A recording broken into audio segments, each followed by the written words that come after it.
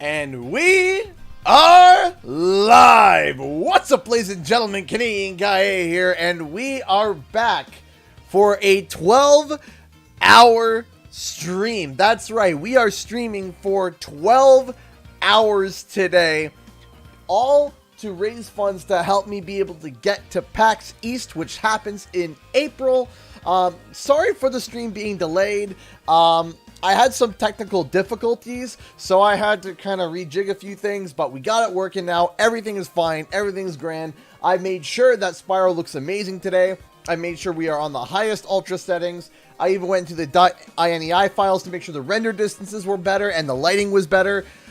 Made sure that everything is as best as possible. Give me a moment to finish setting up, and we shall begin. We're almost ready already. But just getting the last things out. How's everyone doing today?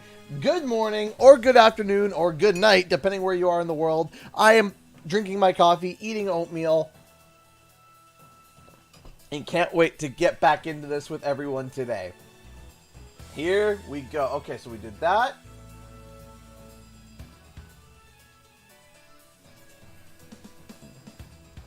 So we did that. There we go. Let's do this. We are live on Twitch and YouTube. Good morning to all. Imagine if it runs at 10 FPS. Please, Carl. Please, no. Please, no. I would cry. Because I spent all morning making sure everything was fine. That everything was good. Everything was fine. If it turns out to be not fine, I would be sad. Come on. Hey, as in Moses22 donated $5 through Super Chat. Thank you so much. Good morning, CG and chat. I'll wish and pray for good luck for you, CG, for this super long stream. Good blessings to all of you. Happy 12-hour stream. Happy 12-hour stream to you as well. Thank you so much for the $5 Super Chat. I appreciate that. Hopefully 120. No, we're not going for 120 because, well, 120 and, you know, streaming, you know, So, hey, Miss Rockstar donated $10 through Super Chat. Thank you so much. Enjoy PAX East. I will. Thank you so much. Thank you. Thank you. Thank you so much. Give me 1 second. Got 2 donations in already. We haven't even started. Thank you, everybody. Thank you. All right, but we're about to begin. There we go. Okay. What's your favorite Crash or Spyro character? It can't be the main characters. Crash or Spyro. Ooh, can't be the main characters. For Spyro, I mean, I love some of the Dragon Elders. Some of the Dragon Elders are absolutely amazing. I love Nestor, for example. And then for Crash, I love Dingodile and Crunch. Ooh, that's hard to pick between Dingodile and Crunch. That would be really hard for me to pick. By the way, how is the audio? How is the audio? Let me know if everything is balanced and everything seems fine. Something seems too quiet or too loud. Let me know, and I will try to fix it. Paul Clare, seen the recent Wump League video. When do you reckon it will be announced / released?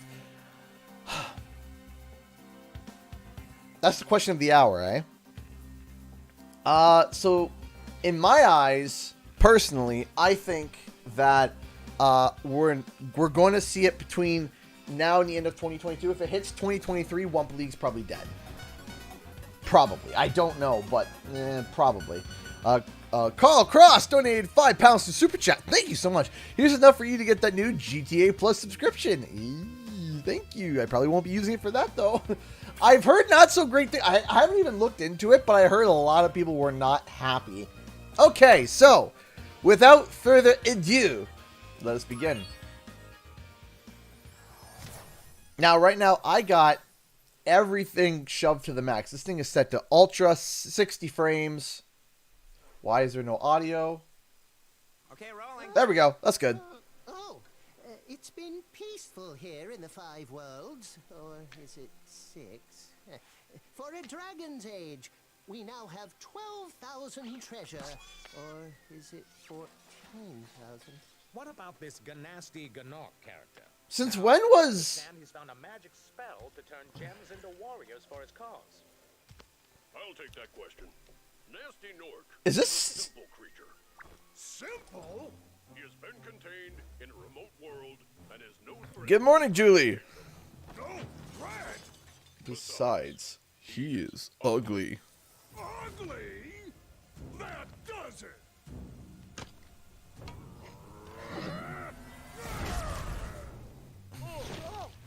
When is PAX? PAX is April 20th, April 25th, or around there. Looks like I've got some things to do.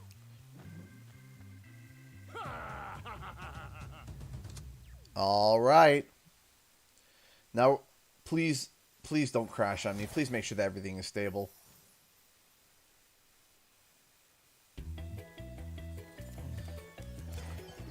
All right, just making sure that everything is okay. Now, I just want to ask you guys for the rest of the stream, for the motion blur, does this look good? I'm going to do some motion blurry stuff. Or does this look good? Hold on, where is it? Hold on. Motion blur. Or does this look good?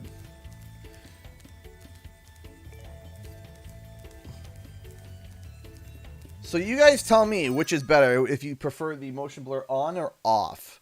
Because I know that 60 FPS no blur usually looks good. That's true, Conky, but you also have to think through stream compression as well, right? Stream compression can also cause a little bit of issues. So off, definitely no motion blur. Keep motion blur off. Cool. Off is better. Off is better. Off looks better. Off, off, off, off. Perfect. Motion blur off. Perfect. All right. For everyone's comfortability, we are now going to have motion blur off. Perfect. Hey, random raid. Hey, how's it going? Hey, Jen, a little bit random. How's it going? Random raid. How's it going? How are you? Now, there's one mod I can't deactivate. It's the classic dragon mod. I don't know why. I've tried to deactivate it, and it's baked into the game now for my PC version. I don't know why. I mean, it's not a terrible mod, but it's just funny. I just find it funny. Hey, as opposed to donating $5 super chat. Thank you so much. 1 second. Okay, listen to Nestor. Thank you for releasing me, Spyro. Free 10 dragons in the artisan world, then find the balloonist. He'll transport you to the next world. What about Nasty Nork? I'm going after him. Find dragons first. That's all I can tell you. I've played this game a million times. Hey! Thank you for everyone raiding over on Twitch. I appreciate that. Thank you. So yes, for those who are wondering, PAX is a convention that I go to. I try to every year in Boston. And what's super cool about that is that Crash and Spyro content has showed up in PAX multiple times before. So Crash CTR has been there. Spyro Reignited was revealed at PAX. And so what I do every year is I go to PAX just to see if there's anything going on. And if anyone likes to help, that's what the stream is for. To help me out get there. Whee!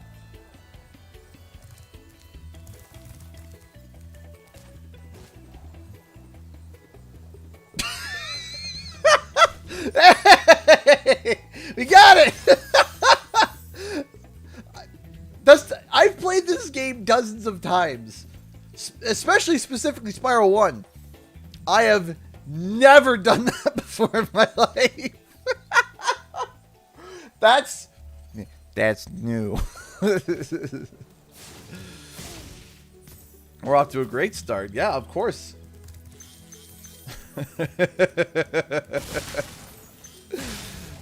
That was perfect. I broke the law of physics. What? I've never done that. Typically, Spyro 1 is like heralded as like the Spyro 1 Reignited is heralded as like the most polished, and it is. Don't get me wrong, it is. I've just never seen that before. That's new. That is completely new. So it's going to be super interesting to see all the people come in and out from different time zones, from different places and stuff. Also, we're not going to speedrun this. I'm just going to enjoy my time with it. Where's Nasty Nork? I'll torch him. Keep your horns on, Spyro. You have much to learn first. Do you know what the dragonfly fire Hey! is doing? His name is Sparks, and he's helping and protecting you. Keep an eye on him and see what I mean. Thank you so much, Julie Liberty, for the $5 super chat. I appreciate the support. Thank you. Who's your favorite dragon in the game? Mine is Trondo in Dr. Shemp's world. Trondo's really good. There are a lot of dragons I absolutely love. Like, adore. I absolutely adore. But I think my two favorite has to be Lucas, which has the map to the Artisan Homeworld, the secret, which I thought was such an amazing little detail that they added. If you take a look in his wings, you can see the map to be able to unlock that secret area, which they showed to me at Toys for Bob, and I thought that was like one of the most amazing things ever. That was just like, when I went to Toys for Bob, I remember Josh Needleberg pulling up the render and it like animated and all it happening, and I just saw the map on the wings. I thought that was amazing. Spyro, press the jump button twice to glide. And don't be afraid. Afraid? Of what? Falling from high mountain peaks? Plummeting into prehistoric glaciers? Oh, that.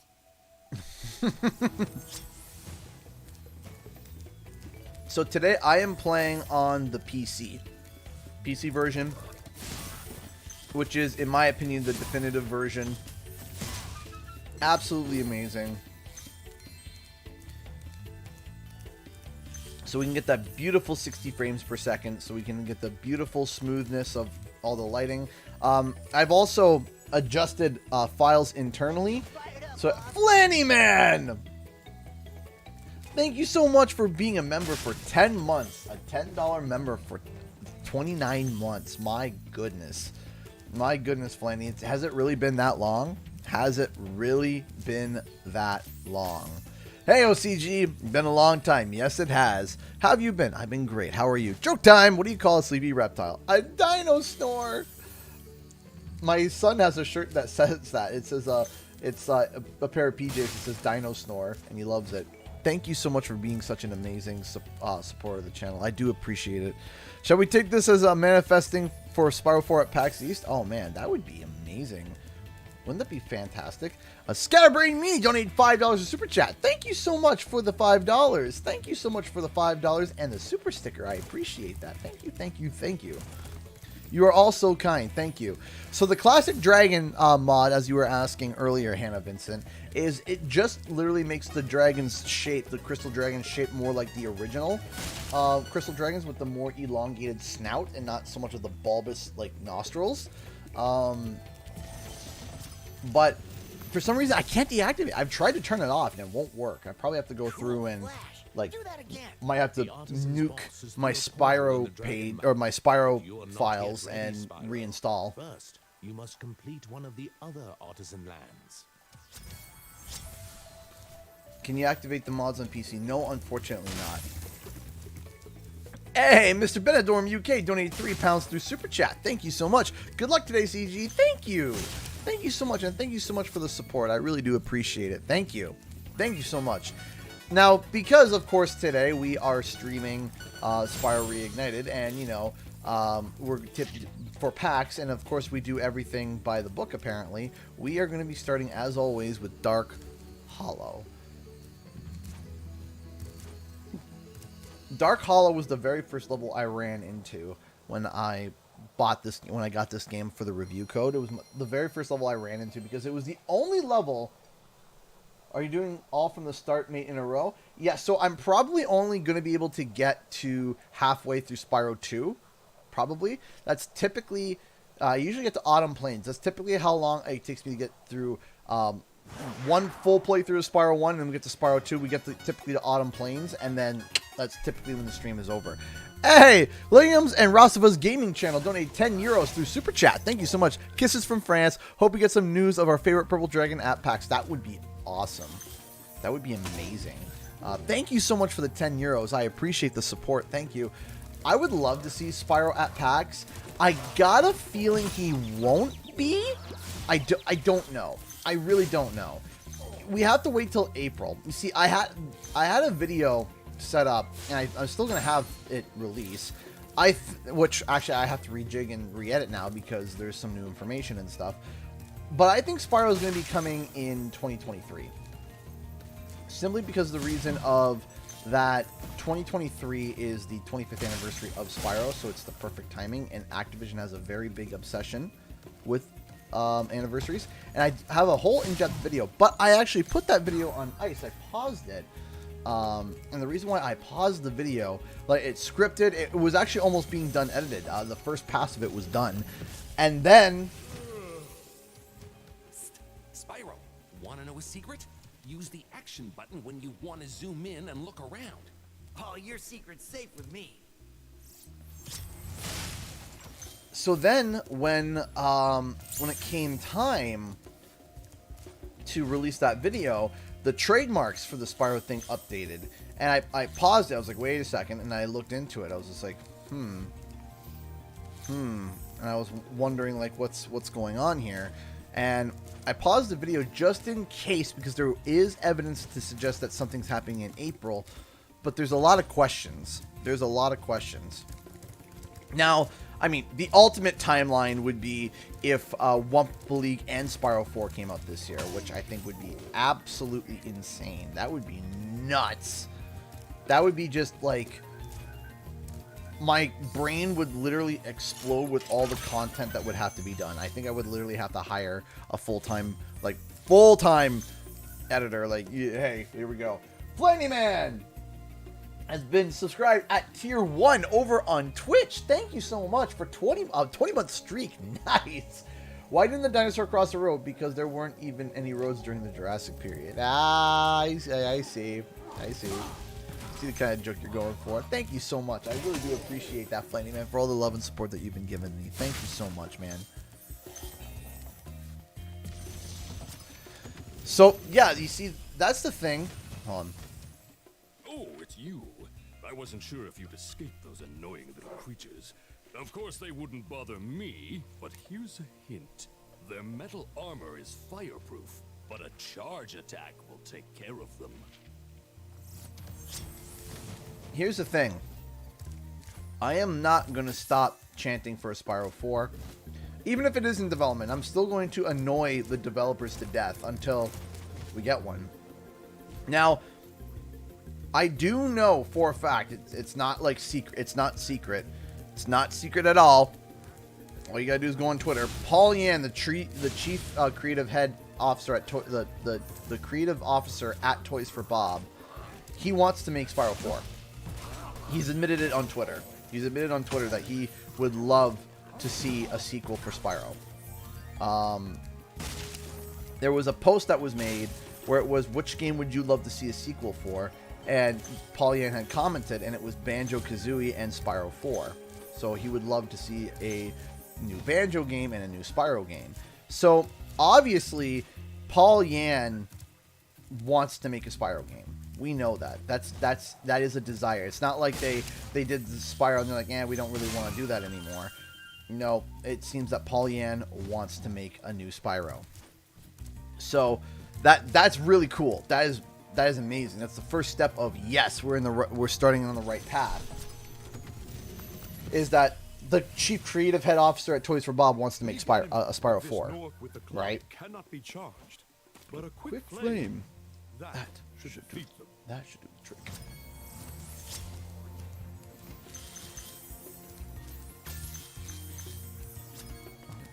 And 100% level complete. You see, I feel like Crash Bandicoot 4 gets way too much hate for what it is. It has issues, but like, to me, it's still my favorite Crash 4 game. And people were overly complaining about certain things. I just want to see a Spyro 4, man. I just want to see a Spyro 4. And I am so excited for a Spyro 4. But who's going to do it? Is it going to be Toys for Bob? Is it going to be Beanox? I don't know who's going to be. No problem, Hannah. Thank you so much.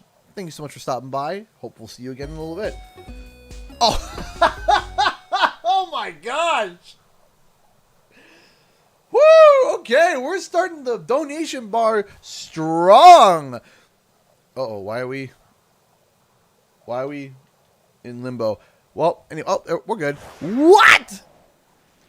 Already?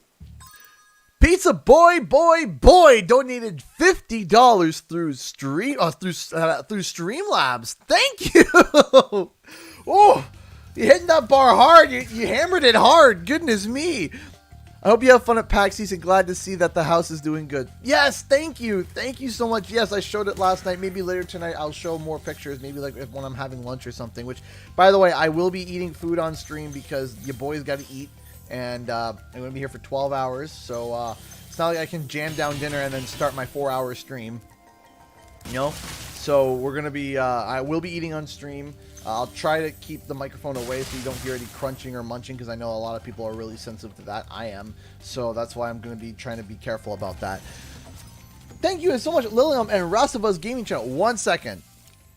When you free a dragon or step on one of their platforms, you're saving your progress. That could be useful if you run into trouble. Not that you ever run into trouble, Spyro. Spyro's the definition of trouble. The definition of trouble. Oh, by the way, I'm going to restart the trilogy like you. Let's see where I stop when you finish. Ooh, okay. Let's see. By the way, I'm not racing through because Spyro's my relaxing game. I can race through Crash Bandicoot because for Crash, it's like, you know, the achievement is getting to the end and making sure that you get everything. But Spyro is a different experience for me. Spyro is a relaxing, almost therapeutic experience for me. It's very relaxing. It's very soothing. It's fun. It's one of the reasons why I love Spyro so much. He requires sustenance. Yes, I do. One of the reasons I love this game so much is that it's just it's a peaceful game. It's peaceful. It's nice. It's, you know, straightforward, not too difficult, but beautiful, fun.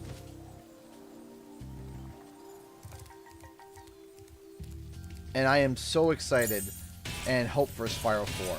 I'm not holding my breath for 2023 or for 2022, but maybe 2023, 2024 at the latest, because 2024 is the year of the dragon. So that would for the next Chinese New year of the dragon. So After you've freed all the dragons, pass through this fancy vortex thingamajigger. It'll take you back to the artisan home. But first, let me tell you a story. No thanks. See ya!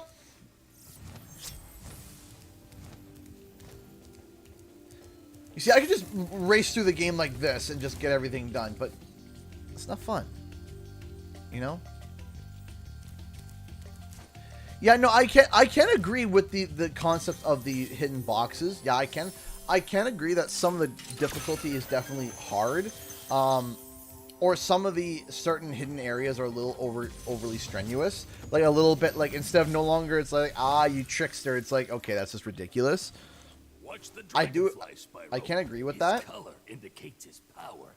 When he eats butterflies, he stays strong, like me. Sure. You see, I can understand that, and I can understand that as a critique towards the Crash 4 game, that it was difficult, but at times it was trying to be too difficult. Like for example, what I really like is right at the end in Cortex Castle when you actually gotta do the final like gauntlet. To me, I actually really like that because that's like it's like the only time in the game where you're stringing all the masks together, and to me that was really cool. To me that was like, okay, it's time for you to show the mastery of your mask swapping, and that type of difficulty doesn't bother me. Hi Sergeant Spyro, how are you doing? Thank you for the follow over on Twitch. That's the thing is that that doesn't bother me. That didn't bother me at all. That was not my problem. My problem is like the one hidden box in the one hidden box, the singular hidden boxes. I don't like that. I actually don't mind like hidden caches, like if you go behind the waterfall and there's like 6 boxes there.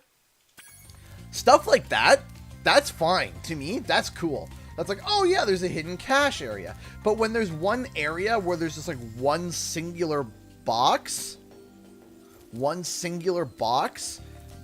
see, I don't like that. That's kind of like silly. But if you find like a cache of boxes, like you keep finishing and you're missing like 10 boxes. You're like, where are these 10 boxes? And then you find a cache of the 10 boxes. Like, oh, that's cool. Spyro, my friend. Decided to finally, How about a hey! hint on gliding? So your tweet decided to finally come join the Dragon For the Fun. longest Well, glide, welcome. Press the jump Welcome to button the at Dragon top Fun. of your jump, and try pressing the action button to drop down mid-flight.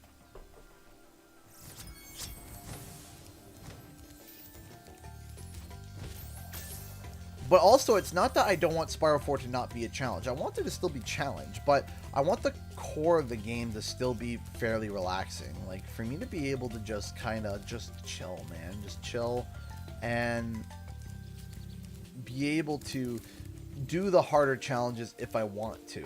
You should be able to finish Spyro 4 on a relaxing therapeutic, in a relaxing rate. But if you want 100% it, maybe it's going to require a lot more challenge. I just saw the egg key. Where'd he go? Hey, Deanna! How are you? Also, yes, I am wearing my PAX East shirt that I picked up last year. Yes, I'm going to 100% it. I'm not going to... I don't think I'm... As I said, because I'm playing it at a relaxed rate, I'm not, like, stressing too much.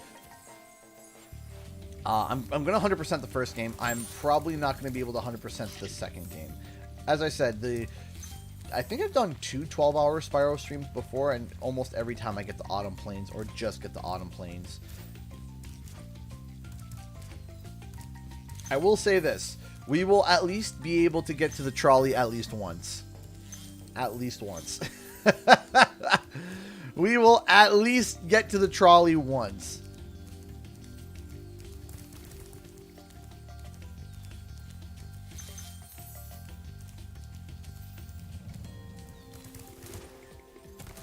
We will have trouble with the trolley once, at least.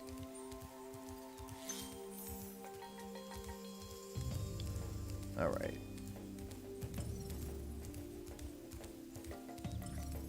Trouble getting to the trolley. Yeah, no kidding, eh? Trolley trouble. But no, the big thing is that I think that Crash and Spyro do have a very, very, very bright future. Because here's the thing. And this is something that I think is going to be super awesome. Actually, 100% level complete, but I want to get that skill point. Where is that skill point? The one thing that I think is going to be super awesome is under Activision's rule, if... there we go, skill point acquired.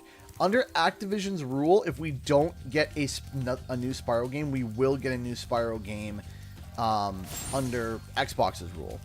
As long as Paul Yan stays there. If Paul Yan stays there, the likelihood of us getting a Spyro 4 is going to shoot up to, like, almost, I would say 99%.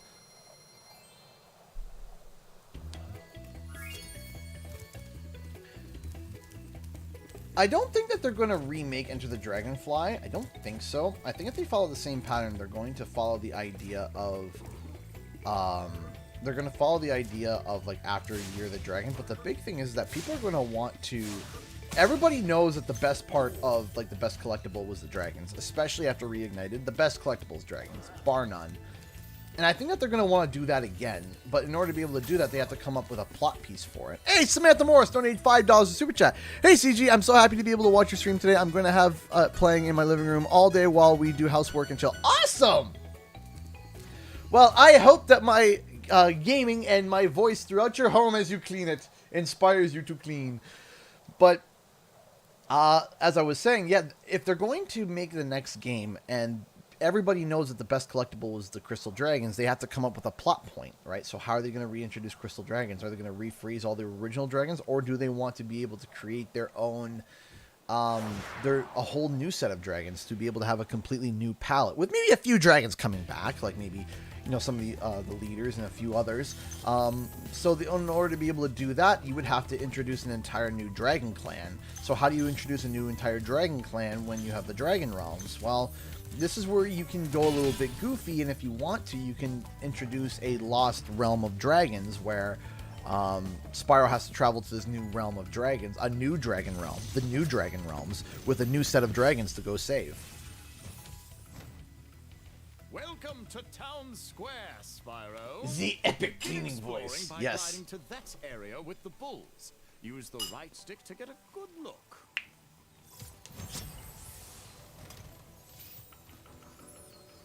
Would you rather see larger levels or more aesthetic based levels? I love aesthetic based levels.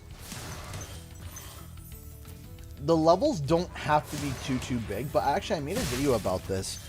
Is that one of the reasons why the original Spyro was so unique and so quirky is its use of space. And actually, it's funny that you actually talk about this right now, Ender Boss, because this level is literally the perfect example of proper use of space. This level, if you were to get from one point to the end, is super small. This level is stupendously small. It is tiny, it is insignificant. But how do they do it? Well, there's layers, right? There is literally there's multiple layers to this level. This level is like onions. Onions have layers. This level is now Shrek. No, but this level is done like a cake, where there's all these different layers to it, and it's using the same space though. And that's one of the reasons why this level is fantastic. Another level that's really good for that is Dark Passage, where again, you got all of these layers here and all this use of space. It uses so much space in such a small compact, in such a small compact area, right? Thanks, Spyro. I had the worst itch on the tip of my wing. Did you know Shrek Square. that you by pressing the jump button at the very top of your jump? Yeah, it's now called Shrek Square because it's got layers. But yeah, no, but that's the thing, is that this section has so many layers, and Spyro was able to. You're in trouble with trying to shirt from the. Aww, that's awesome, Julie. That's gonna be if I see you at PAX wearing that, I'm gonna be the one that's gonna be freaking out, because that's always been a dream of mine to encounter somebody just in the wild wearing one of my shirts and just be like, huh. So yeah, we're gonna go with that. There we go. Do this. Do this.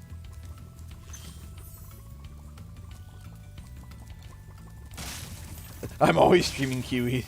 That's the trick. Not Shrek. Oh, don't even start with the oval. I don't even get back into that.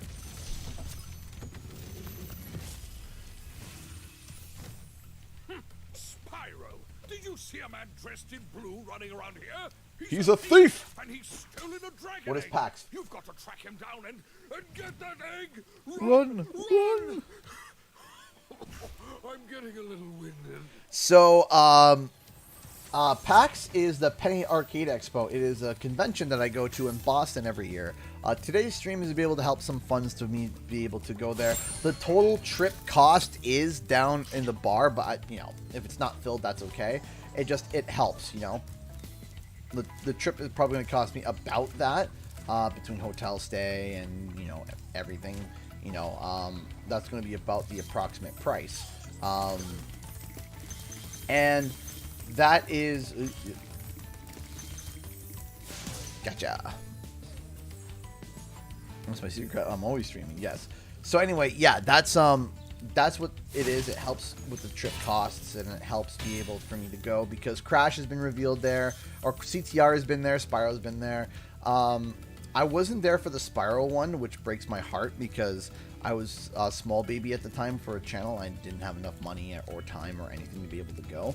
But I was there for when CTR was there, and I actually got gameplay, and it was one of my most viewed things on the channel was my initial gameplay, because all the journalists didn't know how to play.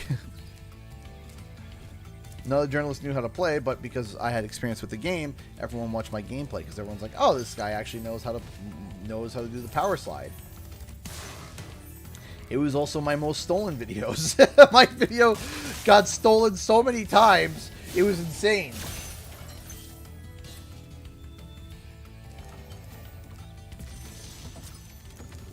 I'm going to be there for the entire event or just certain days. So, I go there for the entire event, but always check your progress by accessing the guidebook through the pause menu. We typically take a look at the schedule, and we take one day away, or we do an early day where we leave, we leave early and then we go do other things, because it's just such a... I'm missing a 2, Jim. Are you serious? I'm missing a 2. Typically, we'll take one day off, or like we'll just go, you know. Of course, Conky. When I get to the next one, I'll spin on the spinner. We typically there you are. We'll take one day off, maybe, or we'll go and it's just like an early day. It all depends on what's there, you know. That's what we did last time when we went. There wasn't anything Crash or Spyro related, so the one day we took off and we decided to go relax and do a couple things, like go to the museum and such.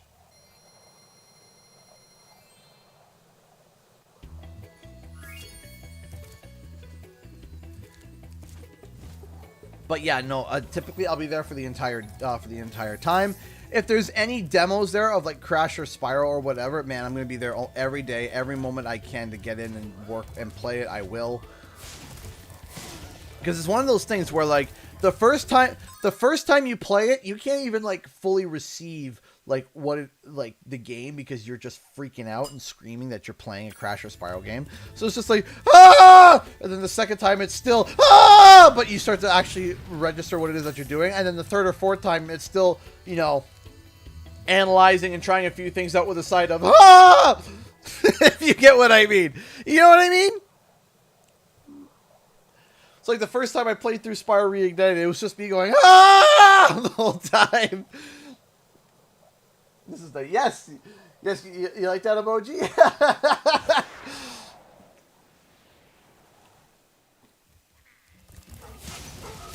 Aha!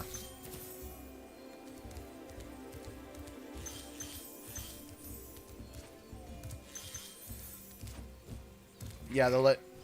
That's exactly how I was with Reignited Trilogy. Of course, it's just like ah!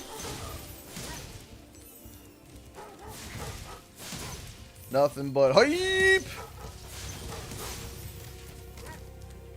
Boink, boink.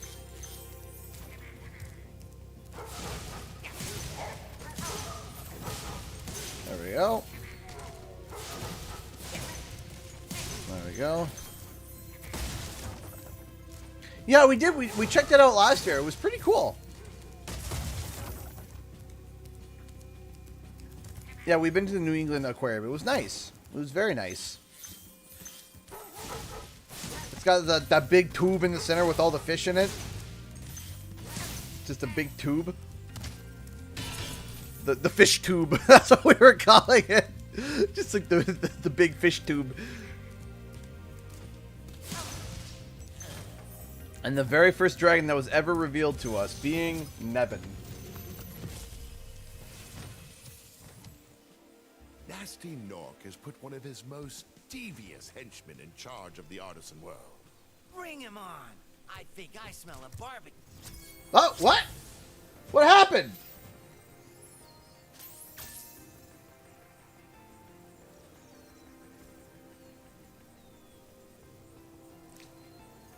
What happened?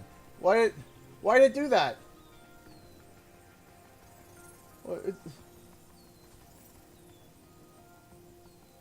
Oh, I'm just doing this. There we go. There we go. All right. Yeah, let's replay that. I think I smell a Barbie. Let's try that again. Nasty Nork has put one of his most devious henchmen in charge of the artisan I world. think I smell a Barbie. Bring him on. I think I smell a barbecue. Be careful, Spyro. Toasty has many tricks up his sleeve. Nice.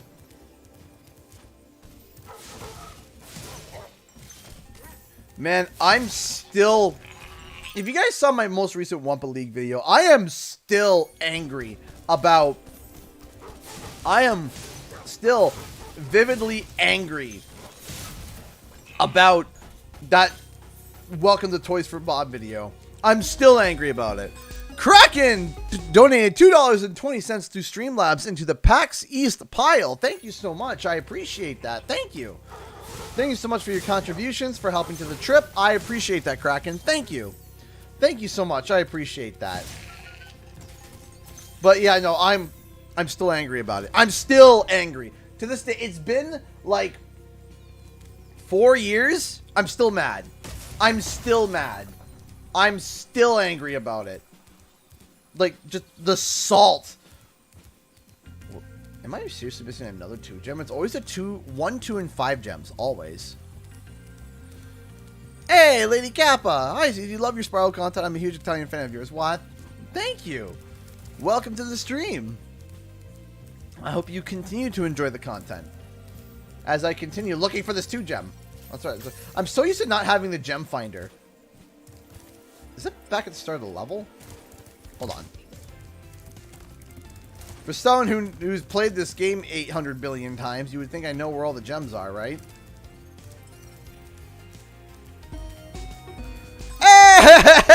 Hey! Ivan just donated $40, dude! Ivan donated $40.04. Let's get PAXing! Hey! Thank you so much, Ivan. I appreciate that. Thank you. Thank you so much, Ivan, for the $40. We are now at $92.24. Thank you so much, everybody. I appreciate that. Thank you. Thank you. What? Excuse me? What? The single player just donated $100 through Super Chat. Squeeze me? What? Thank you for always keeping the Crash and Spyro community informed. Hopefully we'll hear about Spyro 4 soon. Hope you get to go to PAX and have a wonderful time. 100 thank yous. Thank you. Oh my gosh. What?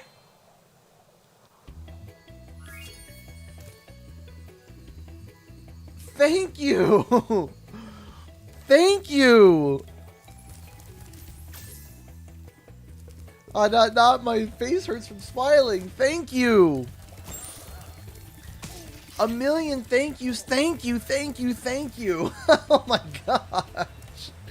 Thank you for the $100. That is incredible. Thank you. You guys are incredible. Thank you so much. I really do appreciate that. Thank you. Thank you so much. Whew. Thank you. Thank you. Now it's time to do the sunny flight. Whee! Flenny Man just donated $40 through Streamlabs. Dono train started. Time to break CGE. Are you guys serious? I'm gonna break my face muscles from all this smiling I'm doing. Thank you. Thank you so much, everybody. I really do appreciate that. Thank you. Thank you so much. You are all incredible. Thank you. Thank you so much. Oh, boy. Thank you so much, Blandy Man. Thank you. Can you survive through the donations? Typically, I don't. Okay, down we go. There we go. Let's take these out. There we go. I missed one over here, didn't I? I did. How could I? How could I?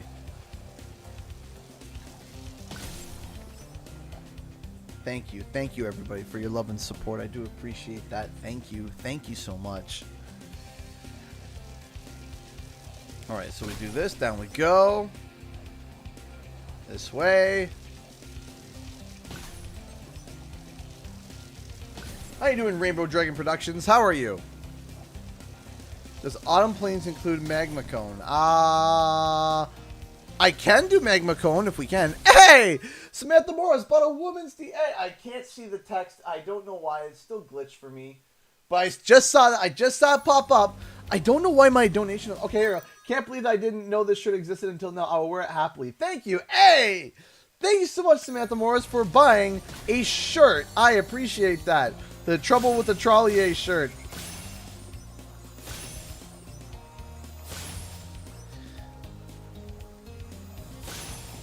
That is awesome. Thank you so much, everybody. Thank you. I'm happily watching your stream and waiting on breakfast. Awesome. All right, so we got that. That's all done. Hey! Oh, my goodness. Oh, let me just see the full name here because it cut off. Why is it cutting off? Hold on.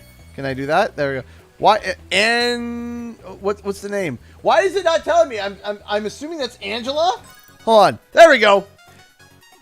Angelina. Angelina donated $50 through Super Chat. Thank you so much. Thank you so much. I appreciate the donation. Thank you so much for the $50 super sticker. Thank you. Oh my goodness. You guys are incredible. You know that? Thank you for the super sticker with the pear. That's a pear, right? That's a pear. Yeah, it looks like a pear. A pear on a rocket. Thank you. Wow. Thank you so much, Angelina. I appreciate that. Thank you, thank you, thank you. Julie Liberty just donated $5. Can we all agree that CG's reactions to donations and subs are always so wholesome? Thank you.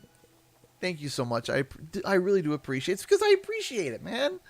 I appreciate everything that you guys do for me, and it's just beyond amazing. Thank you. Thank you, everyone, for your love and support. Without you guys, I couldn't do this. So, of course, I'm appreciative. Of course, I love this. Without you guys, I couldn't do it. So, in your stream and chat for the first time. So, hello. Hello, BZ Bean. How are you?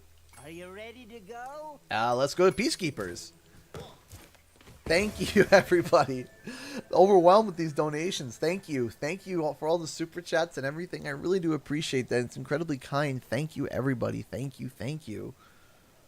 Thank you, everyone. Thank you for all the love and support. It means the world to me. Thank you. Hey, Nick Joseph, how are you? Spyro has a little dance to him. Of course Spyro has a little dance to him. It's Spyro. You guys rock. Yes, you guys do rock.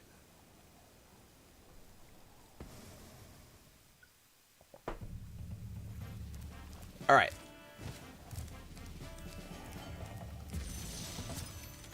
I'm doing pretty good. I mean, I'm playing Spyro, you know, like, come on. How could I be doing bad? Peacekeepers. Look how our treasure has been stolen and turned against us. Please, recover our treasure, Spyro. Collect treasure. You deserve a CG. Oh, thank you, Spyro. Thank you. You're making me blush. You're making me red. Samantha Morris donated $5 to Super Chat. Thank you so much. That's so cool. When I ordered this shirt and typed the message, I had no idea you'd be able to see it live. Yes, it popped up live, but for some reason, it's goofy. I don't know why. It doesn't, like, alert me. I have to probably play with the Streamlabs settings when I have time, whenever that is, which is never, to figure out why it does that. It's probably just a toggle that I missed. It's probably like, play sound when someone buys. Or something. I tried it before, but it was glitchy and goofy, so...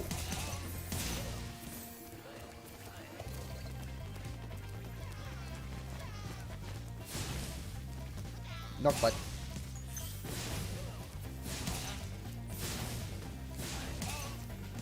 There we go. Is anyone hiding in here?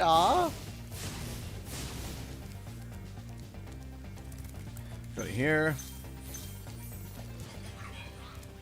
Why am I being a Boogadabad? Who's a Boogadabaing me?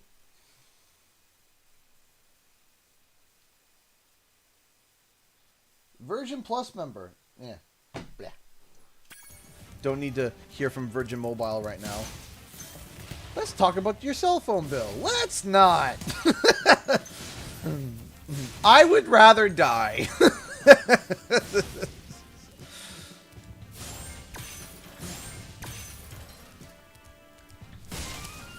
Cell phone companies in Canada are like thieves. Next week from today is my birthday, by the way. Well, that's awesome. Happy early birthday, Nick. Yes, Magnus! Spyro, Sparks the Dragonfly has been doing a good job protecting you. Make sure to keep him strong by feeding him lots of butterflies.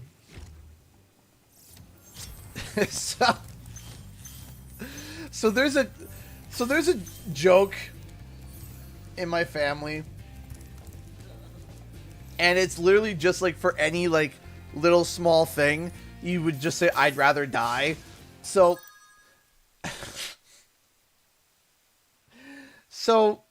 my dad had picked up my grandmother the one day, and we were going to a potluck dinner, and my grandma was like, well, I didn't bring anything for potluck, so what do I do? And my dad's like, oh, you know, we could just go to the store, get one of those big, you know, those salad things. You put the dressing in it, you put the croutons, you mix it up and serve. She sits there, looks at my dad and says, I'd rather die. But it wasn't a joke. She wasn't joking. She was just dead-faced. I'd rather die. And so now, it's a family joke. Do like, whenever something, anything small or stupid happens, it's like, oh, do you want to do this? I'd rather die. So now it's a joke.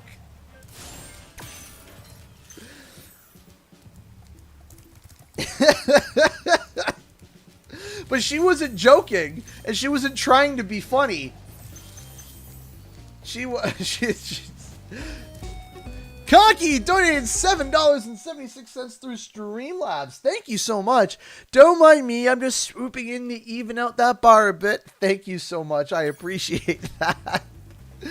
Thank you so much for evening out the bar to 140. I really do appreciate that. Thank you so much, Spyro. Thank you so much, Conky. I appreciate that. Thank you. Yeah,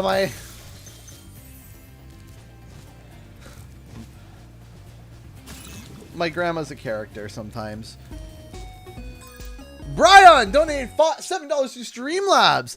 Not feeling well, so... Oh my goodness. Okay, 3 donations back to back. Brian donated $7. Not feeling well, so this is a great comfort stream. Hey! Settle down, Spoon. Love everyone's wholesome nature. Question, though. Best Spyro level soundtrack for me is Fireworks Factory. Favorite level ever. Ooh, that's a good one. That's a good one. Now, let me get the Spyro's donation, and then I will get to yours. Spyro donated $20 through Streamlabs. Man, 3 donations back to back. Let's get you to PAX East. Let's hope we will get something for Spyro 4 this year. That would be awesome. Spyro, Crash, or anything along the lines of that. That would be awesome. KO the Kangaroo, maybe? That'd be cool, too. Or anything else in between like that. That would be amazing. So... Brian, my favorite level audio, the toss-up between 2. There's 2 that are really good. I mean, there's a whole... I mean, I love the entire Spyro 1 soundtrack. The Spyro 1 soundtrack is just... it's hard to beat. Fireworks Factory is really good. But in the entire trilogy, I think I love Dark Hollow and Stonehill. Those 2, to me, are just... Well done, Spyro. Mint. Keep up the good work, and I know you'll fulfill your destiny. Destiny? I just want to kick some... Just toast those enemies and collect the treasure. Glimmer's another really good one. Glimmer is another really, really good soundtrack. Glimmer is great. Another one that's great is, like I said, Dark Hollow, Stonehill, Glimmer are really good.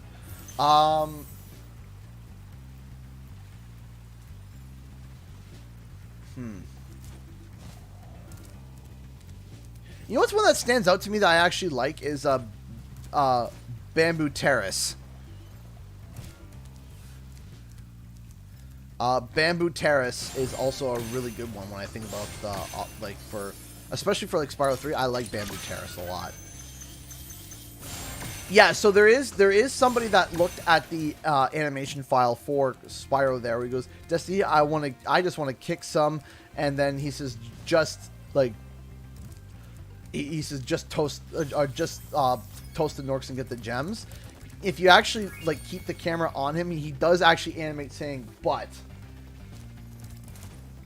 He says, I just want to kick some butt.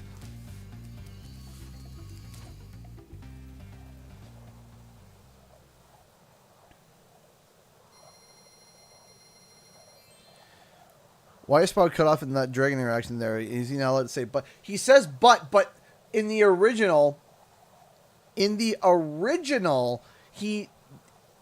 looks like he's about to mouth the donkey word, and he gets cut off. In this one, they just change it to but it's still referencing to, you know,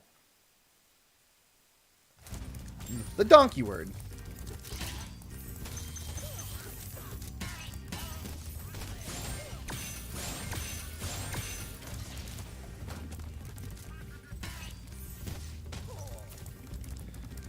I know some people are going to sit there and say, that's not technically a swear word. I'm like, yeah, whatever.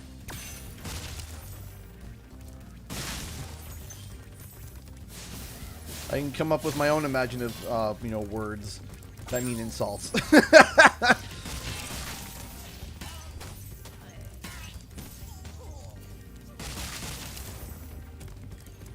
Lofty Castle, that's another really good one. There's only a few soundtracks I don't like. There's only a few soundtracks I'm just like, I'm not thrilled about.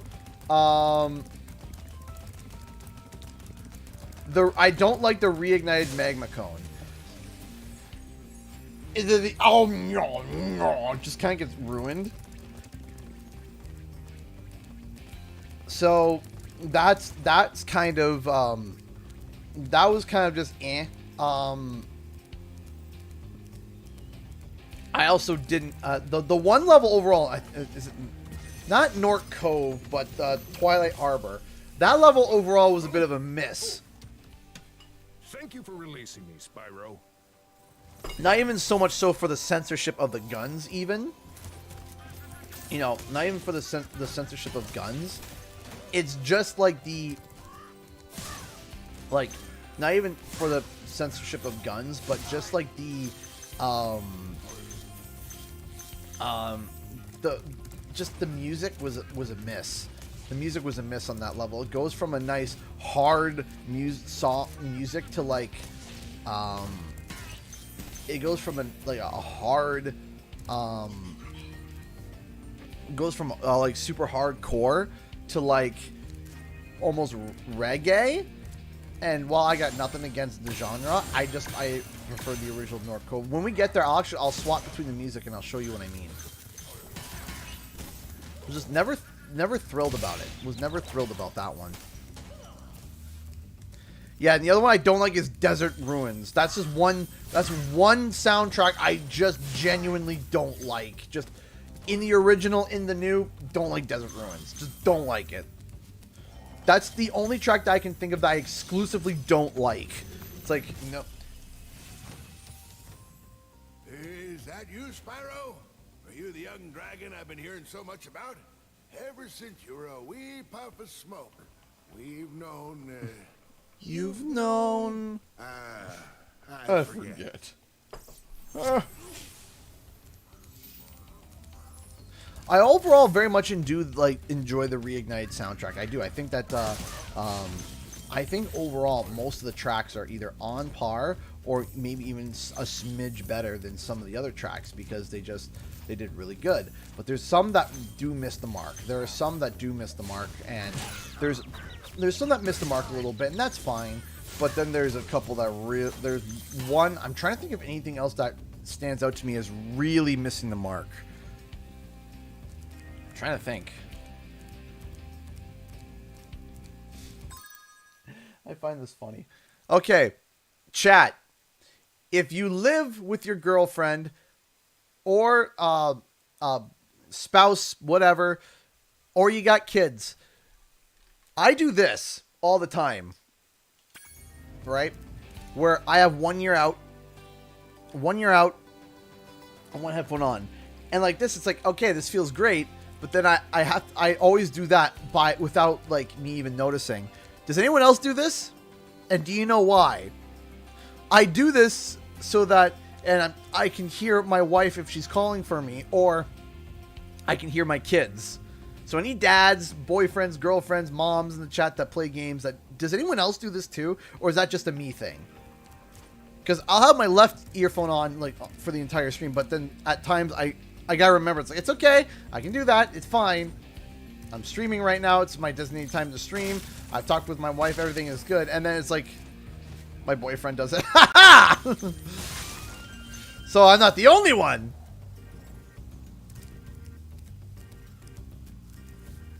But Ben does it. Okay, Ben does it. My boyfriend.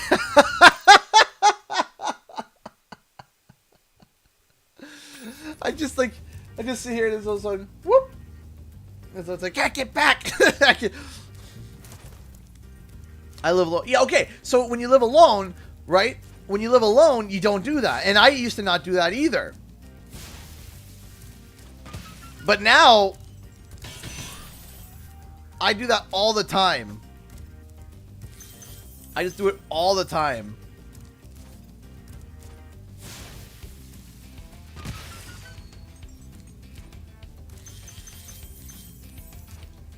Whee!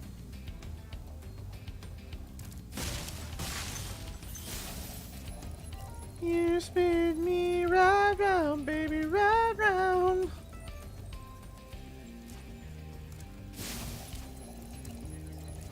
Can we get 2 off on this one? No, not that one. All right. So we go 1, 2. Whee! This is always fun to do. Ah, we gotta get this. I forgot the key. So we'll be back for you. We'll be back to have a fun spend time with you. Boop, boop. What part about soundtracks do you like the most? I like most of the same, but to be honest, choir makes me extremely emotional. For me, deep, like drums, like that gets me hyped. That gets me like tribal drum. Like whenever I hear like a tribal set of drums. Like big, bassy, deep drums. It's like I'm ready for war!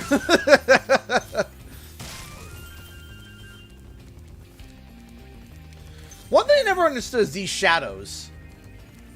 Right? Like, I understand it's supposed to be the top of the rocks, but like, the hard lines of these shadows always confused me. So I don't know. Hey! Nah, when I wasn't single, TV was always blasting. Ah, I gotcha. Thank you so much, though, for the $20. I do appreciate that, man. Thank you. Thank you so much. Yeah, no, for me, ever since I got married, it's always like this. I always got this. Just like this. It's like, so that I can hear, right? So I'm aware of my surroundings. I don't know. And it got even worse when I became a dad. When I became a dad at times... When I became a dad, when I first, like, okay... Whenever at first I became a dad, I played all my games like this. Right? And my wife's like, oh, why don't you turn your headphones off? I'm like, no, I'm listening. She's like, listening to what? I'm like, my headphones are on. She's like, then why don't you have them on your head? And I'm like, I don't know. And I found out later it was because, you know, David was a newborn. And I was trying to always be alert. You know, I was trying to be alert, right? So thank you so much again, Dagger, for the $20 super chat, man. I appreciate that. Thank you. Thank you so much. Thank you so much. Hey, Spyro. I was born to glide. Yeah. Oh, when I was single, though, everything was blasting. Everything was blasting. Natural parental instinct. Yeah, I know. It's just like my parent instincts kicked in. My dad mode. Do you think Spyro 4 will be announced in April? I hope so, but I don't think so.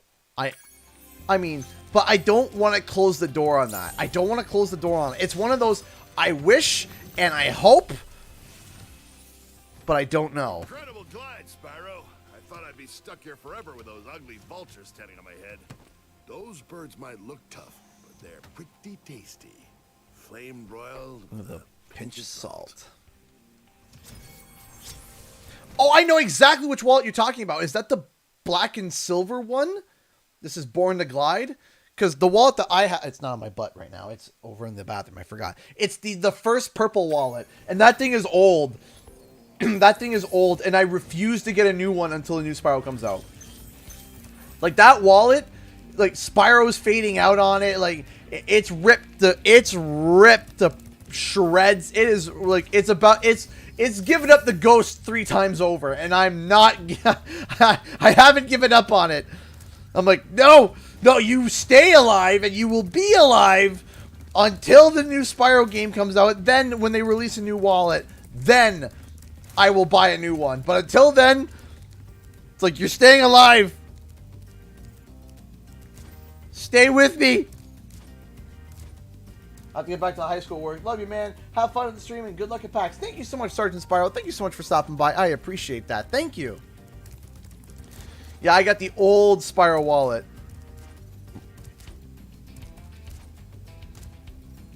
The wallet is ripped apart.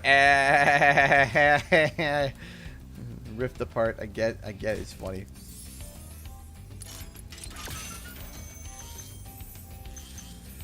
The thing that I like about the purple wallet that I got, Spyro is actually like imprinted on it. It's like pressed. So you know what? Here, I'll be right back. Let me go grab it. I won't be long. Trust me. I'm just zipping over to the bathroom and grabbing it. One sec.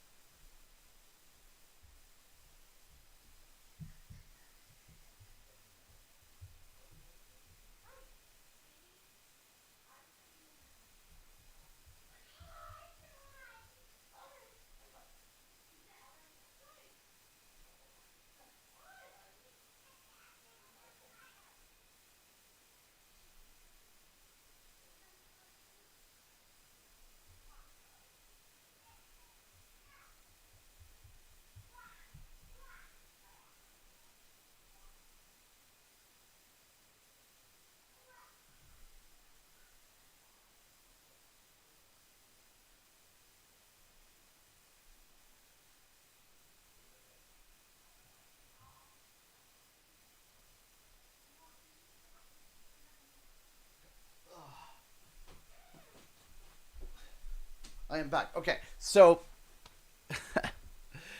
so here it is. So here it is. This is my Spyro wallet. This thing is like dead. Keep them all in the bathroom. It was in my pants. It was in my pants in my other pants in the bathroom. So yeah, there it is. It's got the imprint Spyro on it. But this thing, in its heyday, looked awesome. It's still, like, I still love it. But this thing is ready to give up the ghost. It's not looking good. Here, I'll show the inside while also covering that up to make sure that no personal information gets out. But you could take a look. It's even got, like, the scales. It's even got like the scales of like his chest on the inside, which is super cool.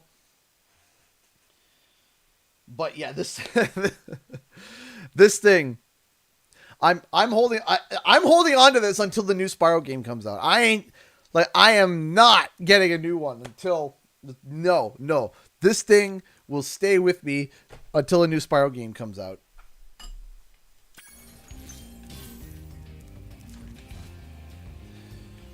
And then they better release a new Spyro wallet too for merch. It's been through heck and back. Oh, heck and back, then back to heck, and then heck and heck.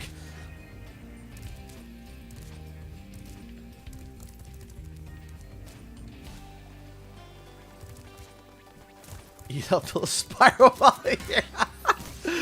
Yeah. You guys are getting really creative with those. That's awesome. Bonk. Boink, boink, boink, boink. There we go. 400 out of 400. Awesome. Hey, thank you for the follow over on Twitch, Samantha. I appreciate that. Heck. Whoop, whoop, whoop, whoop, whoop, whoop.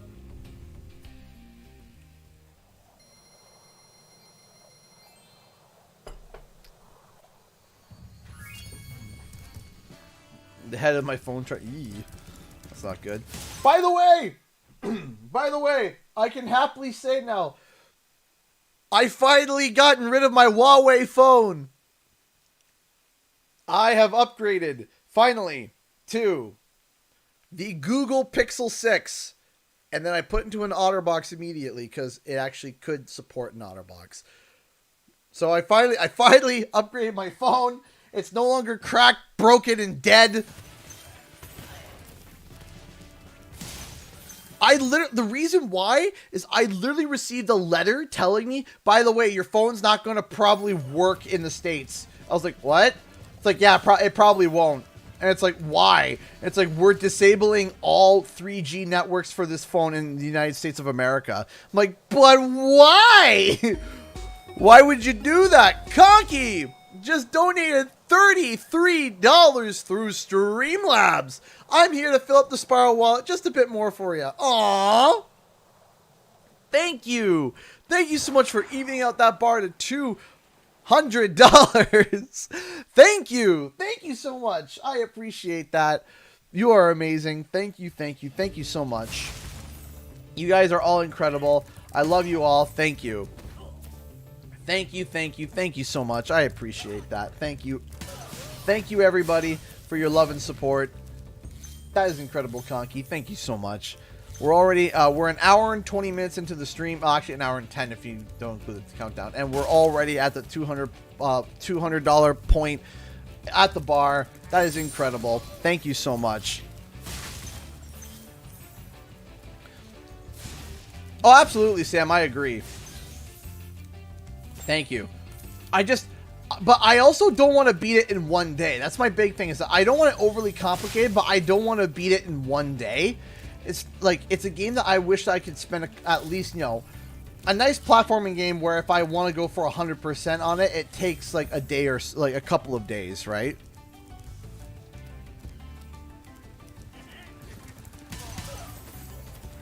Right, where it's like it takes a couple of days, and then I don't want the game to last me 2 weeks. Like, no, like trying to 100% that. Like, no. Do I want it to be 133 hours like it took me to 100% Crash 4? No, no. I know if I went to 100% Crash 4 again, I could probably get it in less time.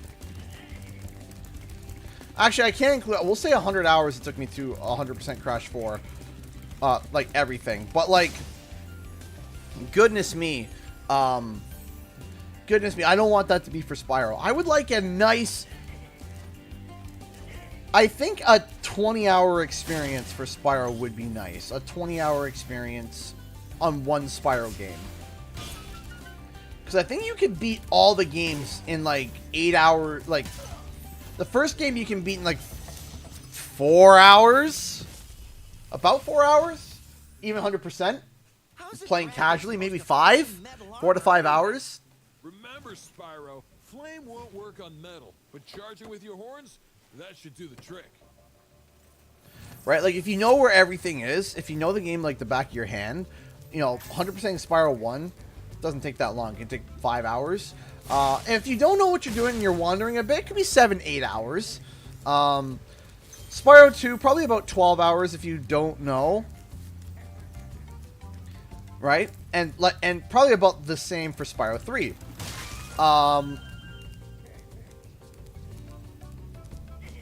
But goodness me, I don't want it to be as hard as Crash Bandicoot 4, because that's not Spyro. Spyro isn't difficult. It's welcome back, Ashley. Spyro isn't difficult. It's relaxing. It can be challenging at times, absolutely, and I agree that there should be areas of challenge. But the key thing that Spyro needs is beautiful open worlds. Beautiful worlds. Not enclosed hallways. Not these these areas where it's like hallway, circular area. No. Big, beautiful, gorgeous worlds that I can explore. Worlds that I can look around, like even this world, like look, right? As far as the eye can see, I can almost go there, right? Right, as far as the eye can see, I can go there. And it's amazing. And this is based off of a PlayStation 1 level, right? So imagine if, with the technology that we have today, imagine what space you could fill and what technology that you could use, and with more development time.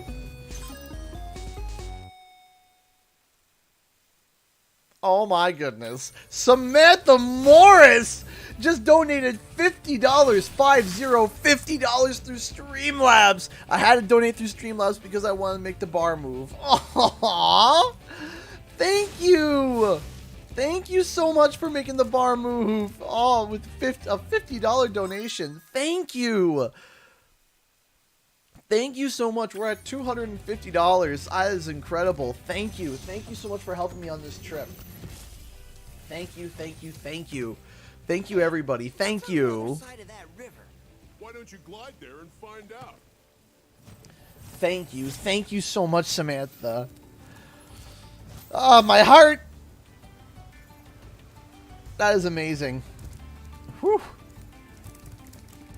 That was absolutely amazing. Thank you. Another thing that I would love to have for Spyro is to have to be able to explore. Like, I would love to have to look through, find secrets and go through waterfalls and find secret areas with gems and, you know, Easter eggs and all these different things. I would love that. I think that that would be absolutely amazing. Find secret caverns and stuff that weren't there, but that you didn't know was there. You know,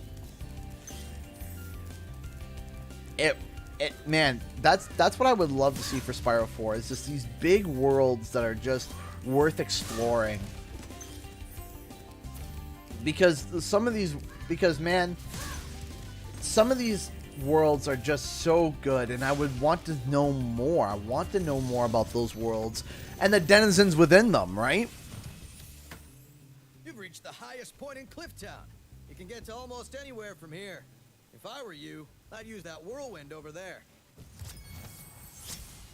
Another thing that I would love to see is both denizens of, like, the world and dragons. So imagine this for a plot and story where there's this lost realm of dragons, and what they do is that they help these other denizens of these worlds, and an evil shows up and traps them either in crystal or in whatever and freezes them in time. Maybe it's like a time stasis where they get frozen in a time stasis while they're helping the denizens of the world.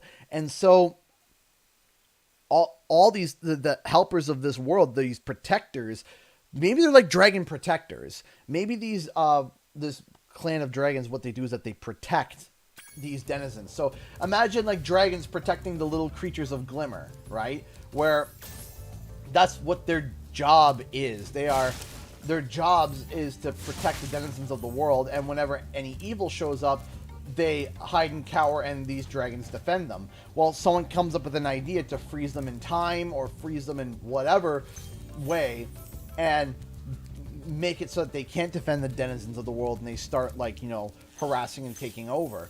And it's up to Spyro to break the spell to be able to release the dragons. And I think it would be super cool to see all these different kinds of dragons protecting these new denizens of the world, these new civilians, right? And it would be super cool as like they're like the defenders or something like that, right? They help, they protect, and they defend, right? And you can have different dragons that, you know, in different worlds that work with the denizens, right? I think that would be super cool.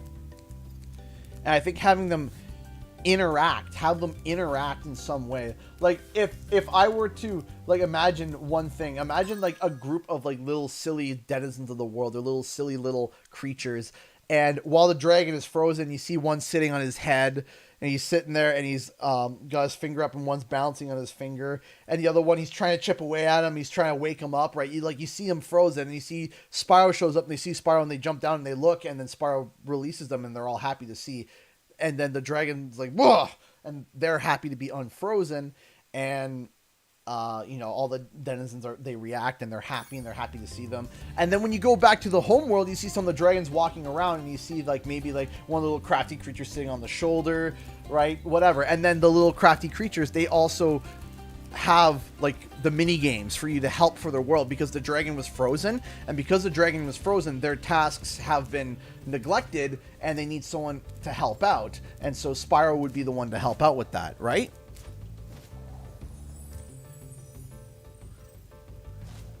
I think that would be a really cool like concept for Spyro 4. Do I wish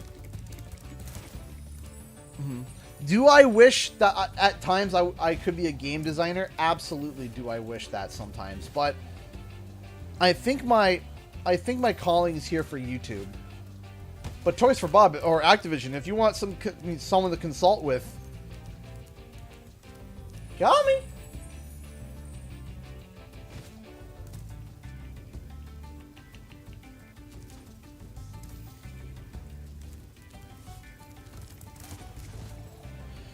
Samantha Morris donated $10. Thank you. Thank you, thank you, thank you so much. I appreciate that for the $10. Thank you, Samantha. You've been on a roll tonight. Thank you. Are there any worlds from the original trilogy that would like to see again in Spyro 4, but maybe with the new challenges or maybe new areas to explore the same world? Glimmer. I want to see Glimmer come back in a new way. I want to see them as if like, so because they were mining, right? They were mining for all these crystals and all these gems and stuff.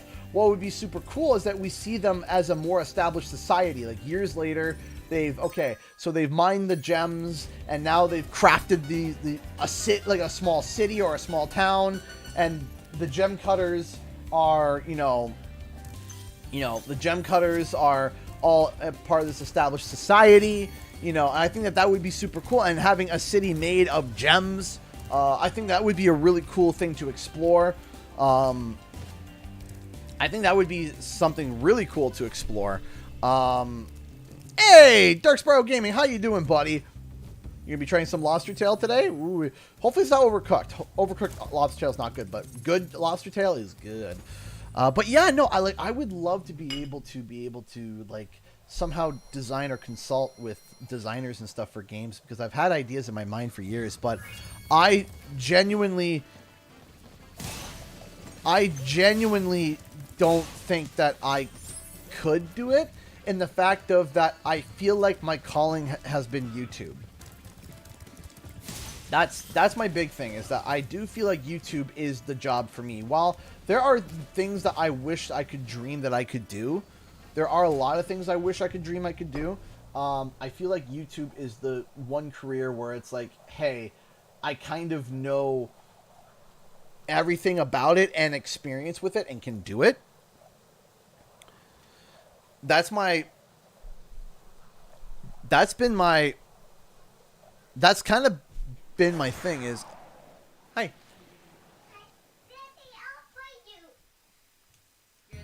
All right, release the gremlins. All right, make sure your water's out of the way. Yeah, there's a lot of things that are in the way right now. All right. Hold on, we got little gremlins coming in. Gremlin number 1. And then gremlin number 2. Say hi! Hi! I'm for you. For those who are unfamiliar, because this is a 12-hour stream, this is Hope, my 2-year-old daughter, and this is my son, my soon-to-be 4-year-old. I want to talk. Okay, hold on. Pass me the PlayStation controller. All right, David. There you go. I want to talk. You want to talk? Okay, well, go ahead and talk. So, there we go. All right. Ready? All right. Let's play some Spyro, guys. All right, there we go.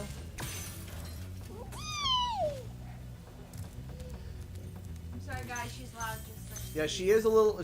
Hope, prepare your ears. Hope does tend to scream abruptly. Right, honey?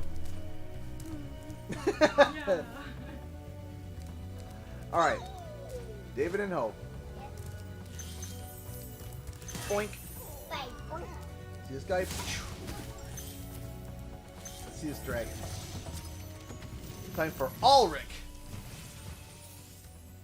A word of caution, little one. Wait until you He's grow a- big. he's a warrior. Like me. Before charging those large enemies. All right. He fights Deadpool. Yeah, he fights the bad guys. That's right. Yeah. He reads them. Yes, he is really strong. Uh-oh. We might have to get you a new controller, honey. Hold on a second. One right beside you. just like Daddy. Just like Daddy's. See? Just like mine. Daddy. Oh, I know you're a PlayStation girl. Hold on a second.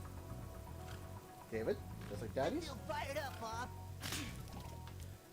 Hey, Conky has been a member for 23 months. Oh, hey, another milestone. 23 months being a member, even though it doesn't feel like it's been that long. That time sure flies when you're enjoying great content made by an amazing content creator. Aww. Okay, thank you. I want that. Then I want to play that so they don't work. Oh, really? It doesn't work. I'm sorry. Then I want. Can you tell everybody about why you haven't been? Hope. You still haven't taken that thing off? We're gonna do it in bad because we don't use it off. Yeah. By the way, there's nothing wrong with his head. He just bumped his head and said like, No, that's Daddy's controller. okay, do you want David's one? You want this one back? You want this one? No. You want Daddy's controller. Of course you do. Spyro, some big Norks up ahead are wearing armor. And in the ice cave, Oh, are you mad at me? make their feet very Oh, you can hear? slippery. You want to listen? I'm tired. Hold on a second. Hold on. Here. Okay, I'll turn it down. You want to help me out here? I'll do it. Yep. There we go. I want that. Okay, you can take a turn after. Do you hear? But donation comes in. Let me know, Hope, because you can hear it. Whoa, look at that guy. You hear a donation, Hope, say donation. Look at that guy. Look at that guy. Look at that guy. Yeah. Is this her first time with headphones? Because David isn't a fan of headphones. Does it sound pretty, honey? She...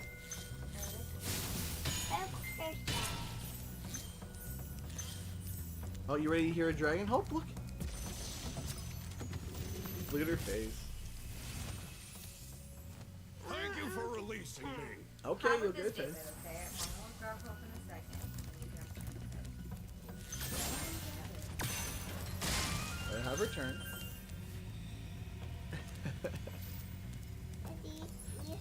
I got sense on that. Yeah, big and giant and big. Big and strong and big? Yeah. Alright, so let's head on over here. Up here? Head up here. Up here. Up here. See there, Ashley. Say bye, Ashley. Over here. Your gremlins are adorable. Yes, these are my gremlins. And I love my gremlins, but they are my gremlins.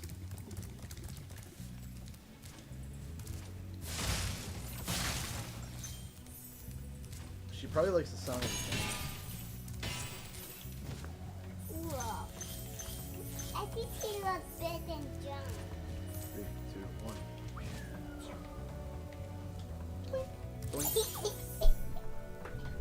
There you go, honey. Oh, yeah. Alright. Oh, I'm going to take these off, and then we're going to put them on David now, okay? It's David's turn. Oh, look at that lip. Hope. I'll get on it. Hold on. David's turn now. Are you upset? Can you tell everybody why you're upset? Don't do the lip. Can you hear David? Yeah. Oh, it's like I can't hear. Oh, you want a hug? You want a hug? I can hear Bowel. You can hear Spyro. Yeah. I can hear him. Do you see the? I can hear him jump. Oh, it's okay. It's okay. Oh, look back. I like We have to share, honey. Are your kids in school yet? Not yet. He's gonna be in school in September. And that's sooner than I would rather think. Goku just donated $15 to Streamlabs. Moneybags told me to give you this. He's sorry for what he's done. Yeah, I'm sure he is. Thank you so much, Goku, for the $15. I appreciate that, man. Thank you. He say thank you. Thank you. Say thank you, Hope. Oh, the tiniest little thank you. How's this allows you to connect to PAX? It's helping me be able to get to PAX, the PAX trip. Gas. Yeah, gas. Gas prices. Yeah, gas prices, food. Whoa, that looks brown like me. All right, after this level, you're gonna go hang out with Mama, okay? All right? We're not going to bed? No, not going to bed. No. Just gonna go hang out with Mama, okay? Up and up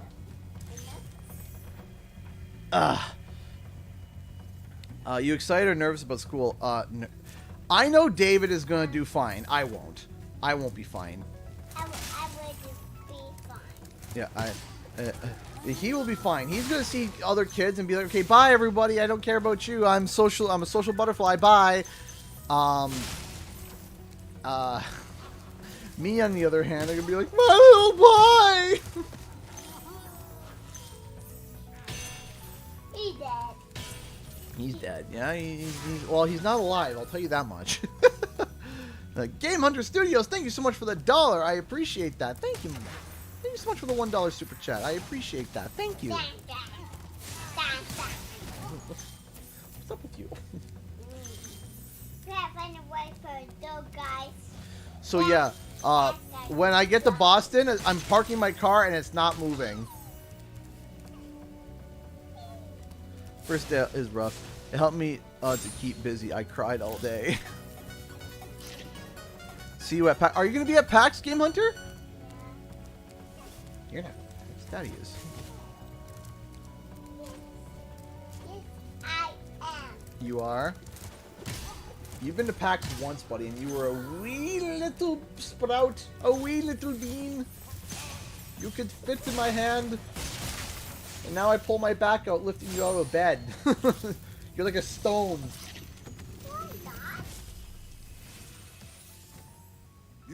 David's not too tall, but compact. I don't understand you, child. Like, he's like a rock. Like, I could pick Hope up, like, and almost like when after I'm, carrying him all day, I pick Hope up. I almost launch her through the ceiling. He's just a stone. I'm not. Yes, you are.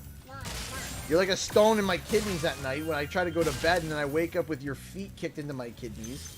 And then it's cold and her like fun. Yeah, it is cold. And so you bury yourself into me like a little tick. Buries and he's like, snuggles. And I'm like, ah! Get off me. Yeah, you laugh. You laugh. Thanks for freeing me, Spyro. And now, where was I? See, you laugh. Yeah, I And do. you think it's funny. Yes, I do. Yes, you do. Because you bury into me in the middle of the night. Yes, I did. You turkey. I am 13. Yes, you are a turkey. Gobble you up. That's your turkey. I'm a turkey. No, you can't fit me in an oven. Yes, I. You just get my butt cheeks into the oven and nothing else would fit. Okay? You're the turkey. You're the turkey. All right, buddy.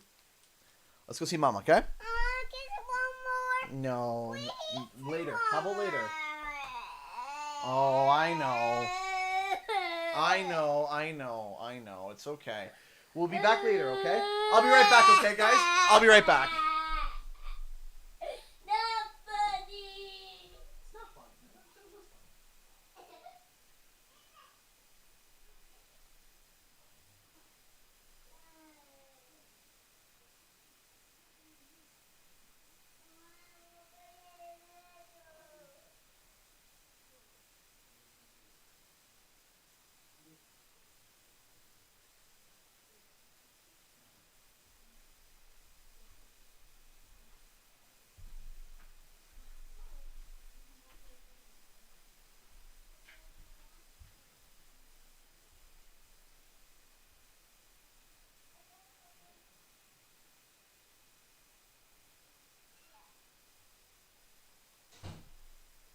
You're welcome, buddy.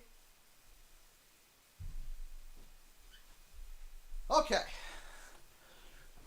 Oh, David's fine. David's fine. Don't worry. He's already happy. I just brought in the controller, and my wife is setting up Spyro Reignited on the PlayStation 4 for him. I can crank this back up. I'm half derf. He'll be A-okay.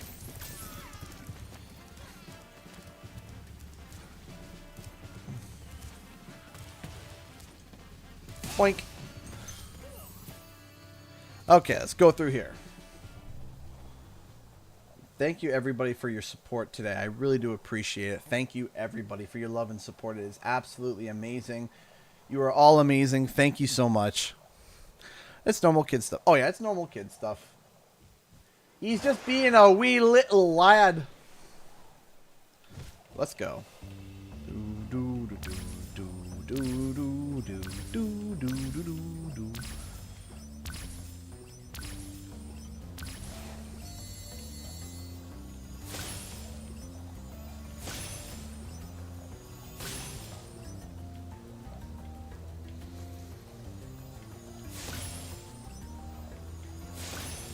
Ah!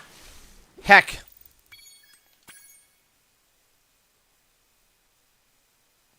So yeah, the one thing, like, I don't know if I should turn it into a video or not, but like, so I was just thinking to myself, like, the concept of how Xbox is autonomous and how they let their developers be able to choose what it is that they want to develop. And I was thinking about making this a video, but I don't know if it's necessarily like a good thing. Like, not that it's not good, just that, like, if it's a topic that, you know, people are interested in, but that amazing how big he's gotten. I know, right? If it's a topic that people are interested in, but basically the title of the video, or the information that I'm trying to convey, is that after the Xbox acquisition, a new Spyro game is likely inevitable. And the reason why I say that is because Xbox works autonomously and lets the studios decide what they want to work on.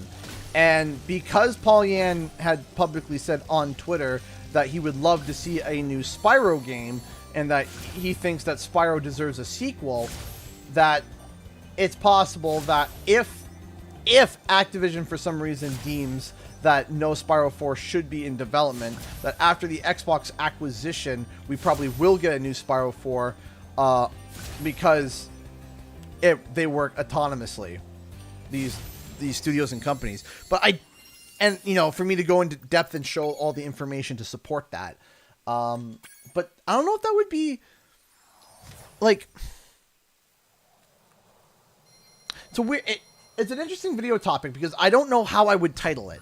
So whenever I come up with an idea for a video, whenever I come up with a title for a video, the first thing I try to do is I try to figure out, okay, what's the message I'm trying to convey in this video? What is the mission? Like, you're walking in, what am I trying to convince you? Am I trying to reaffirm something, or am I trying to change your mind? What am I trying to do? And then I have to figure out, okay, how can I make the title more, you know, how can I make the title? Hey, Braxton Richards donated $5 to Streamlabs. Just popping in to give you a quick donation and hope PAX will be fun. Thank you. Thank you so much. I appreciate that. Thank you. Thank you so much, Braxton Richards. I appreciate that. Thank you. Thank you so much.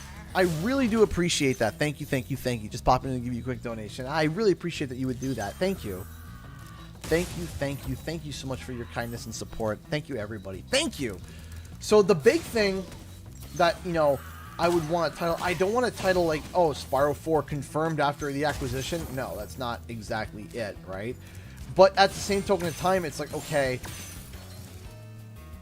So sometimes I will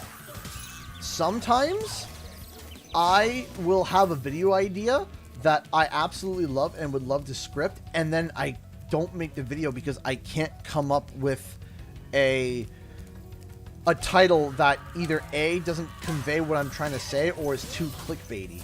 And I sit there and I'm like, well, how am I supposed to convey this? How am I supposed to convey this this idea, right? Because, like I said, I don't want to be like, clickbait, like a Spyro 4 confirmed for Xbox acquisition. No, I don't want to say that, right? You know, I don't want to say that either. So it's a matter of figuring out, like, okay, how can I word this in a way that people are interested in wanting to watch the video, but also tell and be honest, right? And sometimes some video topics are sit and do nothing for a while because I just don't got the right title for it. Am I gonna eat it? Oh, I thought I was. And sometimes, you know, the title will change of the video through the entire time I'm editing it. While I'm editing it, the title of the video will adjust and change, and it can get difficult. It can get difficult trying to get the right balance of You don't know what it's been like listening to him over and clickable over. But I tell you what, and he should content watch filled, his right? Because here's the thing, I could sit down and I could talk about pointless Spyro, not pointless, but like Spyro stuff that means very little all day in the grand scheme of things, right? I could. And I could make a video on every single thing, but it wouldn't gain a lot of views.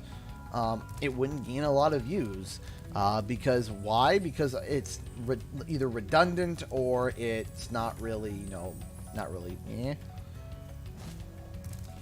right? So, but the title of the video is something that is difficult, right? It is, you know, it is something that is difficult to figure out and sort out because it's important. It's the way that people read it. So, but also, how can I so it's a balance of how can I make the title clickable so that people are like, I really want to know the information on this, but also make it not lying and tell the truth. And it can, trying to do that is a hefty balance. And do I achieve it? Sometimes I don't. Sometimes I don't give a great video title because I'm scared of making it sound like people accusing me of clickbait, right? Even though it's not. Oh, right? And then other times I make it the title is a little bit too much clickable and not enough content. It's a balance, right? So it's trying to get it right. It's trying to balance that right. And it is something that's difficult. And if you can balance it right, the payoff is amazing because you get people, because the payoff is amazing because people want to click the video and they feel satisfied with the video, right? And that's something that's super cool. Getting the title of the video and the thumbnail of the video right, you could spend 400 hours on a video, and if you don't get the title and thumbnail right, it means nothing. It means bunk. Right? So how can you balance it? And there's a difference between clickbait and clickable. So clickbait is, you know, clickbait is where you say, hey, look at this amazing detail, and then you give one of the most basic details and it's not that amazing at all. That can be seen as clickbait. That can be seen as clickbait. But everyone is so ready to jump the gun on saying clickbait that things that aren't clickbait, they will assume already is clickbait, right? And that's the thing. Sometimes you can have the most amazing news possible and people will refuse to watch it because the news sounds too good to be true. Unless it's like 100% confirmed, it's hard. It's not easy. Because I could make a video titled today, analyzing Spyro the Dragon to figure out whether or not a sequel will be coming in the future or not. That's not very clickable because that's long, that's wordy, it's ridiculous. It's like, oh my gosh, what, like, you know, that sounds like a statement, not a title, right? And then you could say, but you could reword that to finding hints for the next Spyro game. Oh, okay, now that's a bit better. Or how about discovering Spyro 4 hints in Spyro the Dragon, or something along the lines that then you start getting, okay, that's more clickable, but now the expectations are higher, right? And if you don't meet those expectations, even if you tell the truth, if you don't meet the expectations or they're not satisfied, it's clickbait. Even though not quite, but it's hard to balance that. And when it comes to the YouTube world, it is not easy. It is not easy to get that balance right. It is hard.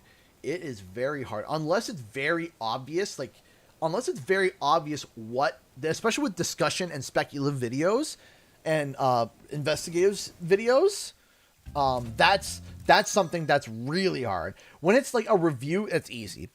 Real easy. A review, or like, hey, you got a, or with like, oh, here's another one. Here's another one where it's like, oh, gameplay, right? That's easy. All that stuff is easy because you just got, people are searching for that content, and it's just right there. How often I see someone posting on certain pages / groups going CG with another misleading clickbait video. Yeah, but the thing is that I don't understand why people say it's clickbait when I show my evidence, right? It sounds like walking a tightrope. It is. It is. It's walking a tightrope. It's balancing the video to make sure that, like, hey, let's get this right. Let's balance this out. Let's make sure that this is okay, right? Like, it's not easy. It is not easy. It's hard. It's really hard. I want you to release the dragons, reclaim our treasure, and recover the eggs from those pesky blue thieves. Because if I make the title like way too just bland, nobody will click it, and then the YouTube algorithm is like, well, no one's interested in this video, and it won't push. Right? And then the video flops, and then it's not good, right? And then less people are driven to go watch, and etc. etc. The video flops, and I get sad and espresso depresso, right? I get sad when I work very hard in a video, and then the thumbnail and title just misclick, and it just, man, it just, that drives me nuts. That hurts, right? So the thing is that people are asking for me to say, oh, how do I word this? People say, I don't want clickbait, yet it's not clickbait. It's clickable, which is very much different. Clickable and clickbait are two different things. Clickbait is, oh, Spyro 4 revealed, and then you show no Spyro 4 at all, right? You show nothing. You show nothing, right? And you show nothing. You're like, Spyro 4 revealed. This is why, and then you click the video, and it's like, yeah, this is why I think Spyro 4 is gonna come, and the reason why I think it's gonna come is because it's cool, and that's the video. And it's like, well, that's nothing. There's no sustenance there. There's nothing there, right? There is absolutely zero like material to back it, so that's clickbait. But if I say I think Spyro is returning, and I say in my tell I think Spyro is returning, and then I give my reasoning, well, now you have a bit of a weird question here. If your title is I think Spyro is going to return, here's why, and you give your reasonings, whether that's clickbait or people are satisfied is to the eyes of the beholder for that type of video. Because if they turn around and say, I don't believe in that evidence, therefore this video has no sustenance to me, therefore that video is clickbait. Right? And this is where things get weird, is that for some people, they see the video, they're convinced, they're like, oh my gosh, yes, this is evidence. And then other people are like, no, this isn't evidence. I don't think it's evidence, therefore it's clickbait. And that's where it becomes subjective and weird, right? Right, that's where it becomes subjective and weird, is the evidence convincing? If one person turns around and says it's convincing, so therefore it's not clickbait, but then another person says I'm not convinced, therefore it is clickbait, right? And people are looking at whether or not it's clickbait or clickable through a subjective lens, and that's the problem. That's where we enter an issue where you get people that turn around and throw hate because they're like, oh, this is clickbait, this is stupid, this is this is that, this proves nothing. And then to other people, like, no, this does prove something, blah, blah, blah, blah, blah, blah, blah, and it's just an argument, right? And that is where I find that a lot of my videos hit, where I find something, I feel like I'm convinced, I do my due diligence, I try to do as much research as possible. I will try to connect the things the way that I think they work, and then present it to everybody. And some people, though, have the logical brain to say, I don't know, I'm not convinced, maybe, we'll see, but I'm not convinced. But they know that it's not clickbait. They know it's not clickbait. They're just like, I'm not convinced, right? And then other people are like, I am convinced this video has achieved something that I was asking for. But then there's a subsection of people saying, I'm not convinced, therefore it's clickbait. And it's like, well, that's pretty subjective, right? Determining what the evidence of the video is based on being as subjective is where we're having a problem. This is where we're having the issue of, hey, could it be the O faces? I think I've done one or two, like the O faces, but it's like a screenshot of my actual reaction. I don't create a reaction. Like, I don't take a photo of my reaction and then put it on the thumbnail. I don't do that. I take an actual screen grab, and if I do the Pogger's face naturally, then sure, I'll use that. But then people will actually click the video and see the Pogger's face. Right?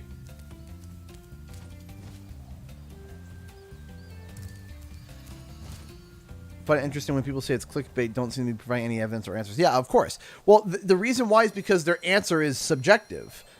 Right? Their answer is subjective. Their answer is, so what they do is that they go to areas that they know that they'll go to areas that they know that agree with their sentiments. So for example, I know for a fact that there are some people in certain page groups that do not like my content. That's it, period. And the people that know that they don't like my content know other people that don't like my content there. And they'll share the video, or they'll share the content, throw hate at it, knowing that that there's a portion of people within that group that don't like the content, and they're going to all reaffirm their dislike towards me, right? Because if they were to do it on the actual video,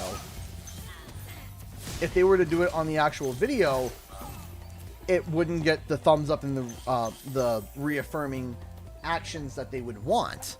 So they would go to another page, and I've seen it happen. I'm not making this up, right? I'm not making this up. It's literally like I've literally watched it happen over and over again, and I even know some of the people's names, not their first name, but like their usernames. I know them by username of like when they post my content. It's like, oh boy, here we go, right? I feel like people would jump to this video is bad rather than calling it clickbait in that case. Fine, if someone says this video is bad, it's like, okay, well, then that's subjective, right? You know, you could say this video is bad, but then you can look at someone's opinion and say, like, okay, they think it's bad, but it doesn't mean it necessarily is. It's a subjective opinion. But saying clickbait, saying it's clickbait, well, they're trying to make their subjective opinion objective. And that's what happens. They're trying to reaffirm a subjective opinion and make it objective. Right?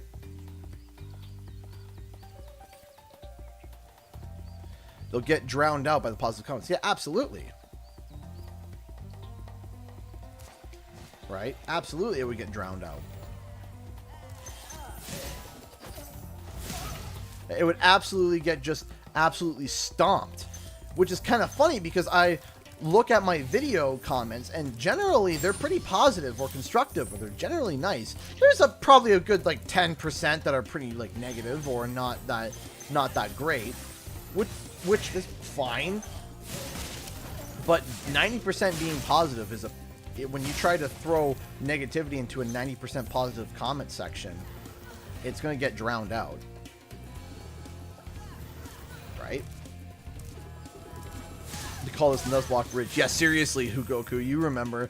This is the Alpine Ridge has been the reason why my Nuzlocke is broken like 3 times. It's awful. Have to like something, but they take it too far most of the time. It's not that difficult to just move on from a video. Absolutely. And that's That's a problem. That is an issue. Is that people, and I feel like that this is a very, what you see in the videos, and some people think you clickbait to understand the titles. Kind of.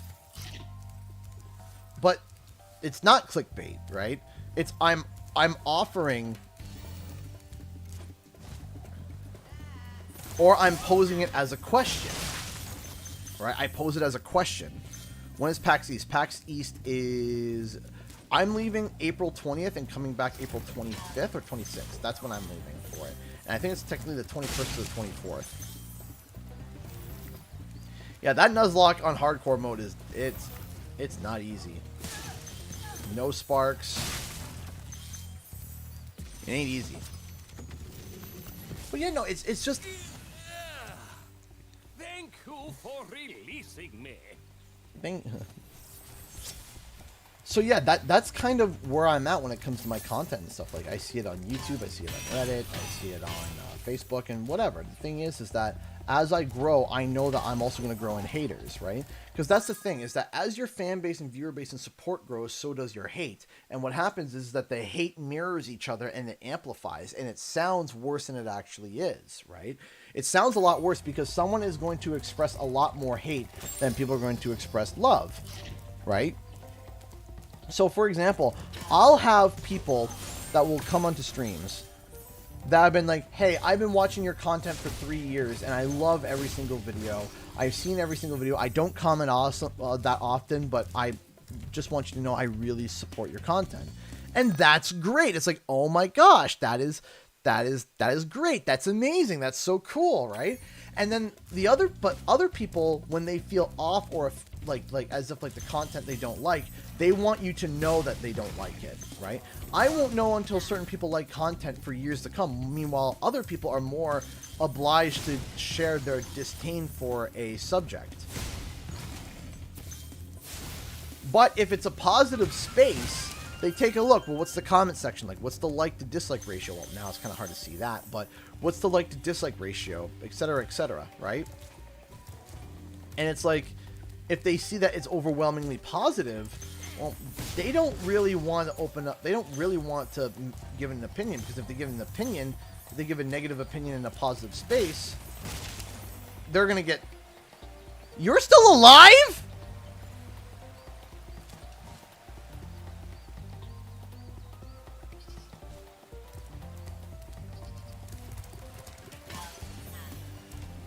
But no, my running theory is that the people that share my content to dislike it, what they're doing is that they dislike my content, but they don't know why.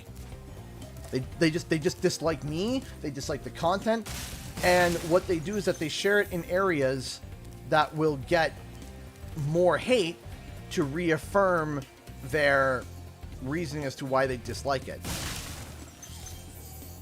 Constructive criticism is completely different.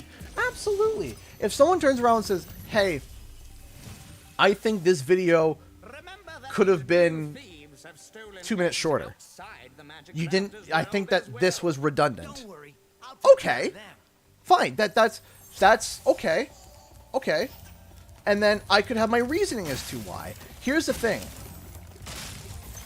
And this is where another thing that I don't understand. Sometimes people have constructive criticism. And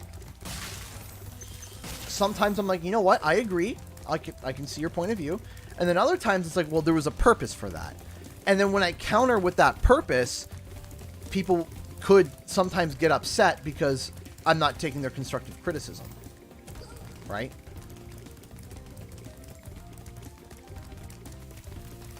And it's like, well, no, it's not that I'm not taking your constructive criticism. It's that there was a purpose behind it, right? So one of my biggest critiques that people always say is like, okay, why do you repeat information from old videos?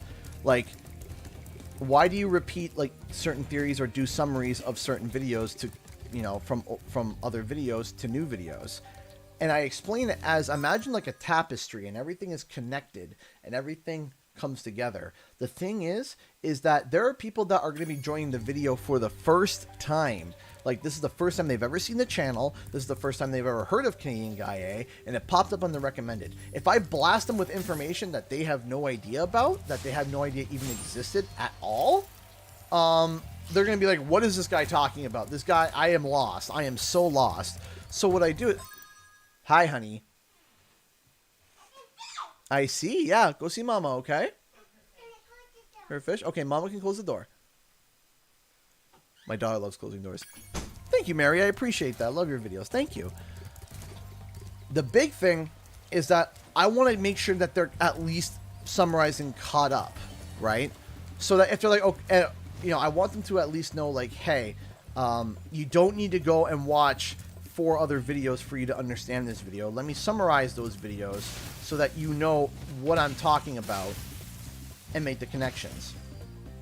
And if you want to know more information, you can go check those videos out.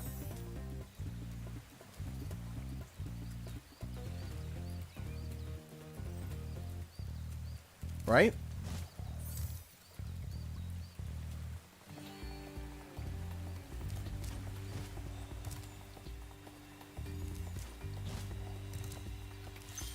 Okay, Carter. I'll try to remember that. And that's where it comes to constructive criticism. I'm perfectly okay with that, but as long as constructive, right? So some people, they veil like terrible comments as constructive criticism, and then when you don't take it, when you're like, hey, that kind of hurts my feelings, it's like, oh, well, then you can't take criticism. It's like, no. Great work, Spyro. If you keep this up, you'll learn all the tricks of the magic crafter's world. Honestly, my 2 cents, I think they've seen you grow, become successful, and because success with YouTube content isn't easy to attain, that they are envious of what you have achieved. I do think that some of them, I do believe that some of them do. I believe some do, yeah, not all, but yeah, that's definitely something that I've heard, because it started as he's not a true Spyro fan. Then it's, oh, he lies, and then, oh, he doesn't have any connections, and then, oh, and then what happens is that the goalpost consistently is getting moved, right? There have been very few people that initially were hating on me that then said, hey, you know what, maybe he's not so bad. Now, some have, not all, but they shift the goalpost and come up with new reasons to not like me, right? And that's okay. That's fine. But the thing is that people that are shifting the goalpost as to why they don't enjoy my content, why would I want them to be viewers in the first place? If that's the type of person that you can't just say, I'm not a fan of their content, and that's it. Like, I would rather be told I don't like his face. Legitimately, like, because that's something that it's like, okay, I get it. You don't like my face. I get it. It's okay. You know, I find his voice annoying. Okay, fair enough. Like I can't fix that, but at least it makes sense. At least it's like, okay, it makes sense as to why you dislike my content.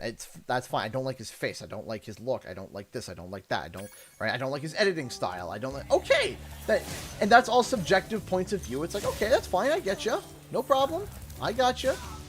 That's fine. But it's when they're just like, oh no, he's a terrible person.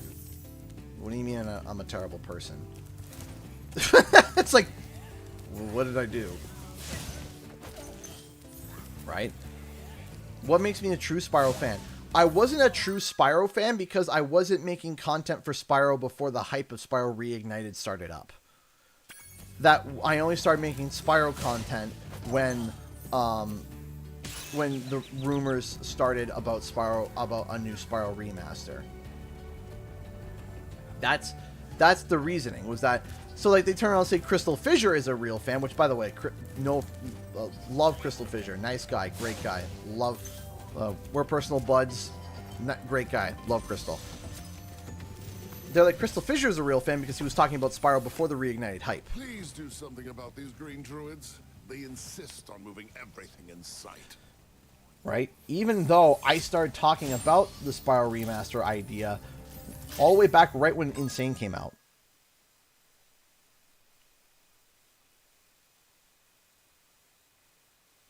but they have to make up these reasons to bolster their dislike. Yeah, and find things that aren't there.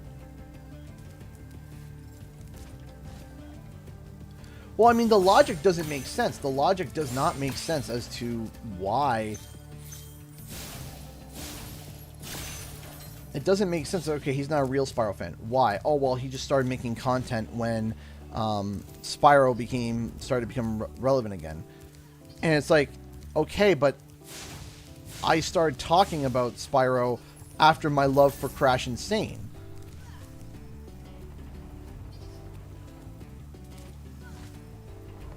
And I've explained it before as to, like, what was going on in my life was as to, like, I've always wanted to be a YouTuber, right? I've always wanted to be a YouTuber. I've always wanted to talk about the things that I loved. And I've tried different things, and it didn't really work.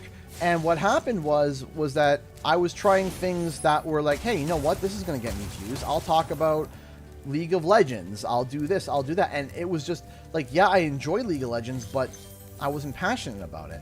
And what happened was that after I got laid off from my editing job, I had picked up Crash Insane Trilogy, and I was playing it, and I was like, man, I really, really love this. I would love if they did this for Spyro. And then I remember I was like, oh man, I miss Spyro. And the reason why I initially stopped playing, Spyro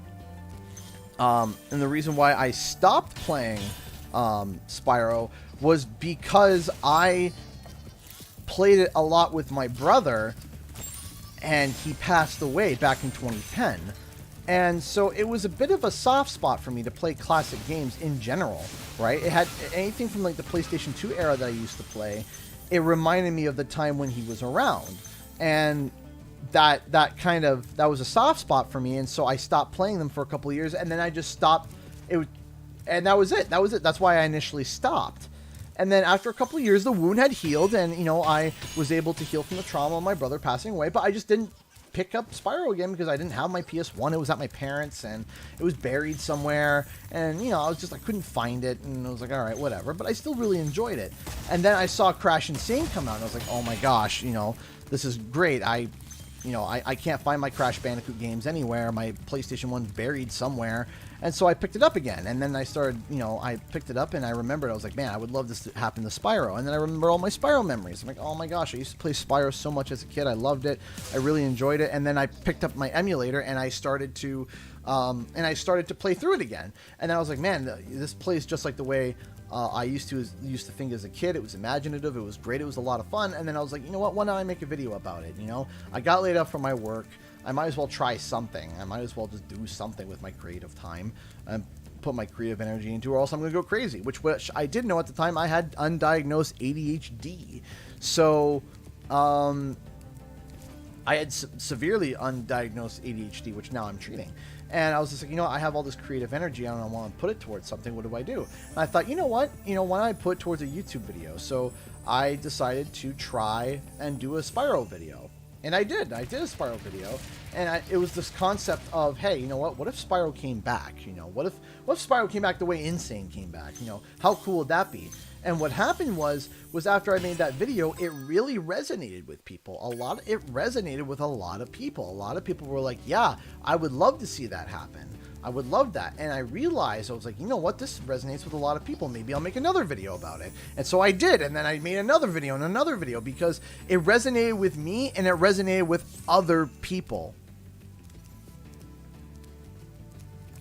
Right? The idea resonated with people. The idea, and you know what? I was like, you know what? Okay, well, let's keep doing this then, because this idea resonates with me and it resonates with others. It's making people react. There are reactions that people are having to this, and it's positive reactions. And you know what? Maybe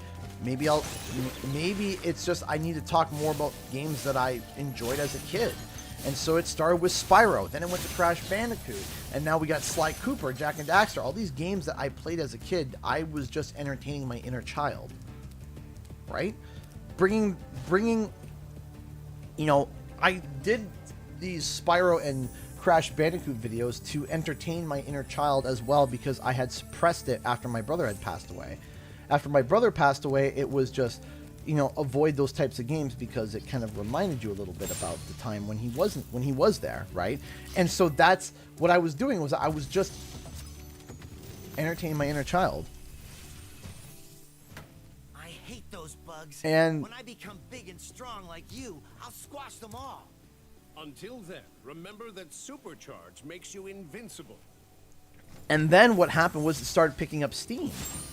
It started picking up a lot of steam. And it was... There's something to say when you are creating content and it is inspiring people. It's causing people to react in a positive manner. It's almost like addicting. It is.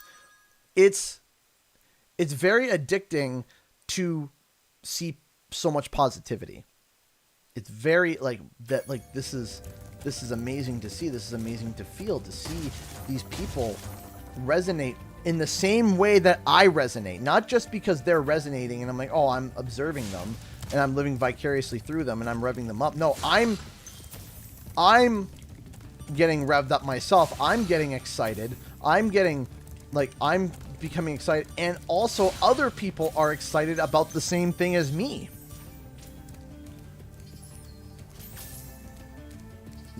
That's intense. It's an intense feeling. And then when it comes to that peak of the game gets released, the game gets announced, the game is announced, it is released. Oh my goodness. The feeling, the validation that you feel, the like, we were right, you know, this thing that really resonated with all of us. We were right, right? We weren't just screaming into the void. We were right. It's incredible. It's an incredible feeling. And it's an incredible feeling to see, to hear, to be around. Right? And that's why I do what I do. That's why I do what I do. I want to entertain people who are grown adults now. They're 24, 25, 26. I mean, it doesn't mean that if you're beyond that or below that, it doesn't mean. But people who are 20 plus, who have been stuck in college and finishing up high school and doing their big grown-up jobs and doing all these things, and letting them be able to entertain their nostalgic inner child. We're like, hey, do you remember this when you were a kid? Do you remember this? And it's like, yeah, I do remember that. Yeah, you know what? And I can take a break from my 9-to-5 job. I can take a break from playing Call of Duty with my friends, or take a break from playing these mature games that I typically would be associated with playing at this time, and play something that entertains that inner child in you. Right? And that's important. That is very important for people. That's a very therapeutic thing that I learned, is, to give hope for that little inner child. To not stomp it out. To let it run free once in a while. I feel like a lot of people forget that. And I feel like that my channel helps the people that are interested in this channel. Harper Onions, how are you? A lot of people who are entertained by this channel, entertained by this content, entertained by all of this, is they have an inner child that wants to play. And that's what this is. Right? And, we use our big boy and girl brains to try to solve puzzles for when these games are coming back, and how they're coming back, and where they're coming back. And then once we use our big problem solving and deduction skills, then we just let our child play. That's it. Does that make sense?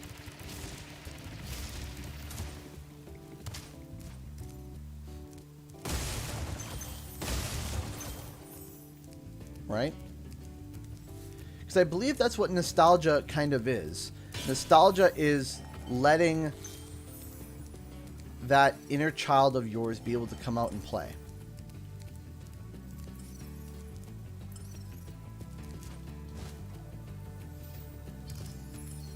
Exactly, Gammy. Exactly. Isabella Urban just donated $10 through Streamlabs. Thank you so much. Hey CG, I hope we get everything we hope for at PAX. I hope so too. In my case, a new Spyro game. But anyway, have fun there. Here's a little something. Thank you so much, Isabella. I really do appreciate that. Thank you. Thank you so much. That's incredible. Thank you so much. I don't know what's going to be there. And I'm not going to act like I know what's going to be there. Because I don't. I don't know what's going to be there. I'm not certain what's going to be there. But I hope so. I hope that it's going to be there. I hope so. That would be awesome.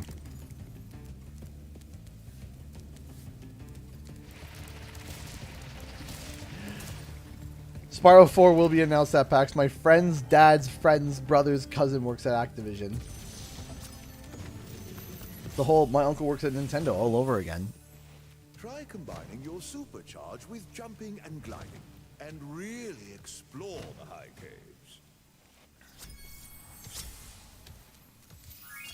I love how he doesn't fly away. He's like, now leave me alone. I'm reading a book. I like my books. You think next Spyro game will have the same have a new art style? No, they better not. This soft green art style is like just magic. It's magic. Please don't change it. Just enhance it and make it better. Build upon the greatness which you have bestowed. Why is there a big rider truck in front of my house? Hold on. What do you want? The grumpy old man. What do you want?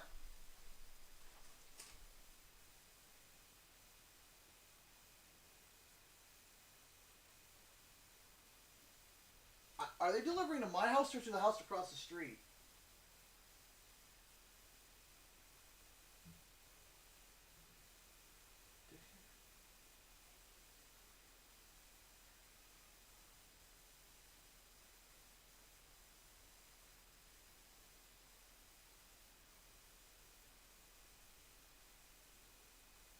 Okay, not for me. Okay, good. I was about to say, like, what is happening? It's a delivery truck in there. They were pulling. They were pulling out boxes. I was just like, what are they doing? And then they went to the house across the street. I'm like, ah, okay.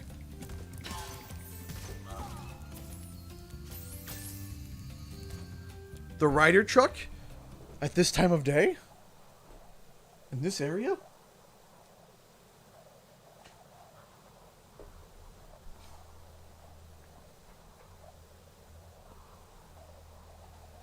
My friend disagrees on what? See, I'm alone, I'm gaming here. You see, you can tell I was raised out in the boonies because, like, whenever someone comes on my property, I'm like, "What are you doing here? Get off!" But now I live in a condo, not condo, but like a townhouse. So it's like, you know, I sit there and I'm just like, there's so many people around me. I'm not used to it. And I'm like, yeah, my property, the art style. See, no, I can't imagine a new Spyro beyond this art style. This art style is beyond amazing. I love it. I absolutely adore it. It's fantastic. I don't like when people were criticizing the new Spyro model. I just personally, for me, I didn't get it. No, of course, you know, everyone is bound to their own opinions, right? And if you don't like it, that's fine. That is your opinion, and that is a-okay. But I just don't see how we can go anything beyond that, right? At this time of year, localized entirely in your kitchen. Ah, I'm happy someone caught the reference. Hey, Lonely Goomba, how you doing, my dude? Done.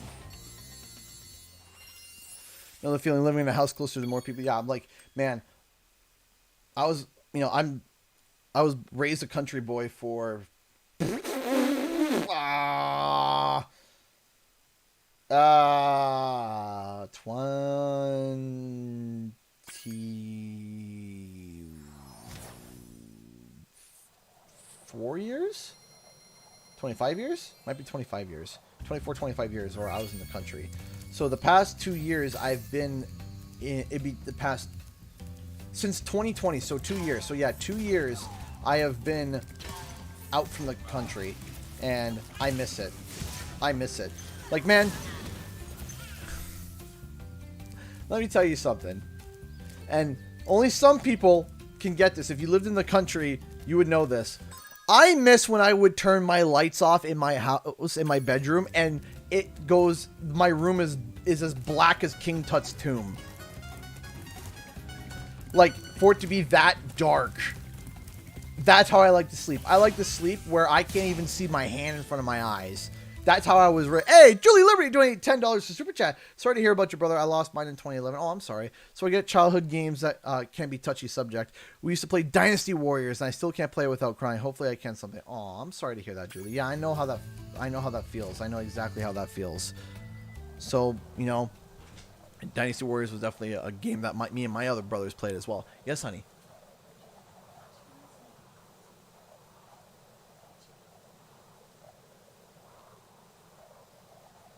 Last night was that soup, right? Let's go with the quesadilla so I'm not slurping on stream. Yeah, I don't think anyone wants to hear ASMR slurping on stream. My options for lunch was either the pork meatball soup we had yesterday or chicken quesadilla. And I thought about it. I'm like, could you imagine on stream just saying, hey guys, what's up? Yep. And it's like, delicious. In the country and the stars that night. Yeah, exactly. But yeah, no, exactly. What about the video you made about it being a mix with Crash and Spyro, with Crash on Spyro on the Run Spyro?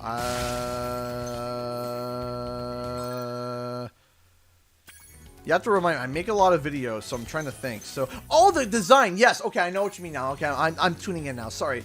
Sorry, sometimes my ADHD meds take a little bit to kick in. So you're talking about the Spyro's design being changed. If Spyro's design changes a little bit, I'm okay with, even though I absolutely love the design. But in terms of art style, the art style still matches. It's still that soft gradient purple, right? It's not these hard lines. It's these very soft, pastel-y, beautiful colors, right? Right. So that's the big thing. Is that it could be a little bit different, and that's okay. You know, them adjusting Spyro's design a little bit like they did for Crash 4, that's fine, right? I don't see an issue with that. I don't see a problem with that. But keep the art style the same, please. Please keep the same art style. Because the art style is mint. But also, I don't see why they would change the Spyro art style too much because of how much of a visceral reaction it got in terms of positivity. If you guys remember when Crash Insane was initially released, there was a lot of people critiquing it, and a lot of people being like, okay, yeah, that looks like Crash. Meanwhile, Spyro Reignited's model wasn't one-to-one.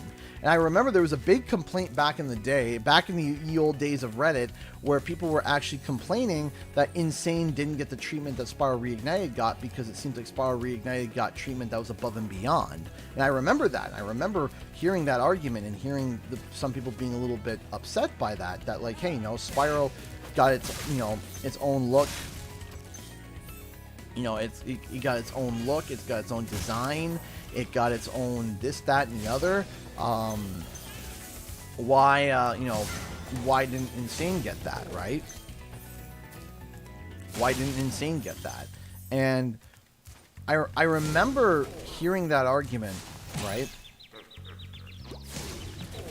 And I don't necessarily agree with it because I feel like Insane did work for what it is, but I do feel like Spyro Reignited has already that redesign that Crash 4 was. Does that make sense?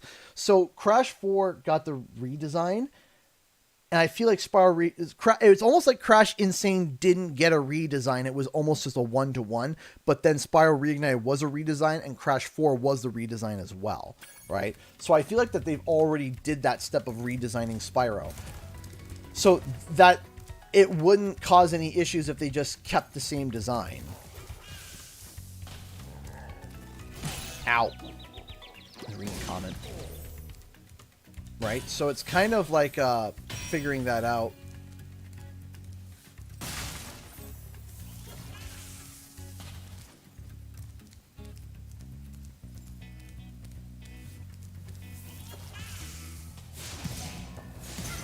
Yeah, exactly, Gammy. That's exactly right. Spyro would match in the universe with Spyro. If you plucked out Crash Bandicoot now and plopped them into a Spyro level, it looks like it works. And likewise, you could take Spyro, put him into a Crash level. Well, it looks.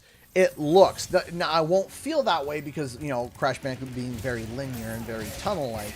Meanwhile, Spyro being a lot more open and, you know, fun, not fun, but more explorative, not fun, but, wrong word, but a lot more exploration.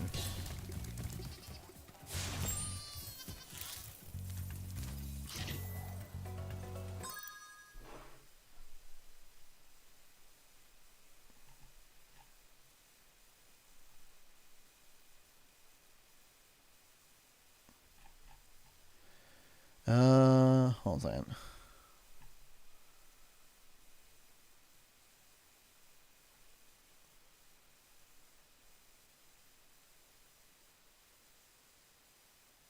There we go. Okay. Oh, I am just kind of drifting in like that. There we go. Boom. Beautiful. So yeah, no, that's kind of like have you always played with controller before or only keyboard? I always play with a controller. I'm using the Xbox controller right now. It still works very well. I would like to try to get my PS5 controller hooked up because that would be awesome, but I'm having a hard time having Steam recognize my PlayStation controller.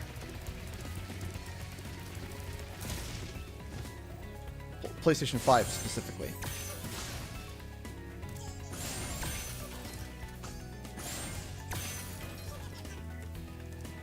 You see, the awesome thing about like Spyro, like this look that Spyro Reignited has, it's very much like a Pixar movie, right? And the awesome thing about it is that the aesthetic is limitless. The aesthetic is literally limitless. You could continue with this aesthetic forever. The only thing that you need to do is just like, you know, improve the textures, make it higher res, you know, being able to do more complicated things with the technology, etc., etc. This game will stand the test of time, right? Well done, Spyro. Thank you for releasing me. Right. The only thing that will need to increase would be the resolution. So, like, let's say 10 years from now, you go to play this game again. The graphics are stylized, and it's still going to look great. The only difference is that you just need to make sure you can get it, you just got to make sure that you have it all, the resolution set to a proper rate. But this game is still going to look good years from now. Because, well, it's styled. And you can continue using this palette and this aesthetic for years to come. And that's where we're getting to now when it comes to certain games, is that we're getting to a point now where the style is almost like, not immortal, but like hard to break. Animations especially will become better, more interesting to see in the future. Yeah, absolutely. Like, all that stuff will improve, but you'll be able to look at, like, say, a Spyro game from 10 years from now and Reignited, and hopefully it'd be like, yeah, you can still recognize the style, the stylization, right? It's still recognizable, and that's important. And I think that that's what we're starting to enter now, is we're starting to enter games that have stylizations like this, that can stay stylized like this, right? It's like a Persona. Persona is very stylized, right? There's all these different games that are just very well done together with this style.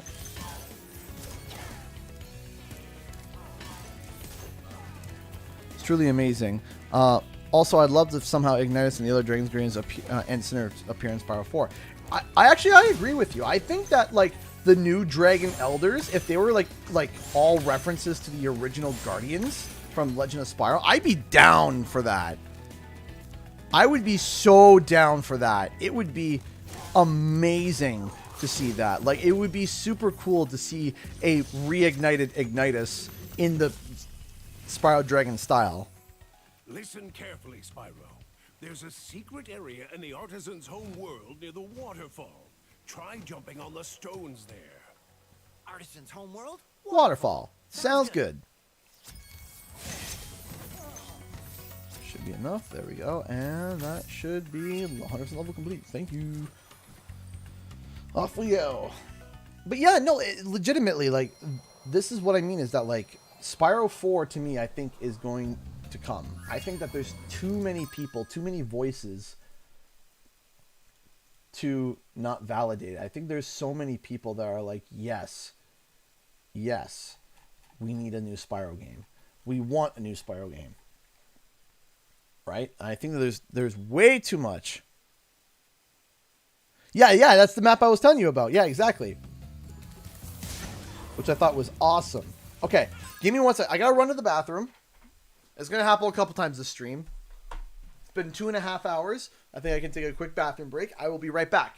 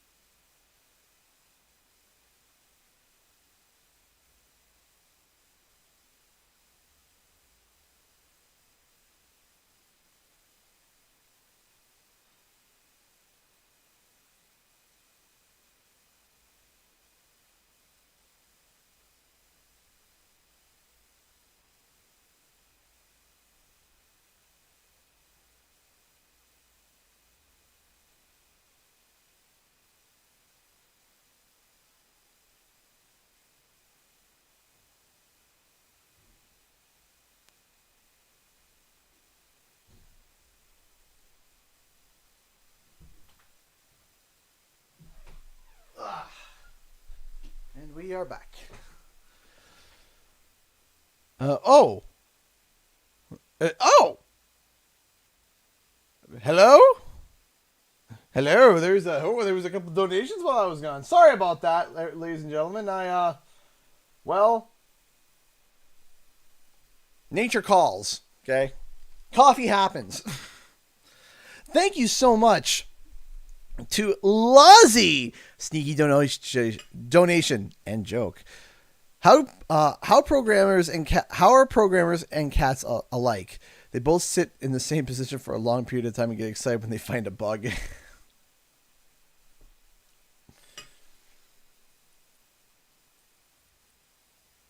That's good. That's good. I like that. I like that a lot. That's funny.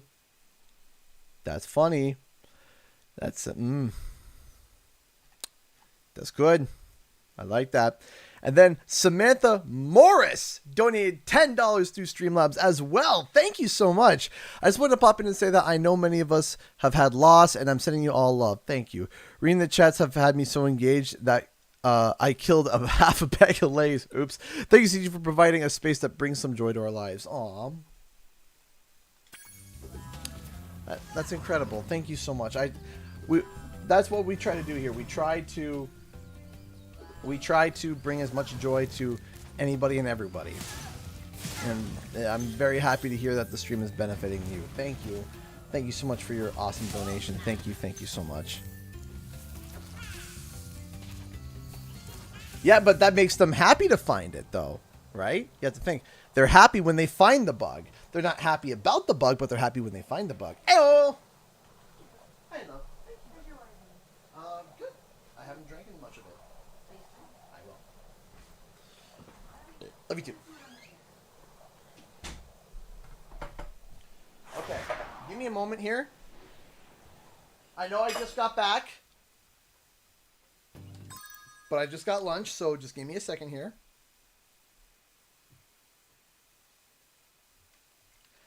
So, we're just going to take a quick 5-minute break. If you guys got any questions, please fire them away. I'll try my best to answer them as I just quickly scorf down a chicken quesadilla.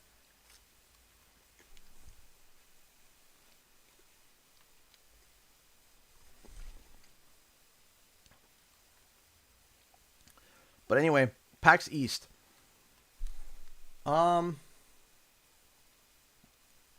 think that the best situation, not the best situation, but like if I was in the Activision marketing team, I would want to get Wumpa League at PAX East, like a demo there.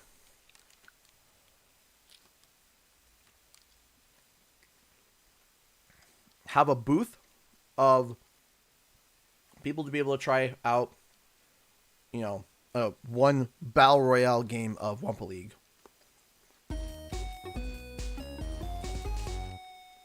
What? Are you serious? Hey there, traveling to PAX, eh? Just make sure you have a great time out there. MSSA, thank you! Oh my gosh!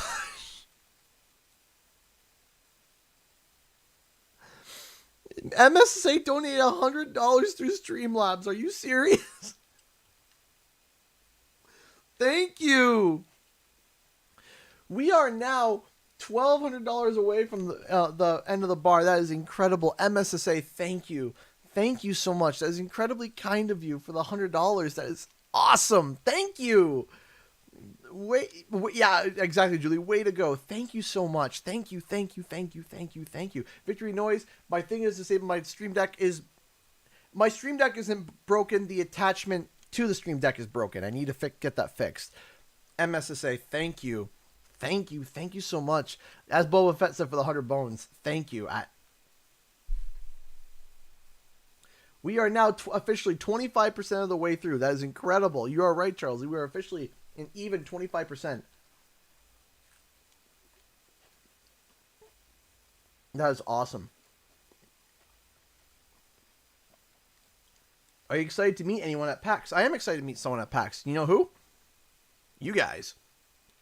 Anybody who's going to be at PAX and they want to meet me, chase me down. I'm going to be making certain times of the day so that people can come by and say hi. So, like, it'll be like, hey, do you guys want to come by and say hi? Come on by and say hi.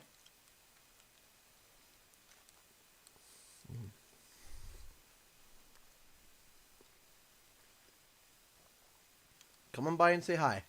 And I'm going to be trying to be wearing clothes that will... Because I think it's masks. Masks mandatory. I don't know if they're going to change that. If they drop the masks mandatory, I will...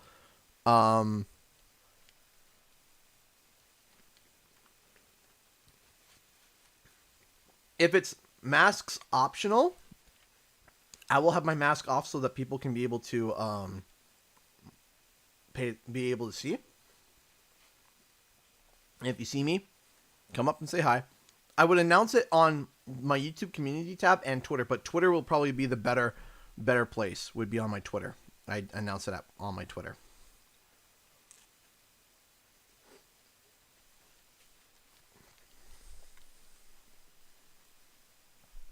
But yeah, that would be but if you see, but if I have to, if it's masks mandatory, then what I'll do is I'm going to get a mask and it's going to say Canadian Guy A on it. It'll have the logo on the side so it can be seen, so that if you see me wearing that mask, I'll be decked out in either CGE, Spyro, or Crash gear. So don't worry, it'll be hopefully easy to see me a million miles away.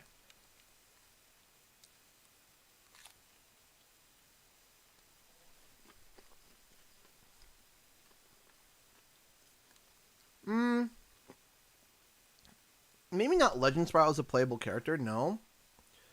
Maybe as a skin, maybe? Maybe a modern take on Legend of Spyro? As a skin, maybe? But it would just be another variation of a purple dragon, right?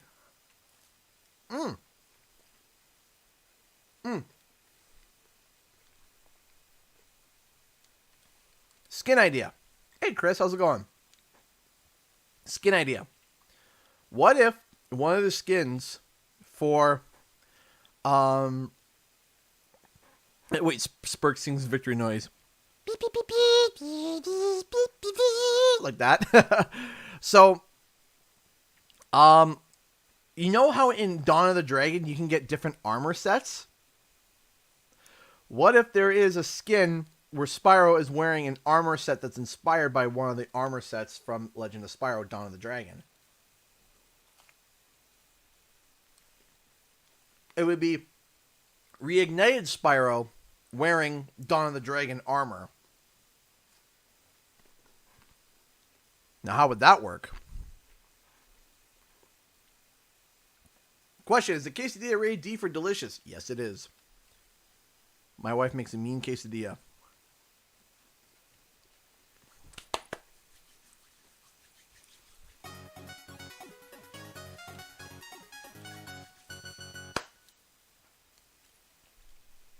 And that's fine, but like, it would be a skin, all right? Thank you, Harper. I really do appreciate that for the £10 super chat. Thank you so much. As I said, it is rated D for delicious. My wife makes a really, really, really good quesadilla.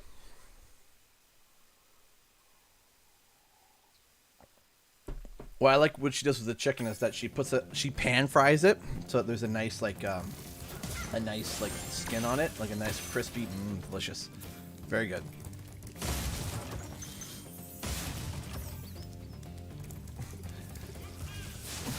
Are we gonna be doing like? Is this gonna be like Spyro No Way Home? There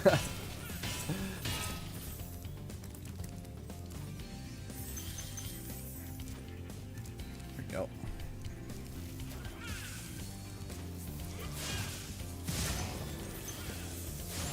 Boink. Do I have a guitar? No, I don't. I don't have the musical talent for guitar.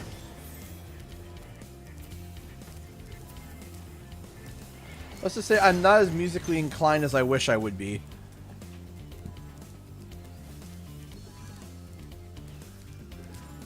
The Spyro multiverse. I mean, the multiverse has already been kind of confirmed with Crash Bandicoot 4.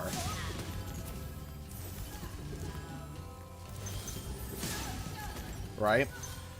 Because all the different like versions and stuff, it's kind of confirming that there's a multiverse, right?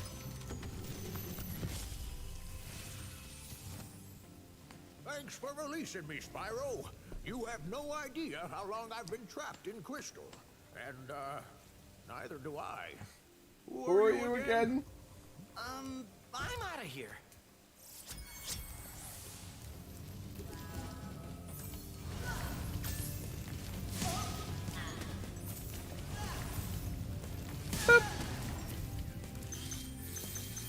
You know, so the concept of like all Spyros are canon because all Crashes are canon kind of works. Yeah. And the multiverse was introduced in Twinsanity. Well, there's a place in Massachusetts, New Hampshire, maybe others as well, called Tropical Smoothie Cafe that makes really good smoothies and quesadillas. No, we never heard of something like that, but I'm sure it's delicious. Blink, and well, that's nice, actually. Learning guitar is a good life skill.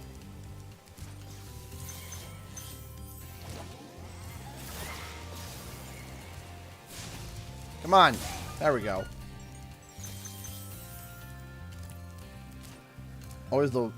I always think I'm going to not have enough. And this one's always got a 2-gem. Bingo. Done! 100% level complete. Yeah! Aw, yeah. Bum, bum. Alright. Time to go to Beastmakers. Thank you, Spyro, Beastmasters. for recovering so Wait. many of us. Hop aboard for the Beastmakers, beach. that's You right. like to go? Peacemakers, that's right. I know I wasn't chatting much, but I got to head out. See ya, everyone. Have fun at PAX Getting Guy. Thank you so much, Clipper. Thank you so much for stopping by. As always, awesome to have you. Thank you so much. Thank you, everybody.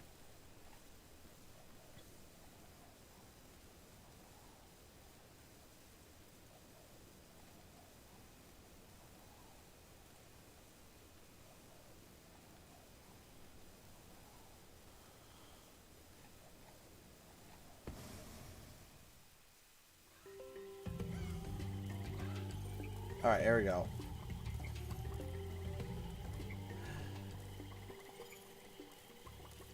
There we go. Okay.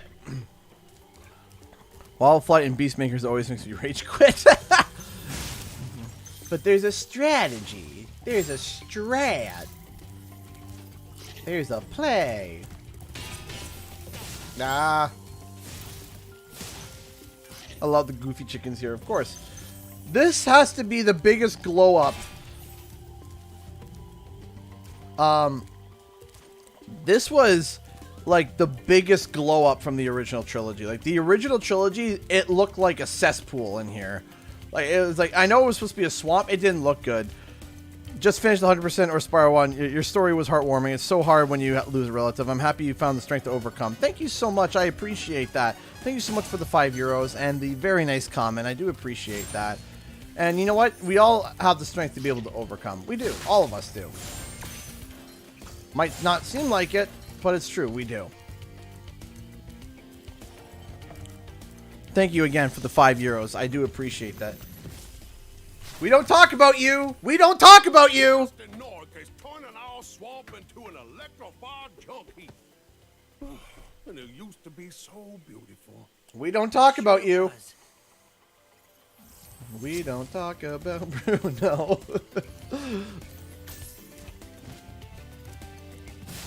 Yeah, no, this was this homeworld was a glow up of the century. I still remember when we first came in here for the first time. We only saw a very tiny tease of it in the very first initial trailer for Spyro. I came in... whoa, what is happening? What just happened?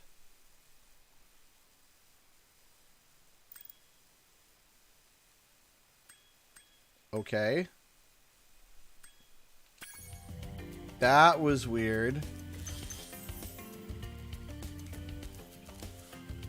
Okay. I don't know what happened there. That was odd. We fixed it. But I don't know what happened. You spin me right. It's Frank's fault. Frank! It's all your fault.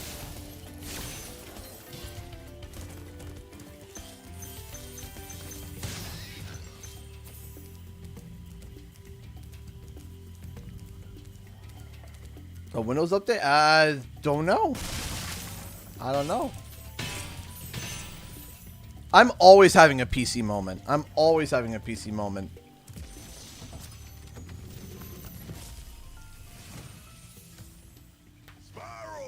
There was a girl at PAX that cosplayed as him, and that was awesome. That was not last year, obviously, but the year before. Cletus, she was. That's who she cosplayed as. It was super cool to see her. I remember she mentioned on Twitter, she's like, "Hey, I'm cosplaying as a dragon. If you see me, flag me down." And I saw her, and I was like, "Oh, hey, nice cosplay." She turned and looked at me, and when the connections clicked, she was like, "Wait!" And I was just like, "Hi!" She was super happy. That was super cool. That stuff always gets me like happy, like to see that kind of stuff. That's super cool.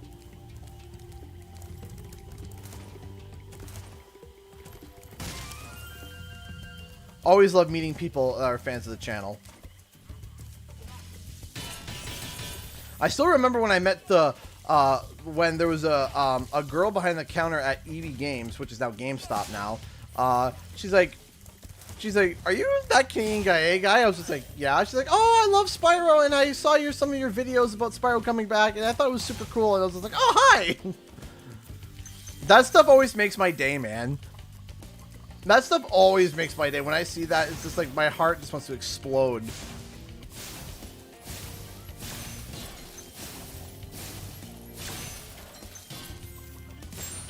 It's like, oh, that's super awesome. Yep. Yep. Yep. Yep. There we go.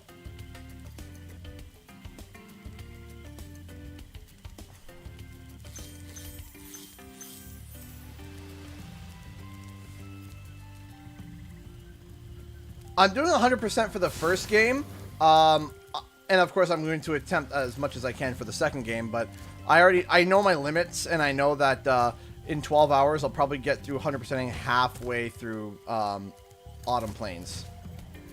Oh, I did not get high enough, did I? Can I salvage this? Okay. Lads and lasses, this ain't looking good for me. Ha-ha! I defied the odds.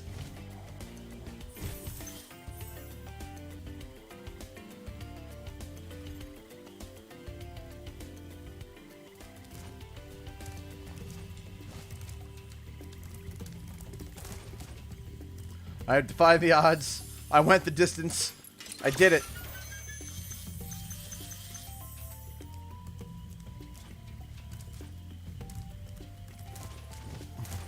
Good old geometry. Grab that. Yeah, I'm familiar with Glide. I spoke with Valifor and stuff. I'm very familiar with the project. I've been trying to make time to be able to talk about it on the channel, but things have just been super kind of just difficult.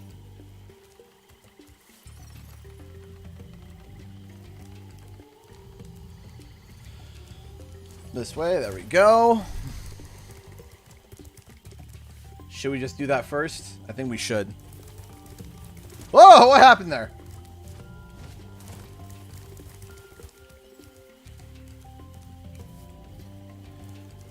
When approached by strangers? Does it ever feel awkward, feel weird or awkward when you're approached by strangers? No, because typically I'm the type of guy that could have a conversation with a rock. So, you know, you put me in a doctor's office, you put me beside somebody, and I can figure out how to have a conversation with them. So, generally, when, like, you can put me beside a lampshade and be like, all right, come up with a conversation, and I could, right? That's the one thing that I'm okay, like, people skills, like talking with them and stuff, and being able to have some sort of small talk and initiating it, I can do that. And, you know, I'm confident in being able to break the silence as long as they seem as long as they seem like they're okay to talk to me and they're comfortable and they're fine. I'll talk with anybody, right? If I feel they're defensive or definitely don't want to talk, I'll leave them alone. But yeah, I can have a conversation with a rock. So if someone came up to me and said, "Hey, you're Canadian guy," it's not really awkward for me. It's like, "Hey, you know, I appreciate that. Thank you. That's awesome." And typically it makes my day.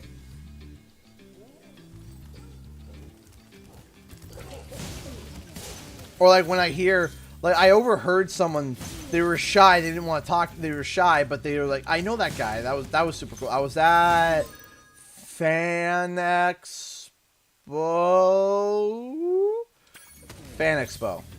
Yeah, Fan Expo. I was at Fan Expo, and I was playing the Spyro demo, and there was someone that I overheard say, "Oh, is that Canadian guy?" He's like, "Yeah, I've seen some of his videos."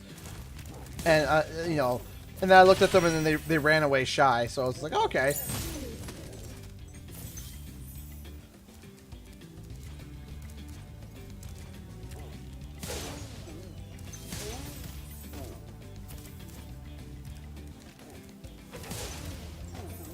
And then later I turn my mic on and start talking. Yeah, exactly. It's, you know, like, honestly, I can sit down and I can have a conversation almost about anything for hours. I'm a loud mouth schnook. Canadian talks to rocks guy. I can talk to rocks. They don't talk back, but I can talk to them. It's when they talk back is when you got to admit me. Amazing tour to treetops. Don't just stop at one supercharge. So when they talk back, it's like, okay, hold on. It's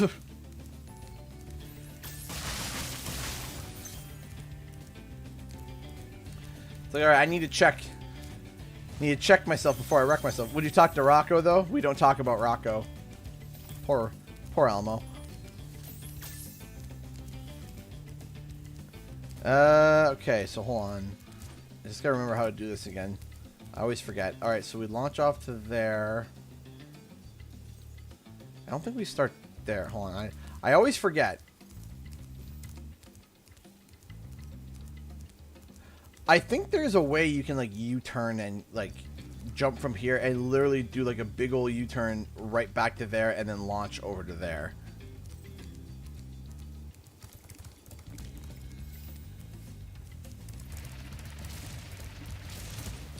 Always for some reason forget about this. No, it's here. Then we sharp turn here. Then here. Then here. And at the peak of the hair, we hit that. And bingo. Got it. Got it.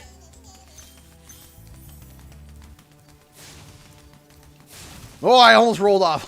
Whoops. That would have been embarrassing.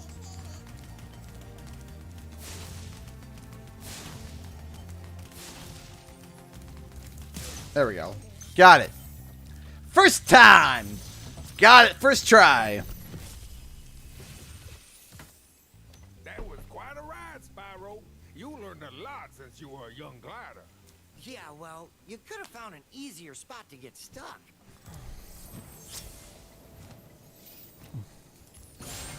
Got it. First time.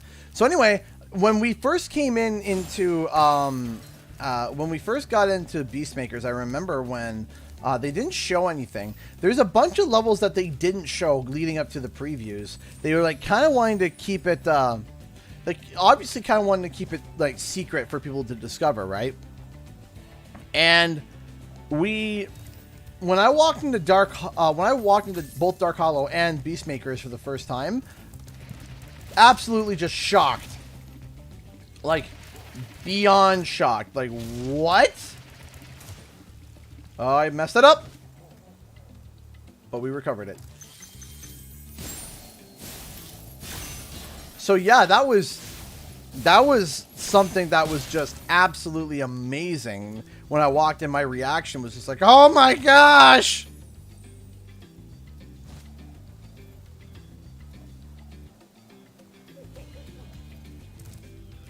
Like, I was just very, very, very shocked at the glow up that the Beastmaker's world had. Very shocked. There's a few levels that, you know, I walked into and I was just like, oh my gosh. Where I was just genuinely thrilled. Where I was just like I never would have expected that. Maybe Blink can come back as like an NPC maybe, but not as a playable character.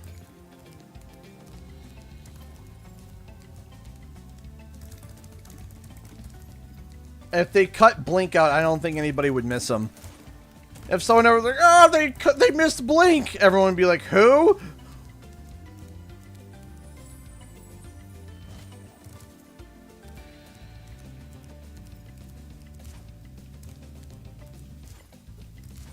Kind of make me wish they hadn't shown so much of Crash 4 before it shipped.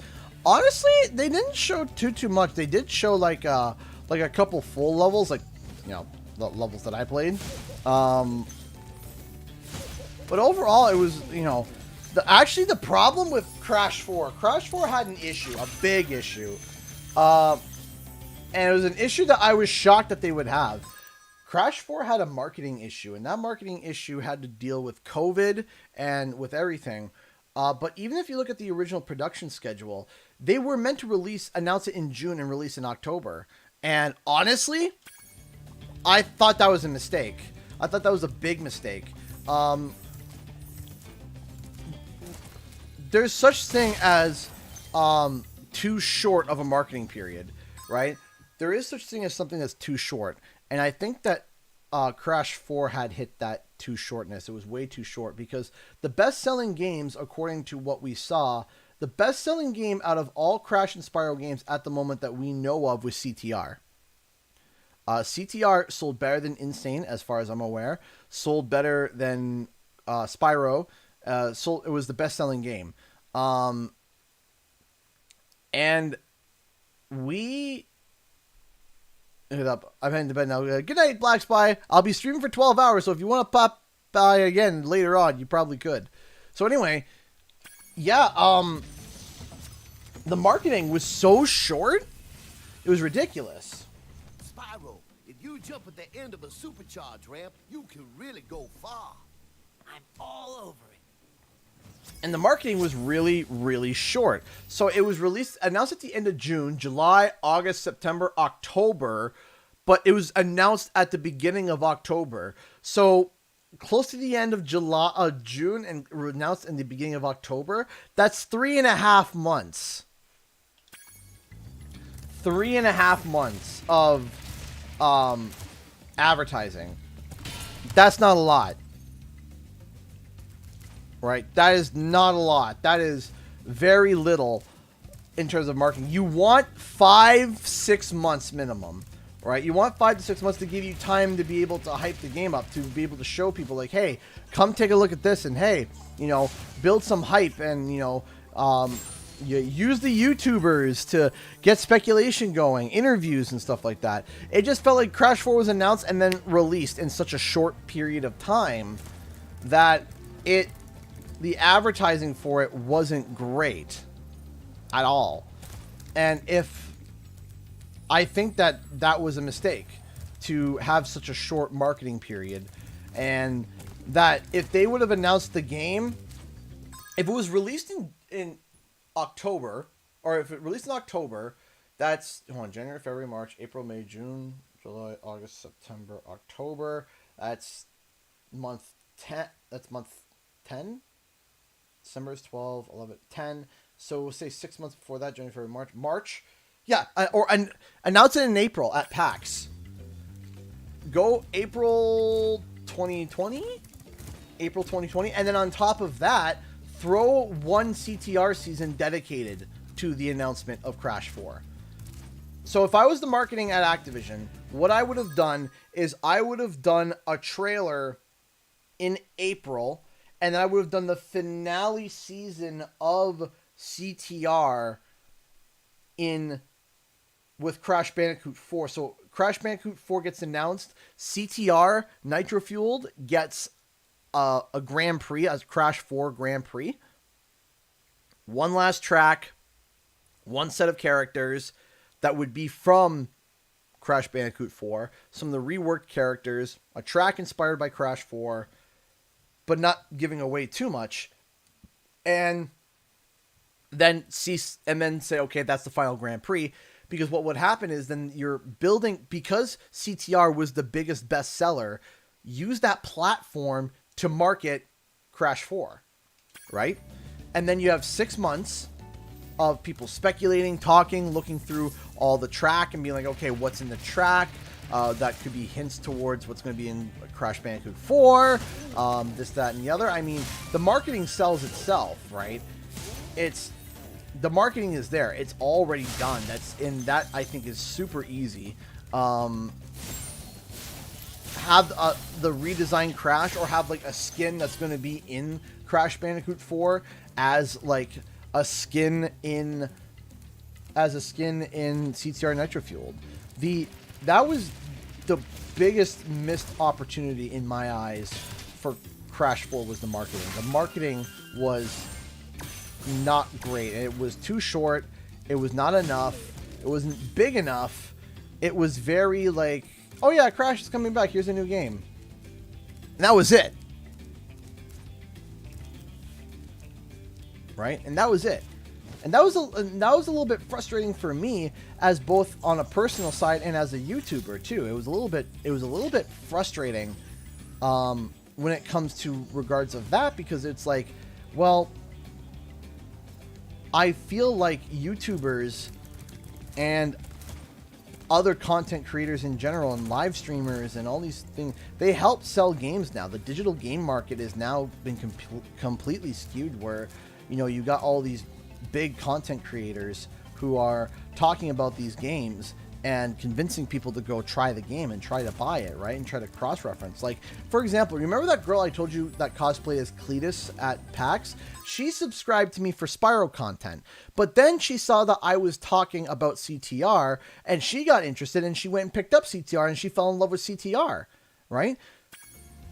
And that happens with people, and that happens with content creators. And having a game be able to breathe and have marketing and have people talk about it and convince other people to try it is something that's huge now in the digital market. And I don't think they accounted for that. I think that was something that was an error on their part that really affected the marketing of the game. Now, of course, I don't know the numbers. I don't know the sales numbers. Right? I'm not sure the sales numbers for Spyro, the final sales numbers, and I'm not going to act like I do know, right? And I don't know the final sales numbers for Crash 4, and again, I'm not going to act like I do know. But I do think that if they had better marketing, especially for Crash 4, it would have been a lot better. And CTR's numbers were big, so why don't you exploit that, right? Port one level and turn it into a Crash Bandicoot 4 level for racing, right? Why not? And then have little previews come out, and then in June drop another big trailer.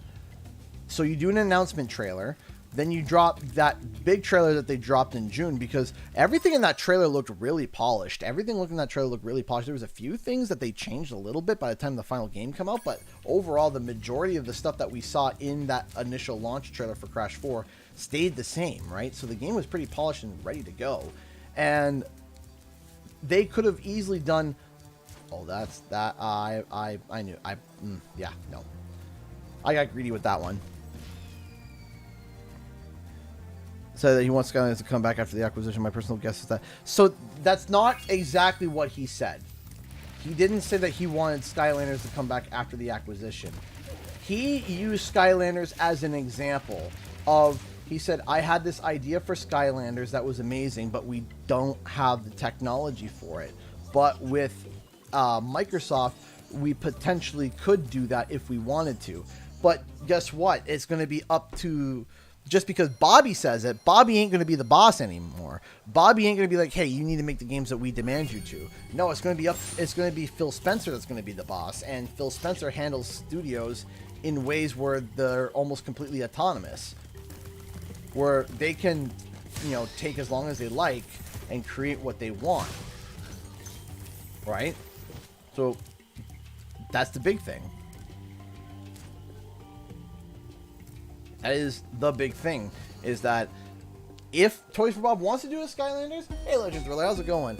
Electra Ball of Dragon donated $5 through Streamlabs. Thank you so much. Before I go, I have hope that one of these years I'll be able to go to PAX and meet you there. Aw, I love watching your content so much. You give me hope. Oh.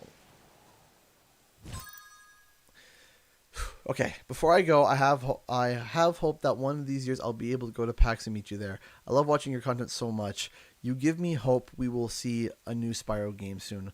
Until then, enjoy your time. Thank you. That's so sweet. Thank you. Thank you. I'm happy that I give people hope, and because, man, I have hope right beside you. You know, I want a Spyro game just as bad as all of you. I crave for it. I want it so bad. You know, and whenever there's any updates or any signs that it's making a comeback, I try to make a video immediately to try to keep everyone posted. Be like, hey, you know what? This big thing that we all really want, you know, I'm trying to do the legwork to see how much I can discover and how much I can find. You know, it's something that, you know, sometimes it's quite annoying. Sometimes it is annoying, and sometimes I do lose hope in doing some research. Like, sometimes doing some of this research, it's hard. It's hard to try to dig for hours and hours and hours and learn the meanings of certain words, like in terms of like legal aspects, like that trademark video. I spent weeks on that video because I was researching and learning how it all worked, and I was talking with people that was a lot more familiar with it than I was, and trying to make sure that what I was saying was not like dumb, and that it actually had some form of relevance. I actually did that. Wow. Right? To try to make sure that it's all relevant and not silly and not like just wishful thinking and stuff. You know, I spoke with people that are familiar with that kind of stuff, and you know, a lot of people, all of them actually were like, yeah, you know what, this could mean something. It is potential. Yeah, there is potential to this. And you know, doing research like that, sometimes it does feel not hopeless, but just it feels very tiresome. It's very much like, oh my goodness, there's so much I gotta do, there's so much I gotta research, and I could be doing all this research and, you know, find nothing, right? Or it gets debunked or whatever. But you know what, comments like that really do help with me to be able to keep going. It does. It just, that type of stuff, that type of motivation, it helps me like say, okay, you know, we can do this, we got this, we can sit down and we can figure it out. Hey, Nuke Runner, how's it going? You know, that it's comments like that that help me be able to keep going and keep looking and keep searching and keep showing my findings, right? And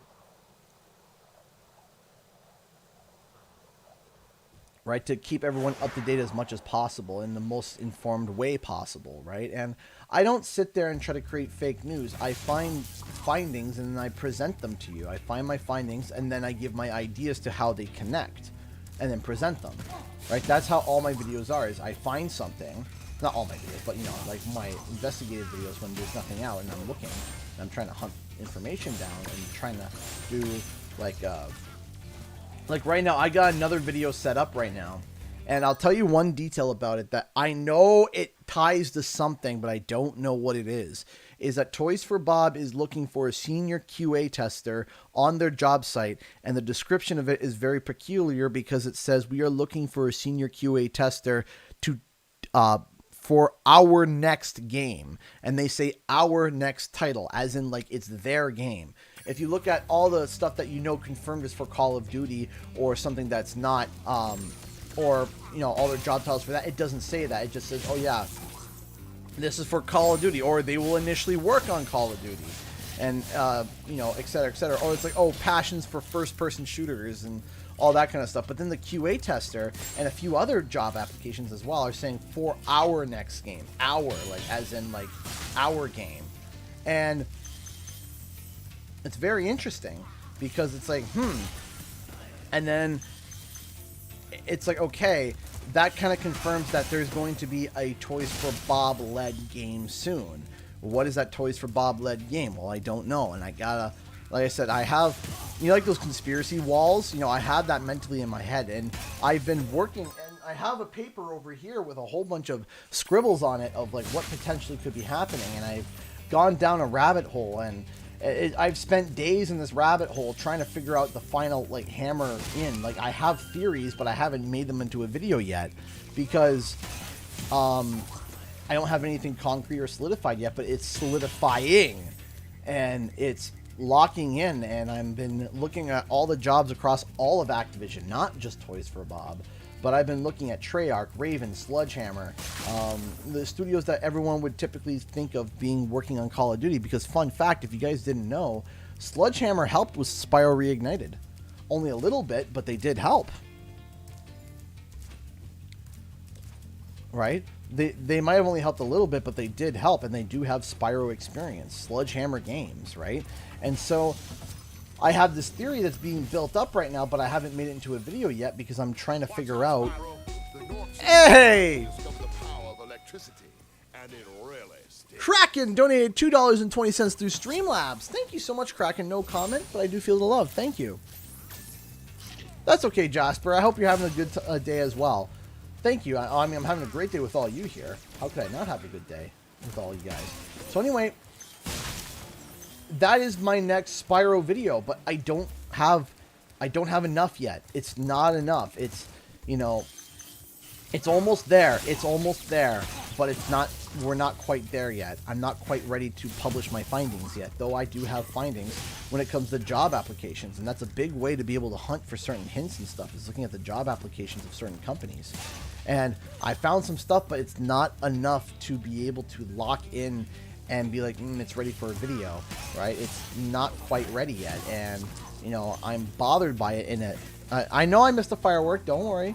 There's a lot of things that I miss. I miss all the fireworks. There's a reason why. There's an achievement, I might have already gotten it on Steam, or there's a skill point where you have to hit all 3 of the fireworks in boom, boom, boom, boom, rapid amount of time to be able to get the skill point. So,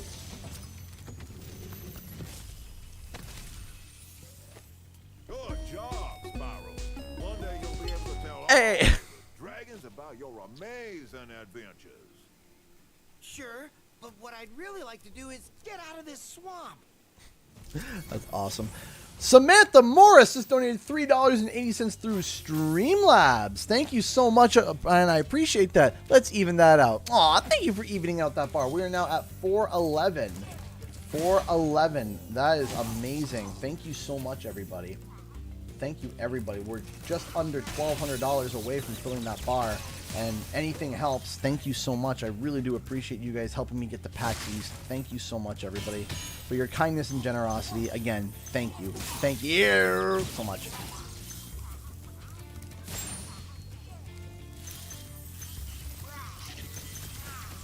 Whoop. And out. Come on, there we go. There we go. Gotcha. So yeah, that's kind of the deal right now, is I have another Spyro video lined up that I need to do research on, and I think it's going to be my focus next week. I'm going to get a Sly Cooper video out next week as well, hopefully. That's going to be the goal, is getting the Sly Cooper video out. Once I get that Sly Cooper video out, then I'm going to be, you know, buckling down on this Spyro video and trying to figure out how I'm going to get it done and see if I can find the final thread that connects everything. 25.60 nice percent.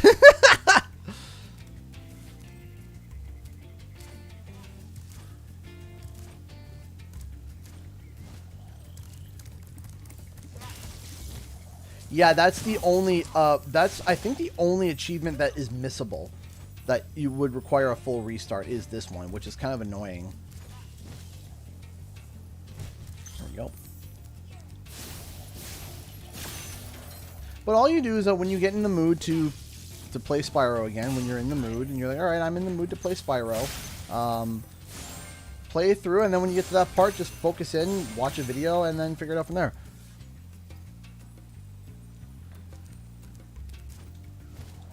Yeah, no, I got some I got a Sly Cooper video cooking right now that's pretty good. And what's cool about it is I actually spoke to one of the leakers, NGT, and just to confirm certain details and certain things, because a lot of people have been sharing screenshots that have been out of context and like, oh, you know, half truths and not quite entirely true. So I spoke with the leaker myself to make sure that I had everything that they said as full truth and the truth, and like what they have confirmed publicly, and have it all locked in and ready, and then tie that up with the other leaker that has also been talking about stuff, and then my own findings, right, where they all line up, where everything lines up beautifully and everything lines up boom, boom, boom, boom, boom, boom, perfectly, and then be able to present that, right? How's your wife and kids? They're good. They're very good.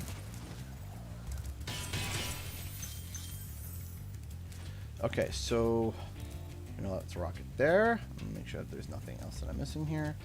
So what we do is that, let me clear these out first. There we go, okay. Boom.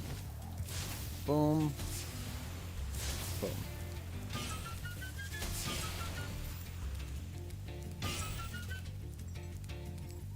Yeah, there was only 3, right? There wasn't 4.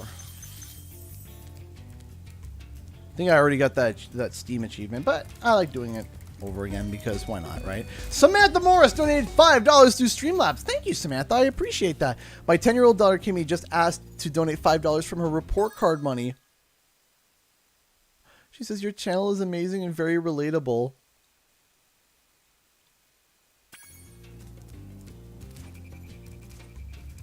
She donated her report card?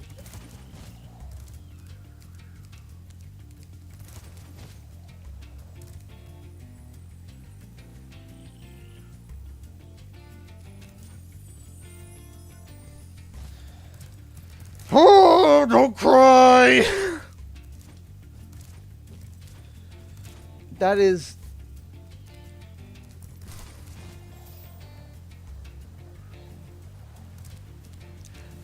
incredibly sweet. Oh my goodness. That is my heart. My heart.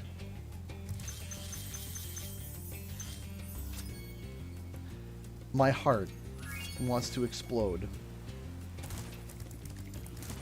It is so wholesome and adorable. Thank you, Kimmy. Thank you, thank you, thank you so much. I really do appreciate that. Thank you. Thank you, thank you, thank you so much. I really do appreciate that. That is beyond sweet. Thank you. Now my heart wants to just explode. My heart. Because, you know, I have a daughter myself, right? So it's like, oh, heart. Oh boy, why are you doing this, game? Game, stop doing this. Thank you. How's that? Why? Okay. Why is it doing this? Hold on. Why is it doing this? Why is it doing this? Why is it doing this? Why is it doing this? Stop! Sort that. Go on. There we go. Okay, I think we're good now. Okay. She said you're welcome. My heart.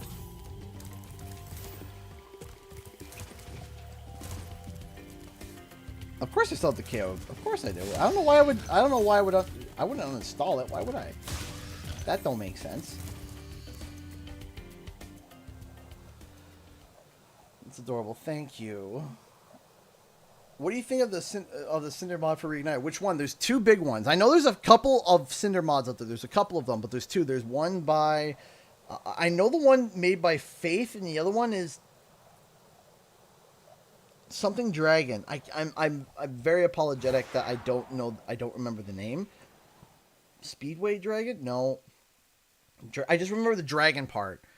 I just remember the Dragon part because Faith's is based off of like the kind of like the Dawn of the Dragon, like the original Cinder, and then the other one is based off of Nicholas Cole, like second take on Cinder, like his own creative take on it.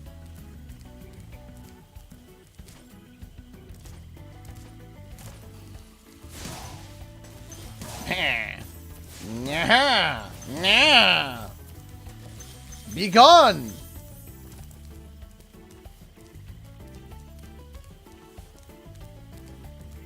Yeah, those are the two versions I know that, I'm sure there's other versions out there. I'm sure there's other versions out there. But I don't know. I'm not sure. It's pretty incredible. The one with the voice act, I think that's Faith's. I think that's Faith SDK's, I think. And they're both very good mods. They're very, very good mods. Very, very good.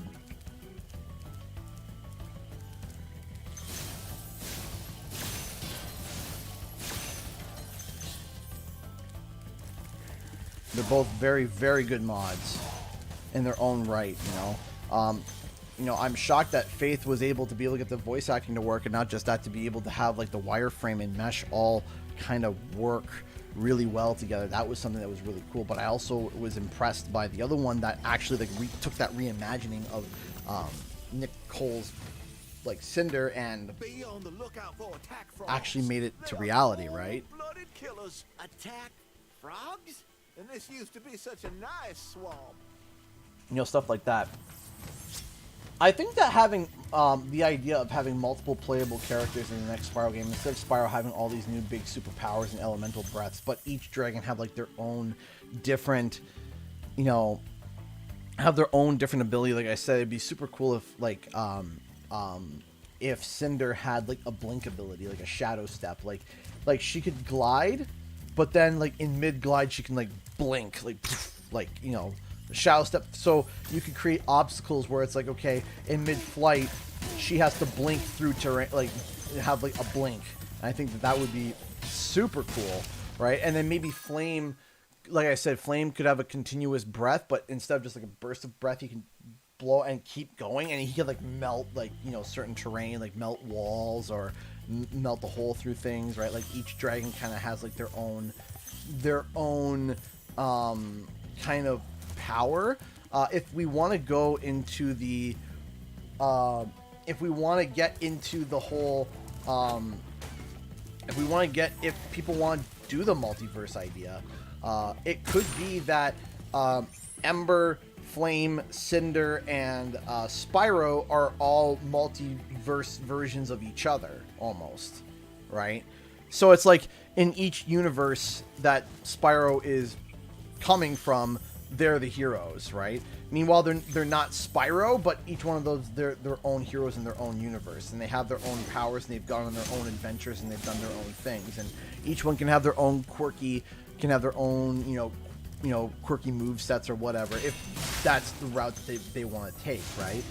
Or they could just introduce them as, you know, a bunch of the young dragons from a new dragon dimension, which again, I think we're going to see dragons in the Spyro 4. I don't see how we can't have the dragons, because Toys for Bob had so much fun with the dragons, it was insane. It's gone on record. I've been to Toys for Bob, and I've spoken with the artists, and they had the most fun on making the dragons. I think that the dragons, because they even said that the dragons at one point at the GDC were originally just supposed to be like just one-to-ones, just like how Insane did it, but then they started adding personality, they started adding a mustache, and then they started adding this and that, and it got to the point where like their original like stuff and designs that they had for Spyro went from like four dragon rigs to like 40 unique rigs, and they were just like what, like we were supposed to only do like a basic, like the basic rigs like they had in the original, and then they're like, okay, well, let's start adding some details to them, and they're like, okay, well, you can add details like hats and clothing, and then they're like, I want different shapes, and then they're like, okay, well, I guess you could do that, and they're like, but then I also want this. And so eventually what happened was all these dragons started having like their own unique rigs that no other dragon had. Some of them have shared rigs, like some of the rigs they match, and hey Mystic, how's it going? You know, they have some of the rigs that they match with other dragons, right? But they didn't they didn't suspect that so many unique rigs would be for Spyro. And then originally they actually wanted them to walk around the homeworld, and but that's when the technical people were like, no, we can't do that. The game will just explode and crash to have all those 4K textures moving and operating in the, no, we're not going to do that. And they talked about that at the GDC for 2019, I think it was. So, but anyway, you can get an idea of what they were wanting to do, right? Like, in the things that they were hoping.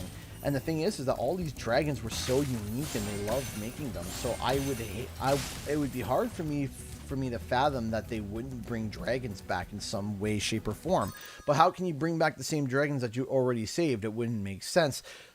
So how would you have to be able to have a bunch of unique new dragons while also having to save dragons? Well, you introduce a new clan of dragons. That's what you do. You introduce a new subset of dragons. You can either be in a far-off dimension, or there was like a lost dragon. Like, there, you could come up with a backstory where, like, thank you for releasing me. You could sit there and be like, okay, come up with a backstory. You're like, in the beginning, all the dragons were in the Forgotten Realms. All of them. When the sorceress banished them, they didn't just banish them all into one area, but multiple people within the dragons, within the dragon realms, got separated to different dragon realms. And everyone just assumed that it's been thousands of years, and everyone just assumed that all the other dragons had died and that they were the only surviving ones. But what they don't know is that when the sorceress banished all the dragons, they were banished to 2, 3, or 4 different areas in the universe or in the world or whatever, right? And then something happens that causes Spyro to go and investigate and discover that there is a whole other clan of dragons beyond the Peacemakers, the Artisans, the Beastmakers, the Dreamweavers, and the Magic Crafters, right? And then Spyro goes and Spyro goes and finds these new dragons, and they're in trouble and they need help. And Spyro is, they see Spyro, and Spyro is different from all the other dragons. He's not the same. He's not an artist. He's not from any of their clans. They don't recognize him, and it's a stranger among us. It's, a stranger. Who is this? Who is this dragon? Is he good? Is he bad? Right? And then you could make up stories. You can even introduce stories, like you could even introduce Malefor as being one of the dragons that, like, is the reason why these dragon realms are in trouble, because he was a leader at one point, and then he took power and became big and powerful and mean, and they see Spyro as purple, and they think, oh, another purple dragon. Not that, like, nothing to do with legends, just the fact that Spyro's purple and Malefor was purple. There's a bit of a connection there. They could be like, hey, we're kind of weary about you because you're a stranger from a strange land, and you're purple, just like Malefor was. And then it turns out that Spyro is the savior of the realm, something along the lines about that, just all these things that are possible, that are entirely possible for the Spyro franchise to be able to really thrive. And again, like, man, I would pay money to sit in on an Activision meeting and be able to talk and be able to express my ideas and be able to show some things that I think would be really cool, right? I'll tell you what to do with those creatures. Smash them, Spyro. Stamp them out and squish them and squash them. Whoa! How about hey there, charge them and Reinhardt. flame them? We are dragons after all. Like, I have all these ideas that are just, like... One of the things that I like to do is that, like, I like to find ideas based off of, like, things that actually exist. Like, for example, if someone says, hey, come up with a Spyro plot, or come up, like, with a challenge, and not just, okay, make up your own, right? Make up your own. It'd be like, okay. It would be like, okay, CG, we need you to come up with an idea for a plot/story for Spyro. However, these are the obstacles that you gotta deal with. Like, okay, it has to include Cinder and Flame, and it can't include this and that. And then kind of have like these challenges of like, okay, and what's the gameplay mechanics like that? Oh, the gameplay mechanics are like this. Okay, so then what's this like? Oh, it's like that. It's like, okay, and then you just kind of like connect the dots from there and kind of like, it's, what's something that's funny? It's weird to think this, but it's a weird way to make this connection, but doing some of these problem solving and some of these things, trying to hunt things down, it's almost like Sudoku. I know it's a weird comparison, but let me explain. With Sudoku, you have to solve it, but you're given a set of numbers, but all the other numbers are blank. All the other squares are blank. And you have to figure out what the potential values are for all of them and then solve the puzzle, right? Picture, being able to connect the dot. It's connecting the dots. It's like, okay, what works? What values work to fit in with this puzzle, right? And that's what it's like. And sometimes that's what it's like for making a video. Making a video sometimes to me is like solving a Sudoku puzzle where we have evidence of certain things, and those are the numbers that are locked in, and then all the other numbers are blank. So it's like, okay, so what can we fill that in, Hey! Fallen Paladin has donated $5. Sorry I've been AFK. I had a little one come into the world, and it's been a learning curve. I'm glad to see you're still all doing well, see guy. Fallen Paladin, you had a little one? Like a little wee babe? Well, congratulations. And yes, it is a learning curve. It is a learning curve. And don't let anyone tell you, oh, it's easy. It's easy. You just pick it up. Pick it up. It's like, no.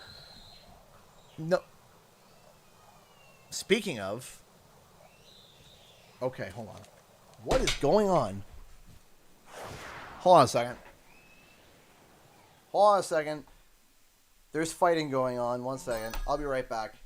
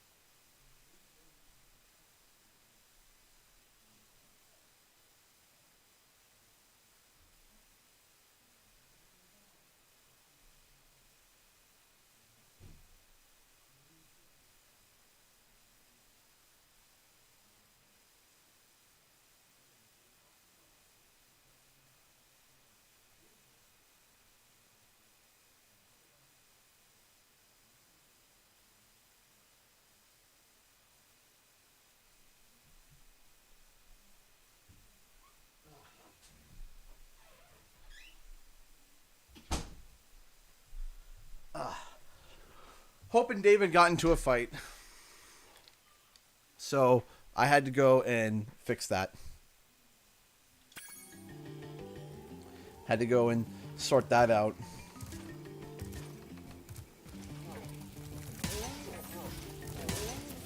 But we fixed it.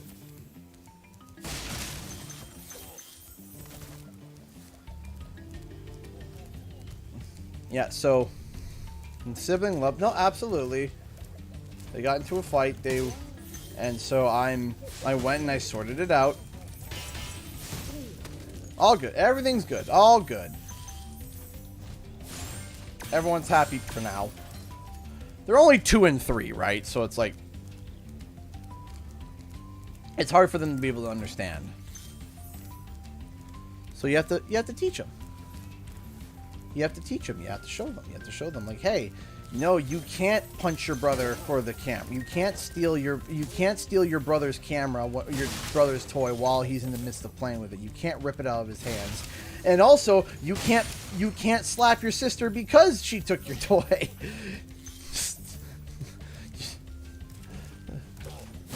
You can't slap your sister because she stole your toy, and you can't rip the toy out of your brother's hands. So that's spoiler alert, that's exactly what happened.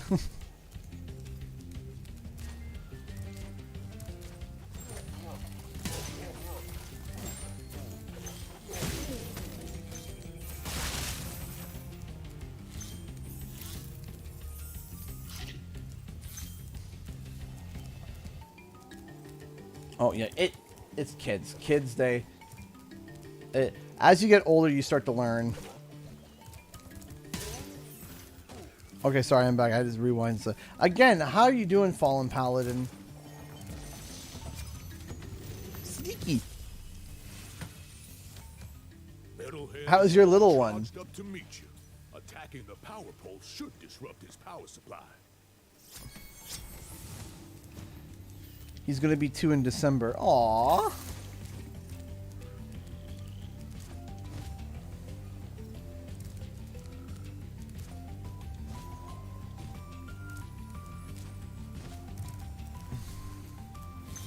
I'm happy to see you here, Fallen Paladin. I'm really happy to see you. I hope you've been well. I'm happy, to be honest, and Oliver's very happy. Is a very happy baby daddy's. Aww, Oliver. It's a sweet name. I like that. That's very cute. It's hard. Don't let anyone ever tell you parenting is easy. It's not. But you learn to... Let me tell you something, a little quick story. My wife and I, we are practicing for the kids to be able to... try ripping a chunk of my brother's hair out when I was a baby. I was thinking like 6 or 7 months old. He was 4. Yeah, that happens. That happens. Where it's just like, hey, hair, let's pull at it. Why? Oh, kids are weird.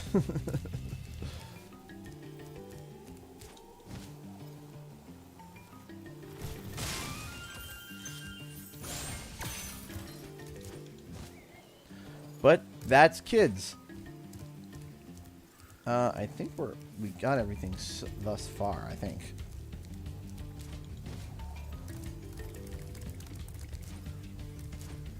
It was like when I was a kid. My brother grabbed me by the hair and I bit him. till he drew blood. I was like 3? Maybe 2? I don't remember.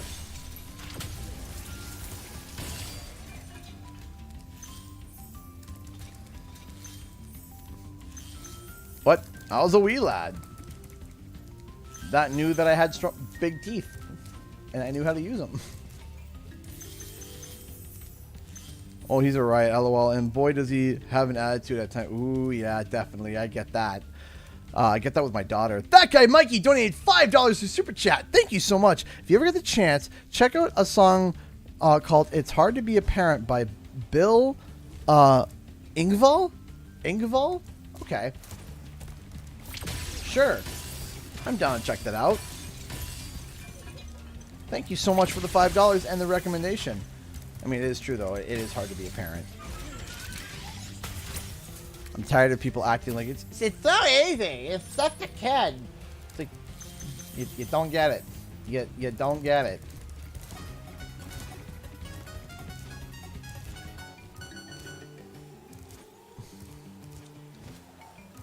I'm going to play Spyro while you play Spyro. It's going to be a weird experience. Well, go ahead. It'll be a weird yet fun experience. Boink, boink. There we go. Hey! Nesto Bro! Raiding. How's it going? Thank you so much for the raid. How are you? What she's saying, but never grasped or completely understood what she meant by it until... Yep. Yep. Unconditional love. Yep. I know exactly what you mean. I know exactly what you mean, Fallen Palin. I know exactly what you mean. You get it, and then you understand it, and then you really understand it.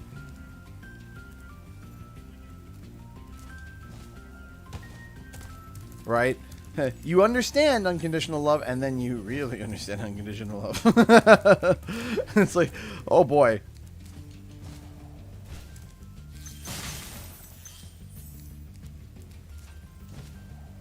There we go.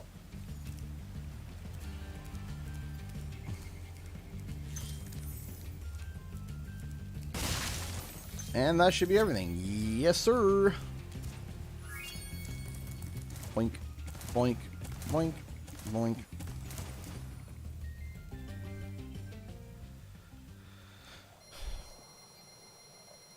Ugh.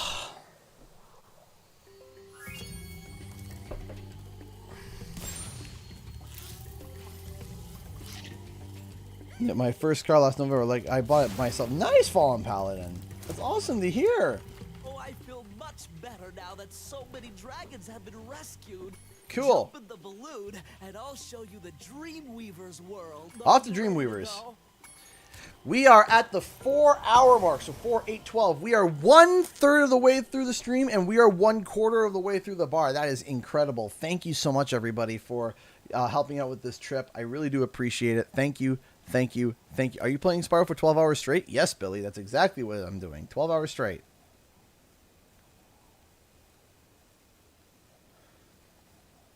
Thank you, everybody. Thank you so much for the support. We are 4 hours in. We are 1/3 of the way through the entire stream. And we are 1/4 of the way through the bar. I really do appreciate that. Thank you, everyone, for your love and support. It means the world to me. Thank you so much.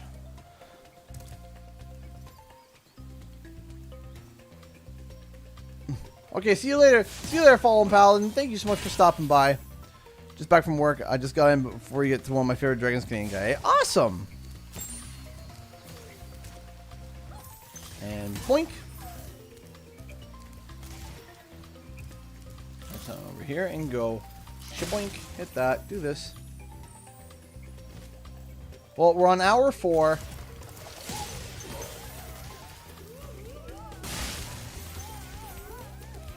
Trust me, for 12-hour streams, you don't start to feel it until about, if you're having a good time, you start to feel it on hour 7. That's where it's like, oh, I'm starting to feel it, Mr. Krabs. Hour 7 is where you start to really feel it. And then hour 8 and 9 is pretty, like, you know, everything hurts. Welcome to the Dreamweavers, young Alright, just one. finished 107% Spyro Orange with Cortex Conspiracy. Oh gosh, sadly didn't have anybody watching, but still had fun. Well, that's awesome.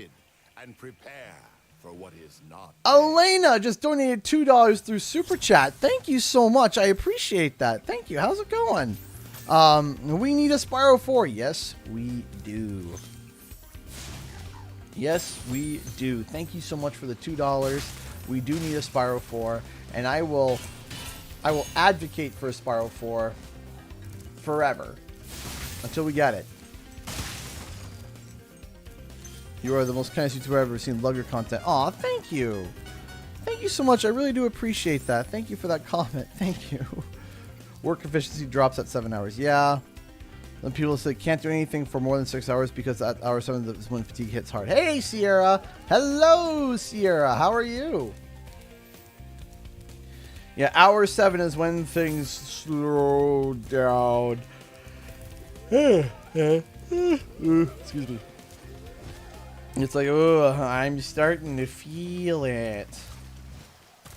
Think.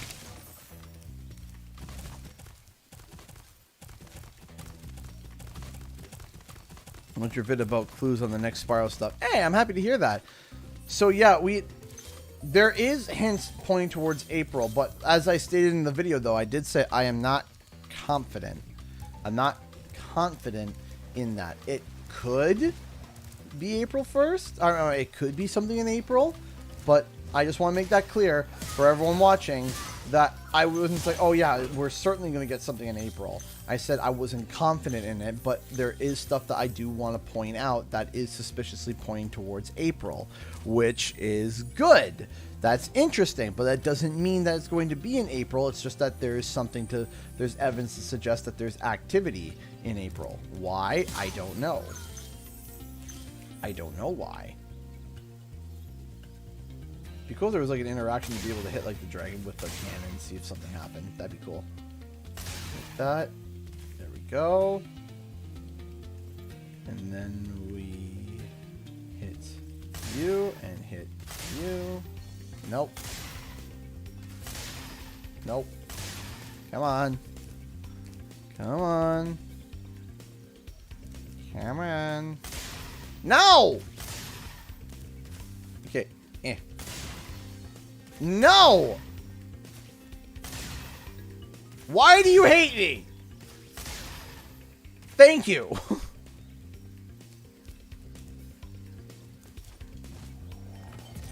Goodness gravy. Hello, Spyro. Nicely done. I'll be done when I've toasted that nasty Nork. Excuse me, sorry. But yeah, no, I feel like that Spyro 4 is going to be inevitable. I feel like that there is way too much hype and want and desire. I mean, like, goodness gravy, we've been able... My video the one day made Spyro trend. My Spyro 4 video, not Spyro, but Spyro 4 was trending on Twitter when I posted my Spyro 4 evidence video. This world are invincible, but that does not mean they shouldn't be attacked. Sounds all right to me. And I was shocked about that. I was just like, what? It was like Spyro 4, and then when you went to the top tweet for it, it was my video. And that was amazing. I was like, oh my gosh. But that in itself should show evidence that, you know what? Not Gen Baconator, because if anything, you have to stop and think 2024 is the year of the dragon, and not just that, with the Xbox acquisition, it would just mean that it's going to take longer.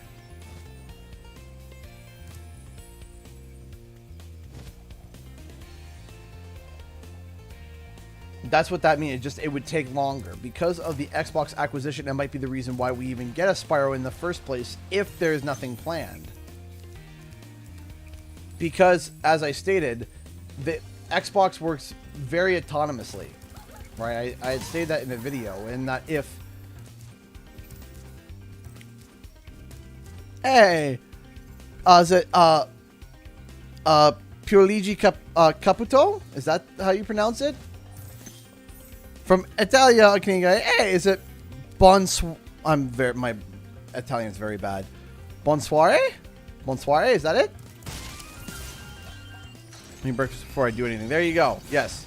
Eat brekkie before you eat.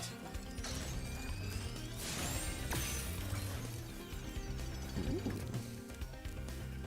Never understood what this meant. It's like, yay, skill point acquired. It's like, well, what is it? What could it be? Who could it be? But yeah, no, it's I think it's only a matter of time now. After what Paul Yan said on Twitter, and him being like the executive. Good evening in Italian. Oh, good evening to you as well. I'm very sorry that my Italian is not good. Did you see the furry Sonic themed controllers? I'll be honest with you, it kind of grosses me out a little bit. But it's more about Pierre and Luigi. Pure Luigi? Is that it? Pure Luigi? I can't eat breakfast at. Sometimes I have to eat breakfast in the morning because I'll feel sick to my stomach. It's weird. I'll feel so sick to my stomach. I'll be like, oh my goodness. I'll feel like so sick. Unless I get something in my system. I don't know what it is. Yep, simple. Okay, awesome. Whoop. And whoop. I don't think it's going to be a remake. I think it's going to be a completely new game, just like Crash Bandicoot 4. Backing up 2 hours. Welcome back. We are on hour 4.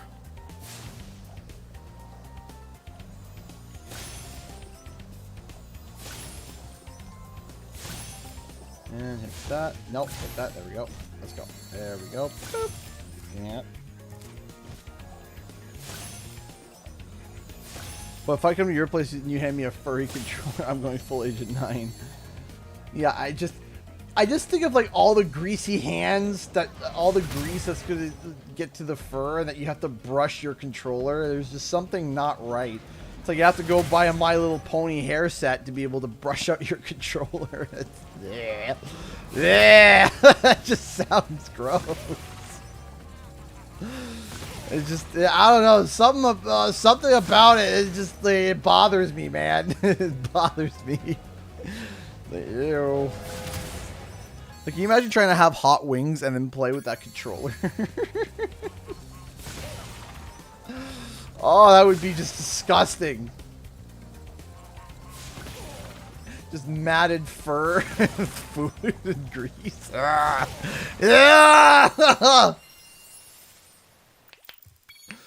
I really hope, if anything, those furry controllers just get displayed. Now, yeah, I would use it for display. I put it into a shadow box and get it all done and be like, okay, there we go. I'm not touching that. There we go. It's on display. I won that prize. That's cool. I don't want to ever touch this ever again. It just feels so weird. Quit. I hate that imagery of the hot wings. But, like, why aren't people washing their hands before gaming if they're that gross? True. That is true. That is true. But still, like, you get, like, some, like, dirt and grime on your hands that you don't notice.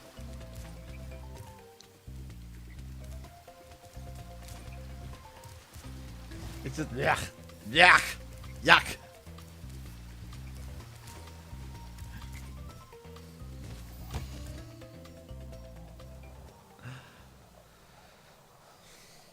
Like, no thanks. People's hands are sweaty. Yeah, they do get sweaty while playing, so it's like, yummy. Well,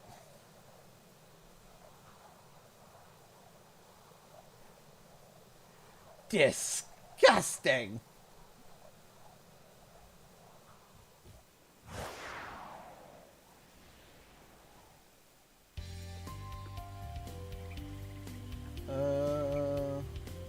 One second.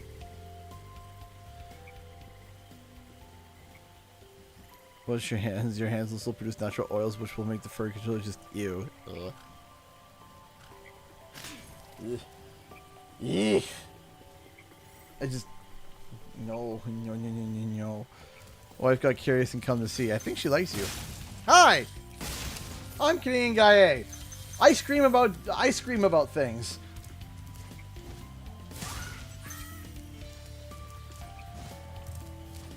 While also having a healthy, an unhealthy obsession about things. Things and stuff. Let's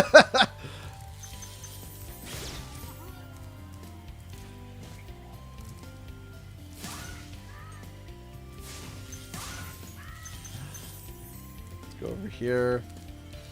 Pink.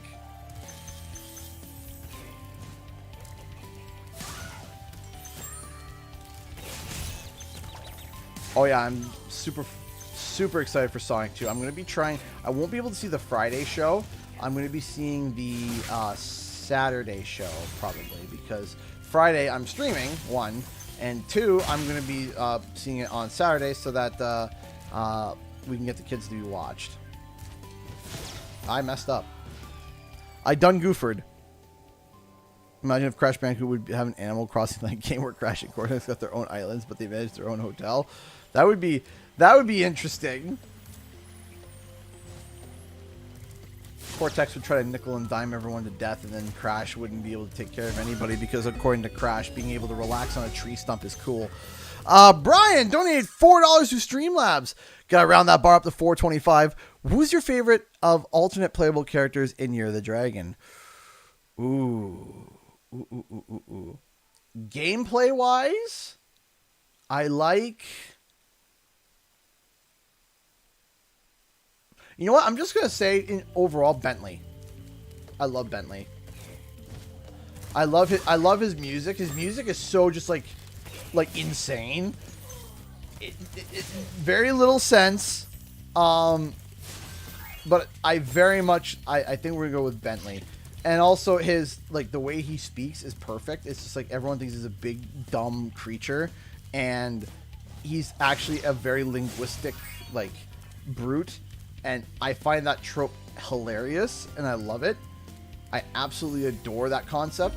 So yeah, let's go with Bentley. Hey, Fallen Paladin donated another $5. Let's make it $4.30. Oh, thank you.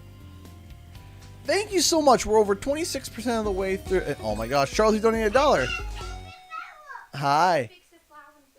You fixed the flower into the puzzle, honey? Yeah, you did such a good job.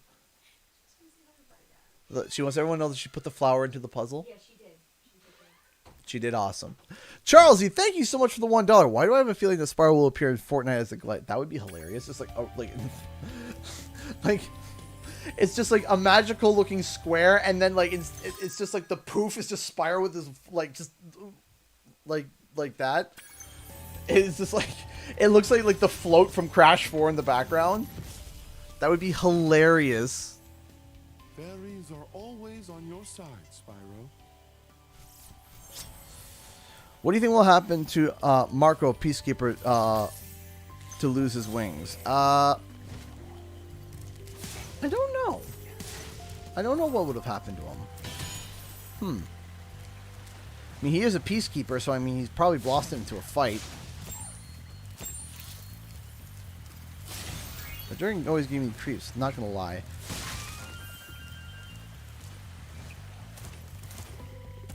Crashed the Wumpa Cannon.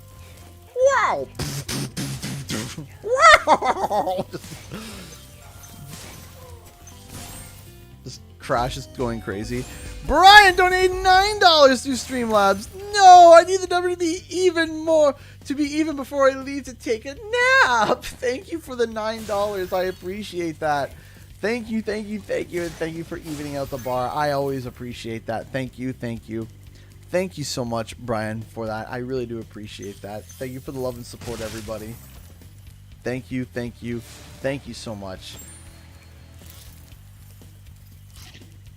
I'm so excited. I'm so thankful for you guys. You guys are amazing. Thank you so much. Thank you again. You are all incredible. Charles, he donated $4.44 to make the number $444.44. And then Samantha Morris donated $10. Oh, everyone's being chaotic. Everyone's causing chaos. Everyone's trying to get the stream number to a happy number, and everyone's sabotaging each other. It's hilarious. Samantha Morris donated $10. Choo-choo. D. Smitty, thank you so much for the $10 super chat. $4.50. Maybe keep doing what you're doing, Suji. I'll support you no matter what. D. Smitty, thank you so much for the $10 super chat, man. I appreciate that. Thank you so much, man. I appreciate that. Thank you. Oh my goodness, we're getting amazing donations, amazing support as always. Thank you everybody for your kindness and support. You are all amazing. Thank you so much. Thank you for helping me get to PAX East. It means the world to me that you guys are helping me out. Thank you so much. Thank you, everybody. Thank you, thank you, thank you. Chaos ensues. Thank you so much, Slacker Jackal, for the $10 super chat. I appreciate that. Thank you, thank you, thank you so much. Should we add more chaos? Carolina, she drops a donation link. Thank you so much, everybody. Thank you so much for all the chaos. Thank you, everybody. You guys are all incredible. Thank you so much for the love and support. Thank you, thank you, thank you. Bonk. Ah! No! Oh! What the hell is that? Chaos. Chaos! Watch someone come in, fill the bar with chaos control! Because no more donations can come in. Therefore, chaos has been controlled. Chaos control. That'd be funny. Thank you so much. Where's my boy Azizi? Azizi will be in Dark Passage, which will probably be the next level. Fallen Paladin donated $4.56 through Streamlabs. Donation train to CG Action Surge. Choo choo! Oh my goodness. $4.59. Thank you so much, everybody, for all the donations tonight. Today, because it's not the night. Thank you so much, everybody. Thank you, thank you, thank you. That is absolutely insane. Thank you, everybody. Thank you, thank you.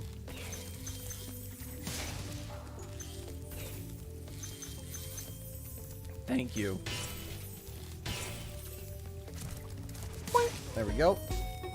Charles, he donated $1. All we need is some reputable donor to bring that bar to its capacity and break Mr. A. Then again, anything over 200 is enough. Anything over anything is enough. You know, it's not doesn't have to be $200. It can be literally anything, and I appreciate everything. Harper Onions donated 10 pounds for super chat. I embrace the chaos. No control.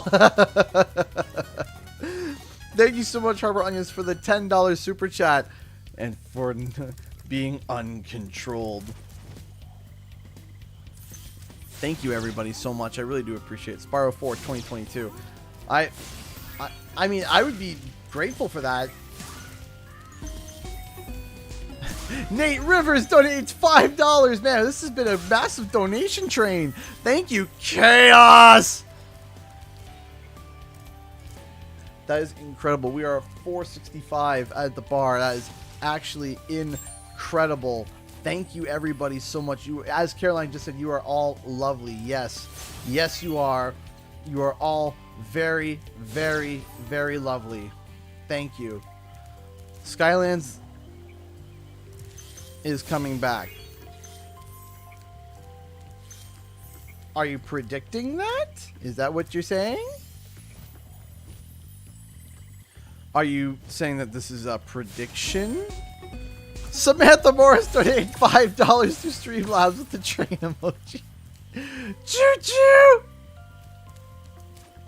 Oh my goodness, that is just absolutely crazy. You guys are hysterical. I love you all. Thank you.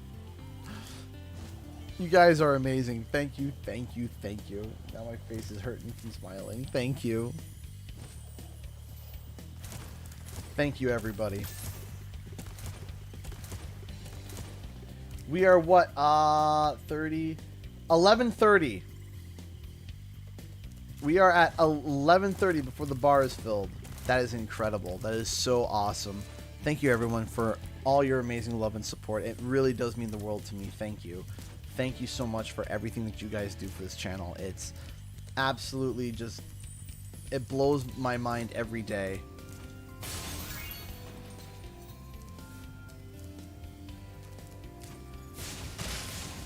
Can't wait for Spyro 4 2021. But we're in 2022. Keep the donations coming. Donated $1. Thank you. Thank you so much. I don't know who that was, but I appreciate it. Thank you. Thank you so much. You're all incredible. Thank you so much for your kindness and generosity. Sierra!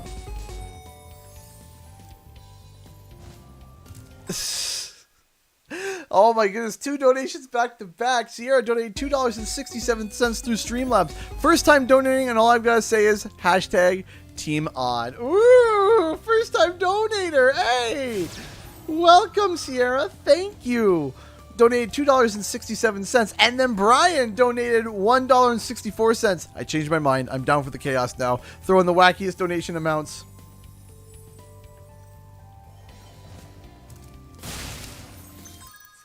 Fallen Paladin. That would absolutely blow my mind. You have to think that is for the lifetime of the channel, and any donation blows my mind. Any donation, no matter the amount, blows my mind. Supercharge will get you to new places here in Lofty Trev Castle, too. has been very kind, but it doesn't make him more kind than everybody else. Trev is just as kind as everybody else. And I appreciate Trev, I appreciate you, and I appreciate everybody in this chat, even if they don't donate. That's okay. Them just hanging out and being with us all, that's awesome. That is amazing. That is amazing that people want to hang out and chill and relax. All donations are beyond appreciated. All donations, everybody is beyond appreciated. Yes, love? It's hailing. It's hailing outside? Yeah. It's like, oh, it's snowing. I'm like, nope, that's hail. Why is it hailing?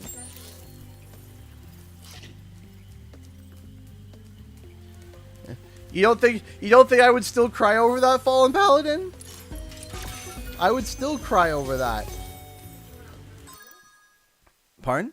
Do you want to open up the window? Why? So I can get hail coming in? No, it's just tiny little bits. No, it's okay. Maybe in a little bit. Samantha Morris donated $12.34. 1, 2, 3, 4. Okay, I can embrace the chaos for now. Thank you. Thank you so much, Samantha Morris, for the $12.34. Thank you, thank you, thank you so much.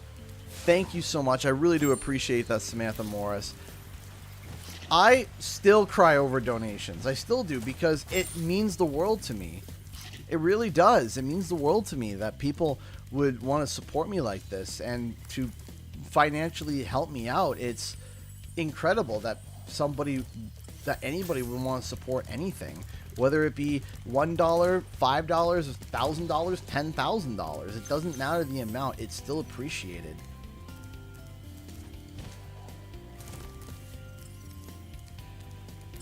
I do remember that, Fallen Paladin. I remember I cried.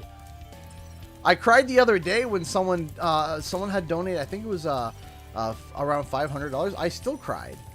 That stuff is just absolutely just mind-blowing to me, and it's because of what it means. It's support. It's love. It's people wanting to... It's people wanting to be able to support my content. It's amazing. No matter who it's from. And no matter the amount, it just means the world that I can do this. That I can do this. I know you were sad when the stream corrupted and didn't show. Yeah, I was having internet problems that day, and I was so mad. I was so mad that day. That was the day that Spyro Reignited, and I was having internet issues, and I was livid with my internet company. And then the next day was fine. I was so mad. I'm thankful that Reignited came out, the old game again, without worrying about a PS1 to 3. Yes, which is awesome. Might be good if I got some water in my mouth, not down my neck. It's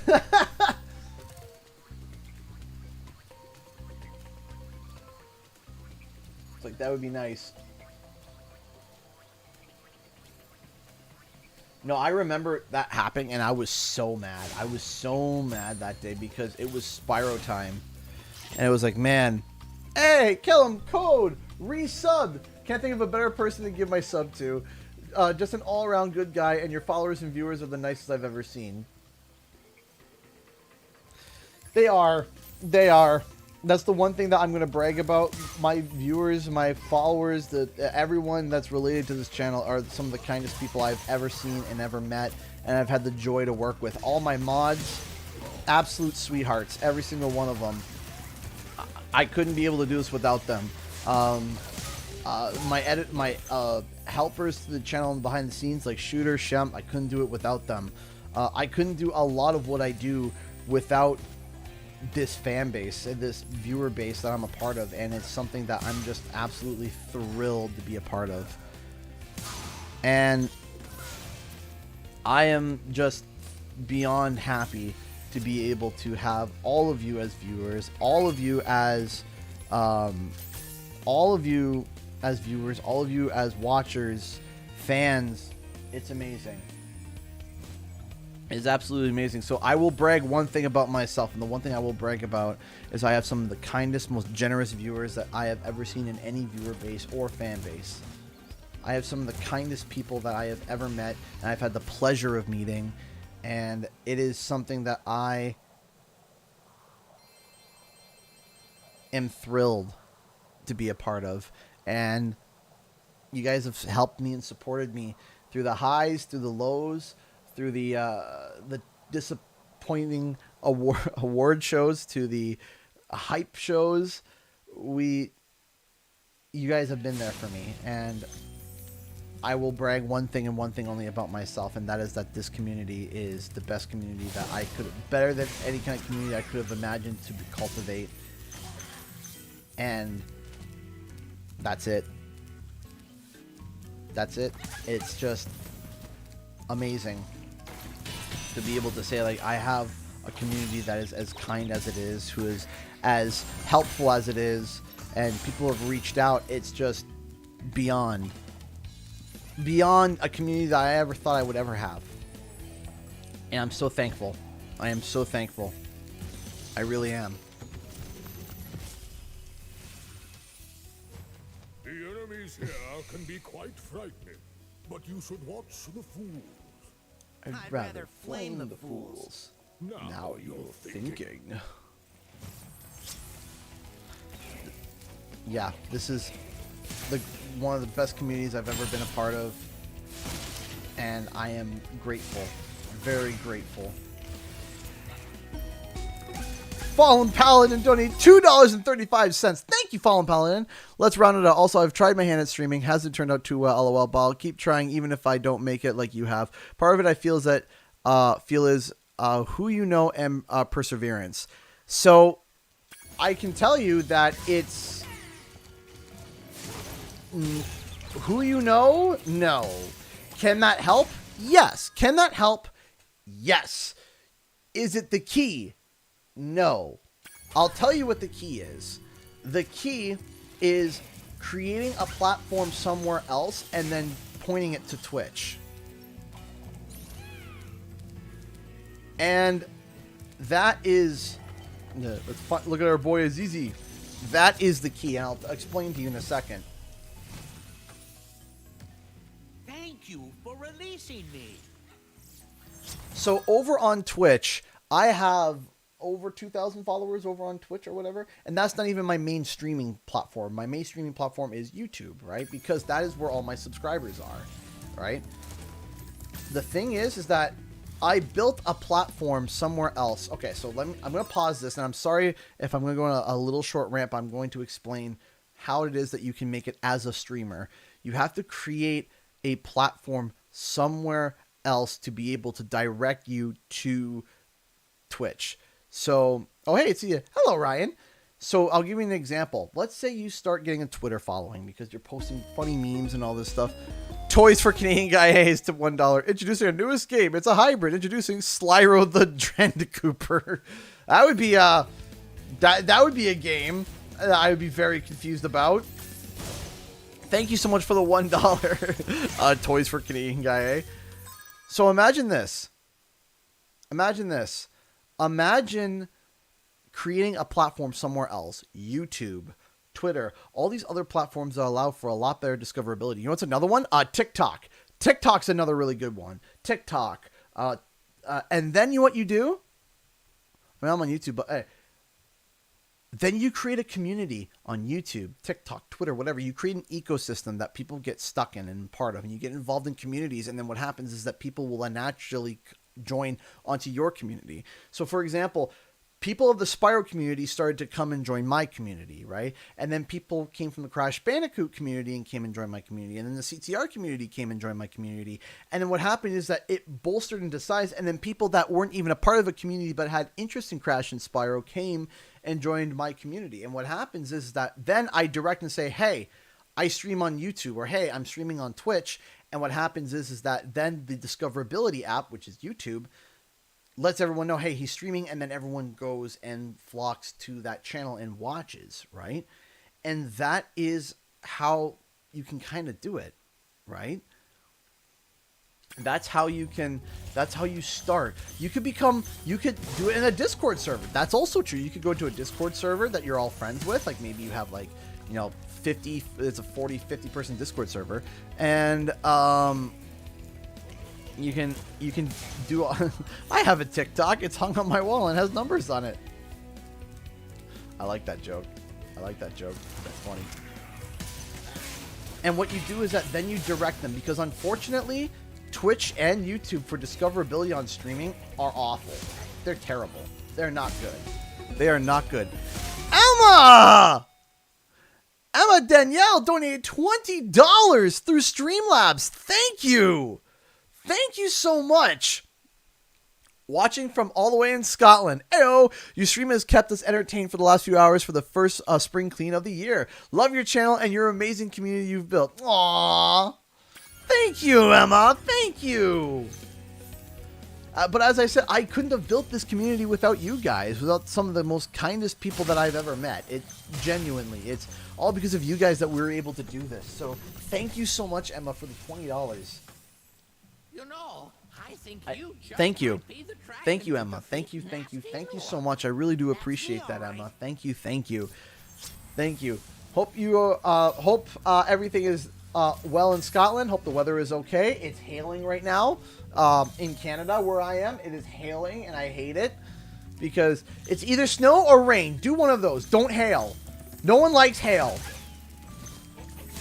It's like, oh, good, hard. It's like, oh, good, hard rain. Hard, slippery rain. Awesome. It's like, great. Awesome. Hard, slippery rain. Fantastic. Good. That's what I like. I love that weather. Delicious.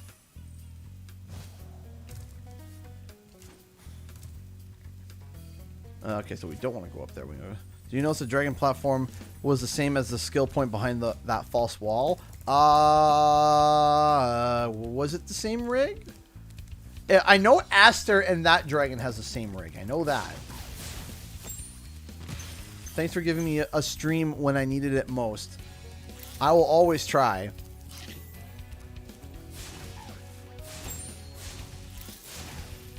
I'll always try. It was the same design. Yeah, I think it's a similar design. Yeah, very similar design. But one was older and one was younger. Because that's the leader.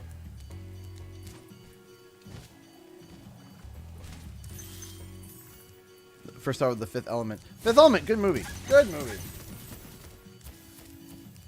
The problem with Twitch that I don't like, the problem with Twitch is that its discoverability is not good. And that's why I don't make that as my main streaming platform. But does that mean that I'm never going to ever do that? I plan on keeping YouTube as my main streaming platform. But if it grows an audience, if Twitch grows an audience over there, then why not? But also too, the problem is I can't ever become a Twitch partner. I don't think I'll be able to. I don't think I'll be able to ever become a Twitch partner. A Twitch affiliate, yes. A Twitch partner, no. And the reason why I won't be able to become a Twitch partner is because the Twitch partner program means I can't stream on YouTube. I could post the VOD afterwards. Hey, Drad, how's it going? Right?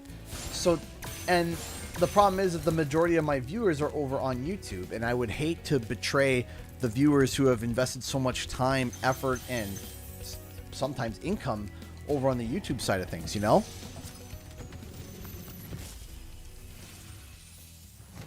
Thanks, Spyro.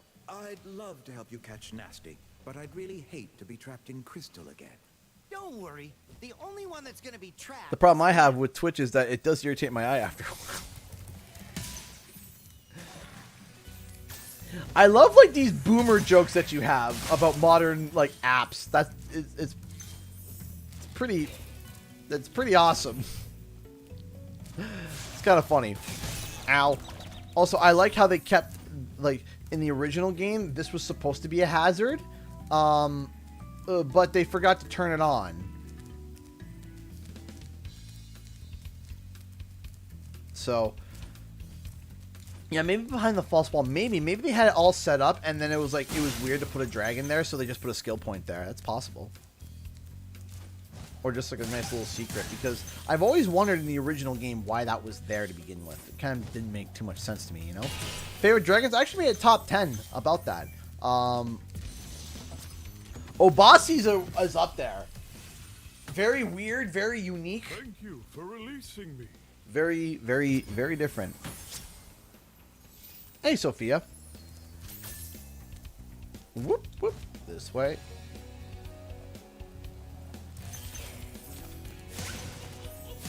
Hit him. Hit that. I don't remember. So in the original, it was Magnus is like number 2 for me. I think Magnus. It's right now Lucas is my favorite, but I love Magnus too. Magnus is such an awesome design, like the sumo wrestler, warrior type dragon. That awesome design. Kraken donated $4.39 through Streamlabs. You rescued my favorite dragon, Obasi. Thank you. I wish you and your family and friends a lot of fun in PAX East. Have fun. Thank you so much. I appreciate the support, Kraken. Thank you. I saw someone ask a question earlier. What is PAX? So PAX is the, what does it stand for? It's the Penny Arcade Expo. So it's called the Penny Arcade because it's all about games, right? So it's called the Penny Arcade Expo. PAX. I feel like I'm missing something. Yeah, I'm missing a 2. I was looking at the gems that came out and the total I had, and I'm like, it's not looking like it's adding up. Oh boy, where could this thing be? The problem with this level is that it spirals and turns, so I don't know where to even begin to look for this thing. So let's try backtracking a little bit. Let's see here, because it could be over there. Yeah, the gem finder on this level is not as helpful as that. Right there, you stinky.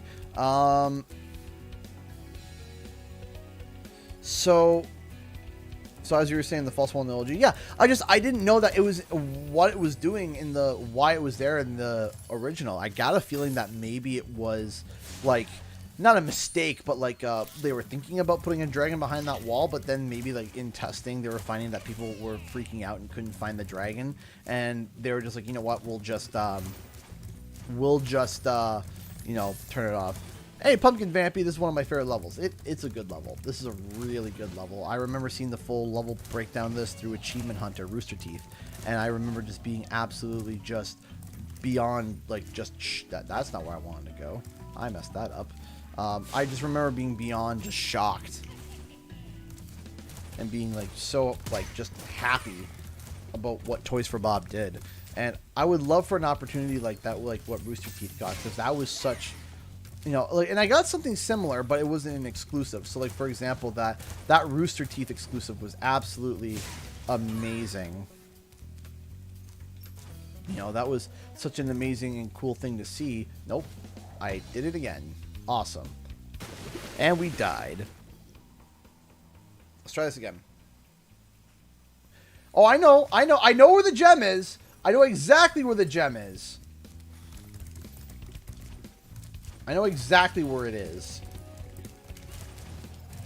It's just that dark passage. When you miss a gem, it does get annoying when you miss a gem. When you don't miss a gem, fantastic level. Miss a gem, it can be annoying to find and recover everything. So I need to go there. What new environments? Spyro in a jungle, I feel like, is something that we haven't seen too much of. Spyro in like a night, like a reignited jungle. Spyro in a reignited jungle. I think that would be super cool. I think Spyro in, you know, we always get the ice levels. So of course you could still have an ice level for giggles, because, you know, why not? But I also want more levels just like this. Like, there's no rhyme or reason to this level. It's floating in the abyss. It's space. It's magic. It's psychedelic. It's weird. It's twisty. It's nightmarish. It's dreamlike. You know, Dreamweavers is a very unique, and I very much enjoy the design of Dreamweavers, because it's literally like a dream, right? Where, you know, everything is real and yet nothing is, everything is real and yet nothing is at the same time, right? Which is very dreamlike, right? Where everything is just kind of mishmash. I love the dream design. I think that's such an amazing design. I would love a medieval level, and I think that would just go so well with Spyro, because Spyro being a dragon and dragons being something that takes place in medieval times. I know you could turn around. I know you could say Stone Hill is kind of like that, and kind of, but I mean literally like knights and having knights and having you know, like having knights and having, you know, having a big castle and, you know, having all this stuff prehistoric. That would be pretty cool too. You know, a dinosaur level, that would be pretty unique. Sure, why not, right? I'm missing one level. There's one level I'm missing. It's that one over there, isn't it? I'm missing Haunted Towers. So I think that was Dark Passage. Yeah, Haunted Towers, which I think is over there. Like medieval. Sure, yeah.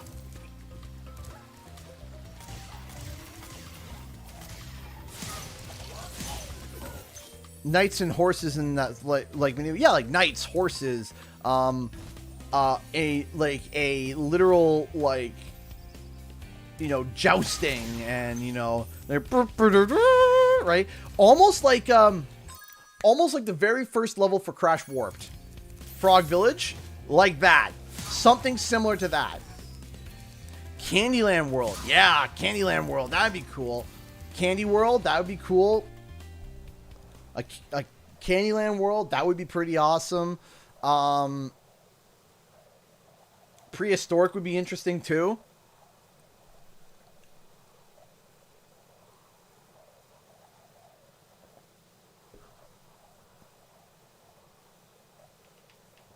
Right, it could be where the Rhinox are from.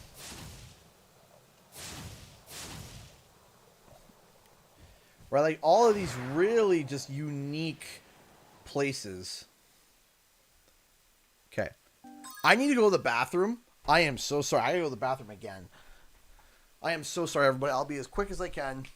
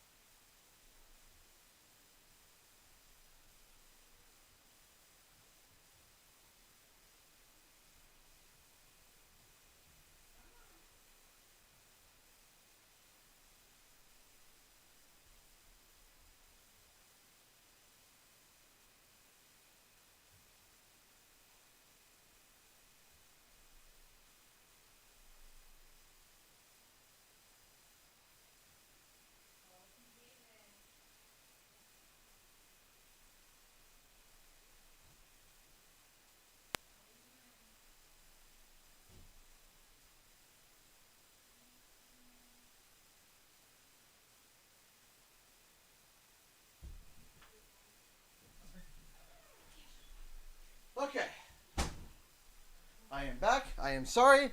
I am back. Whew. Hey. Thank you so much, Hugoku, for the $5.16 donation. Thank you so much. Thank you so much. I appreciate that.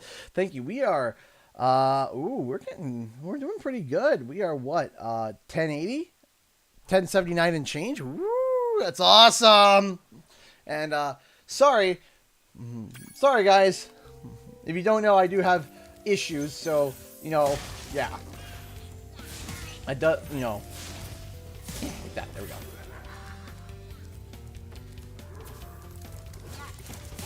Get that. There we go. Good.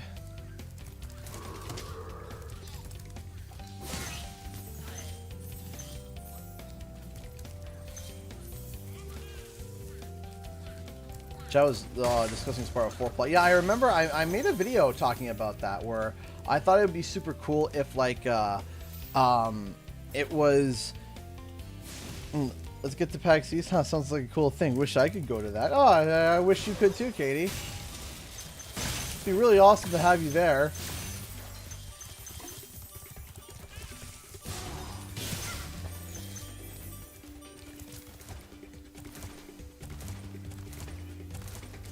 There we go.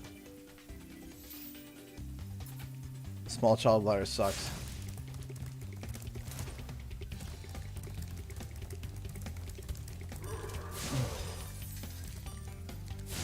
There we go. All done.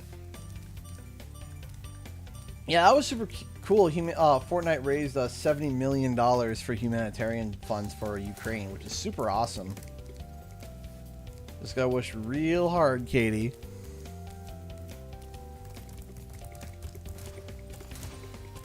There we go. Okay.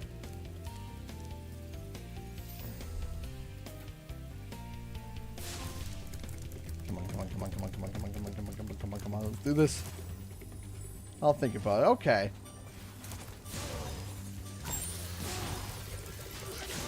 Well, we would love to have you. We would love to have you. Yeah, the dragon's looking like the original dragons. It's a mod, and for some reason, it's just one that won't disable. Wish I had the time and money for PAX. PAX is definitely, it's definitely a lot of time and a lot of work, but you know what? It's worth it. It's so worth. Hey, Spyro. All dragons know there's magic in a fairy's kiss. See what it can do to your power of flame.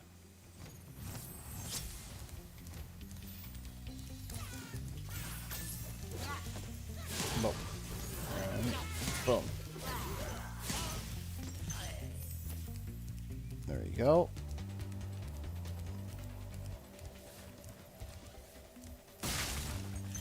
Yeah, you know what? Maybe. Or at Disney World. I haven't been to Disney World in years. Okay, guy. Okay, let's see here.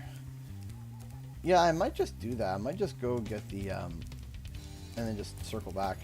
But wait, no, I needed that first pawn. Here we go. For some reason, I don't know why the mod won't get disabled.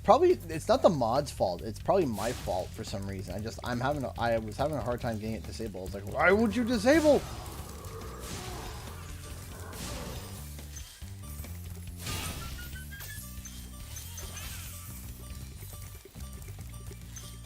Haha. Right on time. 15, and now I'm saving up to take Oliver when he's a bit old. Oh, that's awesome. I'd love to take my kids to Disney World one day. That would be really nice. My wife has never been to Disney World either.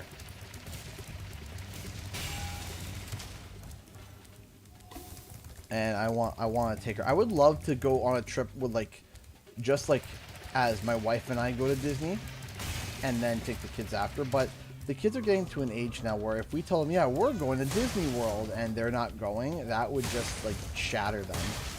So it's What if CG mod Disney trip? That would be awesome. That would be absolutely awesome.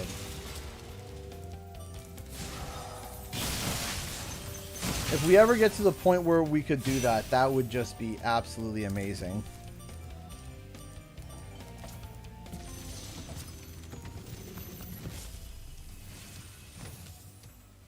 Hold your horns. Here comes Spyro. Patience, little one. You'll soon have the opportunity to battle the one who matters most. Nasty Nork. Awesome. We are now on hour 5. Hour 5. Pumpkin Vampy just donated $10 through Streamlabs. Thank you so much. I appreciate that. Thank you. Thank you so much. I appreciate that. Thank you so much. No comment, but I feel the love. Thank you so much, Pumpkin Vampy. Thank you so much.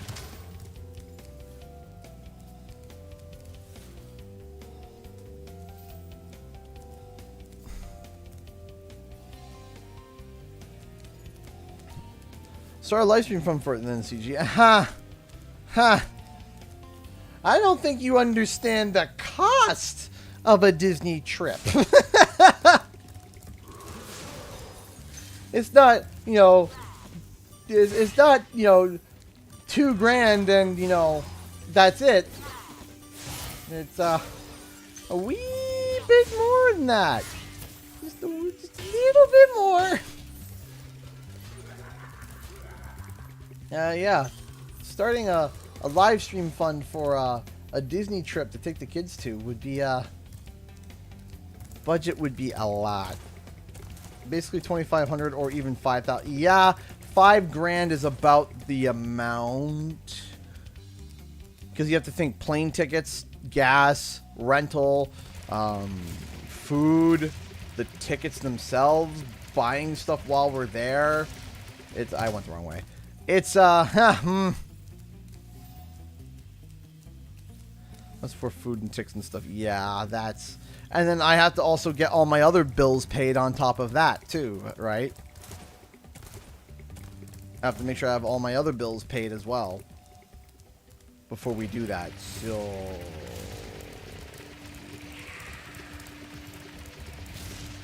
Dang it! Yeah, Disney is having a $6,000 thing, a $6,000 hotel for Star Wars at Disney. Like, that's obnoxious. And I mean obnoxious. That is bloody insane. Oh, I messed it up. Oh, no, I didn't. Never been there, but I know you have to have extra money budgeted in for sure. Yeah, absolutely. You know,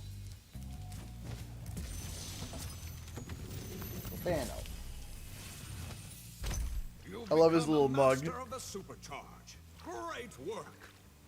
But him spilling his tea everywhere gives me anxiety.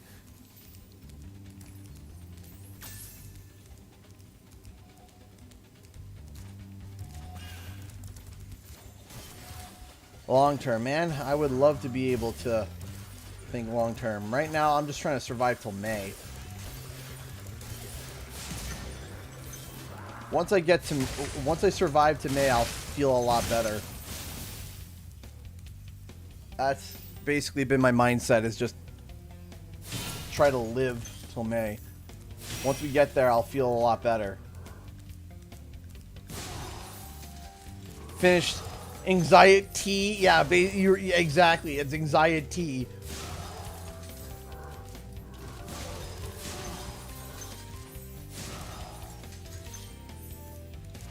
A 10th anniversary gift. I mean, that would be really nice. That would be nice. I would love to be able to take her for our 10th anniversary.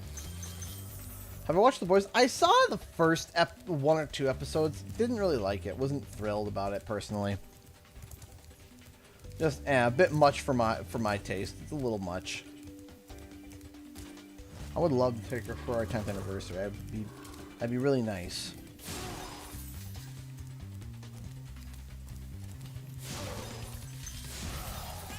Hit around 3,000 euros. Okay.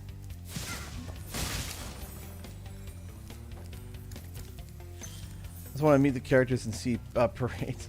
See, what for me, for like you know, there's like parades, and then there's like the rides and the parks and the experience and just all the stuff there. It's all super cool.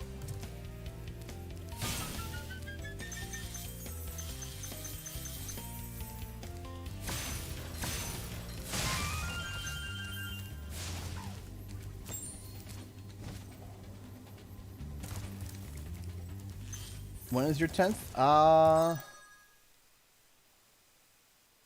2026, I think it would be our 10th. 2026, I believe.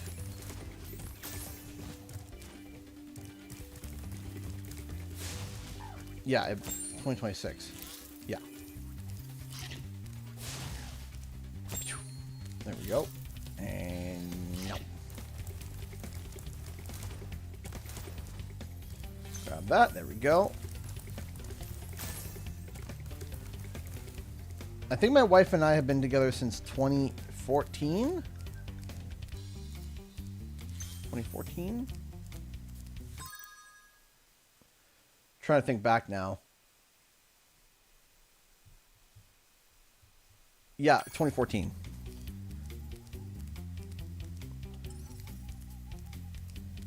We started dating in 2014 and got married in 2016. What's that over there?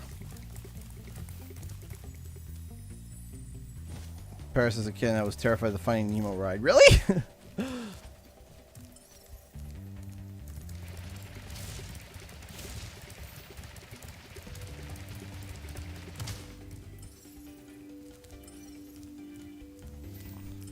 Where is the stuff? Yeah, we were long distance for a while. We were long distance for a while. And then... Where are you pointing to, Sparks?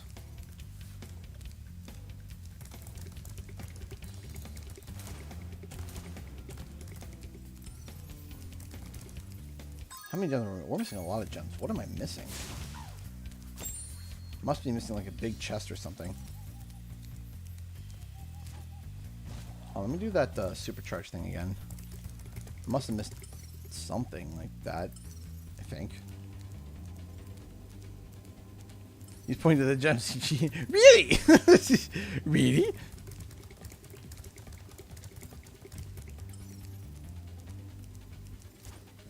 So the last time I went to Disney, it wasn't for me to go to Disney World. My father was competing in at a martial arts tournament, and it was like, oh, everyone come down to Florida. And it was like, oh, that's super cool. And we were gone for 4 days, and 2 of those days we hit parks. We hit... Hey! Dark Stuffs just donated $25 through Streamlabs. Let's make that 555 and 55. That's awesome. Thank you so much. Thank you so much. That is incredible. Thank you so much for your support, Dark Stuffs. Dark Stuffs has been a supporter for a very, very, very long time over on Patreon. Very long time.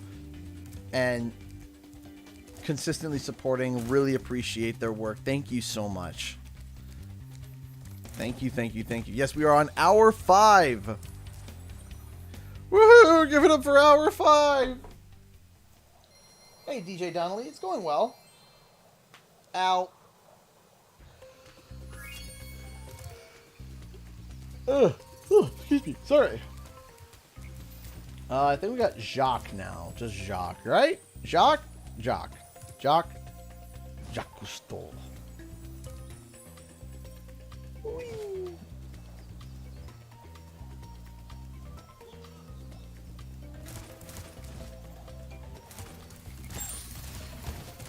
No, A bit of a bounce around there. Which now means we're actually coming... It's going well! Ow! Going well followed by ow isn't very convincing. I'm trying!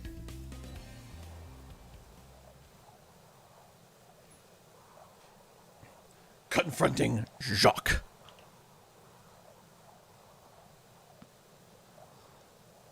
Jacques Cousteau. Be our Jacques. Alright. Headbutt you. Hit you. Hukoko! Hukoko donated $1. Oh no! Thank you so much. Oops. Oopsies. Well, not just gives everyone an opportunity to make it all 6s, right?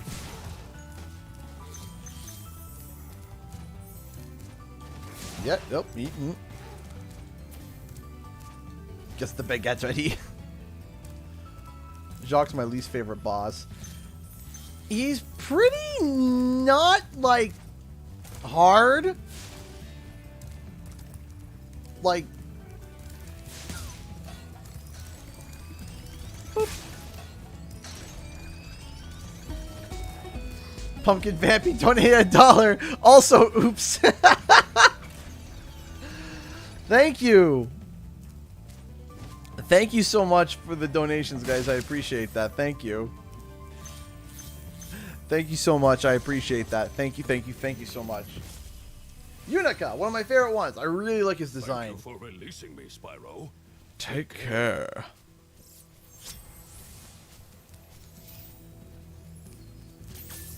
Thank you for releasing me, Spyro. Take care.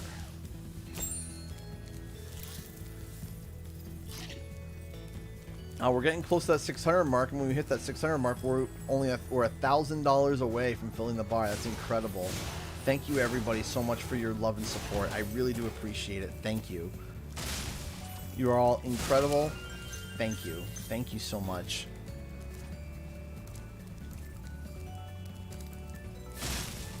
I don't know where Dark Paladin is. I think he's working. I don't know. I haven't seen him in a while. I hope he's well, and I hope he's okay. I hope that he didn't get, like, sick with COVID or something, or I don't know. I haven't seen him in a while. So I hope he's doing okay. Samantha Morris donated $5 to Streamlabs. Just curious, CG, do you own anything, any of the Spyro or Tubbs collection ducks? I think they're adorable. I have all of them. Right there. All of them. I have all the Tubbs of Crash and Spyro. All of them. Tubbs sent me a couple of them themselves. They sent me... I picked up Spyro and Allura myself. I picked up Spyro, Allura, and I think Crash and Coco. And then they sent me Ripto, Moneybags, Engine, and Cortex. What's my phone off? One second, sorry.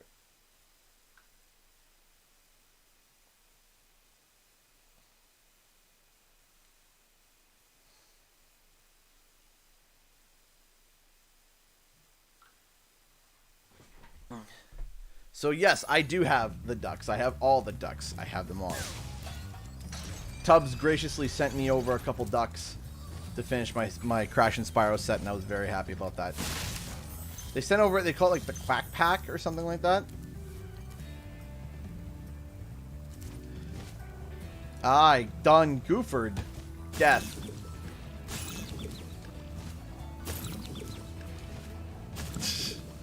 Yes, Mecha. I tolerate your love for me. Mecha. You know I joke, my dude. You know I joke.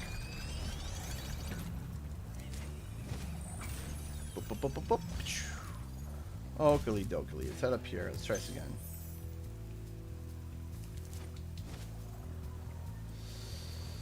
Ew. Boink. What?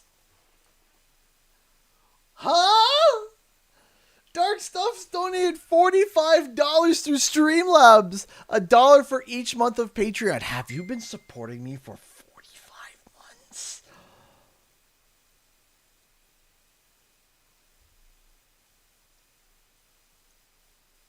Wow. Almost 3 years?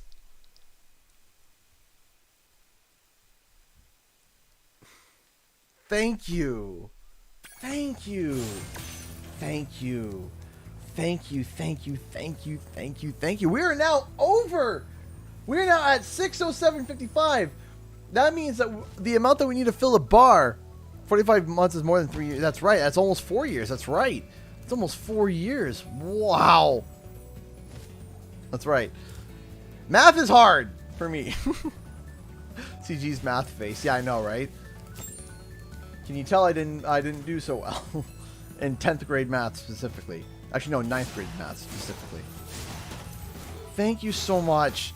Thank you for all the support all the years, man.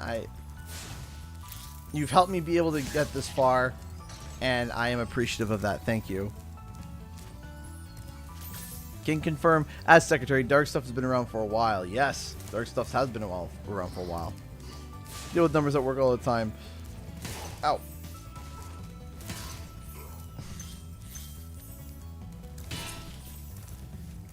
See, you know what my favorite number is? 2. You want to know why it's 2? Because that's how many kids I have, and that's all I have to count to make sure that they're alive. If I go 1... Oh, where's the other 1?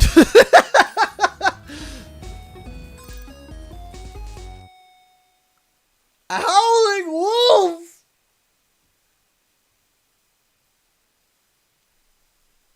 Howling Wolf just donated $59.11. Just had to make it evil. Hello, CG. Hello, Howling Wolf. Thank you. That bar is now 6 across the board. Across the board. That is incredible. Howling Wolf, thank you so much. Welcome to the stream. How are you? How are you, you beautiful souls? Thank you.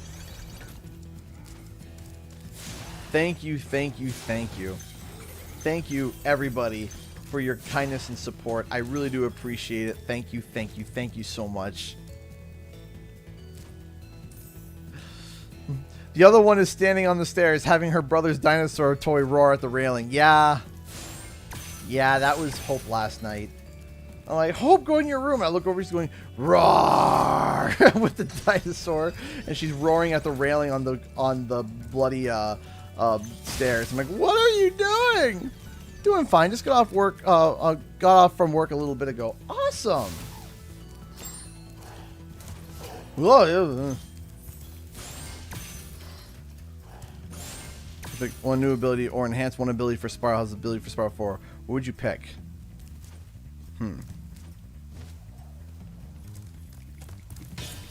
What would I pick for a new ability? Well, we got a dash, we got a jump, we got the hover, the fire, and then there's the head smash, the swim.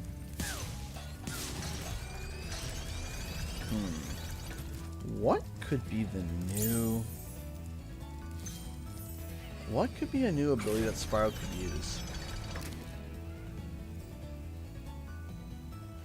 It'd be cool to have like a like an AoE like ground smash. So you know how like Spyro does his head smash? Well, instead of it just like being it like a basic attack, for it to go kaboom and like it cracks the ground, that would be cool. Like a shockwave attack. That would be cool. Hugoku donated $1. Thank you so much, Hugoku. On. Hey, Howling Wolf, be ashamed if something happened to that bar, right? Oops. Thank you. Thank you. Thank you. Thank you, ability. Thank you, ability. I went over and read the chat ability, and my brain said ability. That's a bit of a problem I've been having lately, where I go to say something and I look over, and as I'm talking, I'll read, and then I'll read what it is. I'll see that is what I'm reading. Thank you, Hugoku. Thank you so much. I appreciate that. Thank you. Thank you so much. Does anyone else have that problem? That's a problem I've had recently, where like if I'm talking if I'm talking like, hey, how's it going? What's it going? And my eyes will go over it and I'll read Dagger saying an Earth move. I'll be, hey, how's it going, Earth move? And I'm like, wait, what? And it's like, I don't know why. It's been an issue that I've been having lately. Thank you so much, Pumpkin Vampy, for the $2. Thank you so much. No comment, but I feel the love. And then Sam Morris donated $1. I love your ducks. The super chat covers your image, so I never even noticed them back there. I only have Allura, Moneybags, and Ripto, and I've been trying to find the Spyro one for a while. Yeah, the Spyro one's hard. I can find Allura almost everywhere. The Allura one I can find. The one is hard to find is Spyro, and I've been having a hard time finding the Crash ones, period.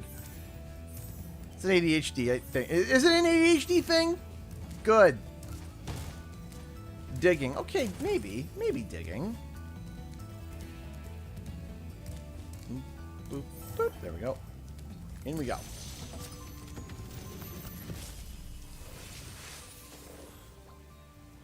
Any advice before this battle? Advice. Advice. A wise dragon once told me aim high in life, but watch out for flying boxes. Huh? Love Spyro's expression. Huh? How long have you been streaming for? We are been streaming for 5 hours and 15 minutes. Hour 5. Hour 5.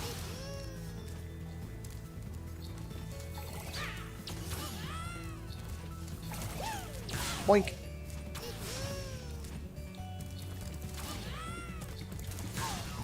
Advice. Yes. Aim high in life. Watch for flying boxes. Uh-huh.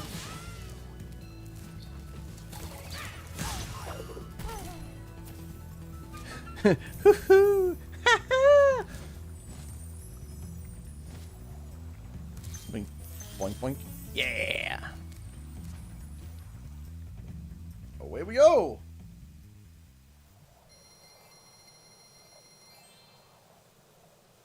I remember that being one of the advice that, not advice, but one of the things that I had said in Spyro Reignited, like when I was giving my critiques. I remember in the one demo that we saw, it was for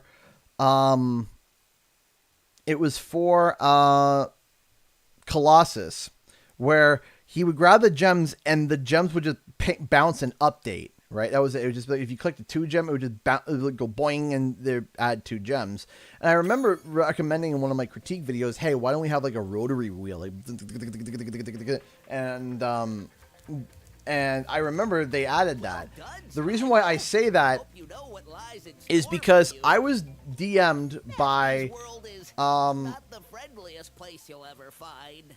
Are you ready to go? I was DM'd by, I'm not going to say who because I don't want them to get in trouble, but I was DM'd a long time ago, so I think it's safe enough to say this, of an old contractor that worked on the game.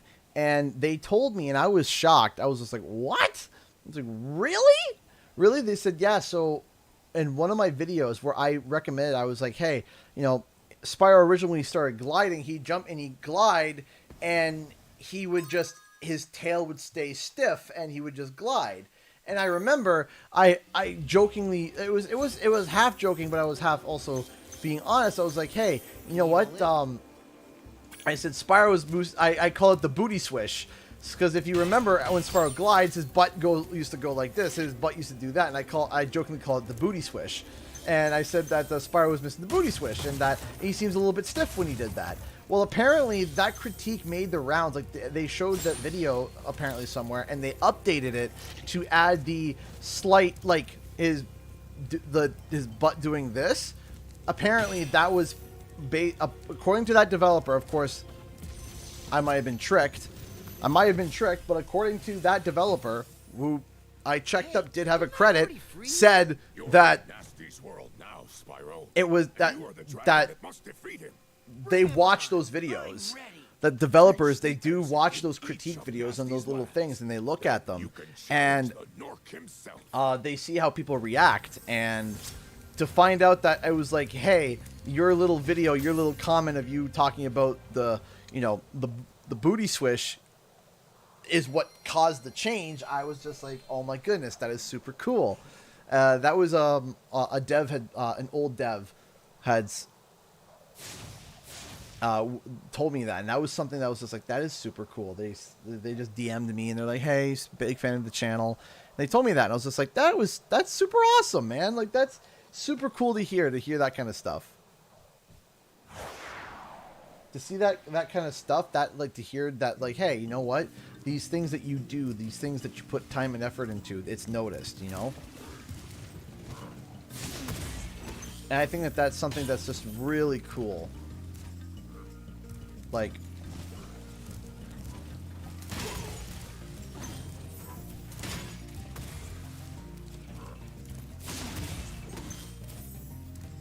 because if you ever go and look back at some of the old B-roll, because I have some old Spyro B-roll, like way back in the day, like when, right, you know, Spyro's butt would just kind of like be actually, let me go take a look quickly. I gotta take a look here and see if I can dig it up, because that's old. That's old stuff.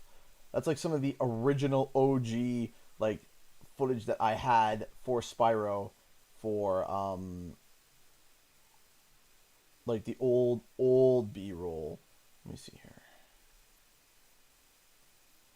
I have it somewhere.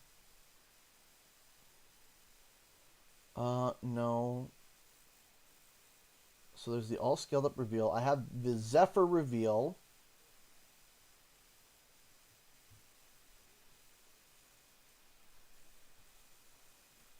Hold on a second.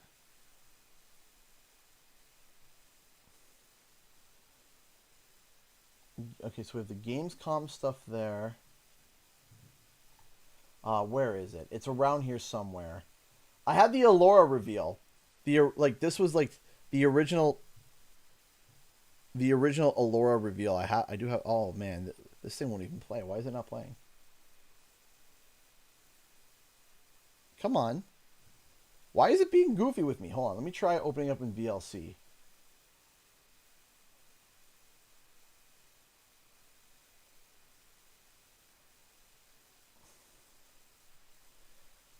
Or just, yeah, whatever.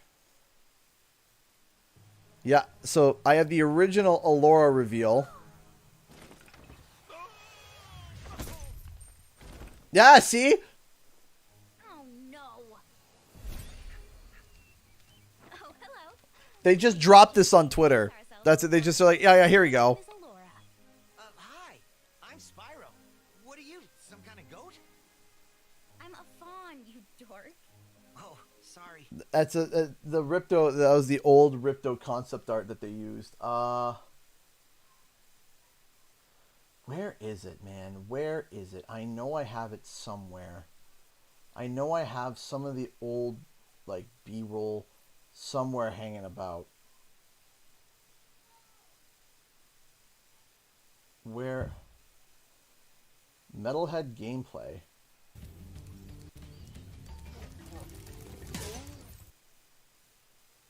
Yeah, oh yeah, when they start dropping like little tiny teases and stuff. Yeah, I have so many tiny of these like small teases from way back in the day. I wish I kept better like oh, here's one. The very first like released gameplay.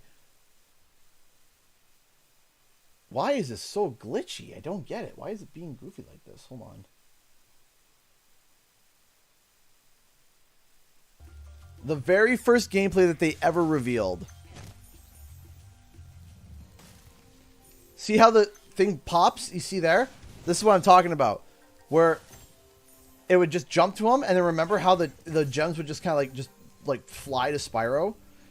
Just kind of like in a straight line.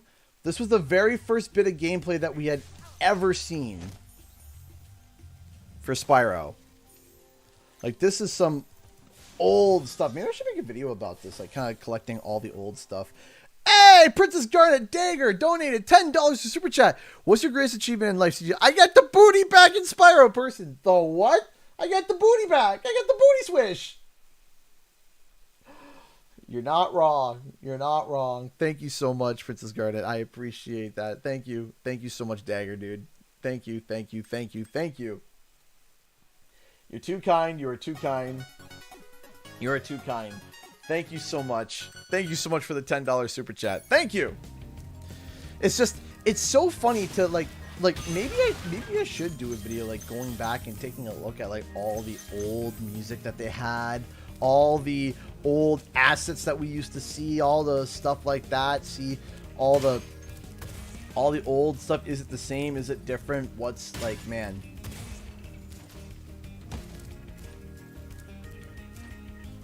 I think that would be super cool. Just kind of like seeing all the nuances, all the new things. I mean, it'd be super cool. Because I remember they didn't release a trailer. They literally released just like little video bits until in October they dropped that fantastic trailer. One of the best trailers. I think I smell a barbecue. Ding! And I remember, I still remember the feeling that I felt when we first saw that trailer and him saying that he's back, you know, and everything. I remember leading up to the reveal of Spyro, and I remember the hype that I felt and the absolute screaming that I wanted to do. And I remember flying to Toys for Bob from my cottage. So they sent a plane to, like, you know, I flew from my cottage all the way to, well, Toronto, because Toronto is like a major city in all of Canada. And then from Toronto to Cali. Keep up the good work, Spyro. I expect Nasty's really starting to worry about you. I'd be shaking in my Nork boots if I So were it was him. hours and hours and hours and hours of flying, and I was the last person to get in of all the reporters. I was the last one. I was like the only one from Canada. So I came in jet-lagged as anything and then sat down beside Paul Yan. I was like, oh, hi! How's it going? How are you? Don't mind me. And I'm just like, you know, what? What's going on?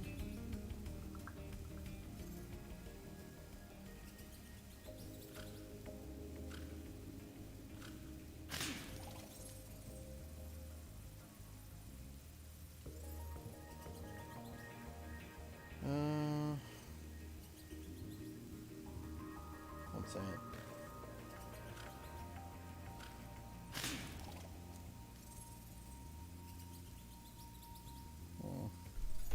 Sorry, I just had a message from someone. That's all. Sorry, just had to look into it. But yeah, no, it's just like man, just thinking back, and I remember this feeling of like these knots in my stomach, but this thrilling and excitement, and just, you know, sitting beside Paul Yan was like, it was so nerve-wracking, but I was also like super happy. I was so happy, like I was it was like everyone was nervous to sit beside Paul, and there was only one spot left, and it was beside Paul. And I was like, well, I guess I'm sitting there, and I sat down, and, you know, I spoke with Paul, and he was awesome. Genuinely nice guy, very genuine guy, very nice guy. Paul's just awesome. Awesome guy. Fantastic. Love talking with him. He was super chill. He was super exciting. He was also very, like, he wasn't just sitting there and just, like, letting me talk and dork out. He was asking me questions, and it was, like, it was really cool to be able to, you know, talk with him, and for the fact that he knew me by first name when I sat down. It was like he knew me. It wasn't like oh, I didn't have to introduce myself. It was, he knew who I was. I came in, and I was like, hello, and he was just like, hey, and he saw me, and he shook my hand. It was super awesome. And honestly, I'm just over at Toys for Bob. They are so beyond, like, positive. It's insane. Very positive team, very kind team, and, you know, I you know, after they decided to invite me to go to the studio, honestly, it was like, I'll support Toys for Bob, you know, for as long as I can, right? You know, they were such a kind, genuine team, you know. Wow, I never thought I'd be rescued, especially by such a little dragon. What I mean is, The only botched I part in always this believed whole in you, Spyro. You gotta believe.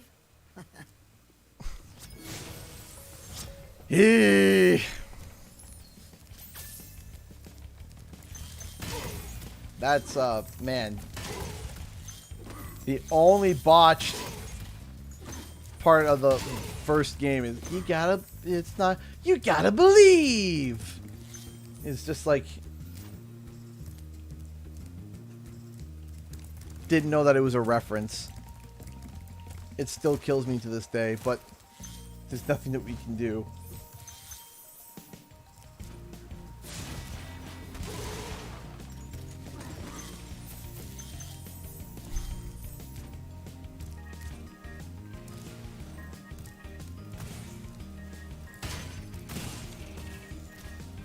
Boink. Boink. Boink.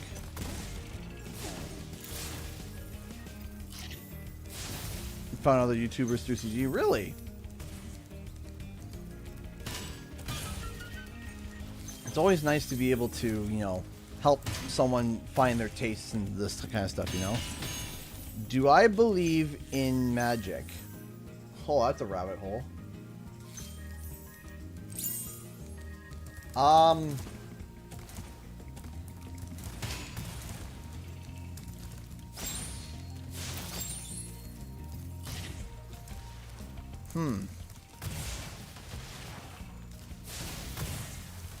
There's a very, like, hypothetical, like, concept to that. And there's a lot of questions there that, like, there's a lot of answers of yeses and nos and, you know, can you define? You know what I mean? It's a very different kind of question.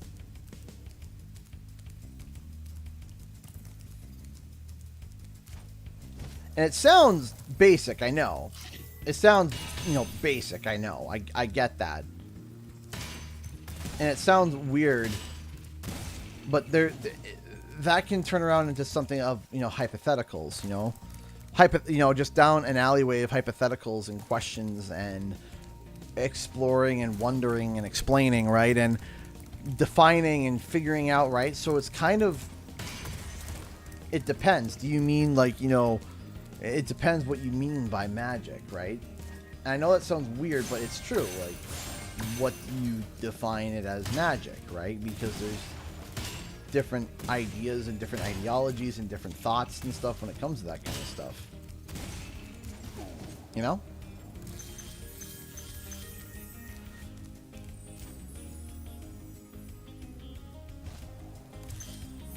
Okay. 10.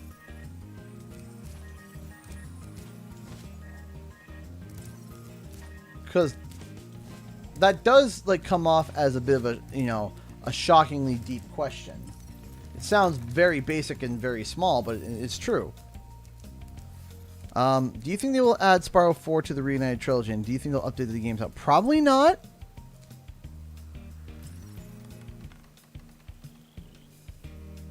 Probably not. It'll probably just be, it will probably just be, it will probably just be, what's it called? Just its own game. And it's not going to add on. It'll be like Crash Bandicoot 4.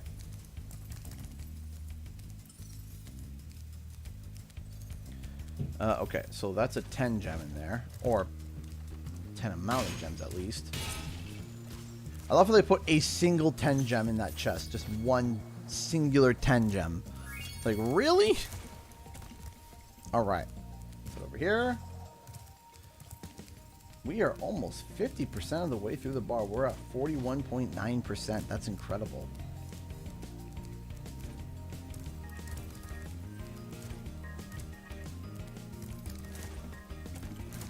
We're $130 off from 50%? Is that it? 130? My math correct? 130 and change. Or no, it'd be 129 and change, technically, but which is absolutely awesome. Will Spyro 4 take place in Avalar? I have no idea. I wouldn't think so. I think that they would probably have it take place somewhere new. Like it's every other game, right? Like, you don't revisit Spyro 1 worlds in Spyro 2, and likewise, you don't visit Spyro 3 worlds in Spyro, 3, And up. And away we go. Okay, what email did I just get? Oh, prostate problems? Thanks. Thanks for the email. I love the spam. I love it. It's so good.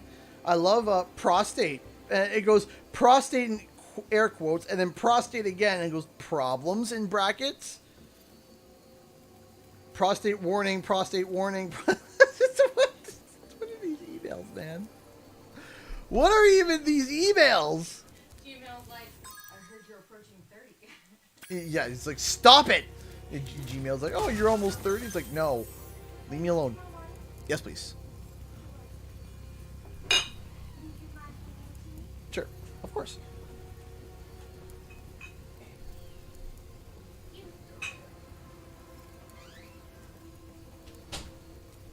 Oakley dokley. $129.34 away from the halfway mark. Awesome. Okay, Twilight Harbor. This is the alright. So if you guys were here from earlier in the stream, this is the level that wasn't thrilled about from Spyro 1. Trouble with the prostate. Yeah, apparently, according to my email. Prostate problem? It's like, what the? This isn't even English. Where's the English in this sentence? Oh, those spam text messages. Oh, yeah, absolutely. I get sweet 16 spam messages, and I'm very confused. Alright. So let me switch over the audio for you guys. So take a listen to it now.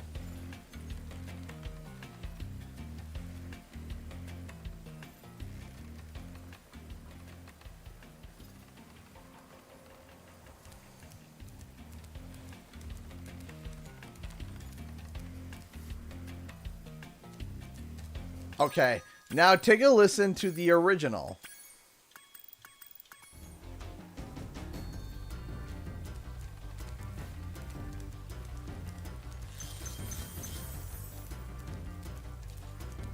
Definitely a lot, like, harder.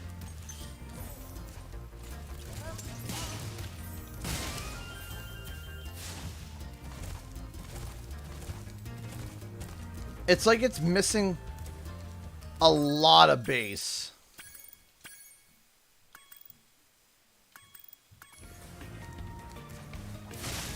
To me, it's like it becomes a little bit too reggae, and I wasn't thrilled about it.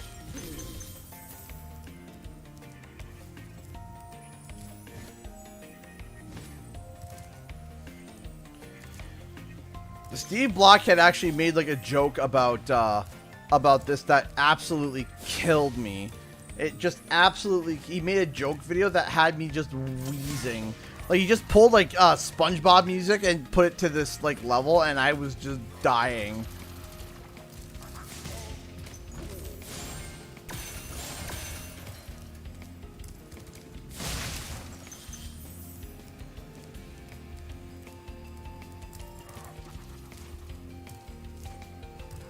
Alright, let's see here.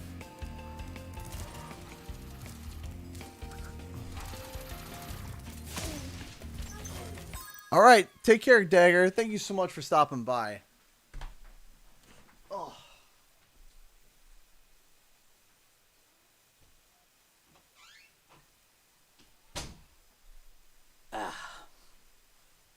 Yeah, there we go.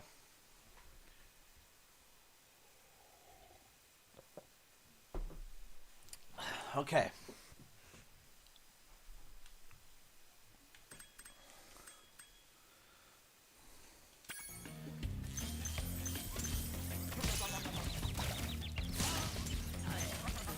Yeah, I'm excited to see what's going on April 1st, because like I feel like April 1st is going to be a big like gateway of like, okay, what's going on? Like, I know April 1st is air quote April Fool's Day, but you wouldn't do that. You wouldn't be like, ha, April Fools, I'm not releasing the audio tracks.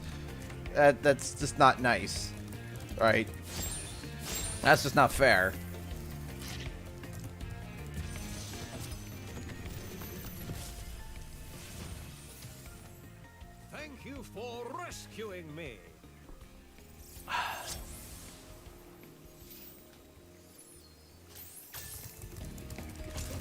Boink.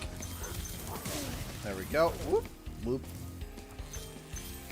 It is warm in here. Oh my gosh. I need to open up that window. That is so warm. I like it. Hail, embrace me.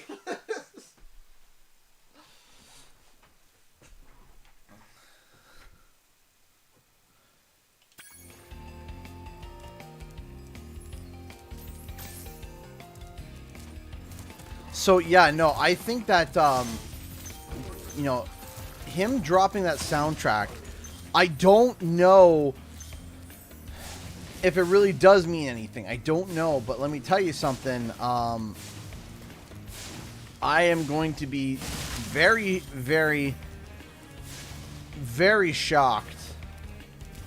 Remember the Spyro plushie they pull on us before the Reignited announcement? Kind of? Ooh. Don't let any bees, wasps, or hornets in you, will you? Those, I hate those. Well, it's cold outside, so they're not going to come up, and I got a screen, so no insect is crawling through there unless they're the size of a gnat. And then they're going to be gnat my problem. Sorry.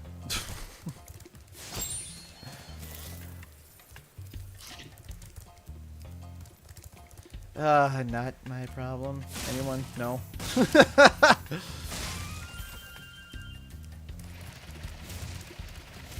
Crickets, quite literally, bugs.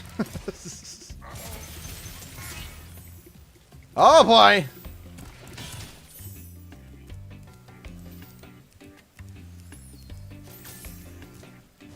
Slow claps. What? Have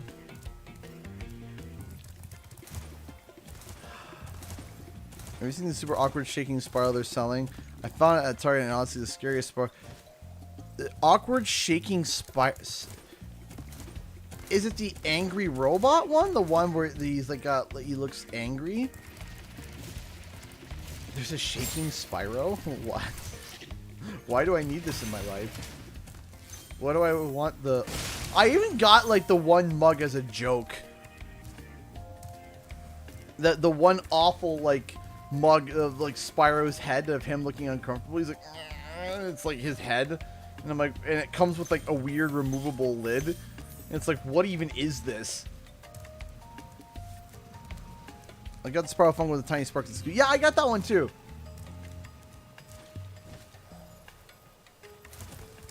What? They're weird stuffed animal-sized things that vibe. What? By the way, hey, Jump Button, how's it going? How's it going, my dude?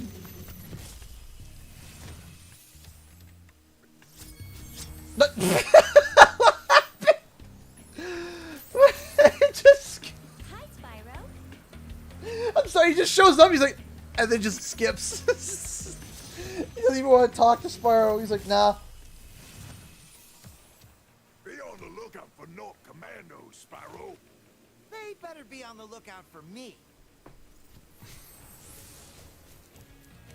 Oh, well, it'd be awesome if to have more pops from the other games. Maybe if we get Spyro for the... Oh, man, I would love like more Spyro Funko Pops. That would be amazing. Bonk. Let me just make sure that everything is okay. California. It's not bad. Spyro, it's great to see you, but I gotta go. It's not so great to see me then, is it?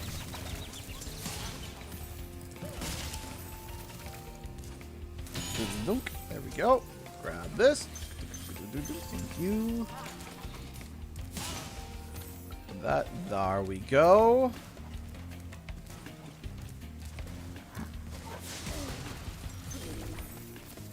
Just tagged you in a video of it on Twitter. Okay, hold on.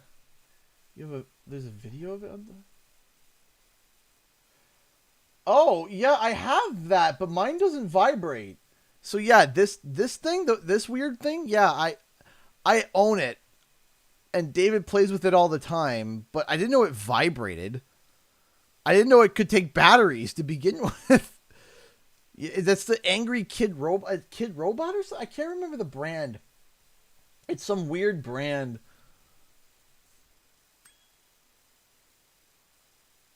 Speaking of Funko Pops, I got 2 over here I'm waiting to send to you. Oh, awesome! Again, so I will be, 1, getting more space, and 2, as long as all the COVID regulations are done by June, or like they're still gone by June, then I will. I have that one. Yeah, it takes batteries? I didn't even know it took batteries. I have that one. What? Yeah, that's kind of where I'm at. I'm like, it took batteries in the first place?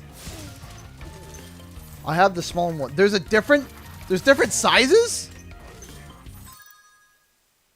Oh, there's a smaller version that doesn't vibrate. That's the one I ended up buying because the bigger one was creepier. Oh, okay. All right. That's weird. Okay, so they have a small one that doesn't vibrate, and they have a big one that vibrates. Odd. But okay.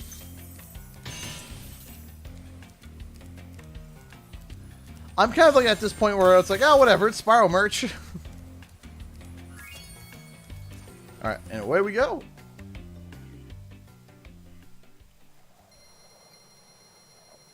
Getting back to the Gnork Nexus.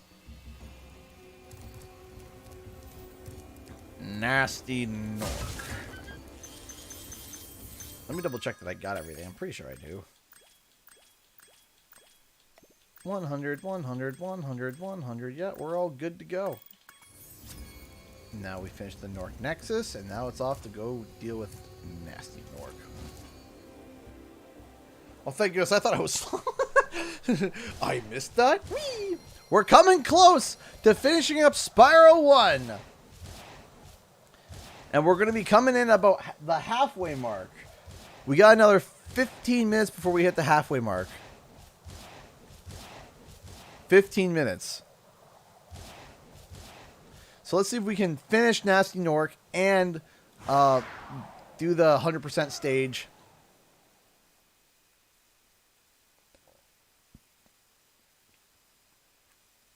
Hey, Nasty. I love how there's like a white gem in there, even though we don't have a white gem. Doesn't exactly make sense, but okay. A hugging Spyro. Oh, it's supposed to be hugging. It looks like he's trying to murder. His grumpy face while trying to hug, it makes him look like Grumpy Cat. And him being uncomfortable with being handled by people. Ah, sometimes you can cheese him right away. What is the halfway? Like the halfway point of the stream. Because I'm streaming for 12 hours. And we'd be coming up to hour 6. Which is half. Gotcha. Let me know. I think I got everything here, but I'm just going to double check. Tomorrow one, I'm going to have to go for a bit. Hopefully I'll be back to see you beat Hunter at something. Hopefully. Hopefully at certain Crystal Popcorn.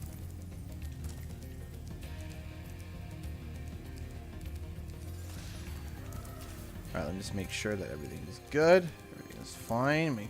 Because this level is a bit dark, so I don't want to miss anything. And I don't want to miss it. Yeah.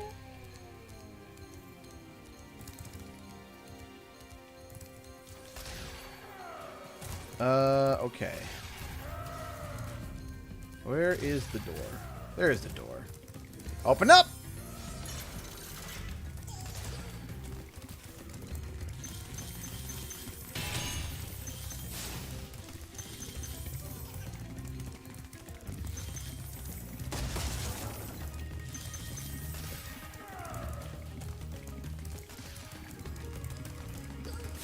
Dang it. Come on. Come on! What? There we go.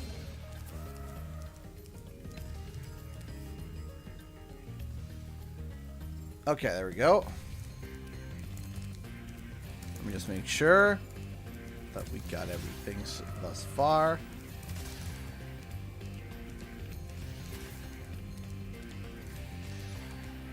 All the way down here. All the way here. Making sure that we got everything.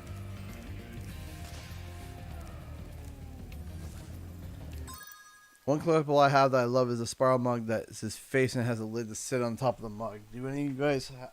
Hold on a second.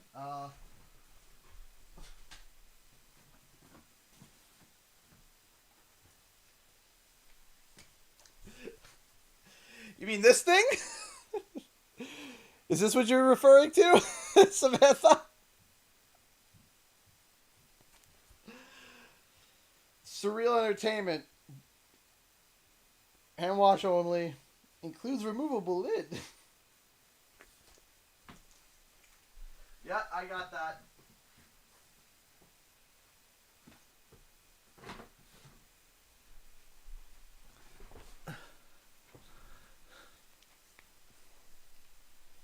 Oh.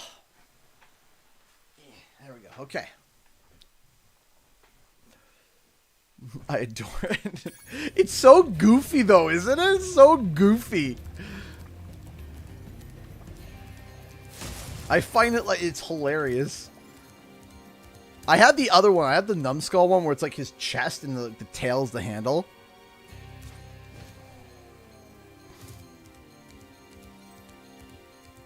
Yeah, I got the Spyro wallet too. I was showing earlier. It's still living. It's still alive. And I refuse. I refuse to buy a new wallet until a new Spyro comes out. I refuse.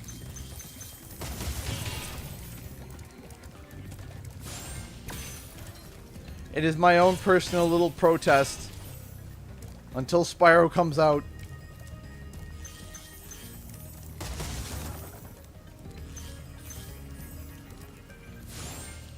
Because it's been through rough times, but it's held and is holding. You know, mine's still going. And I ain't giving it up until a new Spyro. Protest with me, everybody. If you have this wallet already, because I'm seeing some people say, yeah, I have that wallet. Hold on to it. Hold on to it until a new Spyro comes out. Protest with me.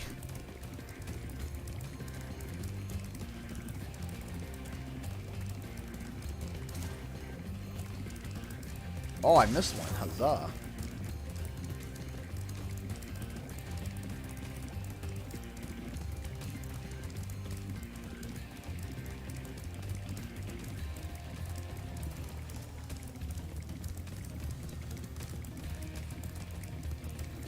There we go.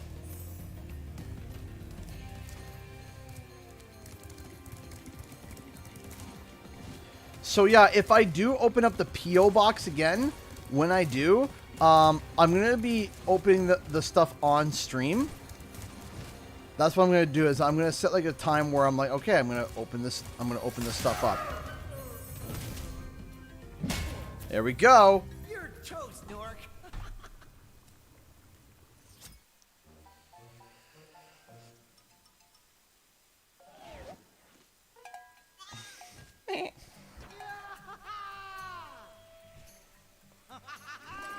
Awesome.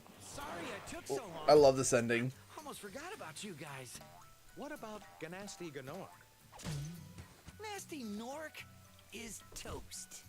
So now there's order again in the Dragon Kingdom? Well, mostly. I've still got some treasure to find.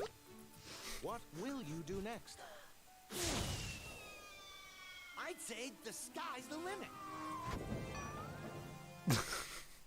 Poor sheep. All right. We're not quite done yet, though.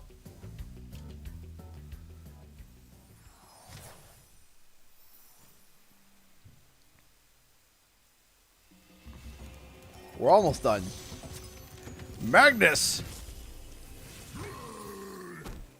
Nasty's ancient history now. So, what's in there? I believe this is Nasty's treasure hoard. But the gate will only open if you have found everything in the Dragon Kingdom. Come back when you have reached 100%. Oh, but I have. I have reached 100%. It is time to open Nasty's loot. And we actually should be ending right at the 6 hour point. Like, boom.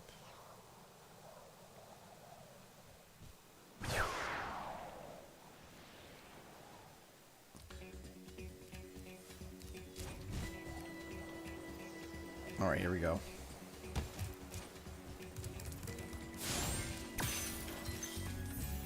All the loot. My My big thing about like what they're going to do for ideas is very simple, and my stance has been very, very, very simple about certain ideas. And I've said my ideas quite a few times where people are like, hey, how would you feel if they did this, or how would you feel if they did that? Here's the thing. My thoughts and opinions about a lot of these things that developers do is that if it's fun, if they do it and it's fun, then great. I don't care. Right? That's it. It's just like, I'm not going to have this preconceived notion that something is not going to be fun. If they turn around and said, hey, we decided to remaster Enter the Dragonfly, while I'm going to meme on it and joke about it, I will try it and I will give my honest thoughts. And if they found a way to execute it and make it fun, then by all means, great, fantastic. That's awesome, right? That's it. If they found a way to be able to turn Enter the Dragonfly and pull it out of the dumpster and turn it into something, turn it into gold, then by all means do it. That I would just be more talent towards Toys for Bob. The fact that they were able to turn a dumpster fire into some gold, right? If they make it fun, right? That's it. Just make it fun. Is it fun, right? And that's ultimately, that's the one thing that I really do agree with Reggie Fils-Aimé from Nintendo when he made that comment, which is very true. If it's not fun, what's the point, right? And he's shockingly right about that. Some people will say, well, yeah, obviously people play video games for fun. It's like, yes, but also no, right? Like, for example, there are some games that people play because they just have a commitment to it, right? Like, stop and think for a second. Imagine, like, World of Warcraft, right? Oh, that was super easy. Some people played WoW out of a feeling of, like, they felt committed to do it, even if they weren't enjoying themselves. Even if they weren't enjoying themselves, people still played WoW. And, that was something that I noticed, because I used to be hooked on WoW for a little bit. I was hooked on Wrath of the Lich King. That was the big one that I was hooked on. But anyway, I started to fall out of it, and I get back into it once in a while, try it for a little bit, and then, after about 2 or so months, I'm like, all right, I'm starting to lose my stuff on it. But then there are people that are complaining and crying and screaming about the game and saying how much they hate it and how much it absorbs their life, and yet they don't stop playing, right? And there are some games like that. There's some people that are just stuck in this pit of buying games that they don't like or they're not necessarily passionate about, and they don't care because it's just something that they've fallen into. And that's really unfortunate. It really is. People that buy the Call of Duty every year and then complain about it. The people that buy the NFLs every year and complain about it. All those types of games, right? It really is unfortunate that people have this issue of playing games that they don't even like. They don't even like it just because they've gotten to the habit of just, paying that. Sims, yeah, sure. People have just gotten into the habit of just like, hey, I liked The Sims at one point. I spent so much time on it, so I'm going to get more content, but I'm going to complain about that new content because I don't like the new content. And secretly inside, I don't like the game, but I'm going to not admit that because then it would make everything that all the hours I invested in the game beforehand be a failure. It would people, and that happens. So people turn around and they say, okay, well, it's not the game's fault, it's the dev's fault, or it's not this fault, it's that fault, right? When in reality, it's like you need to be able to have enough control of yourself to be able to turn around and say, hey, you know what, maybe this game isn't for me anymore, right? That's a big thing. That's a big thing that, and that happened to a lot of people for World of Warcraft, right? That happened for a lot of people. Because people they just don't want to admit that, you know what, is all these hours that I invested into this game, I'm done. I don't want to do this anymore, right? People don't want to admit that when it comes to certain games. Awesome.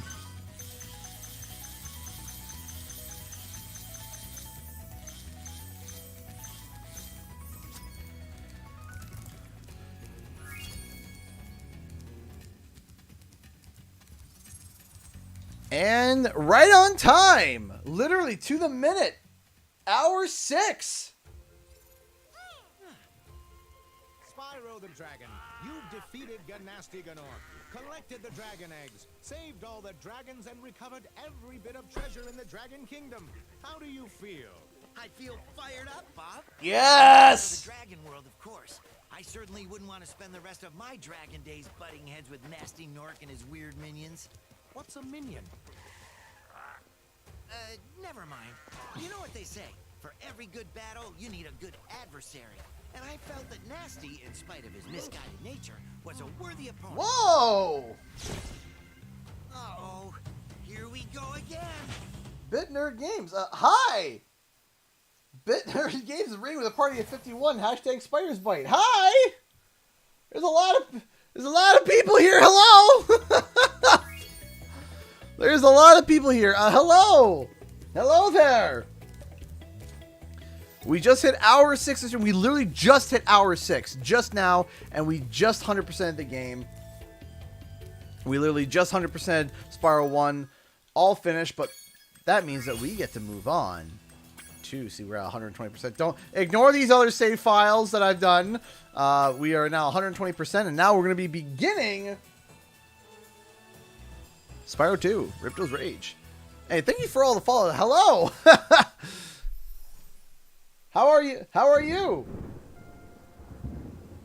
Is this rain ever gonna stop? I've forgotten what the sun looks like. We should go on vacation. Somewhere warm. Somewhere sunny. Dragon Shore. Thank you, everyone, for your love and support over on Twitch. Thank you. Thank you so much. A lot of people. How about it, Sparks? You up for a vacation at the beach? Last one there's a Nork. I love how Sparks is just like, you know, it gets upset. Can't rain all the time, Spyro. Is it working, Professor? Almost. Just a few more adjustments to these orbs and... Maybe this. Thank you, everyone, for stopping by. I really appreciate it. Thank you. Here could just make Ripto more angry. Calm down, Hunter, and stop fidgeting. But you saw the professor's book. They have claws like this, and teeth like this, and they can spit fire like this. Hey, Clipper. They sound much more dangerous than Ripto. That's exactly the point. A dragon is our only chance of stopping Ripto, and you know it. It's working. It's working. I've got a dragon. Huh? Not as big as you thought. Pint-sized dragon. Whoa, rough landing. Hi, which way's the beach? Hey, stop staring. Haven't you guys ever seen a dragon before? You're a dragon? You got a problem with that, pussycat? You know, I never noticed. Sparks has his arms crossed. He's all sassy. He's like, I never noticed that till now. Sparks is just sassing. Were you trying to keep something from me? A dragon? You brought a dragon to Avalar? I hate dragons. Yeah!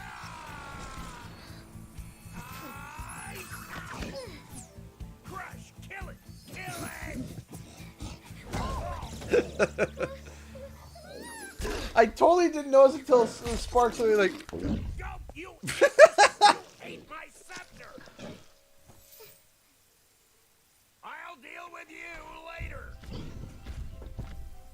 Who was that jerk? That was Ripto, and we have to get rid of him. He's causing all sorts of trouble around here, but I haven't got time to explain.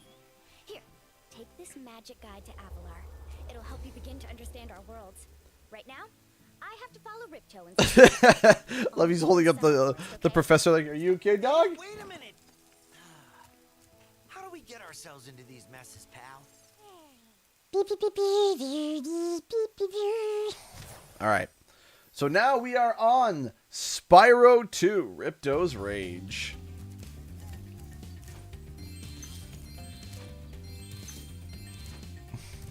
Yeah, what do we want to do this time, Ross? Gulp's iconic line. The only line, and it's only iconic because it came from an awful game. Hi, Spyro. Welcome to Glimmer. Unfortunately for us, a mob of lizards just showed up and started. Do you guys remember when we first saw the gem cutters and everyone was just like screaming how cute they were? I do. Go to here. Bingo bongo. Hi, Spyro. I'm a friend of Alora's, and she asked me to help you out. Awesome. Whenever you find me, I'll remember your progress. I still love the parody called Spyro's Bad Day. Yeah, I do remember that. I remember I got sent a preview of that, like an early preview from one of the guys. They sent it over to me. They're like, hey, take a look at this. I was like, oh, okay, and I watched it. And I remember I was on my way back from the cottage the one year, and I was at a Tim Hortons drive-thru doing a pee and coffee stop. And I remember I was sitting in the car, and I was howling. I was laughing so hard. I thought it was so funny. I'm like, this is hilarious.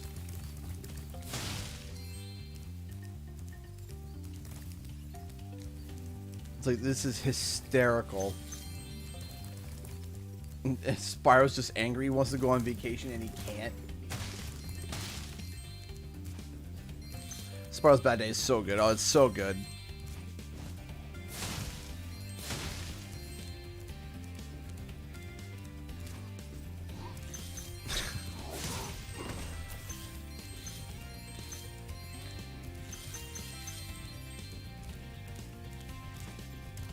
And over here. Hi, Carl David Gardner. How are you? All right, we are halfway through the stream, and we are at 41% of the bar. Nice. We're almost. We are halfway through the stream, and we're almost halfway through the bar. Good timing. Hour 6. Hour 6.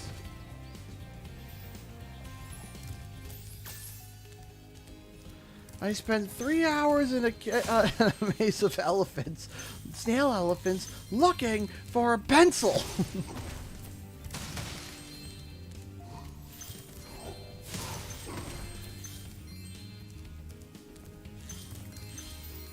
But again, I say, as a piece of lore and a possibility connection to Spyro 4, we never have seen Ripto before, yet he hates dragons. Where did his hate from dragons come from?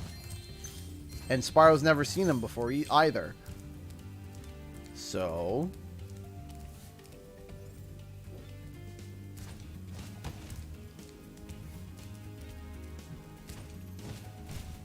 is Hope being a frog again? I'm just saying, rip it, rip it, rip it.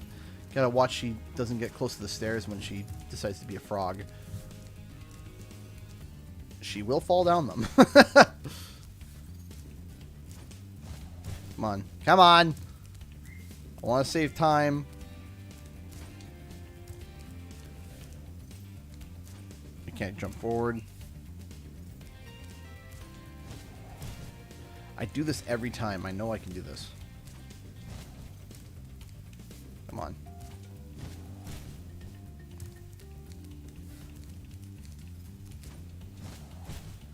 I'm just hearing a little ribbit, ribbit from my daughter.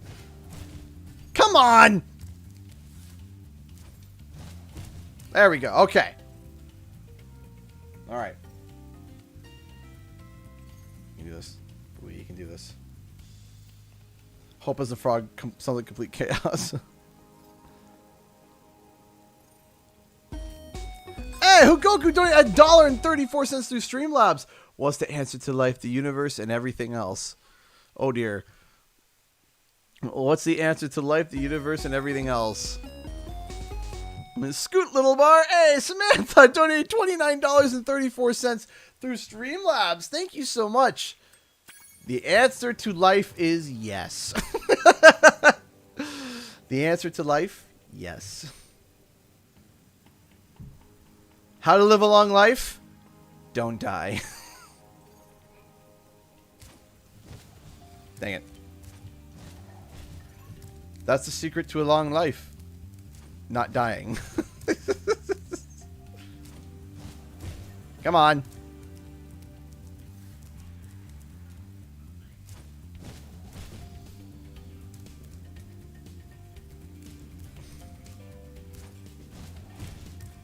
Thank you so much for the $29.34 and the $1.34. The answer to life of the universe is 42. That's right. The answer to everything is 42. Remember?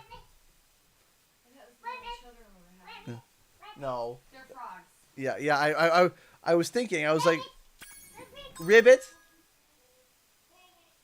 Go be a frog in there. Did you guys hear her going ribbit, ribbit? The answer is 42. Okay, I am sorry. The answer is 42. It's been a while since I've heard that. Dinner 42.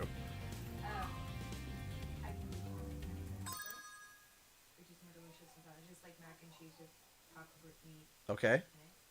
Or I can make burritos. Let's go with burritos. Burritos sound good to me. What kind of meat or beef? Or meat or beef? Chicken or beef? Meat or meat? Chicken or beef? Meat or beef. Meat or beef? Chicken? Chicken burrito sounds delicious. It's ground chicken. Not as delicious, but still good. You sure? Because I didn't make that proper thing. That's okay. It's okay. I love you.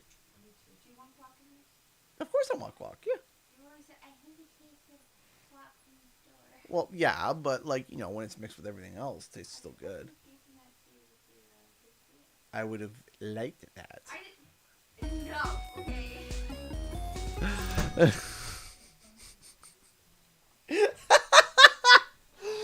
JB just donated $3.76 to Babe, are you okay? You haven't even opened your Spyro the Dragon Hug Me vibrating plush I got you.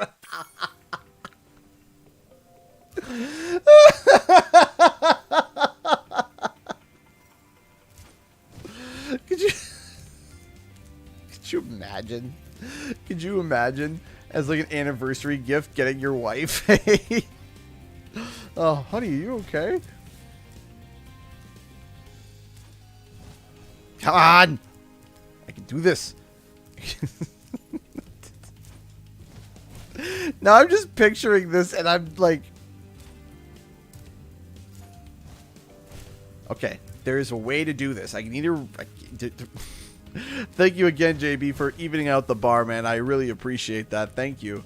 Thank you so much. We're now 7:05.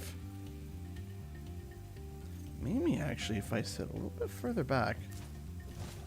Ugh!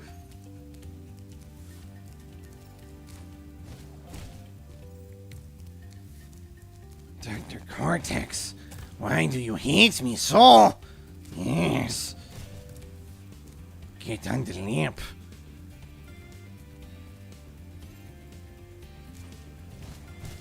No!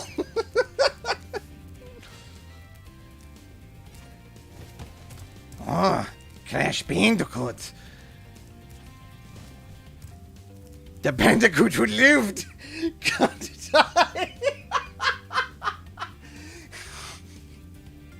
Yes, and Anakin did. Sorry.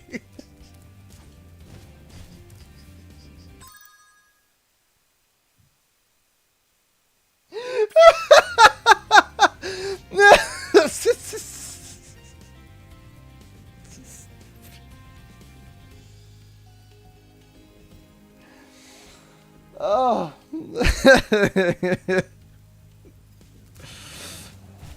Oh, come on.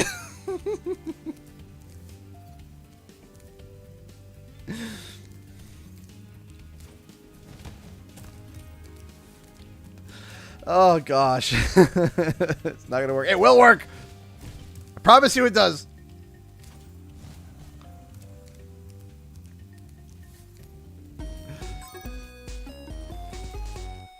No. What?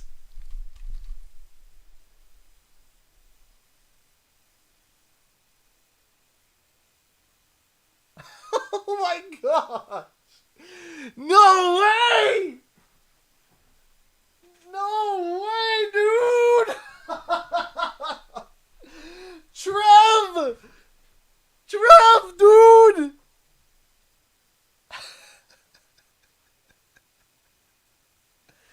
Trev just donated $200! What?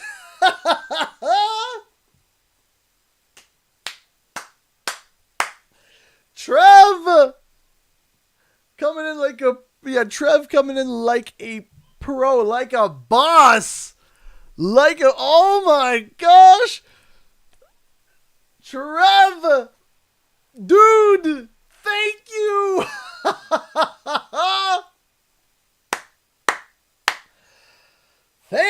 Trev. Thank you. Thank you for helping me get on this trip. Thank you. Thank you. Thank you.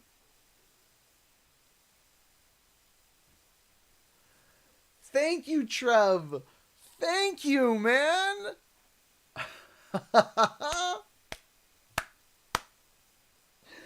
Thank you. Thank you. Thank you, dude. That is incredible. Thank you.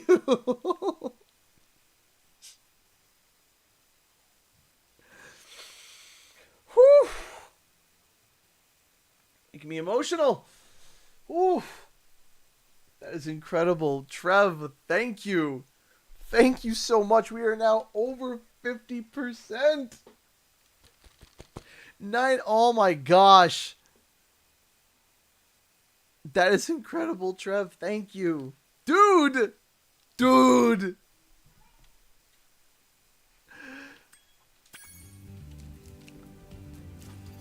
Oh my gosh. Thank you. Thank you. That's right. It's a charge jump. That's right.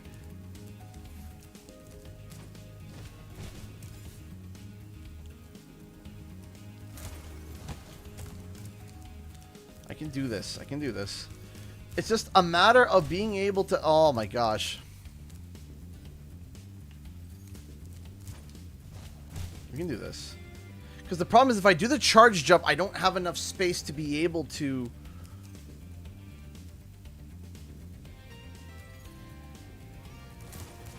See, I don't have enough space to be able to actually get the hover, right? Just like going back to that one horrible review of your Dark Souls or... Oh, yeah. I went from a game of playing Tiddlywinks to Dark Souls. I couldn't believe that. That review was just hysterical. Hey, great! You've got the super... Yes! Active. Got it! Like the gem lamps in this cave.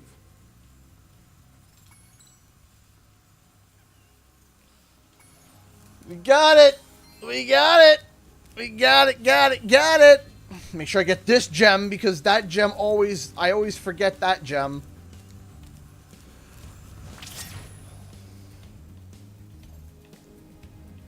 We did it!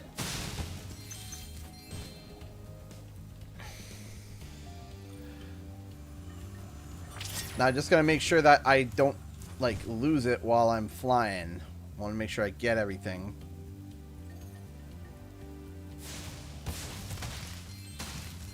I'm so nervous, I don't want to lose it. Okay, we're good. Hey, how have things been going? Things have been going fantastic.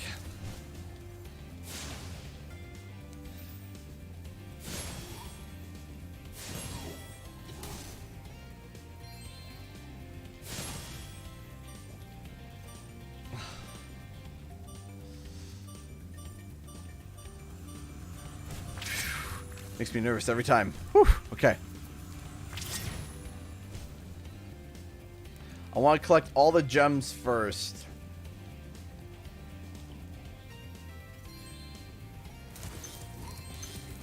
And I think that's all of them.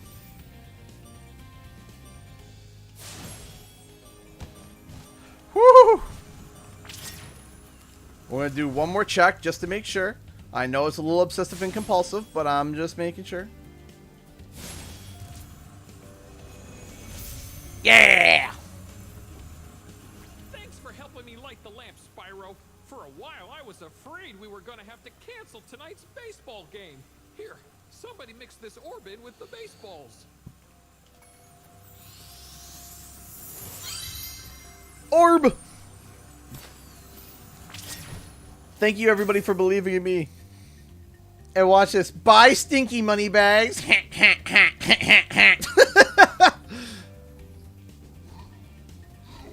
And I don't have to revisit this level. Actually, I kind of do. Yeah, I actually kind of have to. Yeah, I do. So, to be able to get the final orb, now that I think about it, in order for me to get the final orb, I have to, in order for me to get the final orb, I have to come back here to be able to do the one mini game.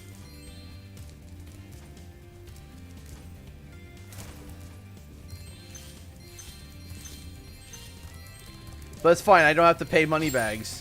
So guess what? Ha. Ha ha ha ha ha ha ha ha.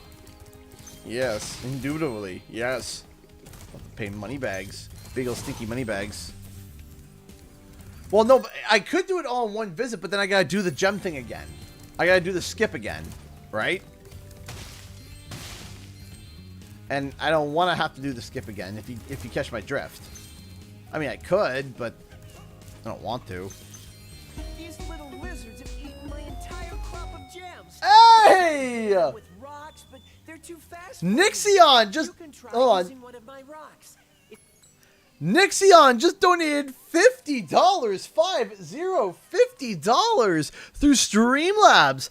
I want you to have this, CG. I've been through a lot lately, and the community here has always been nice, a nice place to just sit back and enjoy myself for a bit. I hope this helps you be able to enjoy yourself, have fun at PAX. Thank you. Thank you. Thank you so much, Nixion. Thank you. That's incredibly kind of you. Thank you so much. Nice shooting. Follow me Thank to the you. next lizard. Thank you, thank you, thank you so much. I'm happy to hear, though, that I'm sorry that you're going through a hard time, but I'm happy to know that the channel has been helping you out. So, thank you. Thank you so much. What a great Saturday. That sounds like a great Saturday, Sam. Here's the big thing. Here's the big thing about that I've been noticing with my streams. I've been noticing a bigger turnout for people on Saturdays, right? A bigger turnout of people on Saturdays.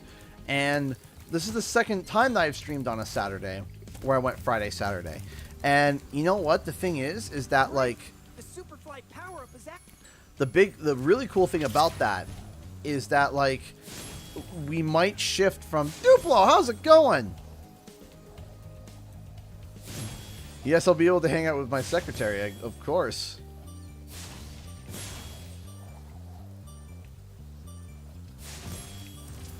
So, like, a lot of people have been really enjoying Saturdays. A lot of people seem to really like Saturdays. So, A fairy gave me this orb. we might shift to Saturday streams. We might. I know that there's been a bigger turnout of people. There's been a bigger turnout of people. Well, because of time zones. Yeah, exactly. I'm streaming on my birthday, April 16th. Aw. So I've been noticing a lot of people really like Saturday streams. Now, honestly, I didn't even know I could hit them with the fire. Save the lizard orb for last and exit the level after. No, I can't, because I haven't visited anywhere else yet. Right? It would be quitting the game. You have to go through the portal at least once.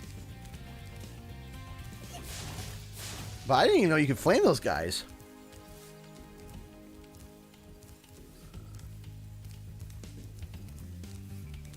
Yeah, I didn't even know that you could flame those guys. That's kind of cool. I thought that you had to... I love the Saturday streams. You see, this is what I mean, is that, like... But do you want to know my reasoning as to why I thought that maybe people wouldn't like the Saturday streams? You want to know why I thought that?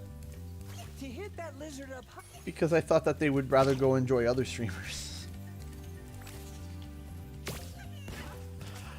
I didn't see myself as, like, big enough to be able to compete with other streamers, and I didn't want to compete for people's time.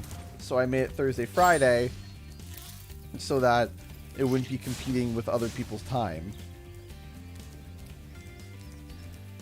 Because all I was saying to myself was like, oh, well, you know, other people are going to be streaming along on Saturday as well, so, you know, I don't want to be competing for people's time. That's why I did it. That's why I was like, okay, Thursday, Friday, and then on Saturdays they can go watch what they want to watch. You can pick up a rocky. Yes, thank you.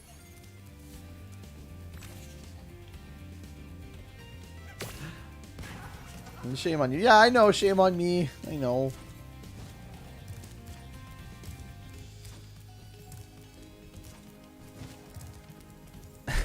You're the only streamer I watch, ergo my favorite. Aw. So I'm down for Saturday streams.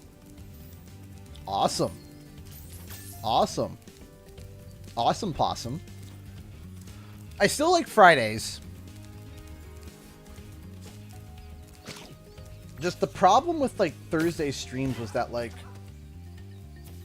the problem with like Thursday streams was that a lot of people are still working in the middle of the week, and not just that though, but for me, I have a very busy week, right? Before I even like start working. So like Mondays are, well, right now Mondays I'm off renovating. It's my exclusive day in the week where I renovate. If I get another free day, I go off and renovate as well.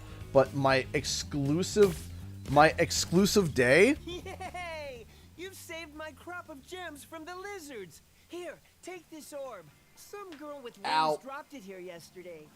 So, but if I have other free time, I go and I renovate, right? And then, so Mondays was renovations. Tuesdays is a full day of work. Wednesday night, I travel an hour and a half away, an hour and a half back. Then Thursday I stream. Friday I stream. And then Saturday I worked. But by that time I'm exhausted, right? By that time I am pooched. I am tired. I am very tired.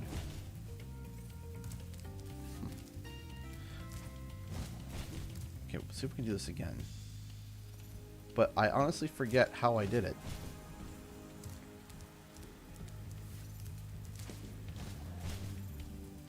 Like what method I used. Hold on. I don't want to pay money bags. I don't want to pay money bags. Don't want to pay money bags. Yeah! Yes! Yes! Yes! I am just that awesome, money bags. Bye! Pay? Money bags? Money? Nonsense. Spyro, thanks for helping us fight off the lizards. Please take this talisman of glimmer as a sign of our gratitude. Ew.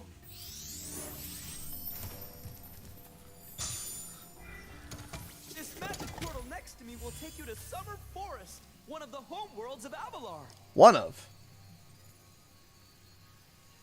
That's it.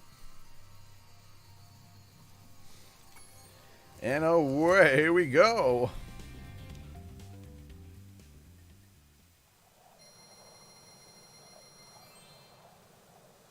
Yeah, just to say, to money. Did I miss gems? I think I missed gems.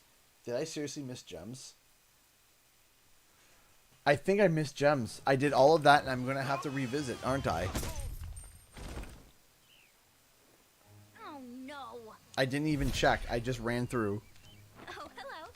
We didn't get a chance to introduce ourselves before. My name is Alora. Hi. I'm Spyro. What are you, some kind of goat? I'm a fawn, you dork. Oh, Sorry. Did you meet the gem cutters in Glimmer? Yeah, they gave me a souvenir too. They called it a talisman. They gave you a talisman? What, is it special? I just stuck it in the guidebook you gave me. It's a special. I just jammed it in. Talismans in Avalar, and they are all magical. If you can collect enough of them, they can be used to defeat Ripto. Hunter, where have you been? Oh, I got a little lost. Spyro's gonna help us collect the talismans. I am? He is. Spyro, look.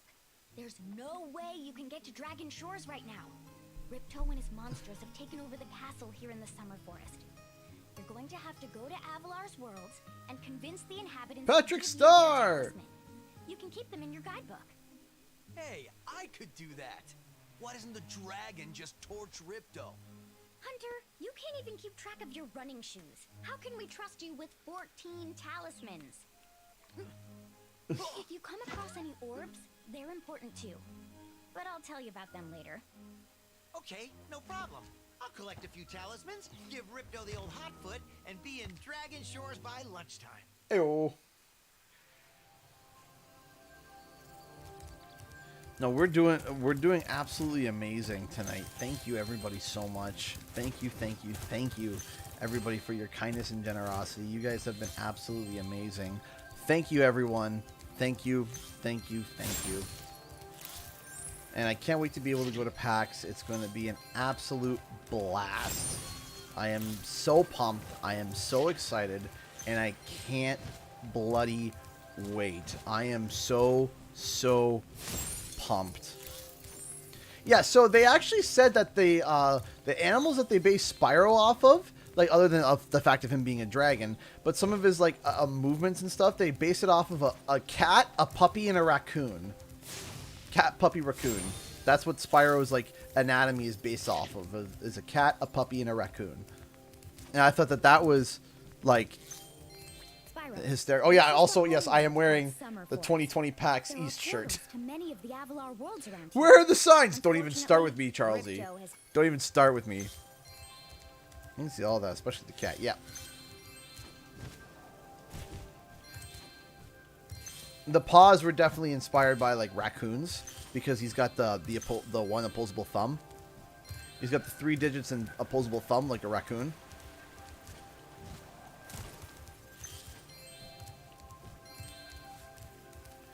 It's pretty similar to what they use for Toothless and How to Train Your Dragon. They use cats and dogs but use birds instead. Yeah.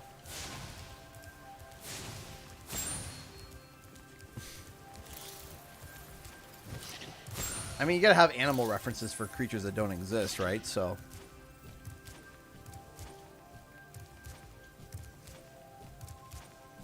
Ooh, I can smell the food that my wife is cooking. Ooh, it's got me hungry.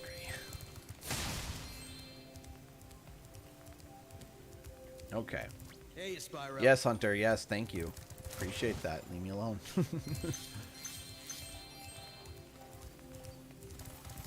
boink. How much do I need to swim again? Is it 500? Sorry, Spyro. I'd love to. Yeah, 500. Yeah, okay, that'll be quick. And then I can kind of go through and 100% more of the game at a faster rate.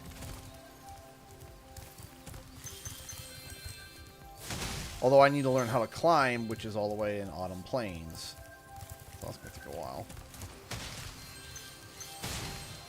My favorite is Spyro 1.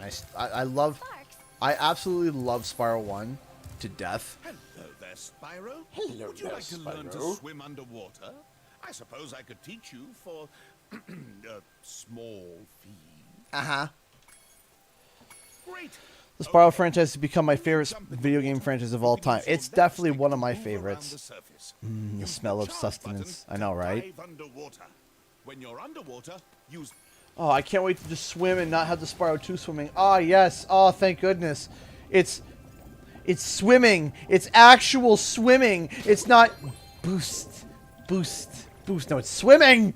It's swimming. Oh, I regret playing the Japanese Spyro 2. Oh, goodness gravy. Spyro 2 is really good, too. I just, man... You know what I want to be my favorite? I want Spyro 4, the new Spyro 4, to be my favorite. That's what I want. That's what I want. Welcome back, Fallen Paladin. How you doing, my dude?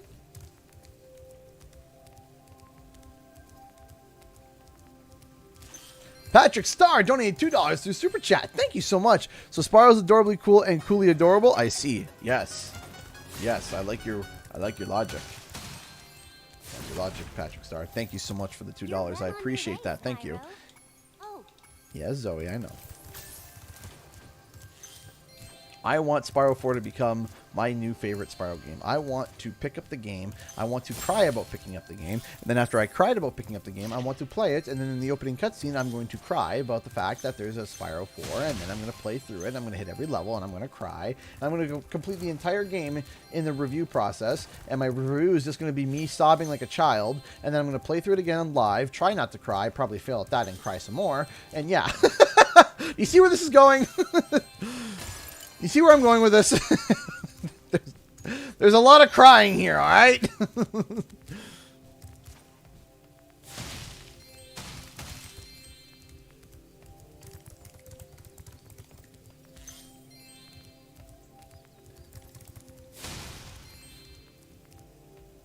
Sounds a lot like the time when Reignited was announced. I know, right?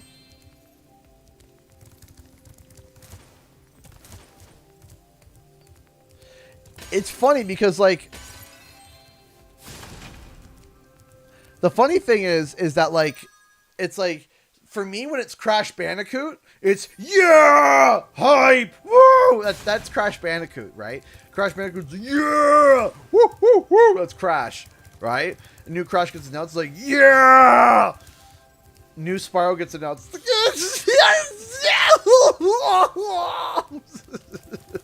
That's how it works. That's how this works. Hits different, you know?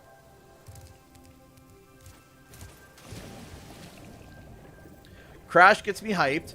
Spyro makes me cry.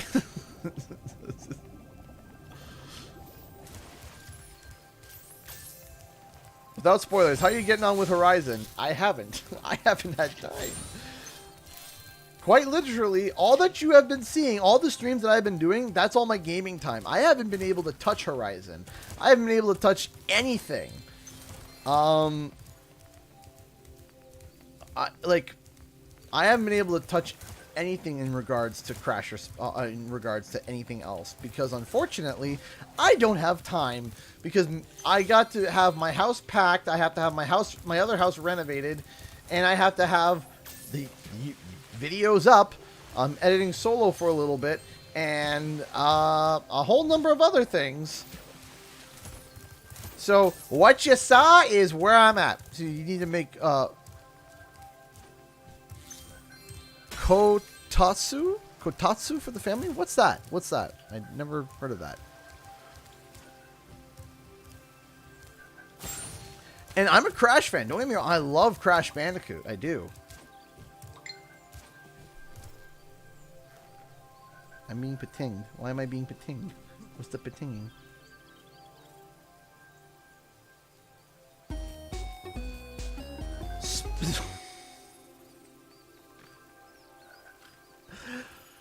Spyro Enter the Dragonfly, donate $1. As I'm the official Spyro 4, I am truly honored to have such a loyal fan like yourself, CG. The fact that I may be your favorite when I get a remaster really brightens my bubble breath. Looking forward to you streaming ETD again. Oh, I will one day, hopefully. One day. Because that means I'll be at 100,000 subs. Top 3 Spyro bosses. Press the jump button and hold it down to get more hang time. The Ripto boss fight's a good boss fight. I don't like the Sorceress. But I don't like any of the... I'm not a fan of the Spyro 3 bosses in general. Not a fan of Buzz. Not a fan of Scorch. Like, Buzz is okay. Gulp is strong, but I like his boss fight. And... you know, we'll go with Buzz. I'm currently laying in bed, sick with a sore throat, watching the stream with my BF. Good way to spend a sick day. Aw, I'm sorry that you're sick, but, like... you know what, though? At least you're able to relax on this day, right? To make this next jump, you'll have to glide. Ah, yes, the Crash 4 hype track. Maximum glide distance. I remember, I still love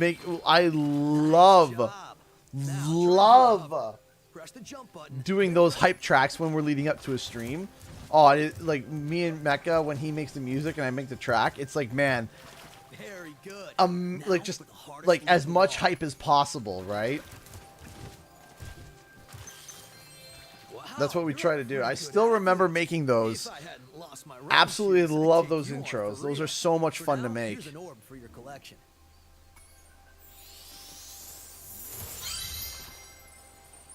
The Spyro intro that I did, I really enjoyed that one.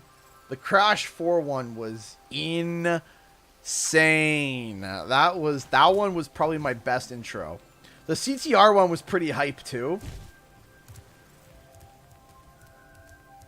I love doing those. I love it so much. Those hype tracks, they're fun to make. Those are really fun to make.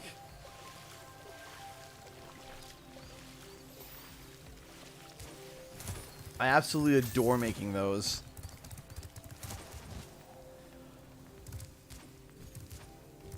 So I remember each one, like, I remember vividly each one, like, coming together. The one I think I had the most time with was CTR. I think CTR was the game that I had the most time with. That's definitely, I think, the game that I spent the most time playing was CTR in terms of review. followed by Crash 4, and then Spyro 4 was my shortest amount of time, but I also was a small baby channel compared to what I was now. I think I was around 10,000 subs when I was about maybe 13,000 subs when Spyro came out. I remember that.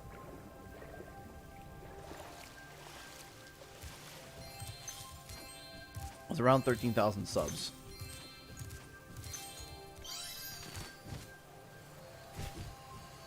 Okay, so Colossus or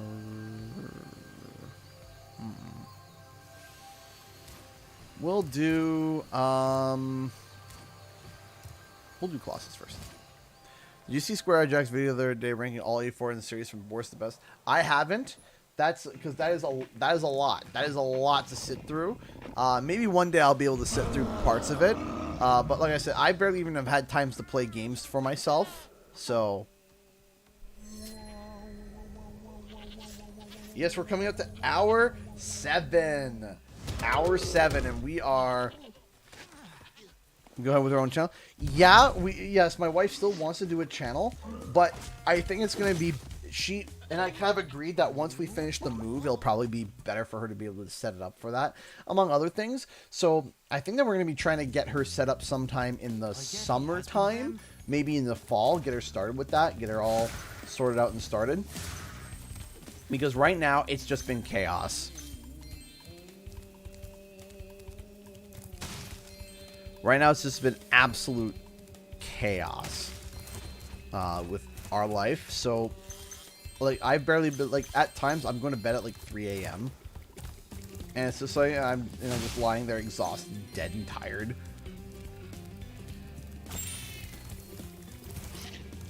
By concentrating, I should be able to open this door for you.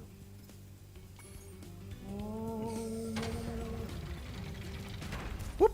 Whoop, whoop. What kind of channel does she want to start? She wants to start a... Her channel that she wants to do is that she wants to talk about, her big thing is that she's a mom, right?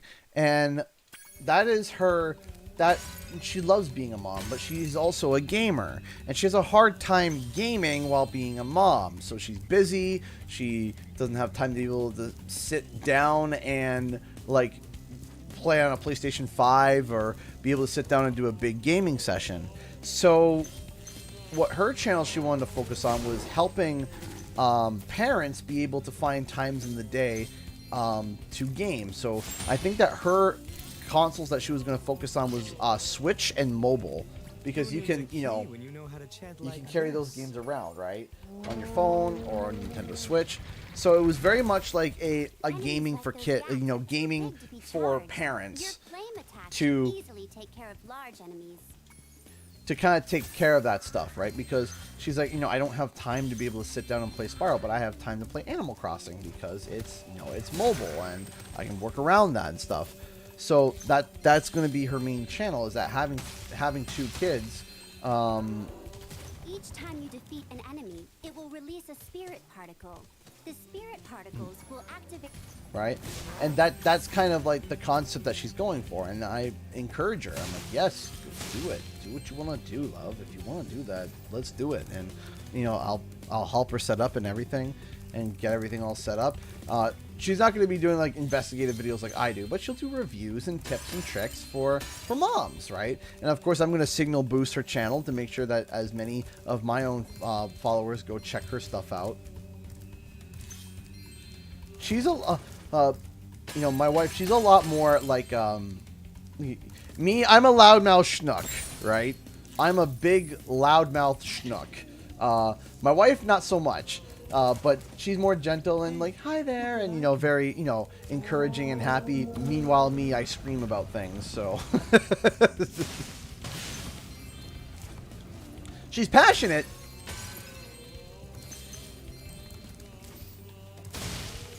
But not loud and booming. Remember Hunter's...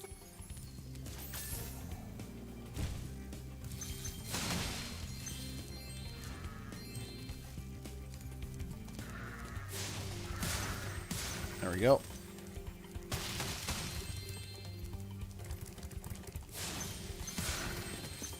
There we go. Hey, Toxic Dragon. What did you miss?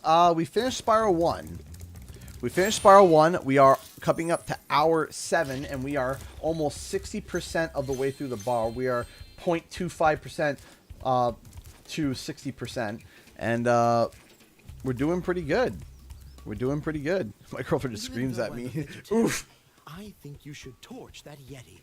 He's pretty tough, though. In fact, I'm not sure you're up to it.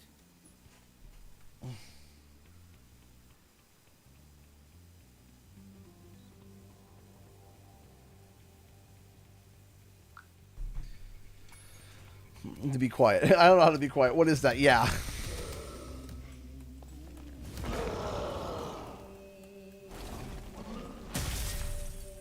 That's kind of me. I thought the Yeti was tougher than that. I guess he was all bark. Ruff, ruff. Anyway, I was just guarding our sacred talisman to make sure the Yeti didn't eat it.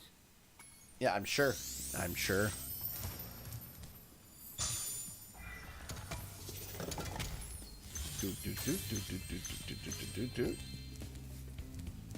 Grab this, turn here, go to here. Grab all this stuff. Ew, don't die.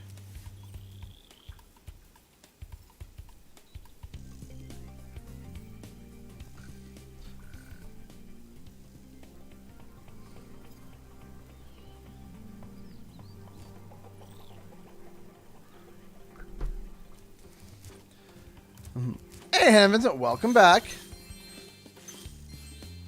Boink. And boink. Wasn't crazy about the speed of the skating in this, the follow-up games. I felt like the skating could have been a little bit quicker.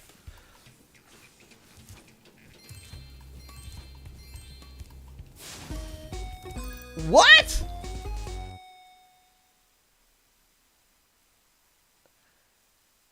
Who is this? Clumsy? Hello there. Clumsy donated $29.52 through Streamlabs. Hello. Hi, CG. Or hey, CG. I finally got the courage to donate. Well, welcome. Hi. I'm happy that you finally got the courage. Thank you. Thank you so much.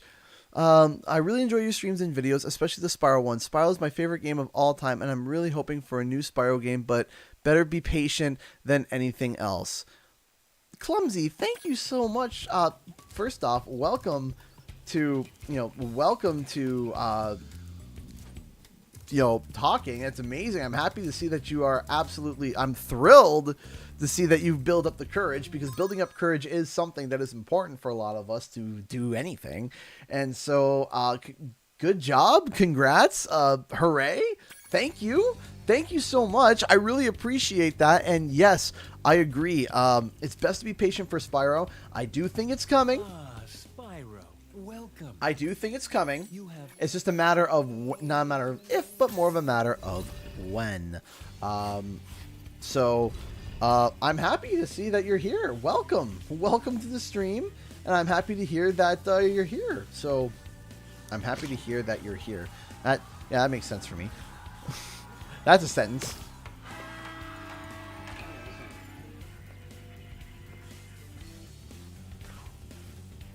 All right, let's see here. Grab that. There we go. Go to here. Oof. Go to here. Go to here. Almost at $1,000. That's right. We're less than $15 away. Hey! Oi! Oi! You're supposed to let the puck go in there. Go to the right. Whoop. Whoop. Got it. We are less than $15 away from hitting $1,000. That is incredible.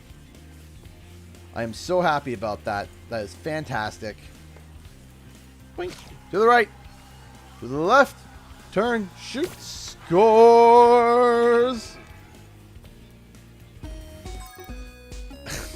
Charles, he donated $1 through Streamlabs. Thank you so much. Dad joke time. I was told to be patient for Spyro 4, so I broke my arm and went to the hospital.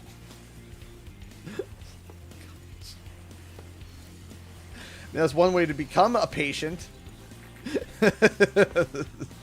Being patient and becoming a patient are two separate things. Thank you so much for the $1 and the joke. That's funny. Juke him. I'm trying to juke him. No.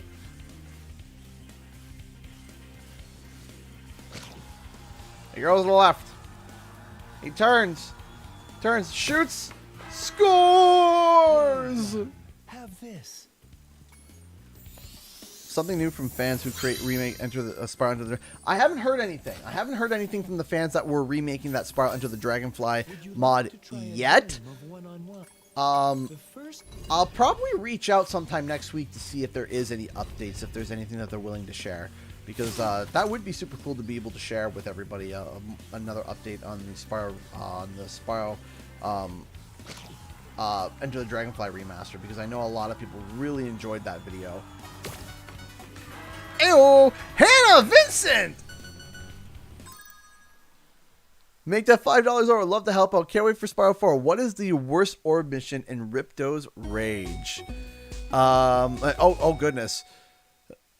Oh goodness. Paul also donated $5. Okay. Okay, hold on a second. What is the worst orb mission?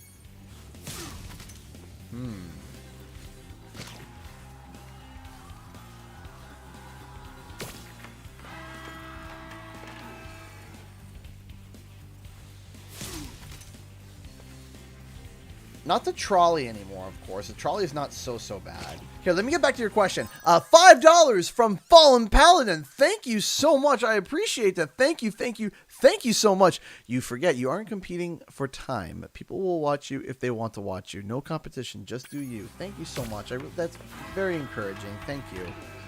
Yeah, Alchemist. That's it. Bingo. Charles, he answered it for me. That's the Alchemist. 100%. Alchemist is awful. Y'all should have seen pre-patch Alchemist.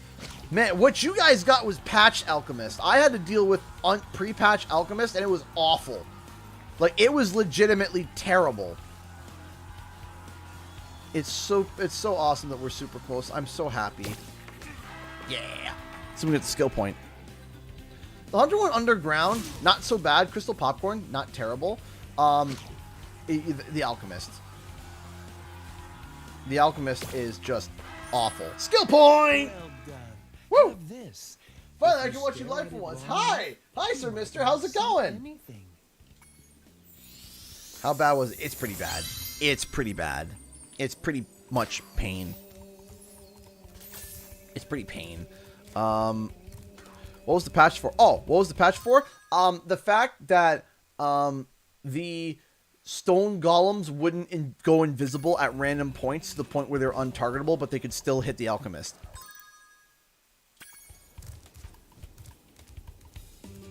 That was the thing. Imagine just the Alchemist walking through a going through just all the path, and there's no golem there. Okay? And then all of a sudden a pickaxe comes out from the void and just smacks him. And it's like, huh?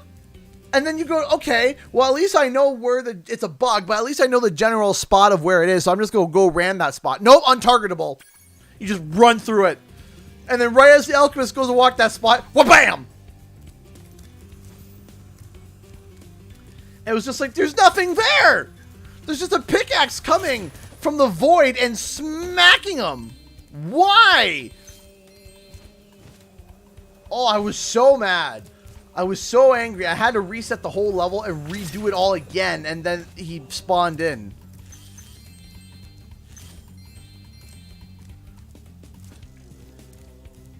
And then I had to restart the level again, and then the pickaxe guy spawned in. Oh, it was so annoying. And then a patch came out and fixed it right before everything went live. Oh, I was so mad. Scared that evil spirit away, but now it will hide in the statues. If you were to Oh, I was big mad. Oh, I was big mad. So yeah, Hannah Vincent, that's my answer. The Alchemist, both pre-patch and patch. I hate him. I hate the Alchemist. I hate that mission. Hey. You can do a cake, you can grab your coffee next time? Yeah, sure. For me to run downstairs? Okay, sure. I can do that.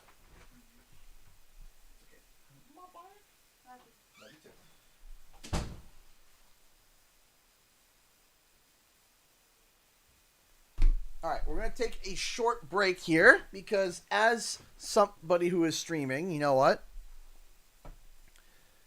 As someone who is streaming, I do need to eat.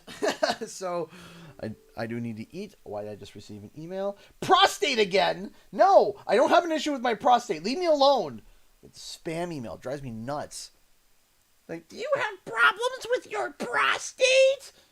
You're about to if you keep emailing me. So, chicken burritos.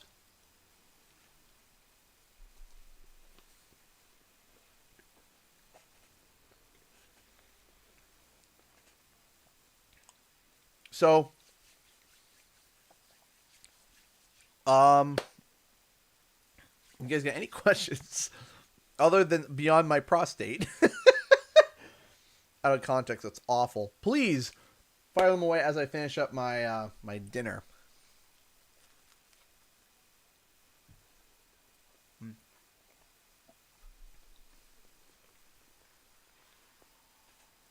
Time for food review. Oh, it's very good. It's chicken burrito with cheese, guac, sour cream, and something else. Something else delicious in there. And the chicken is slightly spicy, but it's delicious.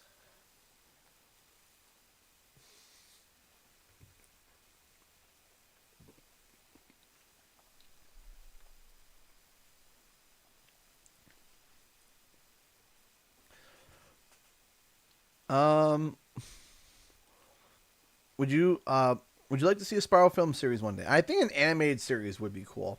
Not a movie. I think an animated series would be perfect. What's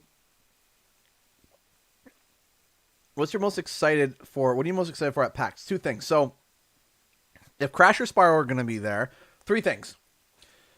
If Crash and Spyro is going to be there, which we don't know, seeing fans, which I hope to see, but the biggest one is going to be able to spend time with my friends.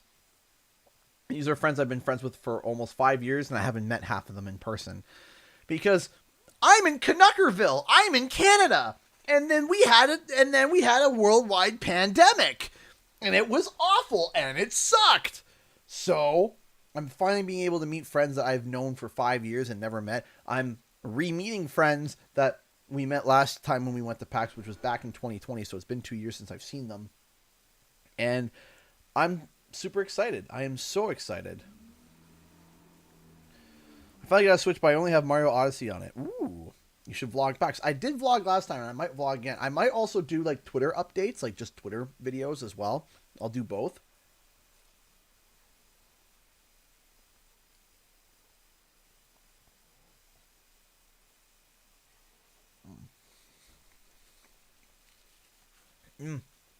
Now I have a phone that'll work too. I have a phone that'll actually work. And not be like, Huawei is getting disabled in 10, 9. It's like, stop it, stop.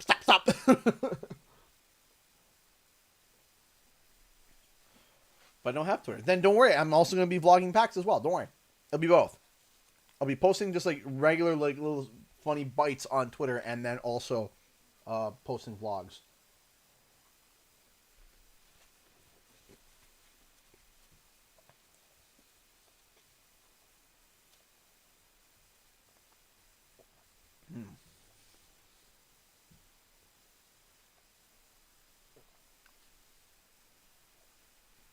Got no mic sound? I'm right here. I still got mic sound. Oh. Thank you, darling. Love you.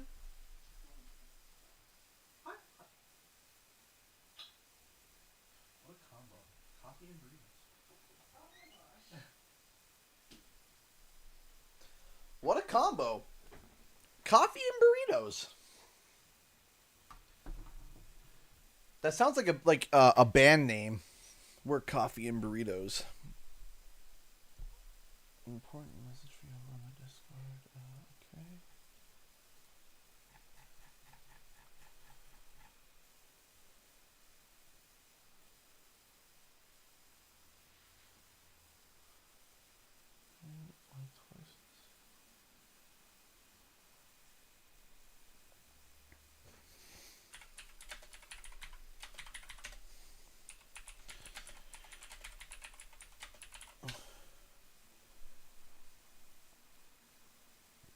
Sparks and Skylanders. I think there is actually like a weird like Sparks figure in Skylanders. I think there is.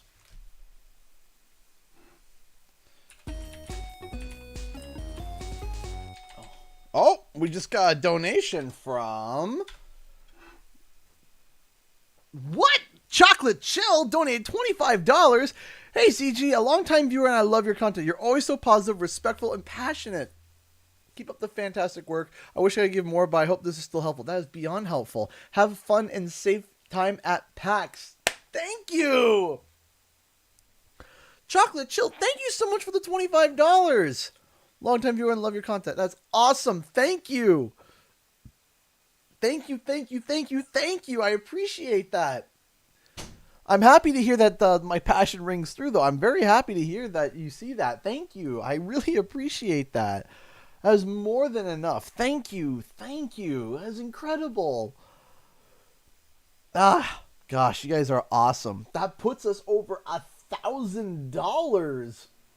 1016. Wow. Thank you. Thank you, everybody. Thank you. We're getting close. We're 63% of the way. That is amazing. Thank you. Hi, Krista. How's it going? All right. So again, if you guys got any questions, I'm on my last burrito.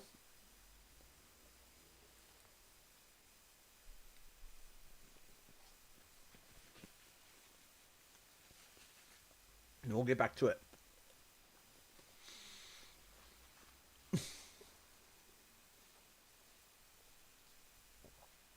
Okay.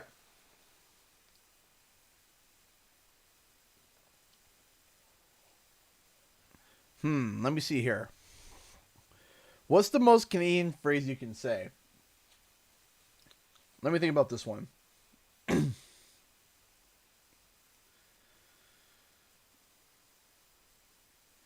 Oh yeah, bud. I took a rip all the way down to the Timmy's to get a double and a sour cream glaze, eh? That's when you hear, "Oh, I took a rip," or "Oh yeah, bud." Hey, Serge, how's it going? When you hear the "Oh yeah, bud," that's Canadian right there, or the A's, but bud is a big one. What? Take a rip. So, take a rip means to go on a trip or go down. So like, oh yeah, I went to the store. I took a rip. That's and then bud. Double is a coffee from Tim Hortons, and sour cream glaze is a donut.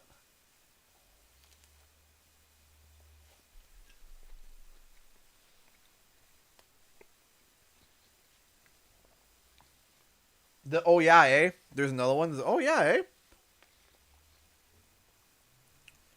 Another thing that you can recognize from a Canadian is when where you can see if someone's Canadian is have somebody. It's very subtle. Well, for some people, it's subtle. I mean, of course, I'm not talking about like Newfoundland. You know, like oh, I buys a bills a boat like that. No, I'm not talking about that. I'm talking about like just your regular Southern Canadian. Hey, Canadian guy, do you watch anime? I used to, but I still watch Dragon Ball. I finished Dragon Ball Super. I finally finished Super. I'm not watching the manga, so no one spoil anything. But I finished Super finally. I'm happy I finished Super. And so I did. I finished Super, and I'm happy. I'm happy that I finished Super. So it's done. Now I can't be spoiled for that. I mean, I can be spoiled for the manga, but I've been avoiding that. But in terms of anime, I finished Super, and I'm happy about that. Beyond Dragon Ball Z, not really. Or just Dragon Ball in general. Someday I'd become Canadian without my realization. It's very subtle. But if you're talking to somebody, if you're talking to a Canadian, and they start saying words, when they use words with O's in them, you can totally tell they're Canadian. Like a big one is boat, about. You can tell, for some reason, the Canadians, like, their O's hold hard. Oh yeah, eh? Right? That's something. just have them say a couple words with O's in them. And if it's a hard O, then you know, you're like, okay, that's a Canadian 9 times out of 10. I don't hear the hard O's. In fact, when I'm listening to an American, I feel like the O's are really soft and it's hard for me to keep up sometimes. But other than that, it can be difficult. And some Canadians, they know how to break it, right? Some Canadians, they know how to break the O's. They can just kind of, squeeze by without people noticing, like Ryan Reynolds being, I'm being Canadian, right? Just registered for my PAX East tickets, hoping for some big announcements. Oh, you're going as well? Well, if you see me, flag me down and say hi. I'm super excited to go. I was wondering, why the name Canadian Guy A? Okay, story time. Okay, why the name Canadian Guy A? I shall give you my origin story after this bite of this burrito.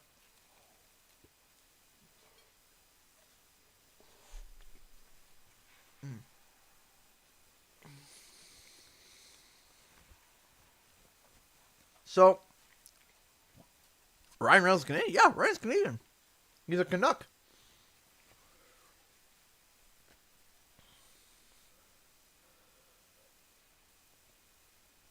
Yeah, he's a Canuck, just like me. So, okay. The origins of Canadian Guy A. So the name came, the very first online game that I played a lot, and I mean a lot, is Warcraft 3. I love Warcraft 3. I still do. It's still my favorite RTS of all time. And there used to be these online mods that you could play different custom games on, and those were amazing. They were so much fun. It's actually where League of Legends was born. Like, the concept of League of Legends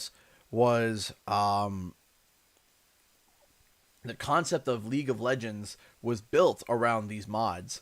And Dota and that whole concept of the MOBA was all built around Warcraft 3. So anyway, I was in a clan, and my dad's name was Big Orc. That was my dad's name, was Big Orc, because his favorite race was Orc. And so I decided to follow my dad's footsteps and call myself Orc Boy. Now, what was funny was that back then, I realize now how hard it is to get a name like that, like, because everything's unique. So to be able to get a unique name like Orc Boy and Big Orc back in the day is like, good golly, that is hard. I couldn't believe that, because nowadays, if you try to type anything like that in chat to get a name like that, that's hard. So I was that for a long time. I was Orc Boy for a long time, and as I got older and started to enter my teen years, I kind of wanted to branch off into my own trail. And so I was a part of a clan, and that me and my buddy were a part of, and we were like basically the only Canadians. And my buddy settled with the name. He was originally called he's actually Tyler. He originally was called the Imperial, and I believe the reason why he called himself that was because on the DS, Metroid Prime had this weapon called the Imperialist or the Imperial. I can't remember, and it was a sniper rifle, and he was awesome with it. And so he called himself the Imperial, but then eventually over the years he shortened it to Impy. So my buddy Ty, his name became Impy. And I wanted to kind of branch out on my own. So I started looking for new names. So as always in our clan, we were like really the only Canadians. We were literally the only Canadians. And I used to watch this show that I thought was hilarious that me and my buddies would always joke about, called X-Play. And it was on G4 Tech TV. And G4 Tech TV always had this guy come on as a joke for satire for whenever they reviewed anything that was related to like a Canadian game, like any NHL games or anything that took place in Canada, whatever. And so they have this guy come on with a plaid shirt on, with the hoser hat, right? And he would come on and say, "Wee, it loves the hockey." And his name was the Canadian Guy. And I thought it was funny because I could kind of impersonate the sound, right? The oui, I love the hockey. The way that he said it, the debauchery of the French language that he did it, I was able to almost mimic it fairly closely among all my friends, and everyone always died laughing whenever I did the Canadian guy voice. So it was always just like a joke that among me and my buddies. And whenever someone said something Canadian, and it was satirical, I would always go, oui, I love the hockey. And everyone thought it was funny. So I tried to rename myself to the Canadian guy. And of course, as I learned, it was taken. So I was like, okay, it's taken, so what should I go with? And I was like, do I still go with the Canadian? I said, what about the Canadian guy? That was taken. So I tried Canadian guy, then I tried Canadian guy, the Canadian guy. That didn't work. And then I thought, what about Canadian guy A? So I typed that in, and boom, it wasn't taken, and I got it. And so I had the name Canadian guy A. And I hopped back into my clan with my new name, and people were like, who is this? And I said, it was Orc Boy. And people started laughing. They're like, oh my gosh, it's the perfect name. Canadian Guy A. Awesome. Perfect. And my buddies thought it was funny because, again, I was able to impersonate the Canadian guy voice. And because of that being called the Canadian Guy A, it was fun. So years went by, and I went by it for a while. Then I jumped to a couple other ones, different ones, just random ones. Each game I'd come up with my own... I'd come up with my own new ideas, and then eventually I got to the point where I came back to it. I came back to Canadian Guy A, where I was like, I'm going to bring this back. I remember when I brought this. I remember when I had this. I'm going to bring back Canadian Guy A, and I brought back Canadian Guy A again. And I remember my parents laughing. Like, I remember when you had that when you were a kid. And I'm like, yeah, I remember that too. And so I brought back Canadian Guy A as my typical username for things. And then there's combinations, Canadian Guy, basically between Canadian Guy and Canadian Guy A, depending on how many characters that you can have in the name.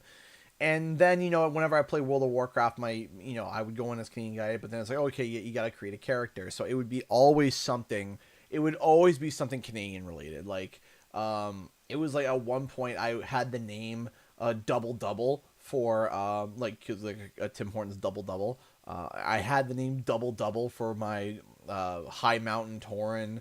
I had all these names, and it was all hilarious. It was all funny. It was all, but yeah, it was literally, that was literally the name. Aw, thanks, Ocean. So don't forget to hydrate and eat during this long stream. That's what I'm doing right now. I'm eating. And I also have drinking 2 16 ounces, so 32 ounces of water so far. So, making sure.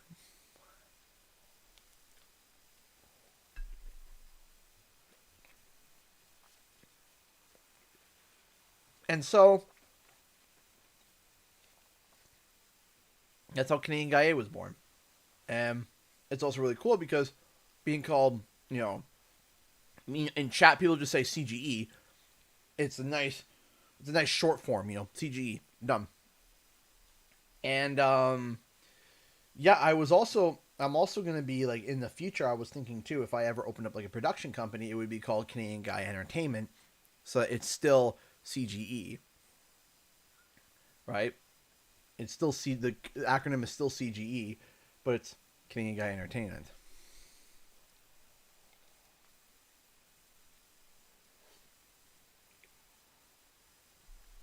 So, yeah, that's how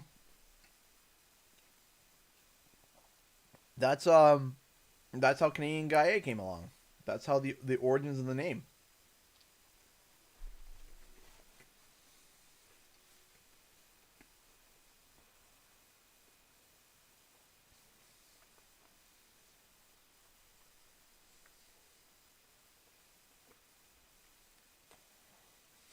I missed lore. I'm sorry.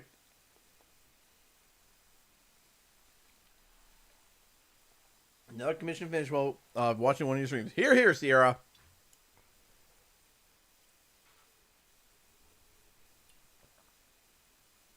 We're over 60%. Yes, we are, Daniel. We're over $1,000, over 60%.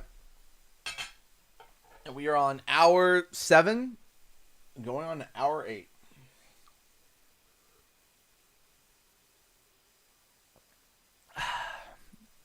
All right. Food is eaten. Water is drank. Coffee is slurped. Canadian guy, yeah. Canadian guy entertainment. Yeah. I was thinking about that too. Yeah. But yeah, that was the hey Harper Onions, welcome back. How are you?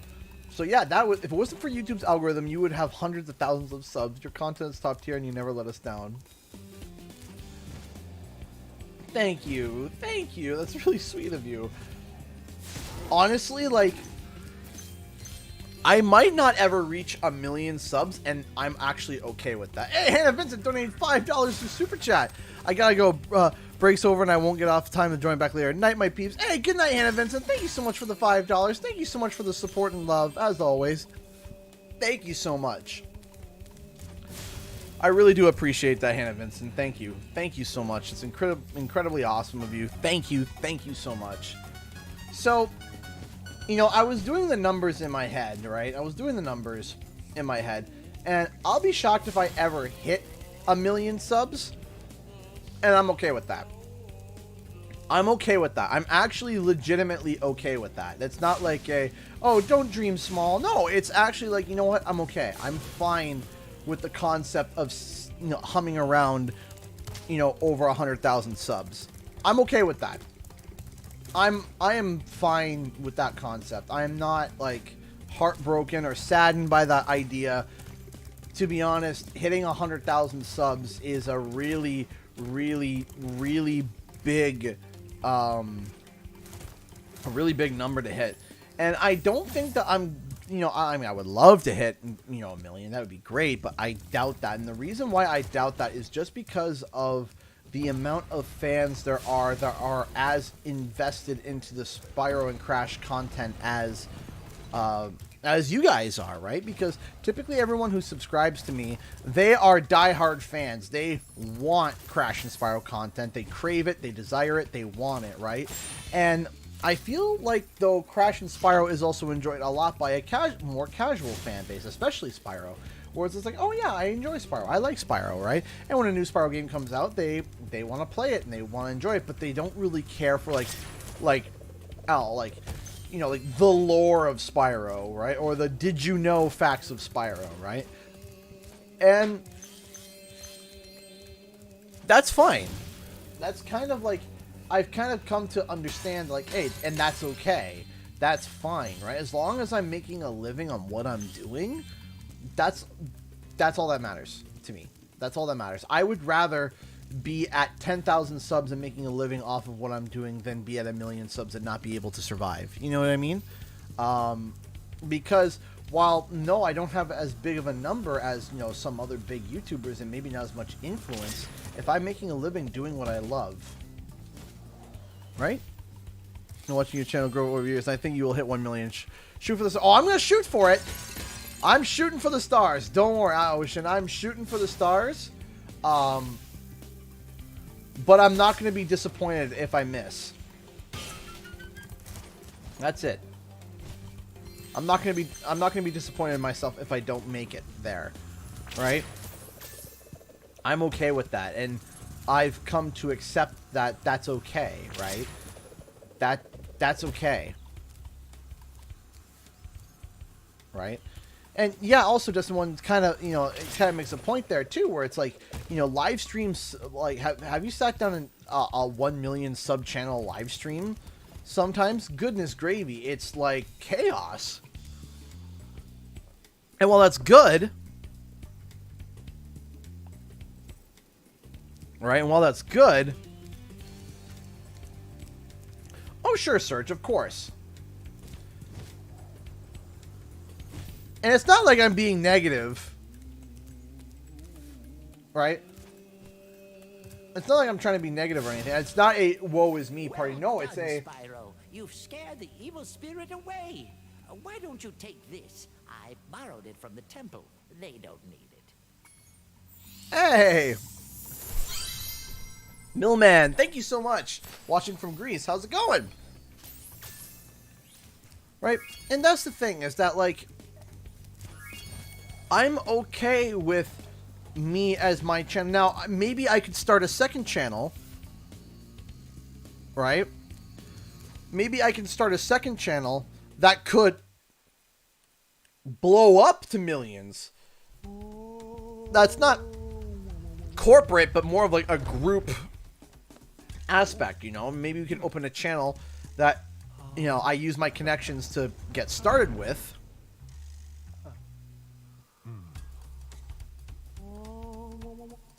What's your favorite Spyro character? Can I say Spyro?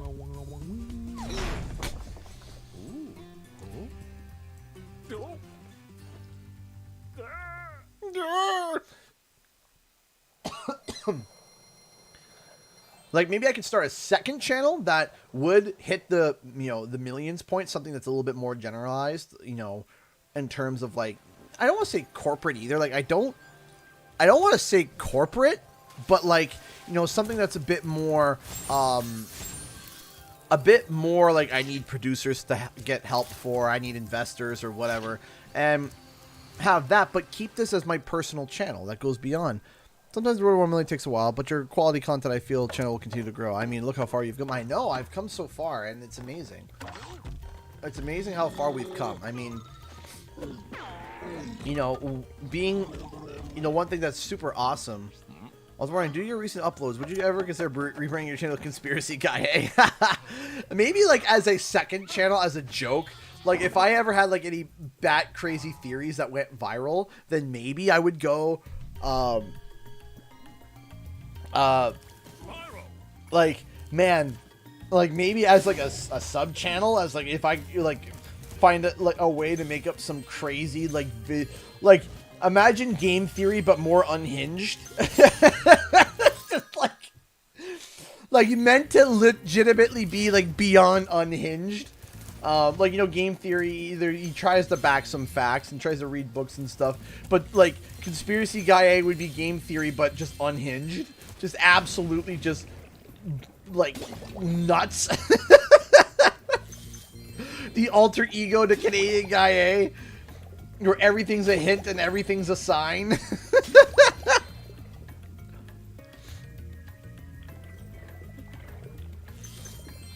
Think where you are now and your past self taking that first step creating your own channel. I bet yourself you would be, your mind would be, oh, absolutely.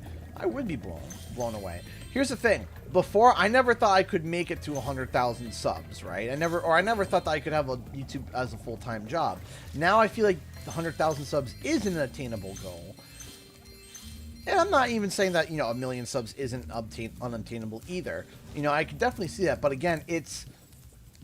I've been locked in here with all our tools, and the giant iron heads won't let the workers in unless we can solve the first... The big thing for me is simply that I've come to accept that as long as the bills are paid, the family is happy, and you guys are happy, I mean, I know you could do that second channel would be chaos, and I'm living for it. What's your favorite character besides Spyro? Ripto. Go! Crush! Go through the portal, you idiot! That line, when I was doing my review, when I saw Ripto do that, him saying, Crush, go through the portal, you idiot, I was wheezing. I was crying. I had to rewind, like, the video to see what else happened in the actual, like, cinematic for me to catch it, because I was crying. I was just the way he delivered the line. Crush, go through the portal, you idiot! It was just like, it was perfect. I couldn't have heard a better delivery of that line. He swallowed 10 fish. He's got a sensitive stomach, so watch what kind of fish you feed him.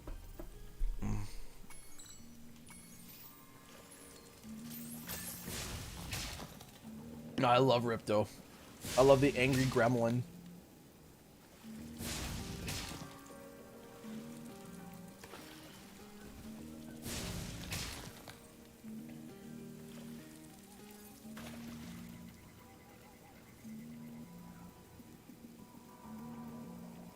Why can't Crush go through the portal? Mystery solved. He's an idiot.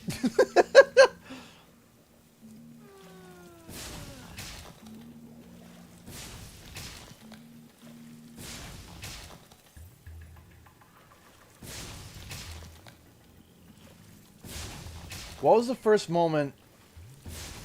Actually, I can tell you. Okay, Spyro, just one more puzzle to go. I'll meet you over by the colored stones. That first for your emotional final realization. So, my unfortunate issue when it came to videos is that they either got, like, if I uploaded 10 videos, 9 of them would get nothing more than 12 views, and the other ones would somehow get hit with the algorithm and go up to 1,000 views, and then it would never transfer over. So, I'll tell you exactly the moment that I realized that this could be a potential career. So the very first video I made on my 3rd or 4th YouTube resurrection was my Crash Insane review. It was like a Canadian's Crash Insane review. And that was great. That was awesome. And that was very enjoyable. But it wasn't taking off. It wasn't doing well, but it was fine. And then when I did that research video where I turned on my microphone and I finally decided, hey, you know what? I'm going to I am going to do research on a way that maybe Spyro's coming back. And then I sat down and I started to do research. And I did research and I was looking at what people were saying and thinking, and you know, it was my first time that I was actually using my research, right? And I remember I uploaded the video, and at the end of the day, it had 12 views. And I was really depressed. I was really depressed. I had 12 views. That was it. All I had was 12 views. And I was just like, well, that's really depressing. That really sucks. I'm not happy about that. So I was like, man, I put so much work into this video, you know, and it was something unique, something I'd never done before, this investigative, you know, kind of video. I've never done anything like that before. Zero comments, anything. So I looked, I was like, all right, 12 views, I'm going to go to bed. So I went to bed. And I woke up the next morning, and I looked, and it had 123 views. I raised an eyebrow. I was just like, what? You have to think, someone that doesn't get views, going from 12 to 123 overnight, and there was like 4 comments. And I went, and they were all positive. They were all like, yeah, I hope Spyro comes back too. This is a pretty cool video. And I sat there, and I watched it, and there was something ringing inside me. There really was. 123 views. Come on. Like, what? Something was ringing inside you for 123 views? Yeah. Something was. Something inside me was just like, there was this feeling of, this isn't something based off a hype. You know, this isn't something based off a hype. This is it. This is something different. And then I watched as that video climb from 123 to 150 to 200 to 300 to 400, and in 1 week it hit 1,000 views. And it was more, but it had the most positive comments. I feel fired up, Bob. Hey, Cameron has just become a member. Thank you so much, Cameron, for becoming a $2 member. You now have access to a bunch of custom emojis, and your name is now green, and you're supporting the channel. Thank you so much. So I realized, I was like, wait a second.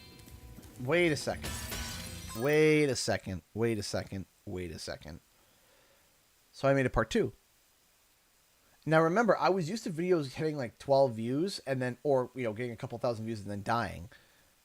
I made another video, and guess what? It did the same thing, where 123 views by the end of the day, and then 200, 300, and I realized, I was like, okay, this is it. That was the moment. That was the moment of, here we go. To aim the camera left or right, use the... So I made a couple more Spyro videos, and then I did my Spyro theory video. That was a big video for me, the Spyro Rebirth theory. That was a big video that I made. And that video is still one of, if not the most popular Spyro video I've ever made. Right? It was a huge theory of mine. That was huge. That was a theory of mine that I made, that I was like, I put my heart and soul into it. I put everything into that video, and it was a big, massive video. And yeah, that was the beginnings. And then more people started to get on board, and then it just took off. All I have to give you is this shiny thing I found in our But I can tell you, it was the moment that I woke up and I saw it was at 123 views. That was the moment. That was the... Hold on, there could be something here. Hey, bro, no worries. I wanted to ask you, don't you think it would be time for Tana or Nina Cortex to get their spin-off game? Wouldn't that be a good idea in your books? A spin-off game in their own right, no, because unfortunately they wouldn't make enough money back from that. If they had their own missions and stuff in the Crash Bandicoot game, absolutely, but their own individual game, maybe their own, like, maybe DLC, maybe that would tie on to a Crash game. But in terms of their own like their own full release game, I don't think that would work, because unfortunately, you know, people know Crash Bandicoot, they don't know the side characters as much, you know?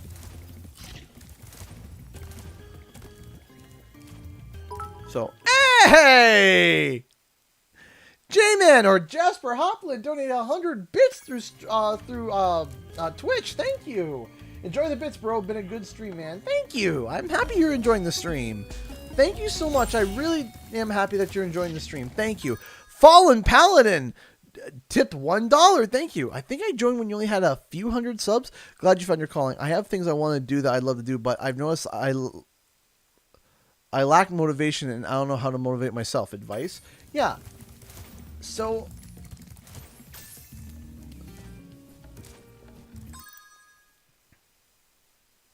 I lacked a lot of motivation too.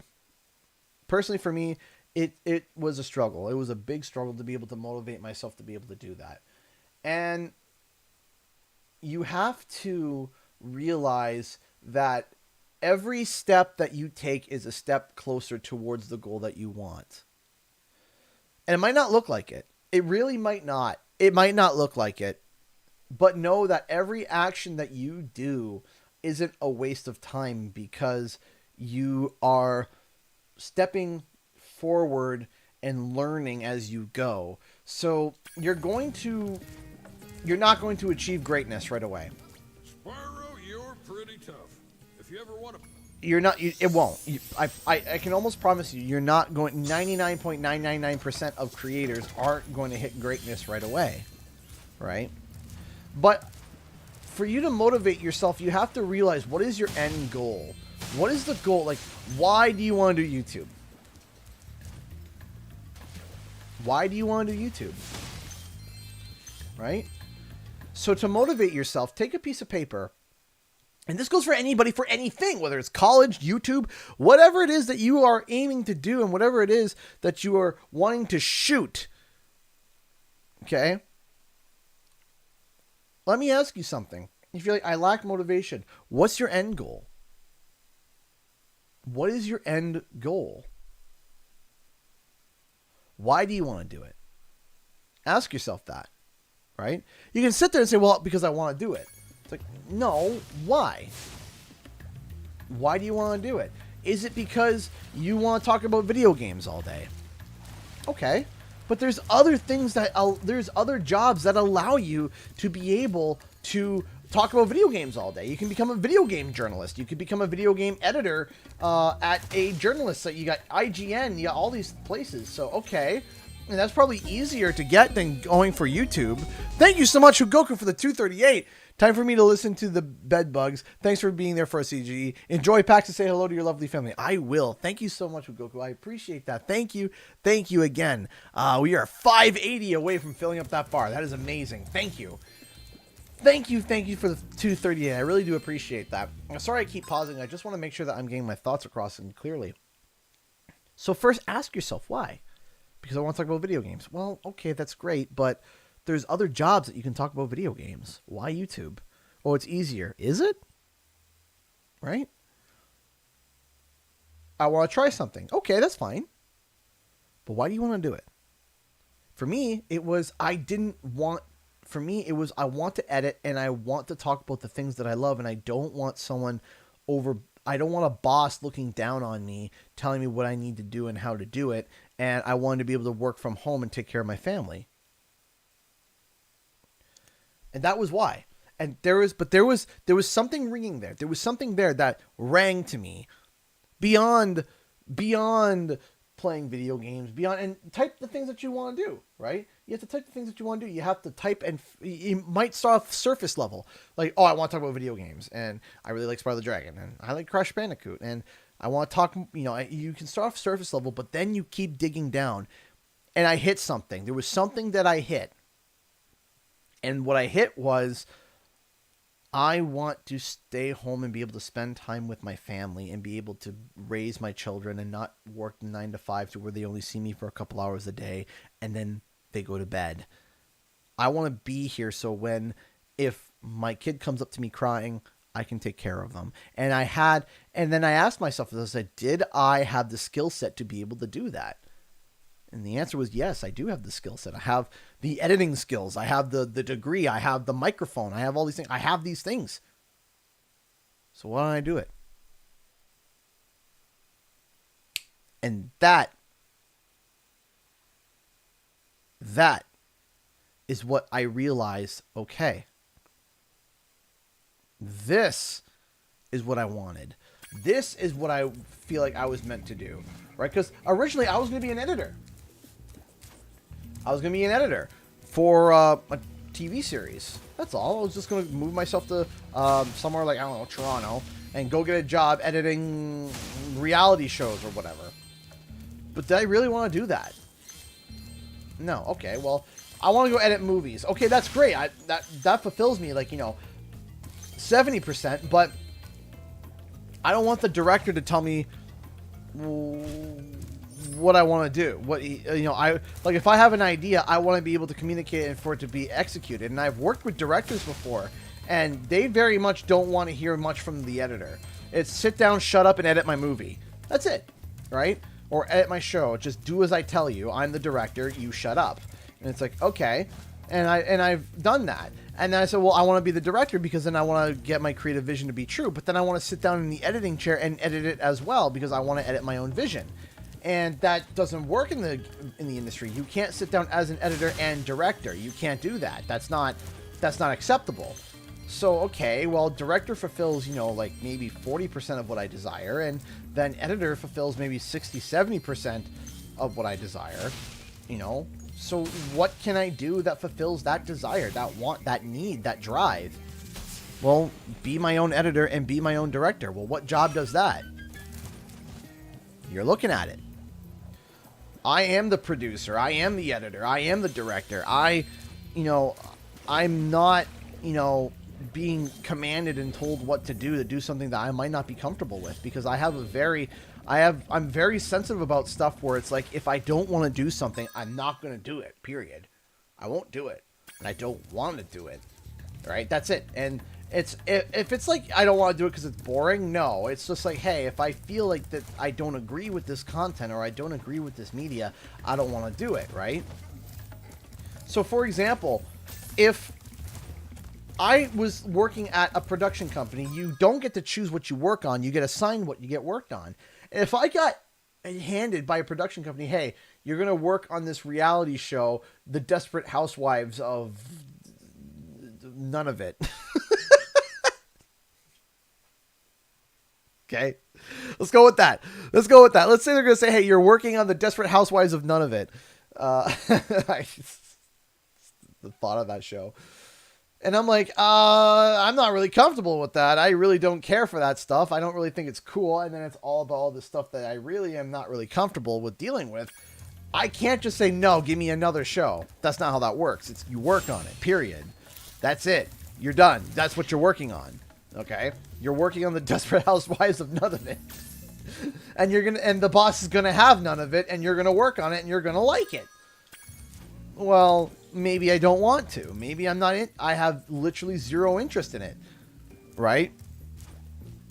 Or maybe I don't agree with the concept of the show. Maybe whatever, right? Well, I don't got that choice. It's sit down, shut up, and edit my movie. So, what do? I could say, you know, you could be like, well, you can make a stand, and sure, I could make a stand and then get fired as an uncooperative editor because I wouldn't cooperate, right? And that's how production companies work. You don't get to choose. You're like, hey, I want to work on this show and not this show. I don't agree with the show, or I, you know, or if they turn around and start like doing some of these, you know, coming this summer, The Desperate Housewives of None of It, edited by Canadian guy. Yeah, seriously. Edited by Canadian guy. But you see, that's what I mean. Was that like, or maybe I get assigned a show that I just dread. Like, I hate the work for it, and I don't want to put any passion towards it, right? And I would like to shift to something else, but I wouldn't. You know, they wouldn't let me. So, what do? Well, if I'm my own boss,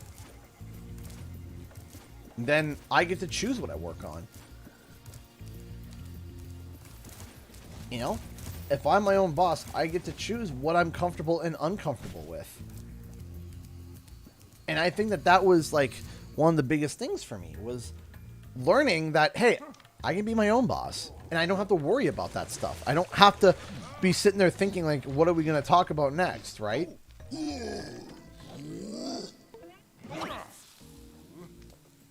They're like, hey, edit this movie, or edit this TV show, The Desperate Housewives of None of It, as this wife cheats on this husband.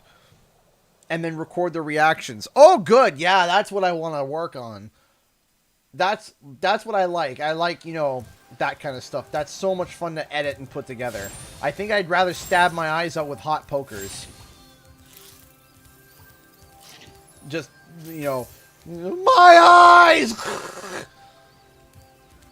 No thanks. Right? But I wouldn't have a choice. Legitimately, I wouldn't have a choice. I would have to go to a different production company and then be the hard pass. Yeah, exactly. Hard pass. I don't want to work on that.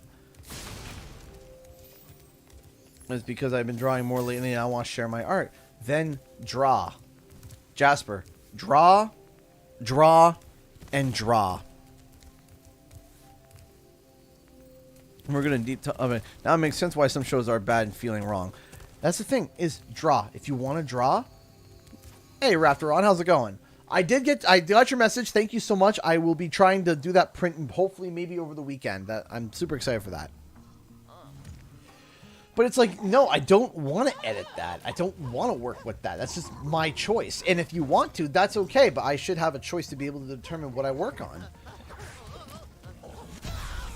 And that is where I realize, okay, well, what is the job that fits all my criteria and all the things that I want to execute? So what motivates me, Fallen Paladin, what gives me the motivation is that I found the career that I know I want. I found the career that fulfills all the wants and needs that I want. Right? And that's the coolest thing. It's so cool that I sit here, make me go from my eyes to my leg, insert, yeah, basically, my leg! We've always had trouble with the gear grinders, but now they've set up force fields to separate us. If you find diodes, you can use them to turn off the force fields. Right. I think there's a diode around here somewhere, but my eyesight isn't what it used to be. It's kind of hard when you got sparks in there, bud. But yeah, no, there is a saying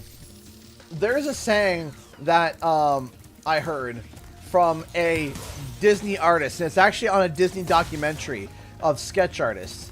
They said everybody can draw, but some have 15,000 bad drawings in them, so you might as well get them all out. So, you know what that means? Draw. Draw better anatomy, research, look into it, get better, learn, right? Find your passions and then figure out what works with those passions, right? I had a buddy who loved to draw but hated drawing people. Hated it. Hated it. Drawing people? Nah. Drawing things with emotion? No. He could draw fruit. He could draw, he could draw beautiful scenes. He could draw rooms. He did all these things. He wasn't a people person. He just didn't want to draw people. He's like, people are stupid. I don't like people. People are dumb. I don't want to draw them. I'm a person myself. I'm boring. I don't want to draw people. People are boring, and I don't like it. So you know what he became? He became an architect. He became an architect. And he, not just an architect, but he works with, so he didn't become an architect. He became a concept design artist for architects to draw buildings for the architects. So he would look at the blueprints and then say, okay, basically design a render of this building so I can present it to the client. And those drawings that you see, that when they go to present the building to the client of like, hey, this is what the building's going to look like. That's what he did. He did all of that, and he loves it. He loves it. Because he gets to do his skill, which is drawing, and he doesn't have to draw people.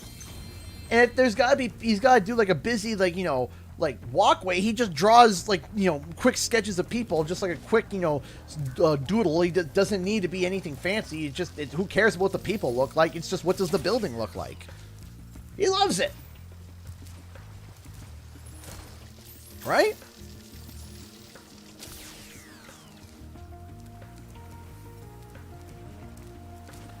And he wasn't the architect himself. Like I said, he wasn't the architect himself. He was the artist for the architect who designed the blueprints and stuff.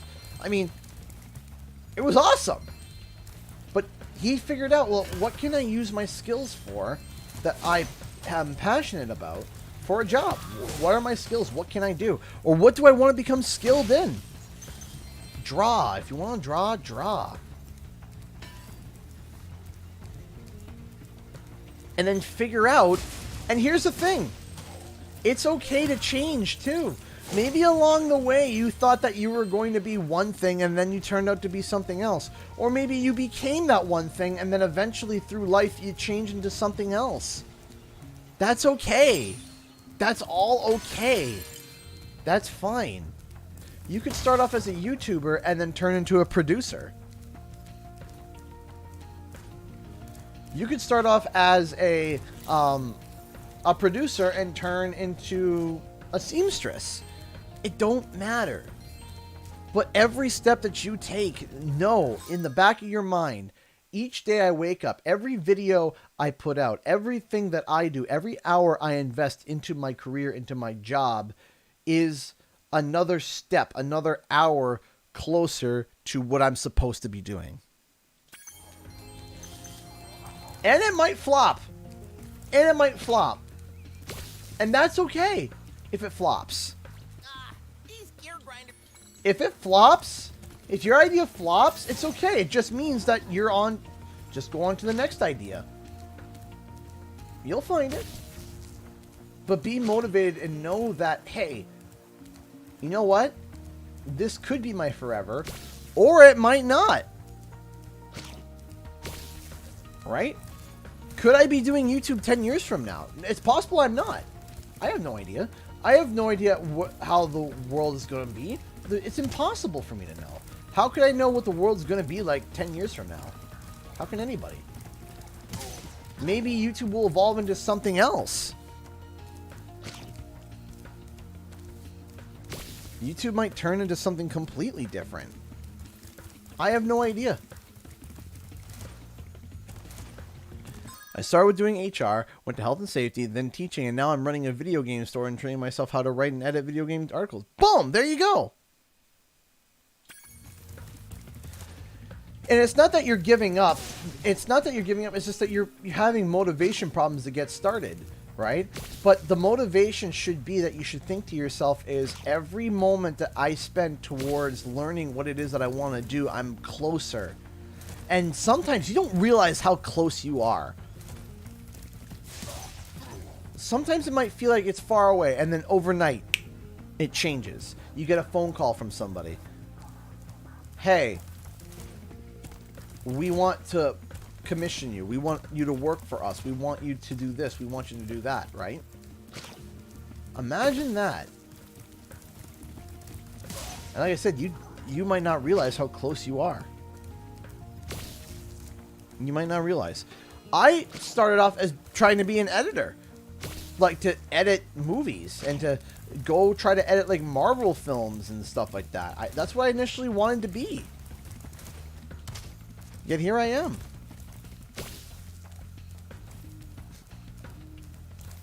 You see, I love to edit. I loved to edit before I even went to school. I loved editing. Before I even touched school. I always found it fun and I thought I was pretty good at it. Pick up, there we go. But I also love video games and all these other things, right? Your passions are going to change and your loves are going to change, but just know that every step that you take, you're one step closer to where you ought to be. Thank you for coming to my TED Talk.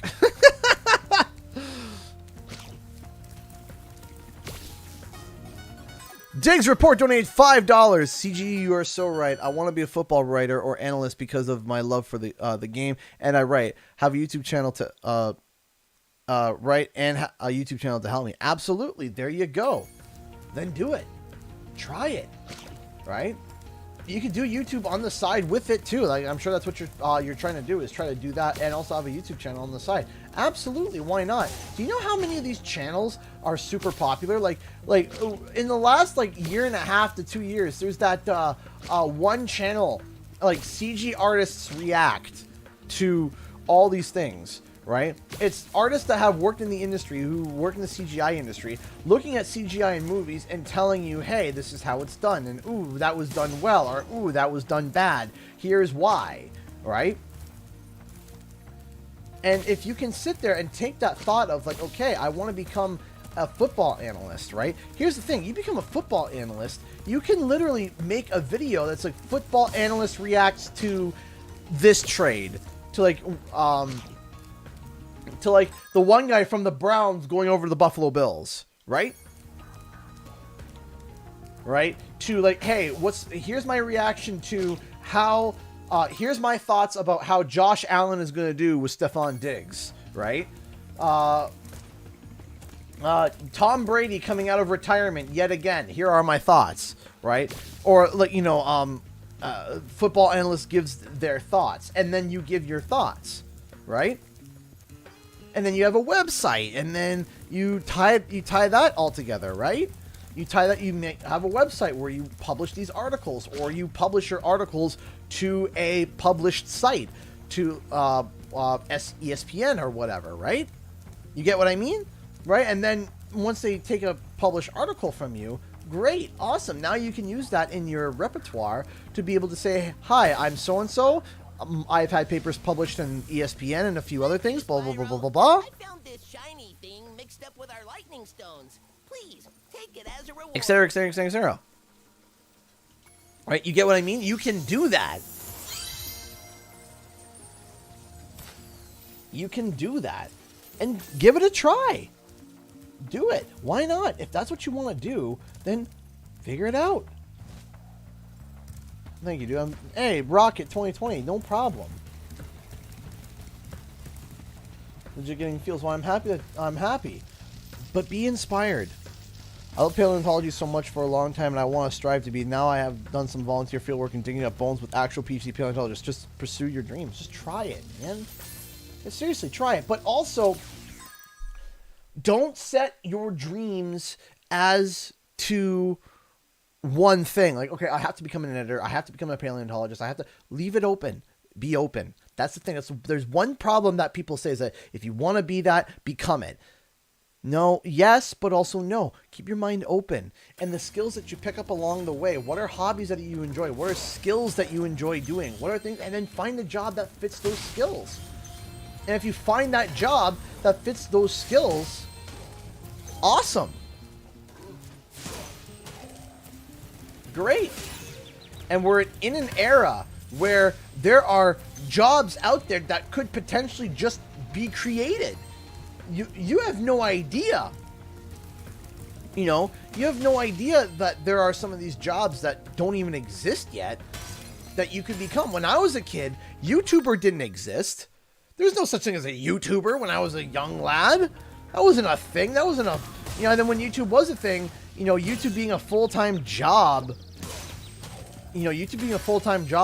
wasn't a thing. That wasn't a thing at all. Period. It wasn't.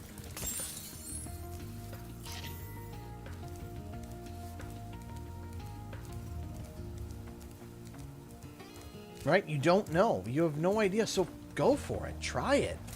So, Fallen Paladin, if you're not motivated, think of this for motivation and change your view. Think of this as every step that I take, I'm one step closer to where I ought to be and to where I'm going to be happy. One step closer to happiness. Some people, it takes 5 years. Some people, it takes 10. Some people, it takes 2 weeks. Every person is different, and you won't know until you start. You won't know.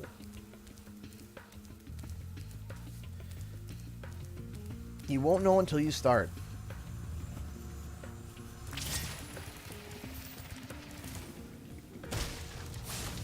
That's the best part.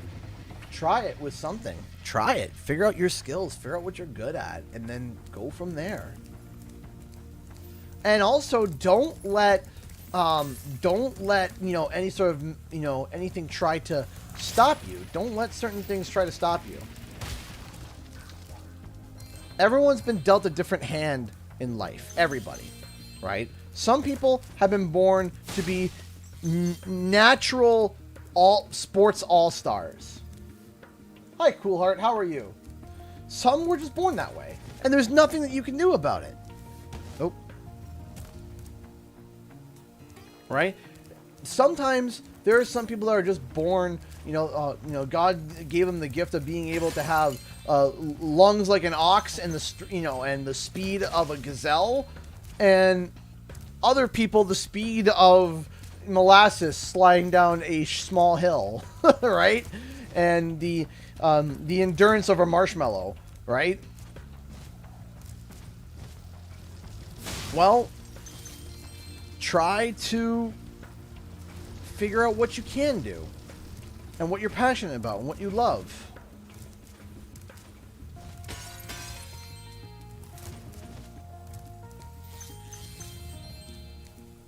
Spyro, you have done well so far. You could have this little trinket for good luck. If you have any questions about shutting down the factory, just ask. But while you might have the endurance of a marshmallow, you might be able to see things that other people have a hard time seeing. The next glides get remembered. Maybe you want to be involved in football, but, you know, you have a hard time with the molasses and marshmallow comparisons. I'm right there with you, Julie. I'm right there with you. Exactly. Bob Ross hated portraits. He hated them. So he just drew environments. He drew like landscapes and stuff. Like, how amazing is that? Bob Ross hated he hated them. Okay, Daniel, that's an awesome skill. So, what job could potentially use that? Maybe a detective? The switch to turn off the gear grinder factory Right? is in that room, but it's awfully noisy in there. Maybe a detective? Maybe a investigative journalist? Right? Ooh, you know what would be a really good job? Another job would be what was the job title? The job's title would be prop master. So prop master on films. Prop master, where it's up to you to make sure to remember where all the props are and where they are located and how they look from shot to shot to shot to shot to shot to shot, right? So that you don't get weird shots where, like, one shot, the most famous thing is like Forrest Gump, where he's in the hotel room. You see the iron down, it cuts over to Jenny, and it cuts back, and the iron's up, and then it cuts back to Jenny, cuts back, and the iron's down, it cuts back to, it's up, down for every take. And the reason why is because they're using multiple takes, and in between those takes, someone put the iron up, right? Well, it'd be like set dresser. I think it's called. I can't remember the actual job, but it's like prop master. It's like, hey, you know, you're making sure that everything is in its place where it needs to be, where it needs to go, to make sure that, you know, it's not, you know, to make sure that everything is kept track, right? I love stories, telling them and expressing them. Games, books, okay. Maybe you don't want to be a YouTuber, but maybe you want to be a game writer. Maybe you want to write for video games, right? Narrative designer, right?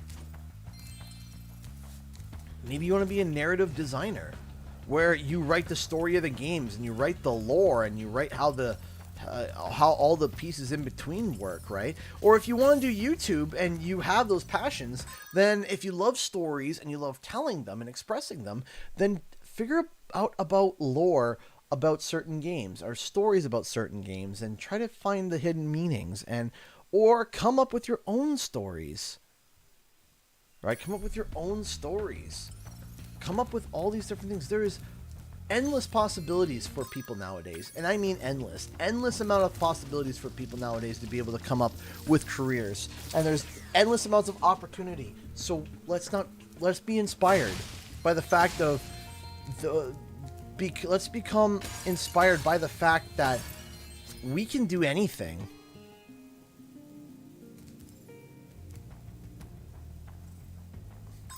Hey, never thought of that. I actually work a postal express shipping facility as a maintenance technician, but it's huge. I know every location in that facility.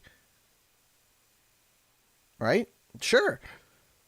But you can go further with that. Think to yourself, I have this skill. What is another job that I could use it for? And go take a look. That sounds fun. I think D&D is a good start. I'll try by being a DM. Great idea, Fallen Paladin. Absolutely. Thank you, Spyro. You've deactivated all of the electric barriers. That's how you can start. We've been guarding this talisman from the gear grinders. Please take it as a reward. You know, there are people that are making money as DMs, right? As being a DM in a dungeon in a D&D campaign, where it's literally like the DM literally crafts the campaign for people. That's literally a job. When have you guys ever heard of a DM campaign designer for D&D?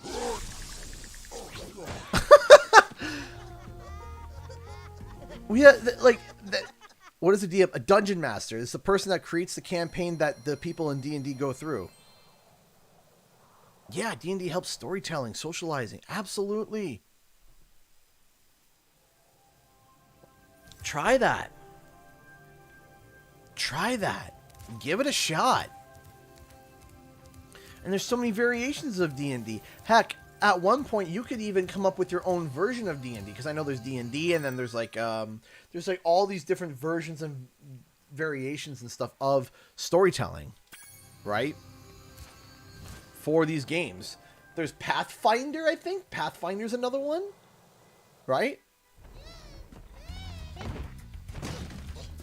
Why is our car alarm going off?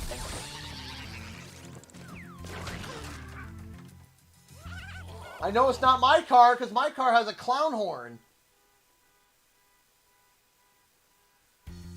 You guys hear that?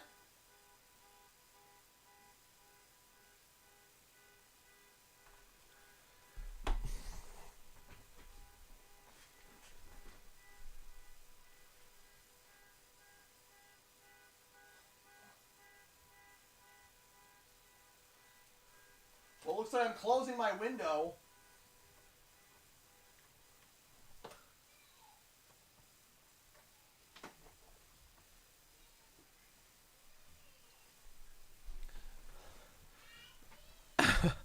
My wife, clown. Okay, so my wife and I.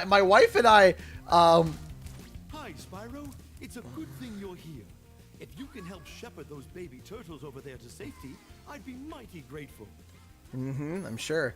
So, my wife asks me, honey, why don't, when I get cut off, I don't honk my horn? And people are like, honey, why don't, my wife's like, honey, why don't you honk your horn? They cut you off and, they shouldn't do that. And I'm like, have you heard my horn? I drive a Toyota RAV4. It's like, meep, meep. it's embarrassing, man. Can you imagine, like, getting told off by someone going,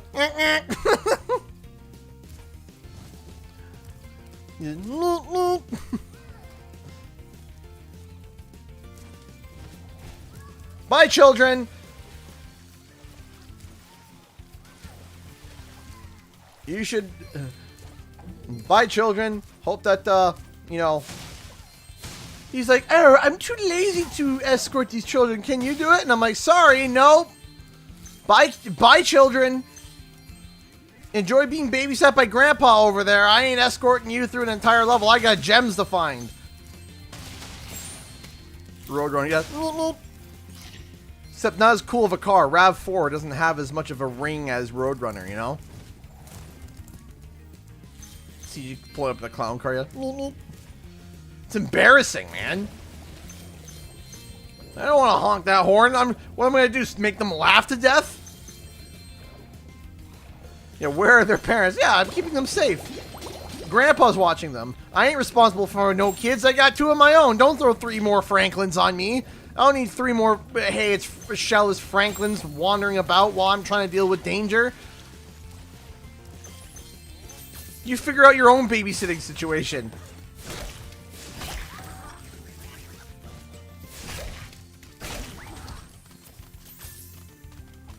Come on, buddy.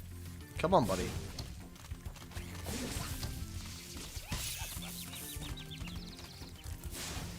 My responsible wife feeds my inner nerd with things like Venom hoodie and shirt for Christmas. Ah, she just loves you. That's love.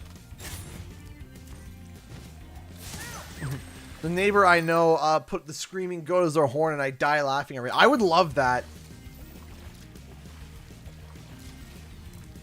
I would just have the most ridiculous noises as my horn. Or what I would do to counteract, like, my rage, some of my road rage, I would just put, like, compliments, like, you're a nice person! I like your vehicle! No. Just to counteract the, me, you know, getting cut off and my left eye twitching. Seriously, if someone cuts me off while I'm driving and I'm by myself, I'm like, oh, come on, man, what are you doing? Like, I get mad. I get, like, concerned like that. When I'm driving with my kitties in the car, my 2 kids, and someone cuts me off, I'm like, you! Oh, you sack of turds. How dare you cut me off with my babies in the back? You slime. I go off. I'm not happy. It's like, that's my babies in the back and you just cut me off. Don't cut off my car when I got my babies in the back. I get angry. The water workers have captured... I get irrationally angry.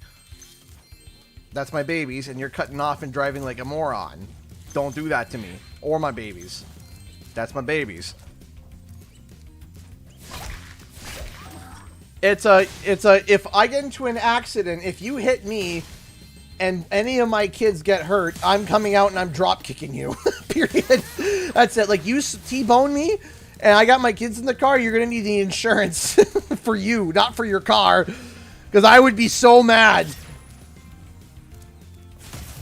Because that's my babies. You don't touch my babies. You don't touch them.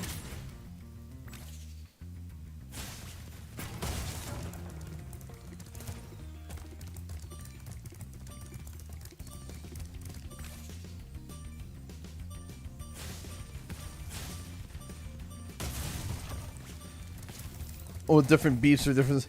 He said the BB-8 zone for parking. BB-8. Oh man, like, as I've said, for me, it's. I have to switch that change horn depending on the moron does. No turn signal. Nice turn signal, bro.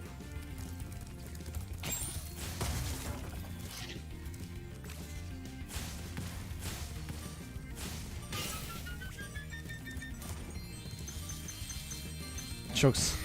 No, just, but that's the thing for me. It's just like, hey, you know, hey, guess who arrived? Hey, how's it going, the Cowboy Coyote? How you doing? Thank you so much for the $2 super chat. How you doing today? I'm very, like, adamant about, you know, keeping my kids safe when it comes to those situations. I don't like when I'm driving and somebody starts driving like a moron beside me and starts, like, being dangerous with my kids in the car. Oh, it bothers me, man. Like, it bothers me. Hey, Shooter, how you doing, dude? How you feeling?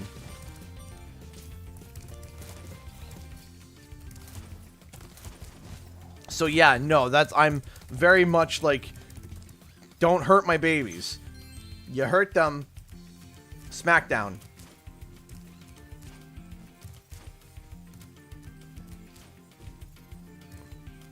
And I'm very much not like an aggressive person. I'm not. I'm a marshmallow.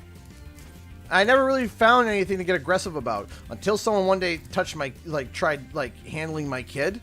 Oh, I suddenly felt the anger. It was there. I was just like, don't ever. Hey, Joe Linders, how's it going? I was like, don't ever touch my child ever again. And if you do, you won't have any fingers. I will force feed you your own fingers. Don't ever touch them again. No, and I never had that. Never had that before. Never did. I was always trying to be gentle and always trying to be kind and nice and polite. And even if someone hit me, I'd be like, yo, man, that's not cool, right? I had kids, that changed. That completely changed. It was, you know, and you could still hit me. I'd be like, ow, what the heck? Now it's, Please take this again, calm, happy person. token of our everlasting gratitude. But handle my kids and suddenly I'm not happy. I'm not impressed. And I don't like it. It's like, don't touch my babies. It's Papa mode. Daddy mode. It's the, hey. It's like, don't touch my child. Don't hurt my child.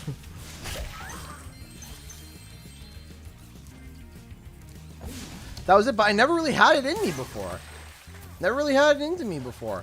I've told people off, of course, once in a while, you know, but not like, you know, I was never rude or never adamant or never, you know, threatened somebody. I had kids, and suddenly I had the potential to threaten people, and I have. Hey, the Cowboy Cody donated $2 super chat. CG Papa Lion mode, kind of. I never believed it. I never thought I would. I never thought I would get that. No, and now it's just like, yo, don't try.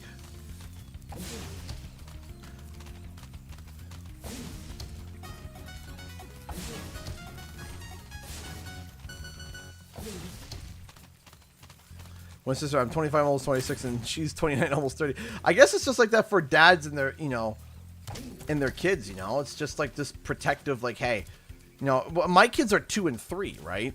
So I had this one lady, she was in a scooter, okay? Fine. Mobile scooter, whatever. Well, she backed up and almost ran over David's toes. And I pulled him aside and I was like, oh, I said, sorry, ma'am, you know, my son's toes were there. And she just looked at me and just like, we were in line at the grocery store. And she tried backing up again and almost ran him over again. And I put him behind me and she turned and she like made a comment towards David, like, you know, like little brat or something like that. And I was like, ma'am, if you make a comment like that to my 3-year-old son again, I'll leave that there. I'm just going to leave it there. I'm not even going to say what I said because I was mad. She didn't back up again, but I was not happy. I just politely, gently, you know, reminded her he's 3.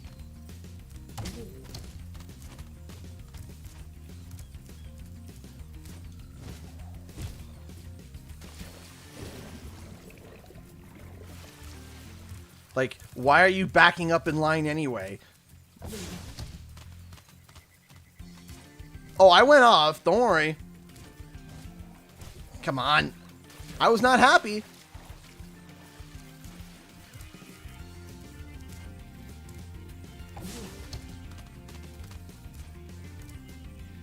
There's a way to do this. Come on.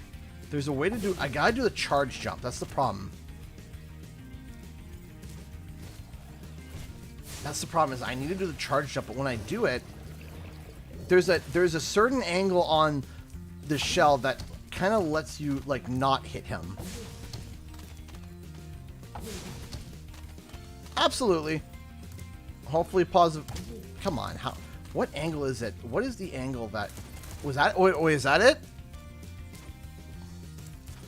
Is it the back end here? What the? Why is Spyro doing a weird? Okay, I think that's it. Okay, so it's like the butt. Okay. So we do the butt like this.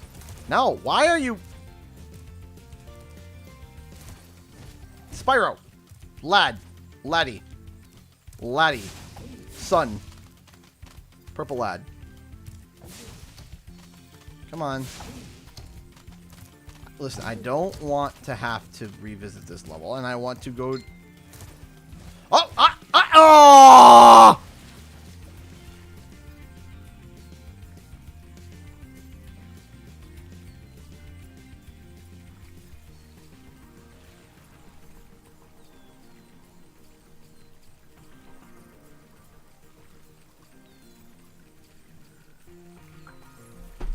Okay.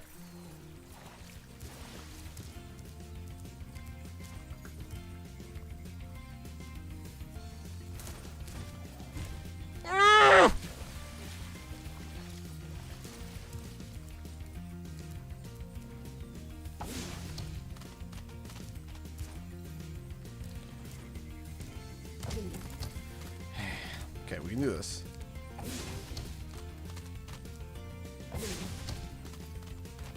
Okay.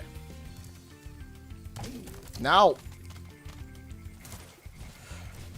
Come on! We can do this! We can do this!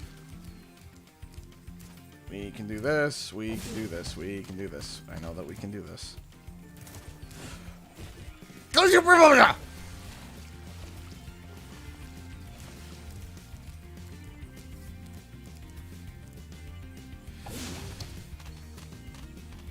Okay. Oh, come on! That was it! That would have been it! That would have been it! Okay. No! Now he's gonna reposition. Well, maybe. Hold on.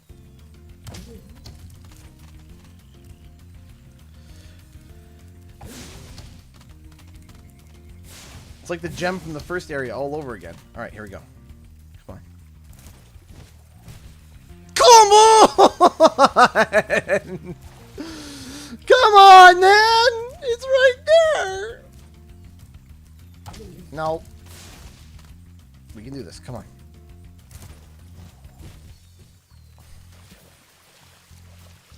It's right there. I know I can do it. I know I can do it. It's so close! Okay. Where are you going? Why are you running?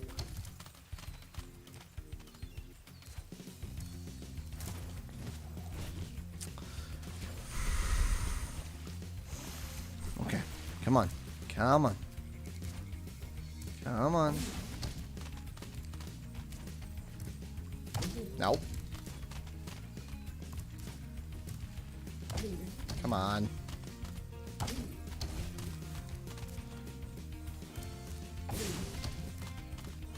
Oh, try it while it's moving. You know what? That's a great idea. Let me try that one, H. Hold on. You're right. Maybe try it. Do it while he's moving. Oh, God! It's so close!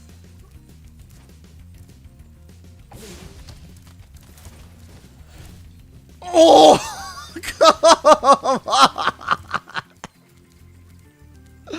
It's right there!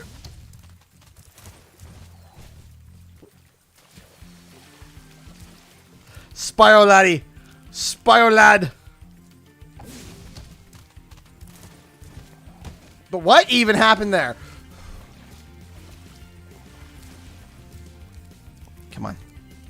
You can do this. Come on. Come on. Come on!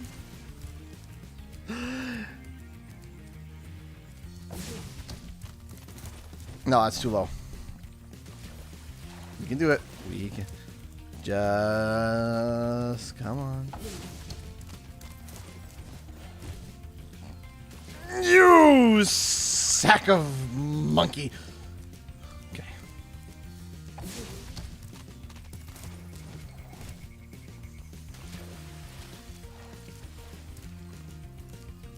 I have an idea. Hold on. I'm gonna shove him a little bit over there. Okay. Oh, this is it! Ha ha ha! Ha ha ha ha!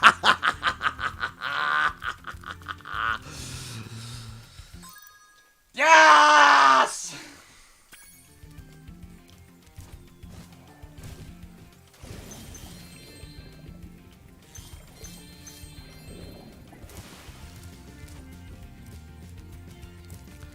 Let's go! Your turtle friends will make a very good soup if I can catch them. You can try to save them if you like, but I'm feeling awfully hungry. Okay, Master Chief. I mean, Master Chef. Got it. Shkadunk.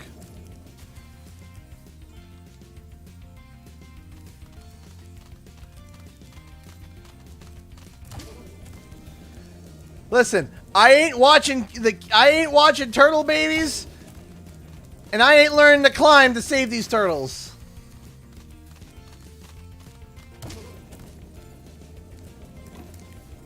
Where are you going? Get out of out from the pot.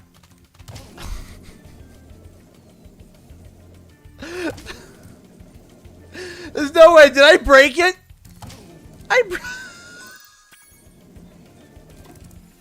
You spin me.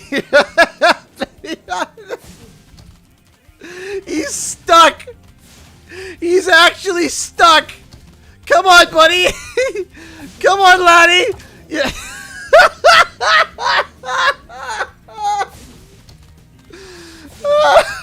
He's stuck. Well, buddy. Enjoy the soup. There he goes. Goodbye, Space Cowboy. How's it going? It's going well, honey. We love you. I love you too. Hi, honey. I love you.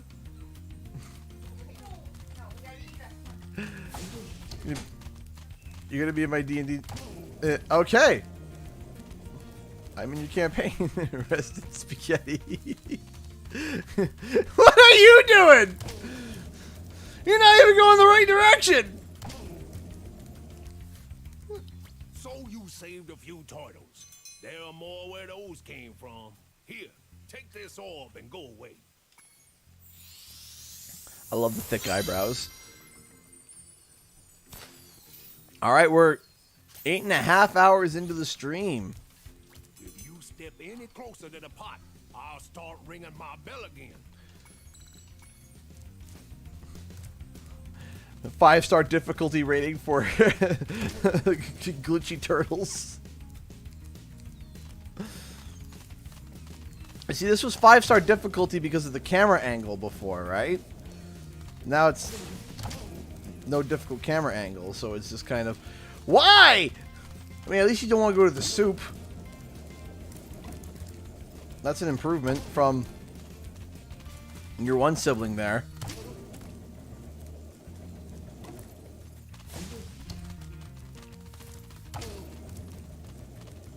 Wish you could like bounce them off, like pool balls. What is with these turtles? Why is the ones coming from that hole specifically are like no? At least they have better sense than these turtles, just running to the soup pot because of reasons.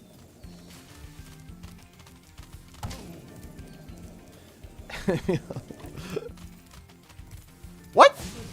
Yeah, okay. There you go. Next. Oh! Oh, now you decide to... Okay. Curling turtles.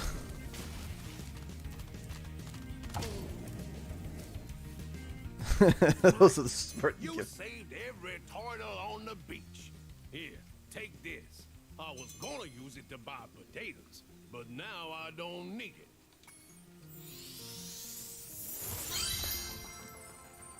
Thank you for the herb.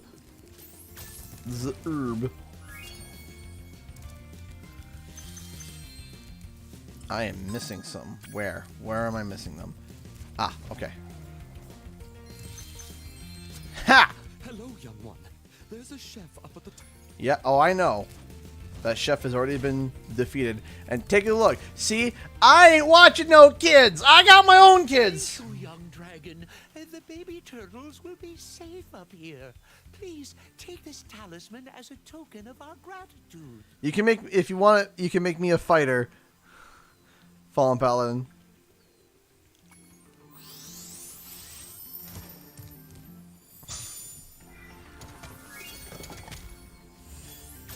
Okay. I ain't watching no kids, no little Franklins. I ain't coming back to this level. No backtracking, no watching kids. I'm out. I'm doing this level my way. Bye-bye. I may or may not have Baby Joe going for a spin. See, they're baby Franklins.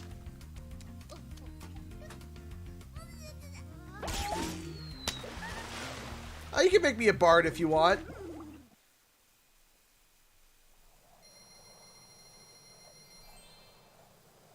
Make me whatever you want to make me for your campaign. I won't be able to play it, so you can make me a clown class for all I know.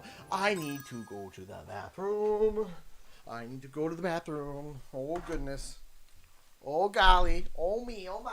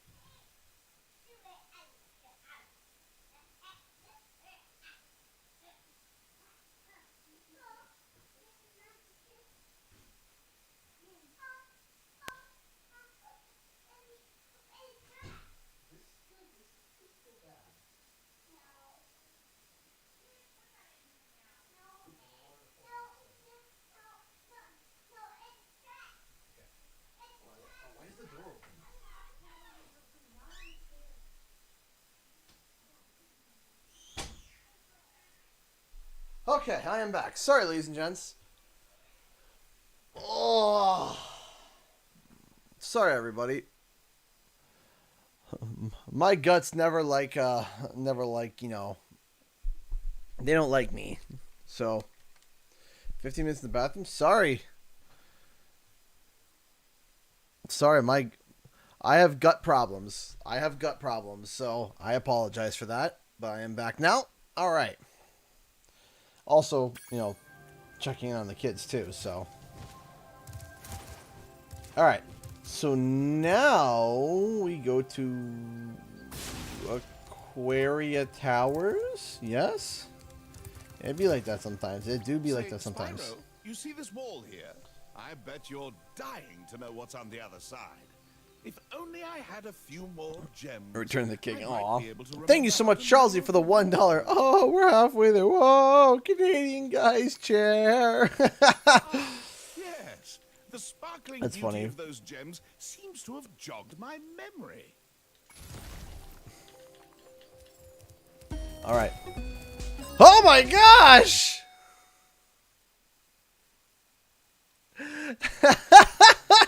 Fallen Paladin donated $29 through Streamlabs. Thank you. The crazy guy who's super oddly wise and helps out the party through super cryptic rants. That's gonna be you. Awesome. I love it. Absolutely love it. That's awesome. Thank you so much for the $29. That puts us at $10.50. That means that we are $5.50 away. Yeah, $5.50 away from filling up that bar. That is incredible. Thank you, everybody. Thank you so much. We're $5.50 from almost filling up that bar. That is awesome. Incredible. Impeccable. Amazing. Thank you. Thank you so much for the love and support, everybody. Thank you. So cruel. He's like, I just want to swim in water.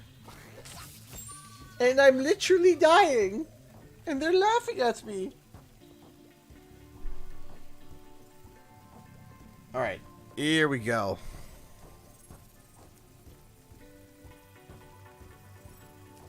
The funny-looking guys with the shock sticks have drained all our water. We can't get it back unless someone activates the switches they're guarding.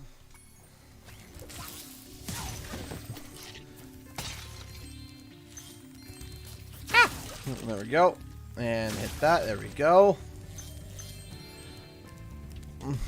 Thank you, everybody. Thank you, thank you, thank you so much for your contributions and helping out tonight. We're $5.50 away from filling that bar, and I am incredibly happy to be able to say that. That is so awesome. People will be like, "Hey, we're almost there," and that is just awesome.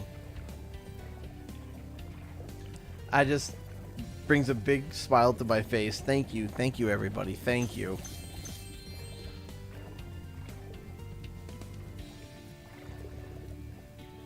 Down, down, down, down. Grab all these things. There we go. Hit that. There we go. And whoop. There we go.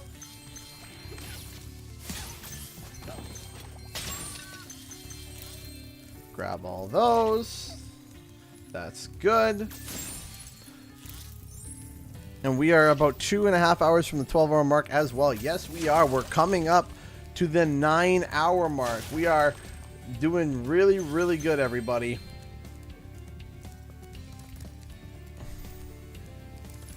Thank you. Thank you again, everyone, for your kindness and support. It means the world to me. Thank you. Thank you so much.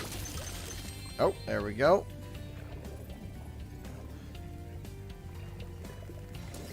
It's possible. It's possible next year could be the new Spyro. It could be.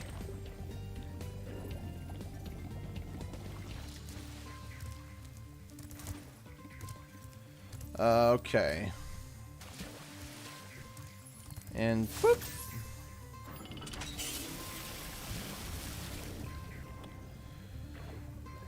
It would be super cool to see Spyro released around that time. That would be nice. It would be super cool if we could have it released this year too, but I don't know. I genuinely don't know.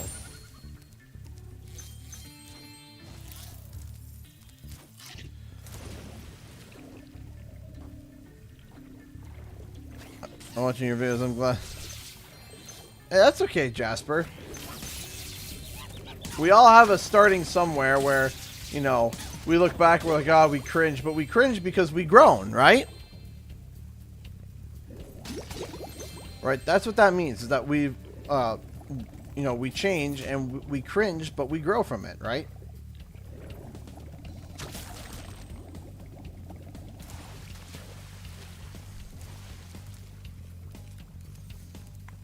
Hi, Spyro. You must be tougher than you look to get here. All the same, you won't be able to get past the metal sharks up ahead.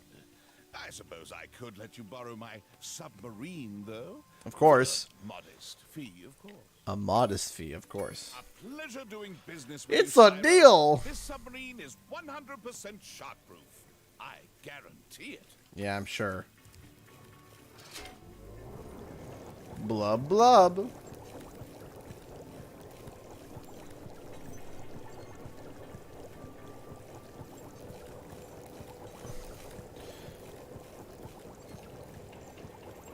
We have, in 10 minutes, we're going to be having 3 hours left.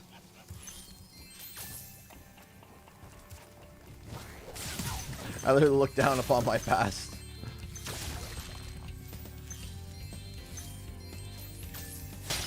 There we go. Okay. Hit that. There we go.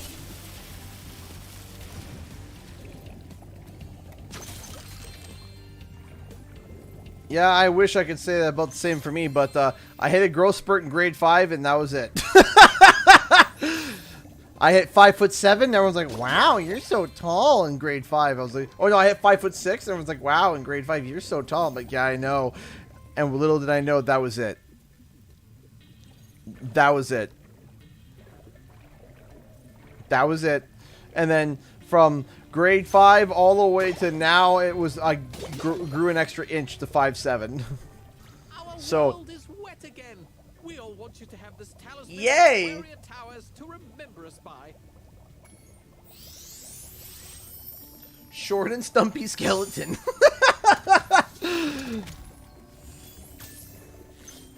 What's your favorite games for Side Crash and Spyro? So I do enjoy playing League of Legends. I do enjoy playing like League of Legends. I enjoy Horizon Zero Dawn. I enjoy a wide variety of games. Really, I do. I enjoy like a really like my taste in games is like quite broad. I enjoy a lot of games. You know, that's the kind of thing is I like games as a whole, right? Right. I used to play a lot of Animal Crossing. I used to play Harvest Moon. I used to play Call of Duty. I used to play, you know, like, I was a very peculiar person when it came to games because I loved games, right? That was the big thing, was that, like, because I love games, I have just such a broad, you know, I have a broad taste in games, right? From platformers to first-person shooters to RTSs to racing to, like, you know what I mean? Like, I enjoy a broad variety of games. And I think that is, you know, and that's something that I really like, you know. So whenever someone asks me, what games do you like? I'm like, I like a lot. I like games in general, period. Right? I've played JRPGs. I've played regular RPGs. I'm just a very broad taste in video games kind of guy. Yeah, if it catches my interest, I'll try it, right? It doesn't have to be like, oh, it's a simulation game. Oh, I'm not going to play that because I don't like that. It's like, no, it's... If it interests me, I'll try it, period, right? Action adventure, awesome. If it's, you know, whatever, I'll give it a shot. I'm not particularly fond of games like you know, for me, like the Madden and the NFL. I bought one game to play it with my brother, and that was it. That was my extent of my Madden experience. You ever play Trails in the Sky? No. So here's the problem with the concept of what I'm pitching as well, is that because I have such a broad taste in games, there's a lot of games I actually miss, shockingly. Like some games that are like obvious like hits, like, oh man, you know, if you played Spyro, you should have played Klonoa. And it's like, nope, I didn't play Klonoa. And everyone's like, what? And it's like, yeah, because I was too busy trying other games, right? Are you Power Rangers fans? Not really, no. That's just me. No, that's just me. My parents didn't really let me watch too much Power Rangers as a kid. So, I did enjoy Skyrim when I played it, yeah. I haven't played in years, but yeah, no, I do enjoy Skyrim. Fable is another game I really enjoyed.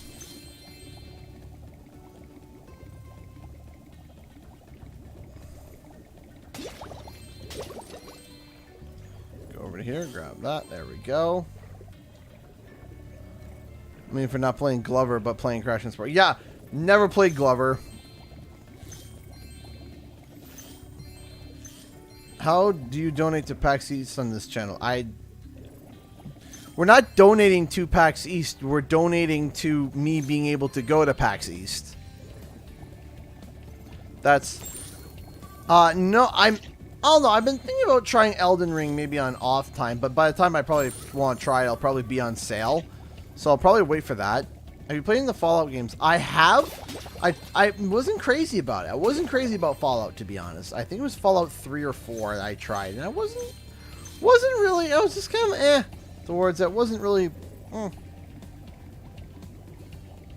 don't know. Just wasn't really my forte. So on my off time, even on my off time, I'm not big on horror games. The only horror games I like sci-fi. So like I like sci-fi. So like Alien, like that's cool. Like Predator, that's cool. I like those games. You know, like Alien versus Predator, that stuff is cool for me. But beyond that, like, you know, I don't know. Would you?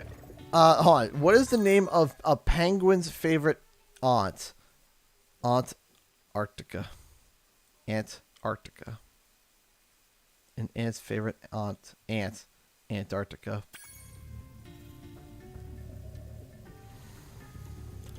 That is hilarious.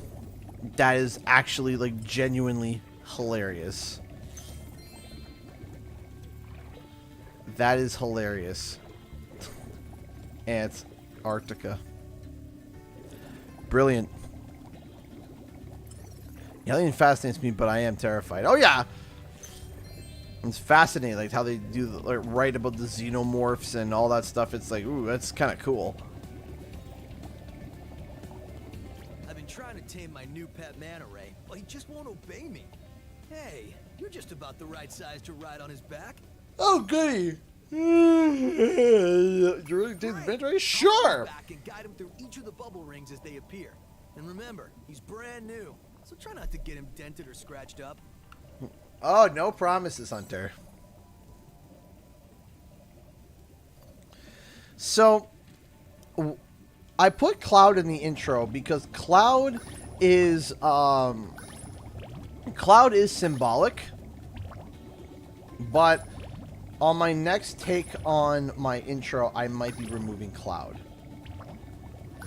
I am thinking about getting a new intro animated. Well done. I suppose I owe you something for that. Here, take this orb. I found it in one of my flippers. I'm thinking of putting more than just Crash and Spyro in my intro. I'm thinking about including like Banjo and Sly as well. If the manta ray's tamed, I'd love to get him into racing shape. Care to take him through a harder course? Like, you know, at the end of my intro, the dun dun dun dun dun, the bum bum bum bum bum bum bum that part. I was thinking it'd be funny if the ending was like Banjo and Kazooie's using like her horn, like using her kazoo for the last part. I thought that'd be cute. As Banjo's like, you know, hitting his banjo, the it's Kazooie with it, her kazoo. I think that'd be funny. Well, I mean, my music is always going to stay the same theme. It's the bum ba da dum da da da da da da. That stuff, that's all staying the same. That always stays the same. But we might change the melody. We might change the or we might change the way it sounds. But the basic, you know, the basics of it are going to stay the same. You know. Can't wait to see you at PAX. Hey, thank you, Bag. Incredible! You've got real talent. I could use a partner like you. Ow. You can have the orb I found in my other flipper, too. I don't know why you couldn't just give it to me right away, but okay, fine. But yeah, no, it's you know, that's what I've been thinking. But of course, it takes money, right? I gotta commission someone to do that, and it takes, you know, that intro before cost me close to $400 to get done, so it's not cheap, right? Yeah, the base of the song is staying the same. The water workers have kidnapped 6 of my children and have hidden them in the top of each of these numbered towers. Let's start with one thing. Why do you have 6 children? 6. If you can make it to the top of the 6 numbered towers, my children will be safe. It also depends on the availability of the artist. If the artist isn't available to do it anymore, then I might have to hire someone new who might, you know, have to hire somebody new, which means, you know, I have to go with a different, you know, might be a different cost, etc., etc. So I don't know how much it's going to cost for me to get a new intro, and I don't know when I'm going to do it. So it's a matter of just figuring that out. Once I sort out that, then we can start thinking about getting a new intro.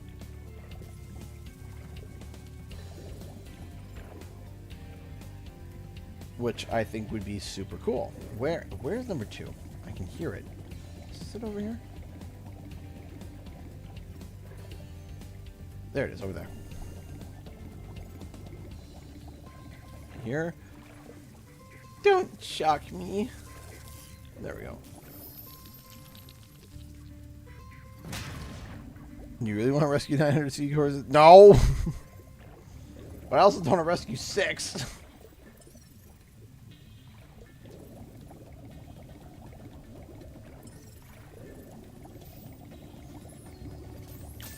Down we go. Grab that. Oh, 6 of his kids. Also, there's more. Oh. Oh. Well. We're going for sci-fi fantasy, so movie themed tables, video game music for the wedding breakfast, lightsabers, the whole nerd pack. Man. Ozzy, can I come to your wedding? Like, it just sounds like a mini Comic Con. Like, goodness me.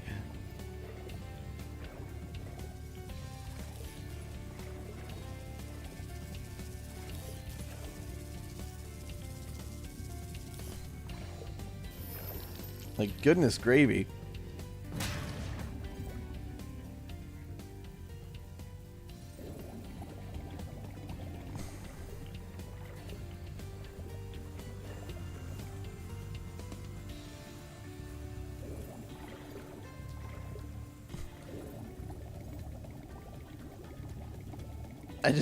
That just sounds like a fun time.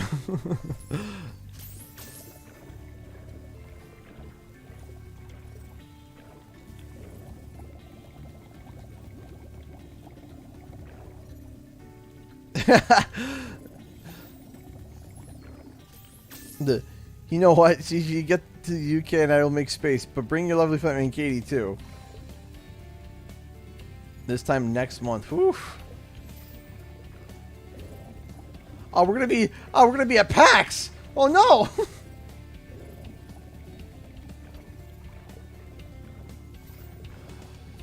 Oh goodness, where is number?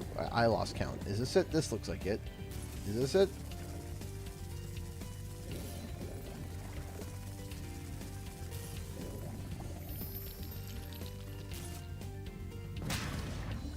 according to Google, seahorses can have over 1,000 babies at a time. Well!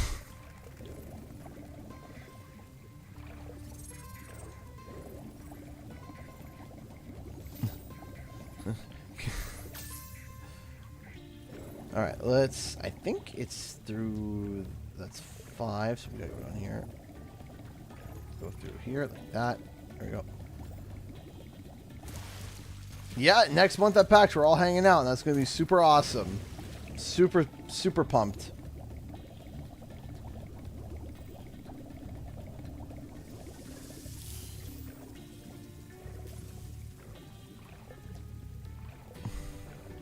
Thousand babies.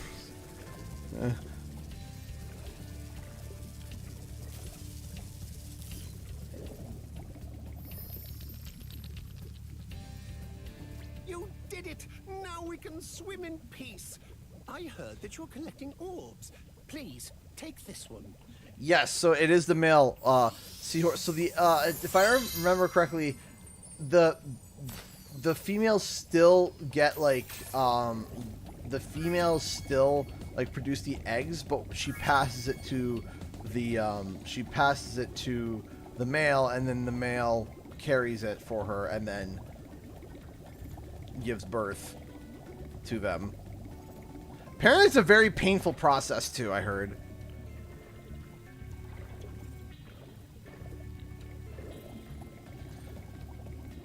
No, definitely come to PAX. You know, here the one thing I do want to reiterate over and over and over and over again for people that need to remember, PAX is a big thing about games. See, Fan Expo, Comic Con, all that stuff, that's all like for like general nerd stuff. And yes, that there is general nerd stuff at PAX, but PAX very much specifies big, mostly into video game and video game demos. So there's not a lot of like kiosks to buy stuff. A lot of it is game demos, and a lot of game demos. I mean, a lot of game demo. It's basically game demos.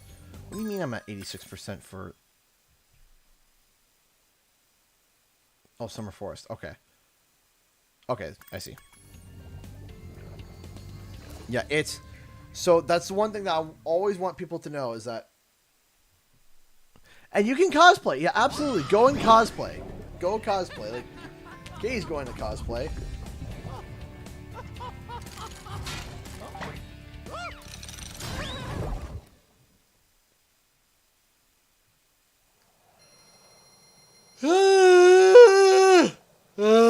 Third.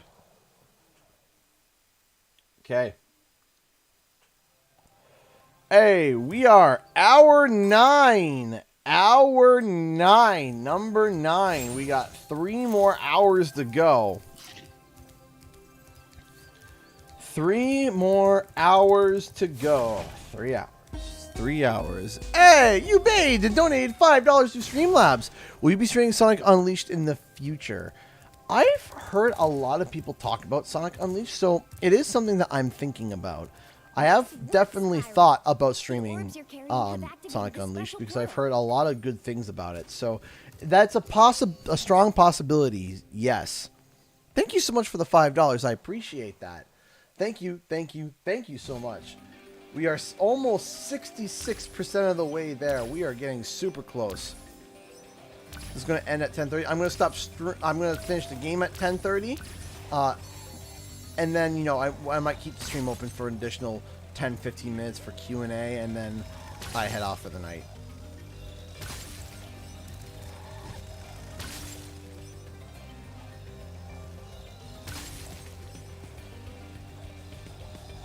But yeah, that's going to be the plan. At 10:30, it's going to be like, all right, the stream. No, I was supposed to start at 10, but I had some technical difficulties this morning, so we started at 10:30, unfortunately. But we're still streaming for 12 hours, so that means we go to 10:30. I ain't shortchanging you guys a half an hour, making sure that everybody gets to see, everybody gets to watch, and everyone gets to chill. Yeah, Boston. Yeah, driving from Canada to Boston. I hate Boston. Not that I hate Boston. I hate driving in Boston. Driving in Boston is like a nightmare when it comes to certain like areas, man. It is so bad. I've almost been killed by a bus like twice while driving.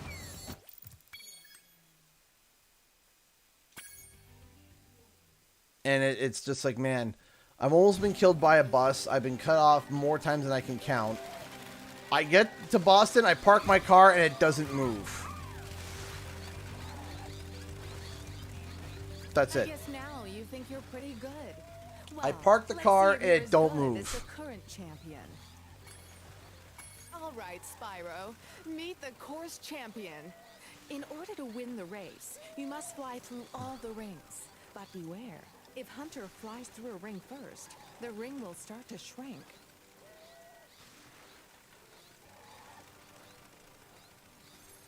Boston is just awful.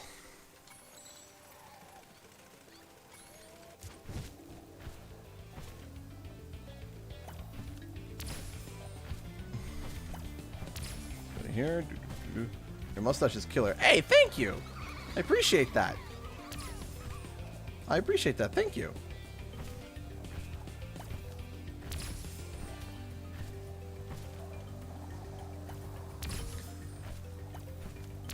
I'm very much happy with my mustache.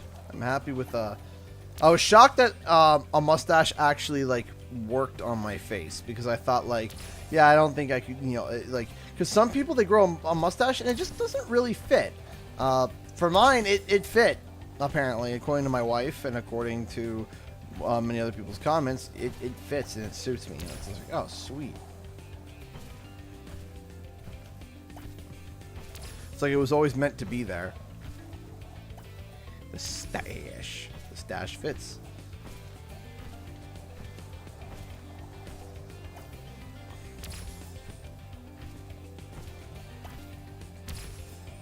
My fiance can't grow facial. I had chops, man. Like, I had almost Wolverine chops, man. Almost.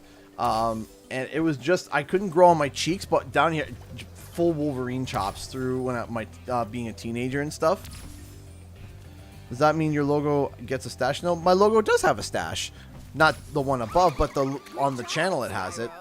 That was some excellent flying. But yeah, no, did you hear about Sly 5? Yes, and I have some news about that, which I will be talking about in a future video. But the big thing that I've heard other details about it. The one thing that I apparently heard is that it is not a remaster. That's the one thing that I've heard, is that it's not a remaster. Another thing... That's just fine. You can come back anytime. The other thing that I've heard is that it is either a Sly Cooper 5 or it's a soft reboot. Which would mean it could be like... Almost like,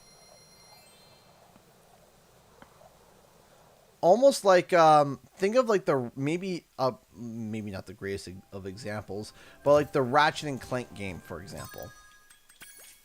The newer one, the not Rift Apart, but the one before that, the one that like it's like based off of the original game, but it's like a soft reboot.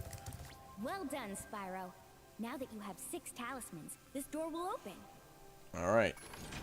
Here we go. So, but we don't know. We have no idea. We're still unsure. Before you get to the castle dungeon, Spyro, I thought that you might want to know how Ripto and his monsters arrived in Avalar.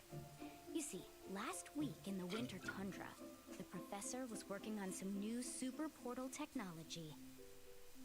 There. That's the last orb in place. Extinct Instinct. Oh my gosh, I almost spewed my water. Let me finish this cutscene and I will make sure to read your comment. Wow! That's my birthday. No, Hunter, don't. What?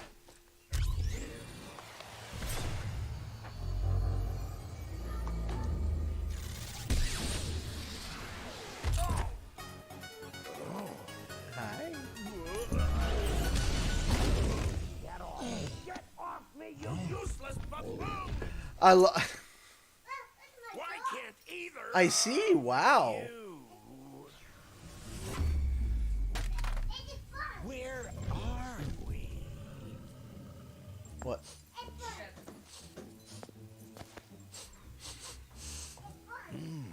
No dragons? Wonderful. Crush, go back and pack my bags. We're moving Oh, okay. Okay, I see. Okay. Say hello to your new king. Professor, shut it down! Hurry! Oh my, I can't see the switch. I think I've broken my glasses.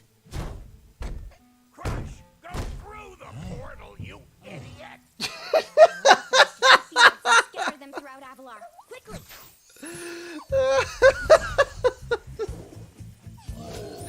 That line kills me every single time. Go! Crush, get the orbs now! That comment section, that comment from Ripto kills me every time. This is bad news for Avalar. Hunter, why didn't you chase him? Yeah. I, would have gone after him, but didn't he say something about not liking dragons? Professor, could we catch a dragon to help us? Yes, I think so. We'll need a world that has an alignment much better suited to intercepting one of these creatures. How about Glimmer? Thank you so much, Extinct Instinct, for the $50 donation, dude. Thank you. Thank you so much. I first found your channel from the recent Spyro 4 evidence video and appreciate how much time, effort, and research went into it. And just want to show you some love. Thank you. I appreciate that. Thank you. I put a lot of work went into that video. And I appreciate the love for that video. Appreciate the love I've been getting for that video, and I really appreciate your donation and comment. Thank you. Thank you so much. That's incredibly kind. Thank you, thank you, thank you so much for the $50 donation. That is awesome. Thank you. Man, you know I think about it? The way that they did this boss is also really good. Like, the way that this boss is, it's fun. I think they could have made him faster, but like, look how beautifully animated he is. Like, look at the animation, like just how awesome he looks when he's doing that. Like, his jumping animation is just super cool.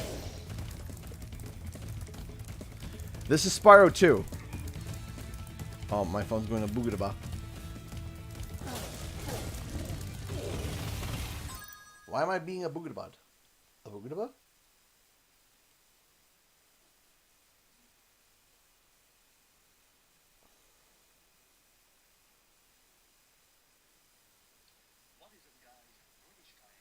Oh.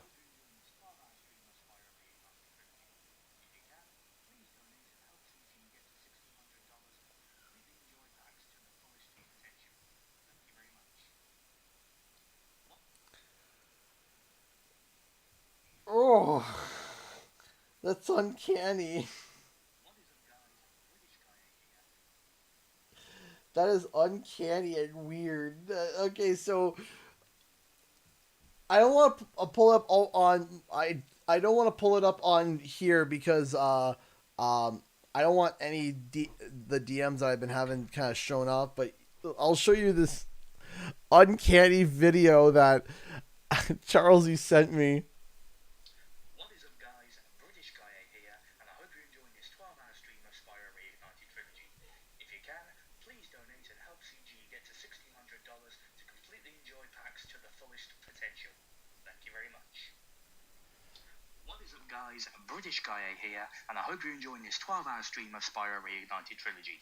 If you can, please donate and help CG get to $1,600 to completely enjoy PAX to the fullest potential. Thank you very much.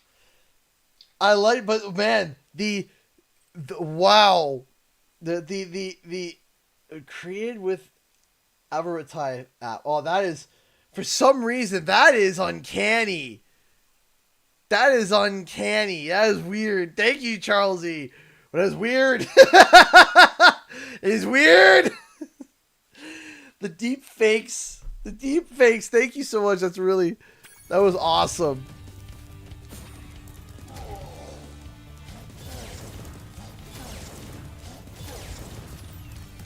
That is awesome. Woo! Does that ever hit the... I mean, Charlesy out here with the facts. Let's give CG that support. Aw, thank you, Katie, and thank you, everybody. We are close, and I really do appreciate all the support. Thank you, everybody. Thank you so much. Don't touch me. Bonk. One more time.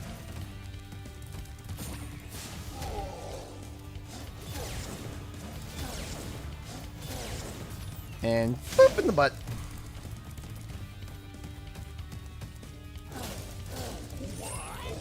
What? Nani?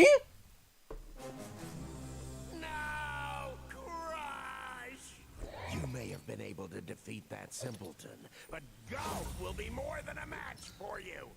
Bring it Love on, his entrance shorty. here. Golf, come here now. It's like a dog. He's like, "Hur."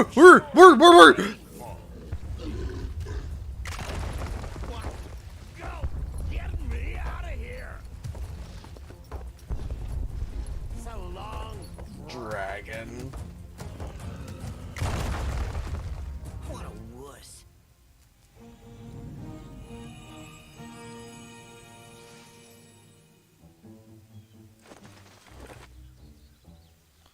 Why did I only just realize Crush got crushed? Yeah, Crush got crushed.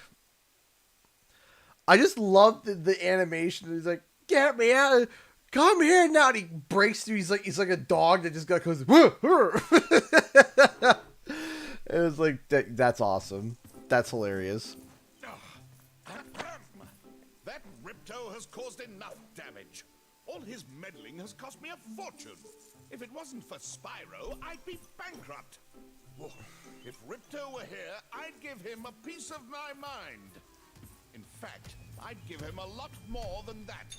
I was a champion bantamweight boxer at university, and I still know a few moves. Take that, and that. No. The fingers. Boo. Why you? I love his laugh here.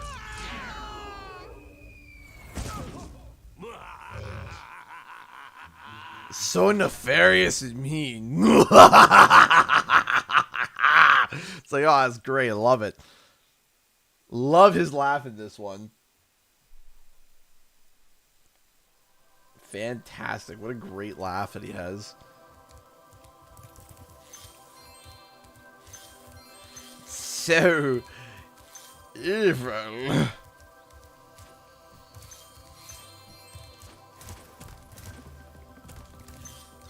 Rest in peace, Moneybags.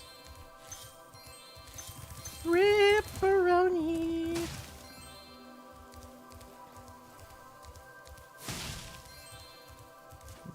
Alright, go over here. See you later, Trev. Thank you so much for being here. I appreciate it, man. Thank you. Thank you so much. I appreciate you hanging out. Thank you, thank you, thank you so much, Trev, and thank you for your amazing kindness and generosity, as always. See you later, Trev. Thank you, man. Thank you so much.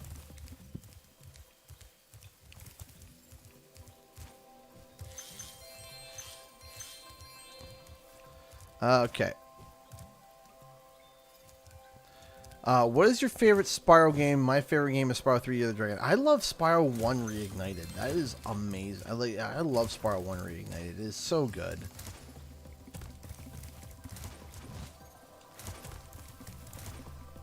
Take care, Trev. Thank you so much. I really appreciate you stopping by. Hey, Midnight's Code. How's it going? How are you? How art thou?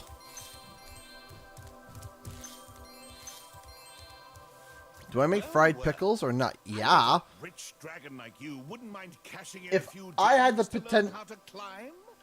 if I had the potential to make fried pickles, I'd do it right now. Fried pickle spears are delicious. Okay. So what we're going to do is that we're going to go to the guidebook, and what we're going to do is that we're going to go back to Glimmer. I'm still not going to pay money for money bags, but now that I can climb, I now can climb up and pass over money bags and be like, hardy har har. We're going to Spyro to it, and I'm looking at how good the remakes are. I know, right? When are you going to stream the Legend of Spyro games or other games? I have streamed, well, both other games and the Legend of Spyro games. I streamed all of them. What 2 gems am I missing? It's over there, weirdly. Okay. Actually, I have to go back and kill more enemies. Listen, Kitty is cute, but, you know, fried pickle spears are more surprises on Twitter. Oh, boy.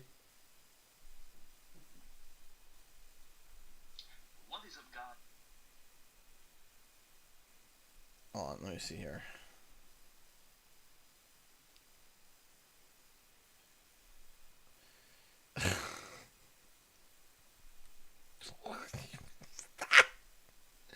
What even is that? That's one of the creepiest things I think I've ever seen of.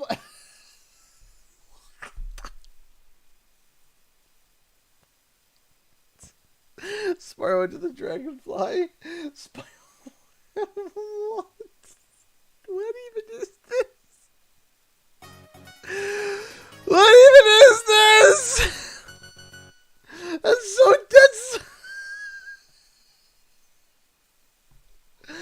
cursed. That's so cursed. It's so cursed. Dear gosh.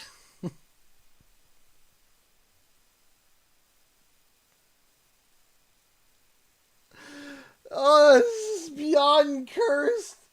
Love this game. Hey, Dan, how's it going? If those sugars are, we're pretty on the bottom of the face. I've been wearing some fast. Just thinking, did that guy go fast? That's nightmare fuel, man. Thank you for that, but that is nightmare fuel. Hey, King DDD donated $2. I love me some good fried pickles with cheese. If I swear, if I see that on the Discord, if that becomes an emoji, it's probably going to become it. It's probably going to become an emoji now. It's so cursed. And today I will not sleep, neither will I. For my own face in that image terrifies me. Nightmares.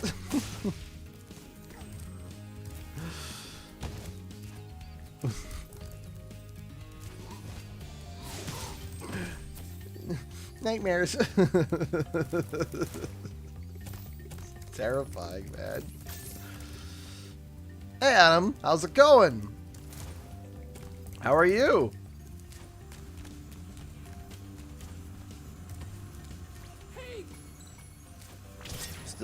Still refuse to pay you any money. Money bags. Bye.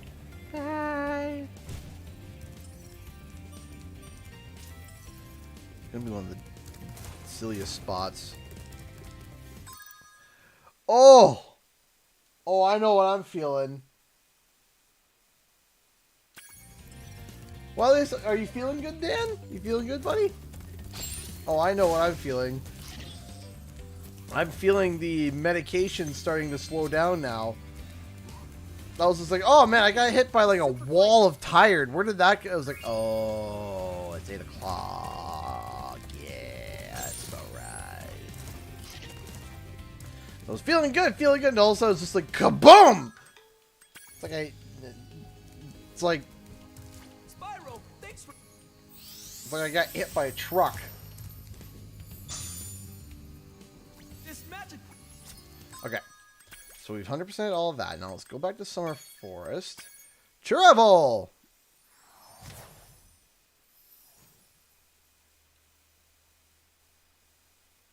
Yeah, buddy, that's good. Happy to hear that. Looks up our execute order 66.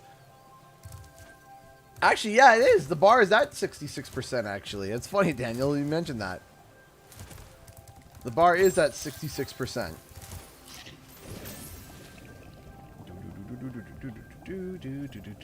Whee!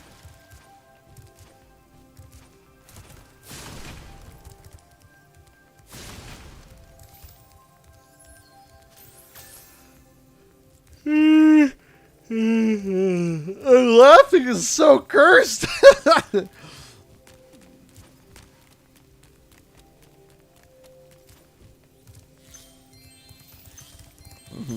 Beyond cursed. Give me the 100%. Okay, done. Next. Back down on planes. There we go.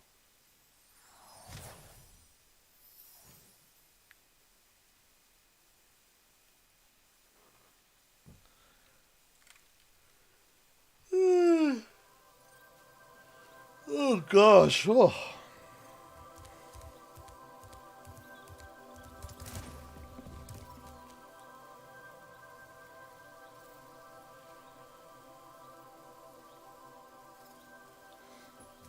Hi. No, you have not missed the bone dance. Well, if you want to, Julie, go. Oh no, now my eyes are getting the blood. You ever get the like you've been staring at a screen for too long?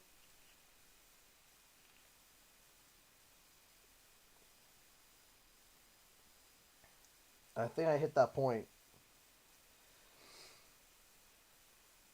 It's hour 9, eh? Hour 9? Yeah, it's hour 9. Oh gosh.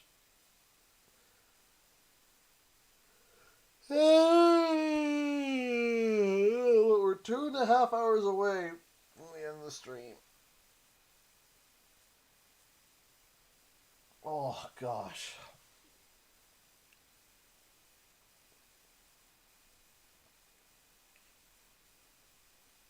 Here, give me a second to stretch my legs and get some water. Oh.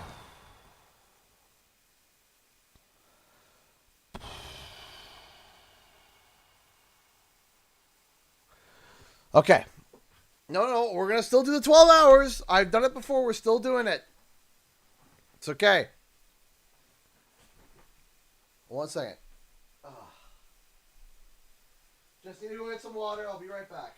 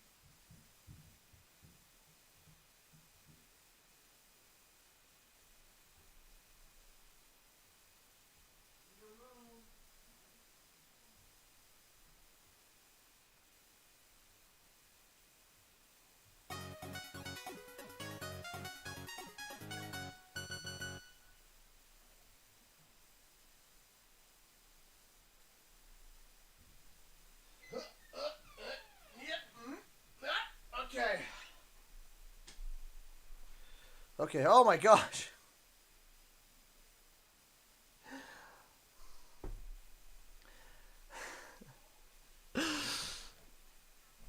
Oh my goodness, you guys. I just walked in.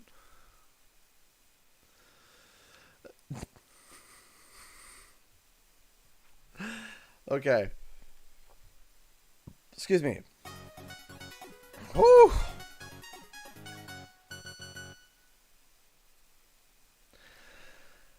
Pumpkin Vampy donated $2 through Streamlabs. Thank you so much. Followed by Patrick Starr donating $5 saying YOLO. Thank you so much. I appreciate that. Thank you. Wait, hold on. No, there's some before this. Hold on a second. No, Big the Cat said Marco. Then King DD said Polo. Followed by Pumpkin Vampy. Patrick Starr donated $5. YOLO. Flameman donated $5. When do you go at a red at when do you go at red and stop at green when you're eating a watermelon? Ha ha. And then Asmos donated $2. Let's clap for the teacher when he comes into the door. Ah. Thank you everyone so much for your kindness and generosity. We're getting close to filling the bar. I hope we can fill it tonight. If we can't, that's okay. Everything helps. Anything helps. It's incredible to be able to get help like this in general. Thank you again, everybody, for your kindness. Thank you. Thank you. Thank you so much. We're getting close. Okay. All right, here we go. Hey! Korean, is that Korean champagne? Thank you so much for the $5 Canadian. I appreciate that. Thank you. Thank you so much. Thank you so much for the support. Thank you, thank you, thank you so much. Whoop! Yeah. Ba-da-da-dun. Thank you so much. Whoop! There we go. Grab that, grab that. Thank you, thank you. Grab that. Up. You're welcome. Thank you. Thank you so much again. Thank you for supporting the channel.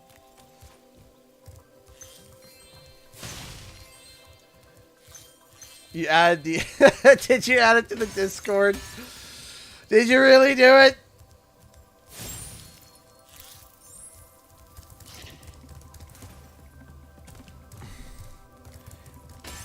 Also, if you're speedrunning, you don't need to go through that door, because all you gotta do is this. See? Everyone's just spamming the face of the Discord server. Oh no, let me go take a look. Do I just want to enter? Do I want to enter general? Do I want to do it? Looks like I'm doing it. See? Okay, saw a lot of mayo. Let me scroll down and keep scrolling. Oh gosh! Oh gosh, it's so cursed!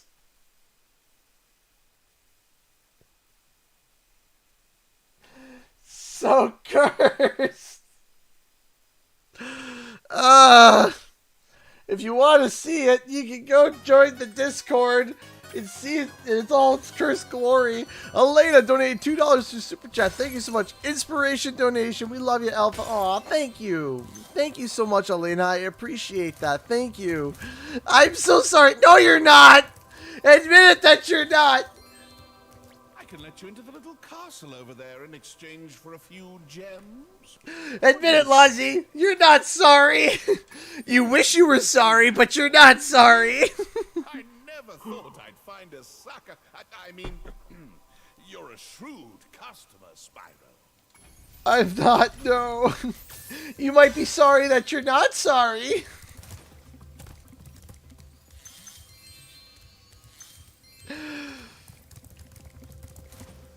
But you certainly are sorry for adding it. Let's be honest here. Let's tell the truth around here, folks. I would love to let you enter this speedway free of charge, Spyro. Love to. Unfortunately, you would love the to. speedway rules require me to charge a small fee.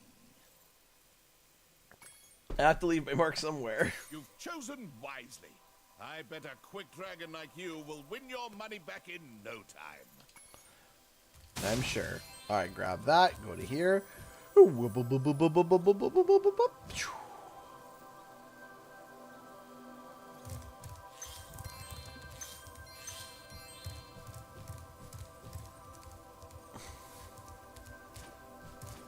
Boink, kaboink, kaboink. You be like Chris Jericho and break the wall down. Hey, I had to run in the store, but I am back now. Well, welcome back. How are you? Who's more greedy, Moneybags or Mr. Krabs? I think Mr. Krabs takes the cake, to be honest. Because he's literally traded SpongeBob for a nickel and cotton swabs.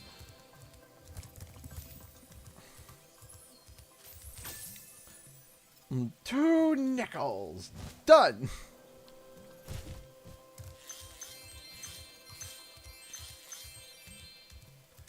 Here we go. Man, I love your gameplay of Spyro and I'm a big fan of Spyro. Aw, that's awesome to hear. Thank you. I'm happy to hear that. Thank you. Hey, Cartoon Gamer. How's it going? Oh, yeah, it was 62 cents. That's right. 62 cents. That's right. That's right. It was 62 cents. 62 cents. Deal. I messed this up very bad. Hey! Thank you so much, You Buy Bag, for the $20 super chat. I appreciate that. What's both your favorite anime show and favorite character? I absolutely love Dragon Ball Z for anime. I love Dragon Ball Z, Dragon Ball Super, Dragon Ball Z, but Dragon Ball Super, and Dragon Ball Z, but I love Dragon Ball Z. And I love Vegeta. Like, come on. Vegeta. Like, he's just awesome. He's so angry all the time. And some of his lines in Dragon Ball Super are just hysterical. He's just always angry at everything, and it's fantastic. But then he also has, there's like a gooey side to him that he tries to hide, and it's hilarious. So I would have to say that. Thank you again. Thank you for the $20. I appreciate that. Thank you. Thank you so much. You guys are all amazing. I really do appreciate the support. Thank you. Ginyu Force. Captain Ginyu! Ginyu Force. Alright. So, did we get all the gems? We didn't get all the gems. We need to find more of the gems. Well done, Spyro. The power from your orbs has activated the whirlwind. Let's go. There's like 2 gems here. Oh, there's a couple more gems over there. Breeze Harbor Trolley. We want trolley trouble. You want trolley trouble?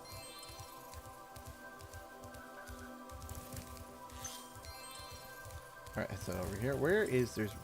There's one more gem. There you are. No, wait, there's... Where's the one gem? I'm gonna have to climb a mountain to find it. Looks like CG might make it for funding for PAX East. Oh, we'll have to see. We'll have to see. I hope so. We're just almost 2 hours. We're 2 hours and 10 minutes away from the end of the stream. So we got 2 hours and 10 minutes to raise. We've gotten a lot so far, and I'm very thankful for that. It's probably up here right beside like the professor or something. Oh, Spyro, hello. I'm having trouble with this door, but I think some orb power might unstick it. Ah, I see you've collected a good number of orbs there. Orb power. Where is this one gem? It's having me run over to Timbuktu to go find it.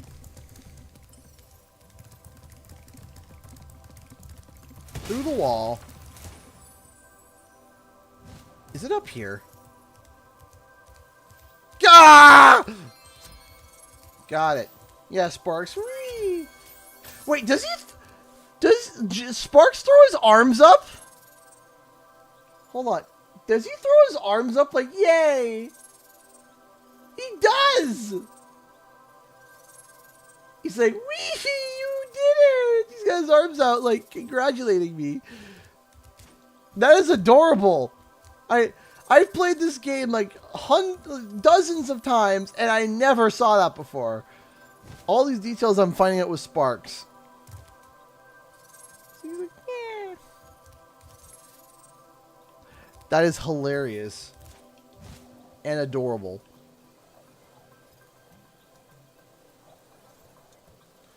Cause I'm free. Free falling. Okay.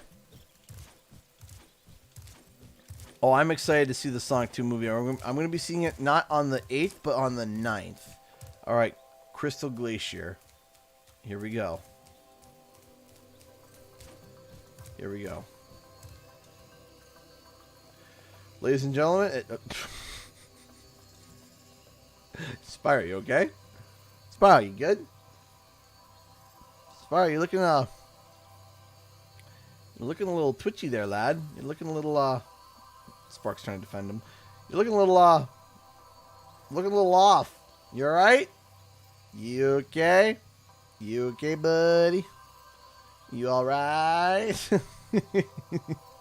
You look like you're in a constant state of like about to like hatch open. Like the crystal dragons when they're about to crack open, but they just never cracks open.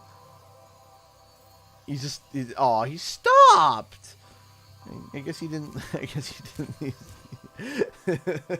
He's like the monkey from Cloudy with the Chance of Meatballs 2. Anxious! After he drinks like all that coffee.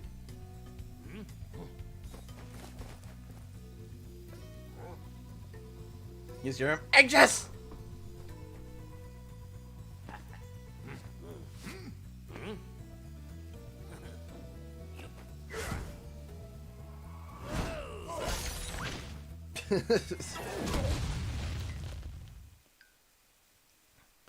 Spyro's just excited. He's like,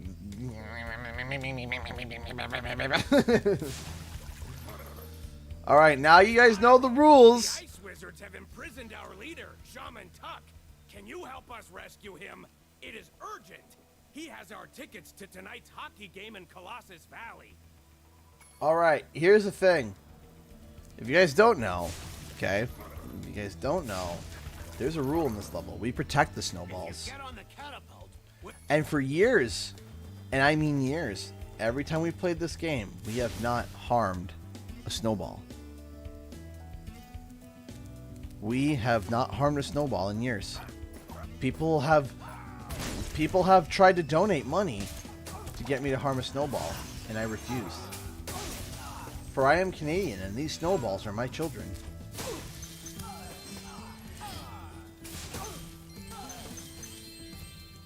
So as we play, we are careful to make sure to not bring harm to the snowballs. For we have not harmed a snowball in years. Hi, Mr. Luke. Hi, honey. You know you're supposed to be in bed, right? Hi, honey. Is that the puzzle piece that you have? Hope. Is it fun? Turkey, you're supposed to be in bed. Hope. Hope. If I give that to you, okay. If I give that to you, you're going to go back to Mama, right? Okay, hold on. Good night, Hoaxie. I love you. All right, go see Mama.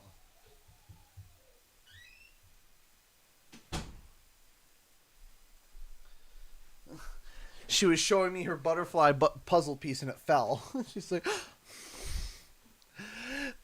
hey, green champagne, donate another $2. Thank you. Can't wait for my Spyro test. Ooh, that's awesome. Do you have like a Twitter or something or a social media so we can see the results when it's done? That'd be super cool. Boom. Boom. Thank you so much for the $2 Canadian. I appreciate that. Thank you. Climb this wall up ahead. Giggle was adorable. I didn't say Google, I said giggle. It's like, sorry, I don't understand. yeah, neither do I. So stop asking me questions, Google. Stop listening to everything I say.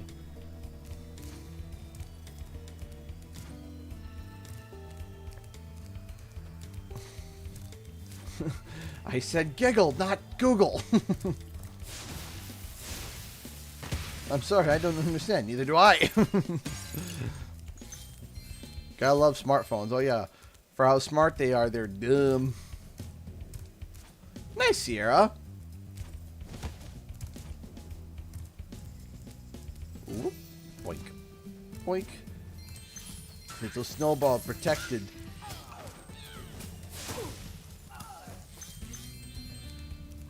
We protect these snowballs. They are protected. For they are endangered. In the springtime, they are non-existent.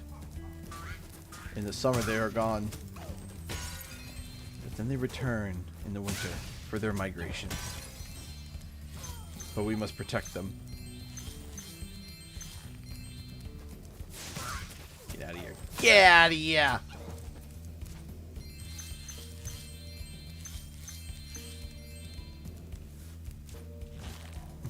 Let's see here. Boink, boink. You can get through 12 on planes before the 12-hour mark? Maybe. Might be able to. Aha! Hey, Gabriel, how's it going? Bring no harm to my snow babies.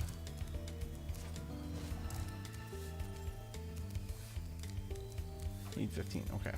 Hello there, Spyro. I could arrange for you to cross this bridge for... Hello there! a small fee. Yeah, of course, a small fee. Yes, please. Yeah, whatever. I Thank get you. you, Spyro. Now I can buy that condo in Hurricos I've been wanting for so long. Go ahead across the bridge. Yeah, of course you want a condo. It's like you would be a condo owner.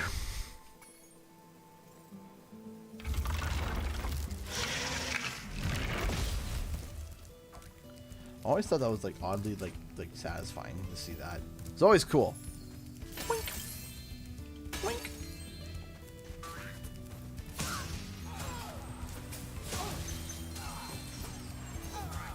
Boink. We are removing the danger from the land to protect the snowballs, not the cavemen. No, the snowballs.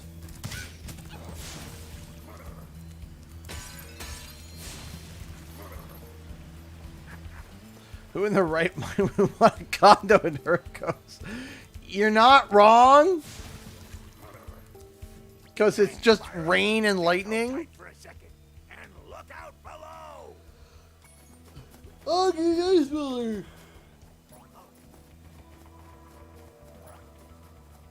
will. Sure, Jasper, if you want to.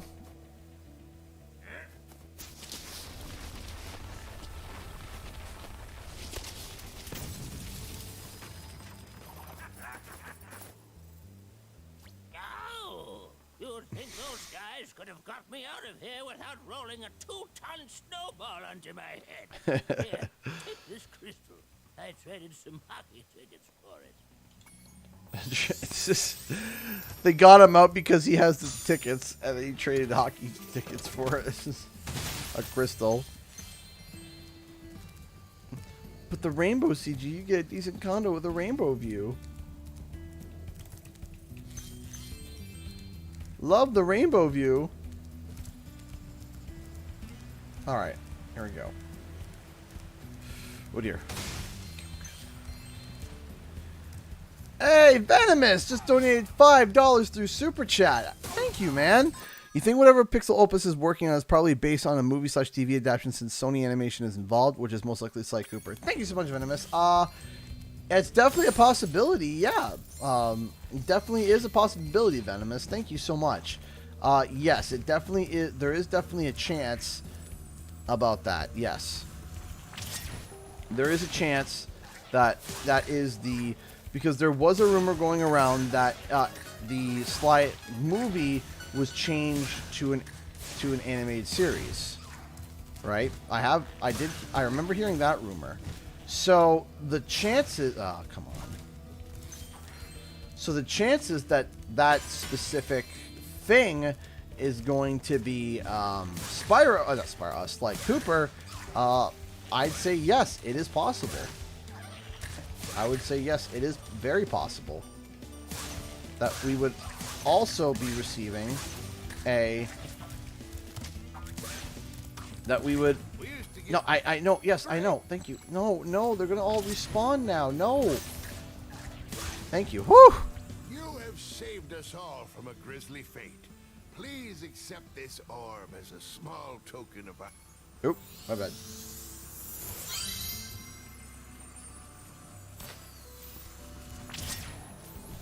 Grab that, there we go. Oh, grab that, there we go.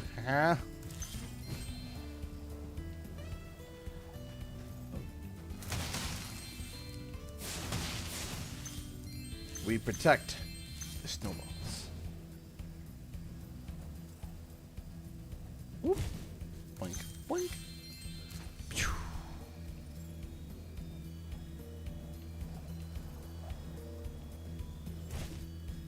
Oh, there we go.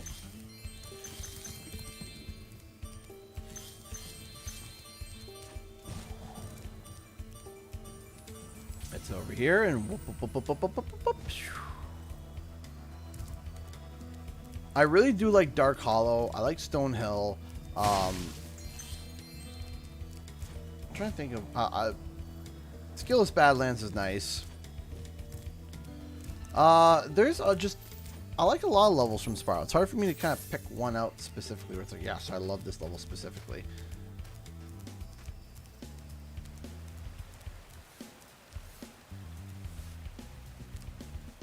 Okay, let's go over here.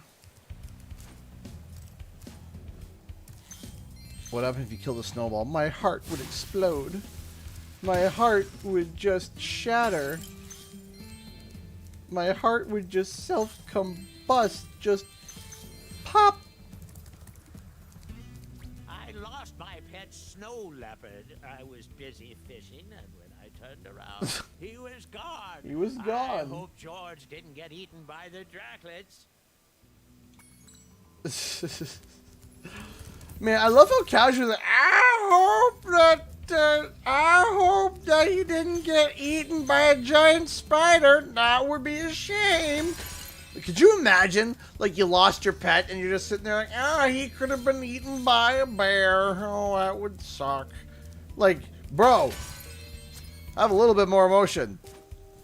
Just a little bit. Just a little bit. This is my first PAX ever. They usually announce a list of publishers assisting the show? Leading up to it, depending. Like, for example, I didn't know Activision was going to be there till like 4 days before the event.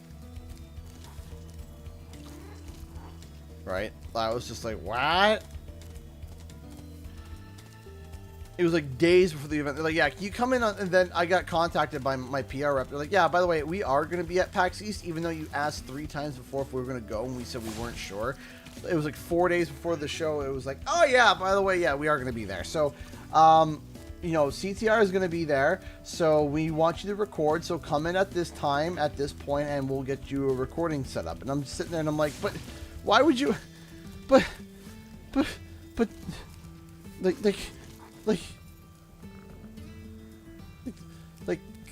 why couldn't you have told me, man? I said you about my Spyro are going to be at. Ooh, let me take a look.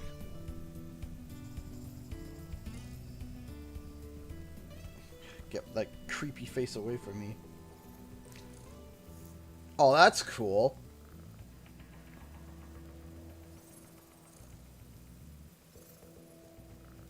Oh, it's like toothless. Oh, it's a toothless Spyro. It's all black. You see the little... Oh, that is cool. I like that. That is awesome. It's like Spyro, but toothless. That's cool. That is very cool. That is very cool. I like that a lot. That's awesome. Nice. Whoop, whoop. There you go. So yeah, we don't know. Hey, Cohen the Crusher, how are you? So we don't know 100% when we're going to know all the publishers are going to be there. We'll be getting a lot closer soon, and we'll find out. You found George. I'm so glad You he's found safe. George. I'll be sure to pay more Kind of like attention that. to him from now on. Like to do that so you don't go around too many people and say something that may affect the product. Yeah, I guess. While I was fishing. You can have it if you like. But yeah, that's what I mean. It's just like all of a sudden, boom.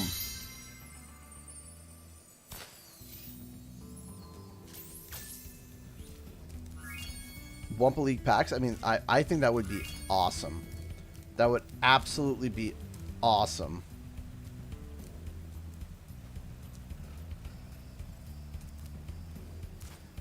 And it's like, man. Oh, go to here. Snowball. My children. My little snow babies. Did we 100%? Yes, we did. How many times do you think you beat this game? Too many. 1, 2, too many. Why is it like a unicorn? What's this hat that they're wearing? What is going... I've never seen that before. Why is it a baseball cap with earmuffs and a unicorn? What am I looking... What is this hat? What even is this? Are you guys seeing this? What? What? Is that wow. You got a few minutes to say hi. You were looking at art. Yeah, apparently.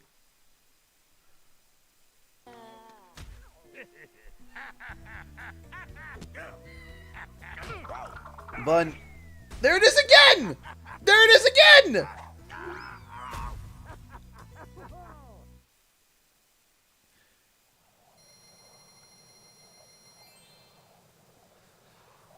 Man, if Wumpa League is at, like, if Wumpa League is at PAX East, I will explode.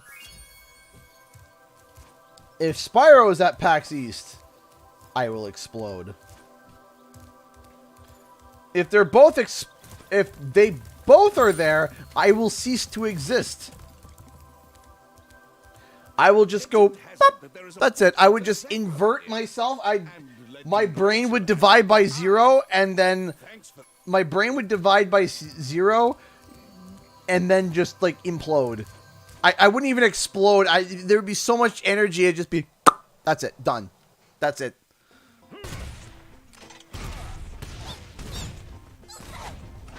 That's it. It'd just be done. CG ceases to exist.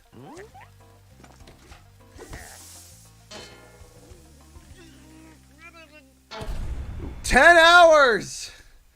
10 hours in! Ah! We're entering the madness hour! We are 66% of the way through the bar, and we got about 2 hours left before we are done the stream. Thank you so much, everyone, for your love and support. Thank you, thank you, thank you. I don't know if we'll be able to fill the bar, but I appreciate this love and support no matter what. Thank you, everybody. Thank you, thank you, thank you, everybody, for helping me out with this. Okay, Spyro. Okay, Looks Colonel like Blub. we got us Blub. a bit of a situation here. Thank you, everybody. Thank you, thank you, thank you so much. Beginning to enter the land of the mad. When you stream for 10 hours, nothing makes sense, and sense makes dollars, but dollars don't make sense. Dang cannon just ain't working for me. Do you think you can blast that bird, soldier? Jump up here and give it a try. Y'all have a good night, and try not to go too mad, CG. Ha! Already there. Already there, Flanny. Thank you so much. Take care. And goes up. Nope. Was up. Was up. There we go. Boink. Boink. Chaboink. I hit it. Yay. Yeah. Yeah.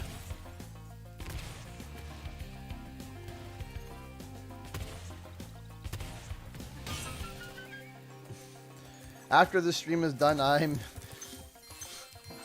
going to bed. I'm tired.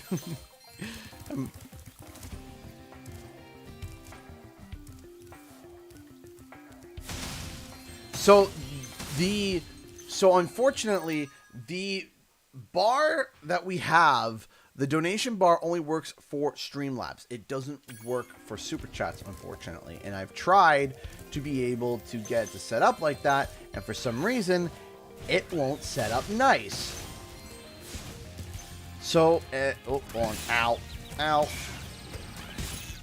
So while, the money from the Super Chats come at a weird time. It's a weird time. It comes while I'm at PAX, and it will help me out there, but for me to prepay everything and make sure everything is paid for, I can't rely on it. There we go. So it still supports, but it's the Streamlabs is what allows me to be able to do the thing and the stuff. Does that make sense? With Streamlabs, I can calculate immediately. Super Chats, not so much.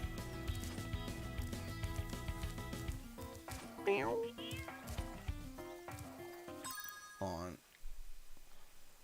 I love how Looney Tunes this music is. You just hear a cat. Meow. It's like, what the heck? That's not what I wanted to do.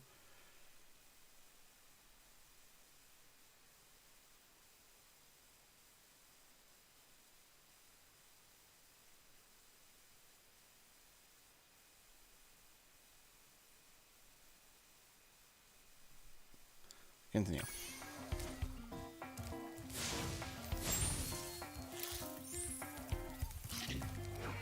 Boink. Boink. There we go.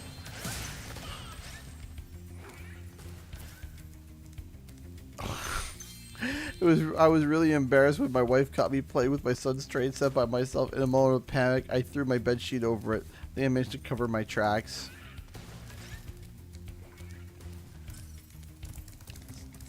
Funny. That's funny.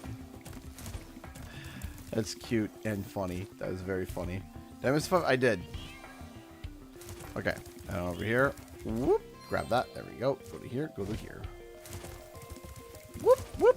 There we go. Bonk. Chomp. Huzzah! And huzzah! See you there, Cohen the Crusher. Thank you so much for stopping by. Boink. Boink. There we go. Boink. Boink.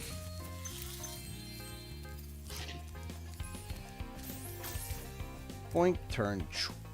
Boink. And then boink. There we go. Ow!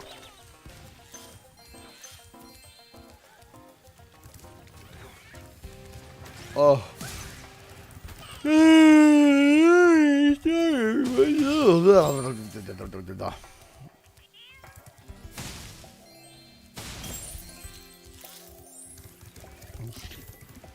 We can't ban Lozzie. She's amazing. She's awesome. Boink, boink, boink. There we go. Can't ban her. Lozzie is amazing. I live for the jokes. No ban, only more jokes. I like your spirit.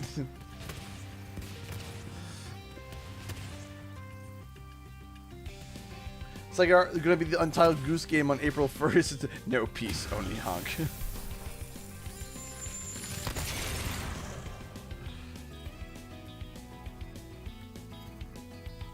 There is no peace. There is only honk. I can't wait. I can't wait to stream Untitled Goose Game on April 1st. It's the perfect April Fool's game. Perfect.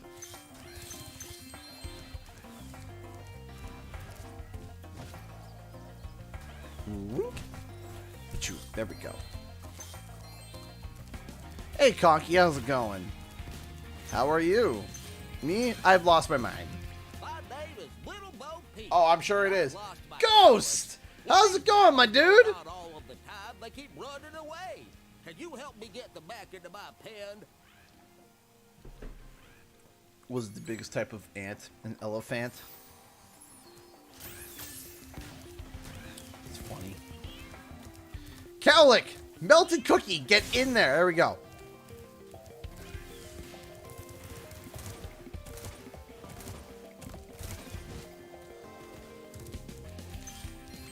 Hopefully we don't get things stuck again like our friendly, happy little turtle that got stuck in the pot.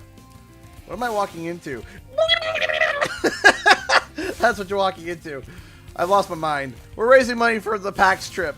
Yay! And we're doing pretty good. We're 66% of the way through and we got 2 hours. A little less than 2 hours. Oh man, this poor cowlick has been flamed. It just had a missile dropped on him. Man, I wouldn't want to go back to the pen after that. Chaos, ghost, chaos. Okay, if we fill the bar, hold on. If we fill the bar, the person that thinks that they fill the bar, I think the final donation message that they have to say, if we do fill it, if we do, I'm just saying, I think this would be hilarious. The final donation message would be chaos control. Because it's like, the chaos has been controlled because it's been absolutely just chaos. That's under the broad assumption if we can make it, but I'm just saying it'd be hilarious. That like if there's like $5 left and then someone drops a $5 says chaos control. It's like perfect. Perfect end. 11 out of 10.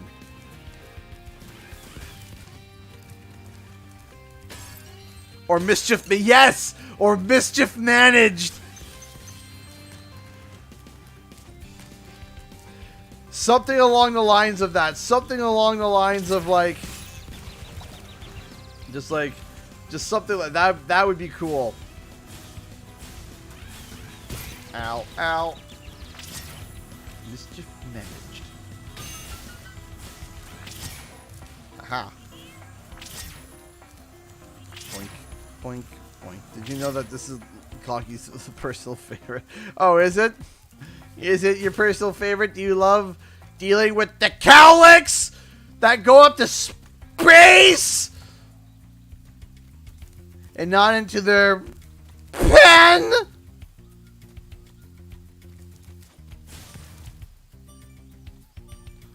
Man, I sent them into next week. I love the cowlicks. They just totally just work and program nice. They're totally fine. No, please don't. Okay, I thought for some reason I activated something and it was going to be like, oh, it's time for you to go back to the start of the level. It's like, oh, goody, I just want to punch myself. Okay. Over to here.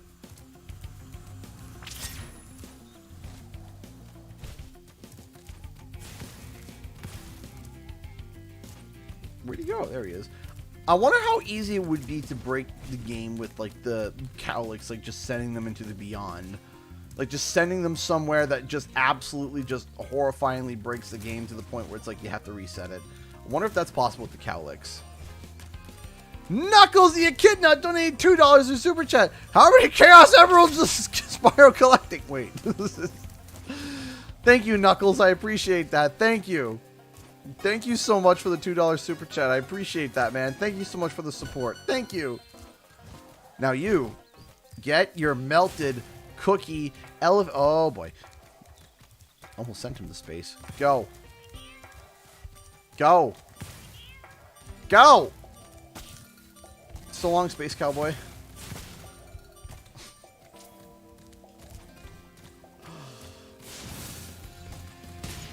Ow! Do I have to redo this now? Do I literally have to redo that section because I got hit by a missile by a freedom bird? Is that it? I do. I do got to redo him now because I got hit by a freedom bird. Awesome. Awesome. 11 out of 10. Thank you so much for the impact, Freedom Bird.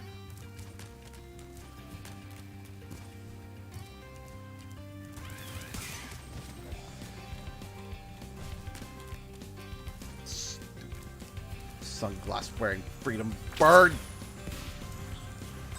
Hey!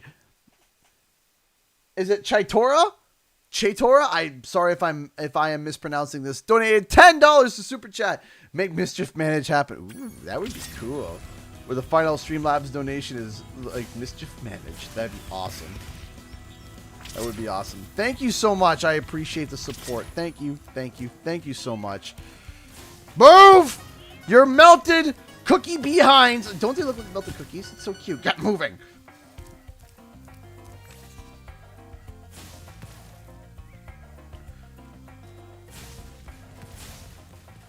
I wonder if I can like chain hit these things and just send them into just like send them to space.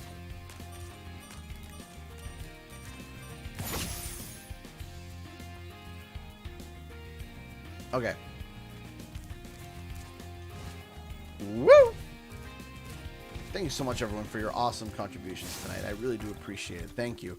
Thank you. Move. Instant transmission over there. There you go. There it is.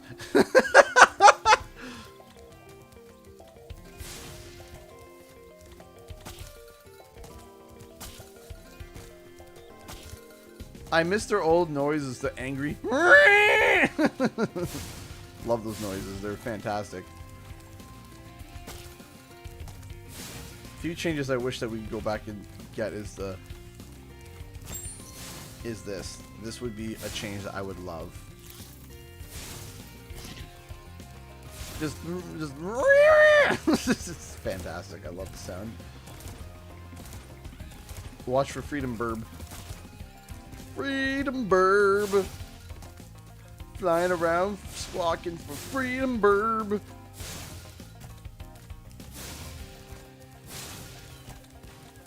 Freedom Bird. Flying around like a Freedom Bird. Get in there. There we go. Okay. Where is Zazelvan? There you are, you little... Get over here, you little Vaushnickel. Let's go. Let's go. Come on. Into the pen. It's good.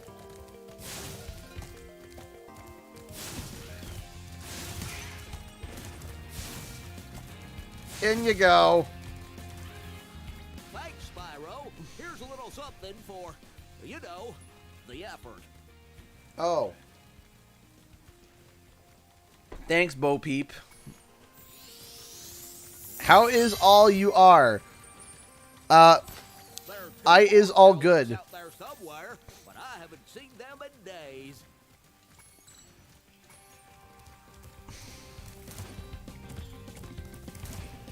There's more Calyx out there, but I haven't been bothered enough to go find them.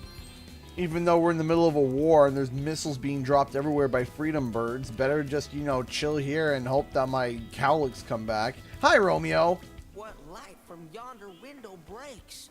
That window Look up there, Dummy. Demi. The professor said he was working on a way to help me get back with Juliet, but I haven't seen him in a long time. Was my favorite food? Ooh, it changes from day to day. What is a Vaushnickel CG? I don't know. I don't know what it is. I just came up with the word. It sounded German, so I just decided to go with that. I really hope it's not like something inappropriate. I'm very sorry to any Germans in chat that, you know, if I said something that sounded offensive in your language. I just thought it sounded funny. A Vaushnickel. Get over here, you little Vaushnickel. I don't even know what that is. And I really hope it's nothing bad.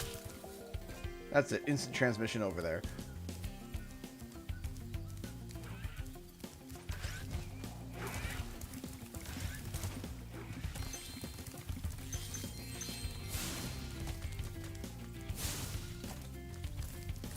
Boom, boom. There we go.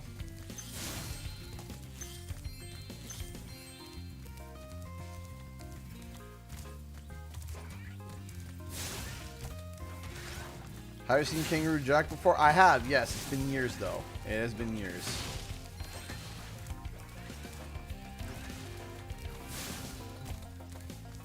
No!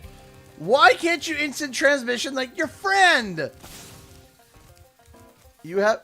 Wait, where did you go? There you go. That's how you instant transmission. That's how you do it. Now, let me go reassure that they don't instant transmission 8 miles away, so I'm just going to go knock them down into the hole.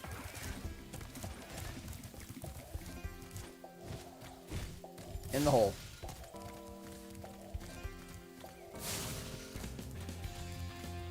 In the hole. In the hole. No. You are not going in the direction I want you to go. You go this way. In the hole. In the hole. In the hole. In the hole. There you go. In the hole. Okay. They are now in the hole. I'm very tired if you can't tell. Procedure just becomes unhinged. Spyro, my boy, I've got a magic bean, seed for you in here somewhere. Ah, here it is. Why don't you plant it in the ground and see what grows? Alright, let's do it. So let's go over here.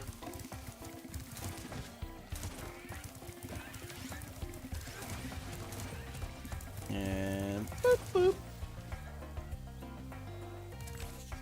Drop that, there we go.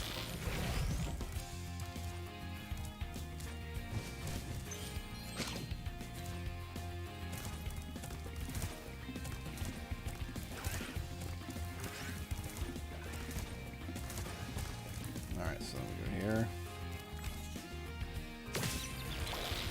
That hurt me? Did I just smack myself with a seed? Did Spyro get hurt by smacking himself with a seed? Awesome. 11 out of 10. Good job, Spyro. Good job, buddy. You did good. Boink. Up you go, up you go, up you go. Grab this, grab that, turn here, go there, go down, look down, through, spit the seed. Boink. Go up, go down, shoot the seed, hope it lands. Yeah! Boink, boink, boink, boink, boink. Ow! Up, down, and then shoot the seed, and it lands in the hole. Spyorg? A funky looking Spyro plush would be my BF called him Spyorg.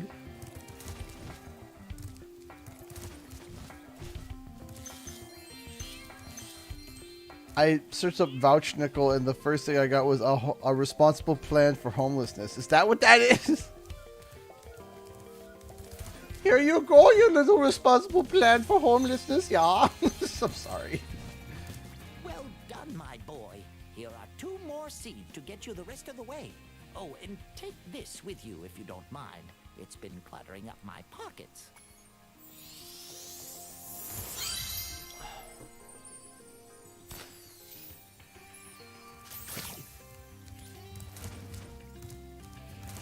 Go to here, go to here, go to here, go to boom. Go to here, go to here, go to here, go to boom. Grab that, go to here, go to here, go to here, go to here, go to here, go to here, go to up, up, up, up, turn and turn, go to here, go down and quit. Grab that, go to here, go to here, go to here, here, here.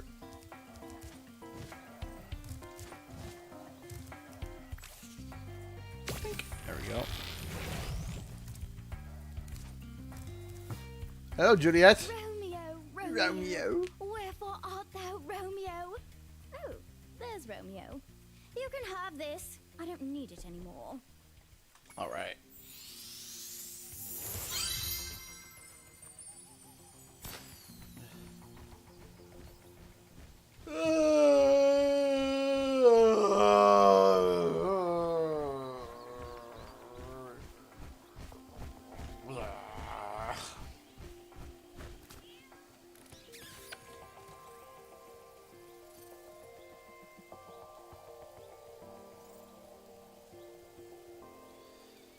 Okay.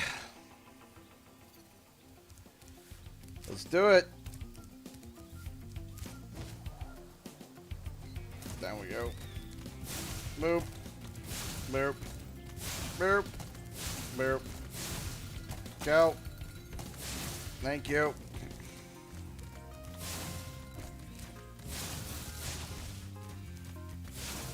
Boop. Boop. Boop. Boop. Boop. Boop. Boop. I bet you're tired. I am very tired. I am exhausted.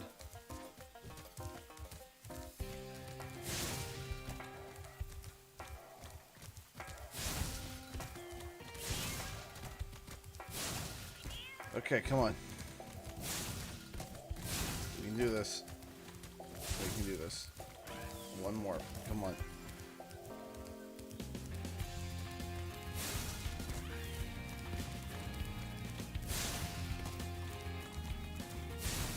In we go. There we go. Well, I am impressed. You got all 7 cowlicks for me. Here's a fair reward. Yeah. There we go.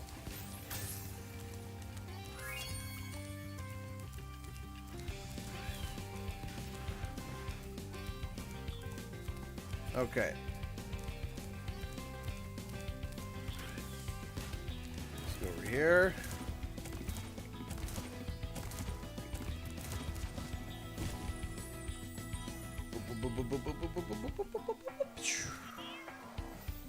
Point. There we go. Alright, so that's already back at the start of the level. So now we gotta turn here.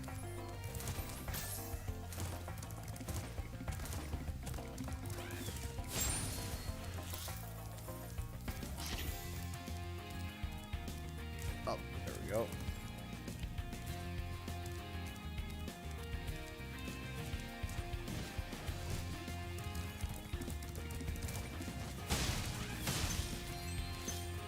Those, we'll grab that.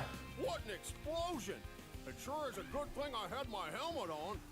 Oh yeah, the Colonel wanted me to give this talisman to you if you got through the Breeze Builder defenses. Good job, soldier. I did.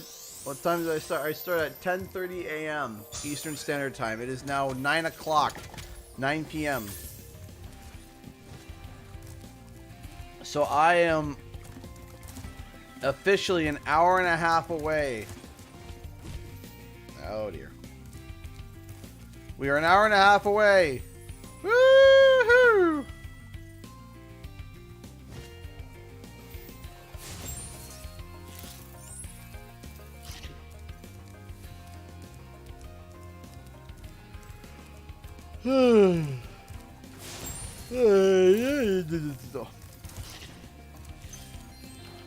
Okay, let's go up to here. Go to here.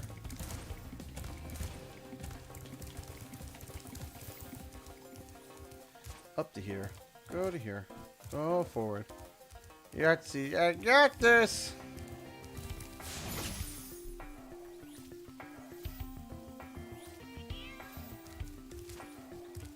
Whee.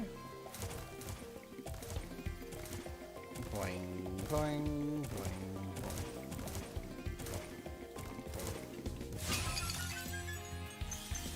All the gems.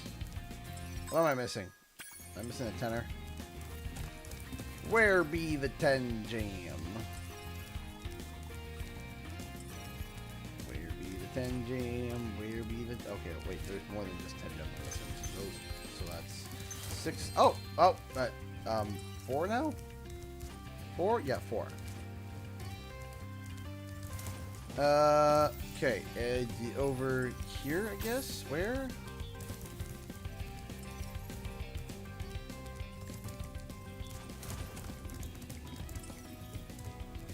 We have over here. There we go. Boink. Boink. Where is it?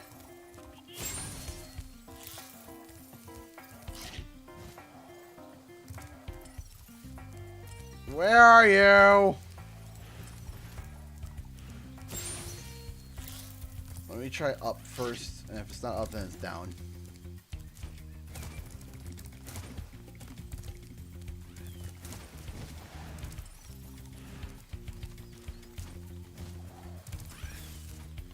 Ugh, this level's massive.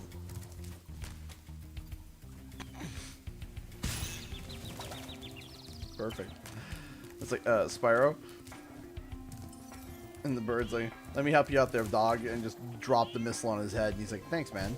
Appreciate that. Thank you for dropping a missile square on my... You sound beat. I am beat, man. I am tired. I am very tired. I've been going at this for almost 12 hours. 10 and a half hours. We're getting close to it. We're getting close. I am very, very, very, very, very tired. Oh, okay. We can do this. We can do this. We got this.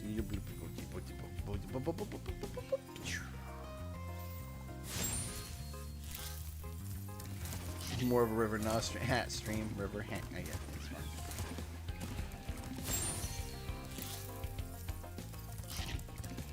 Alright. Go over here. Jump. Over here. Jump. Here. Jump. Glide. Run. Dodge.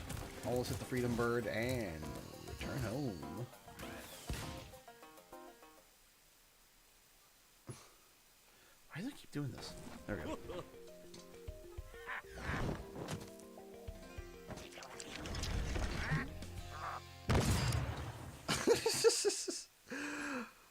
What kind of doctor is Dr. Pepper? A physician? I like it.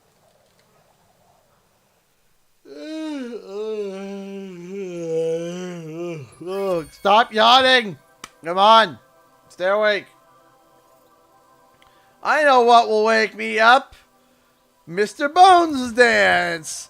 Let's go wake myself with Mr. Bones dancing. Here we go.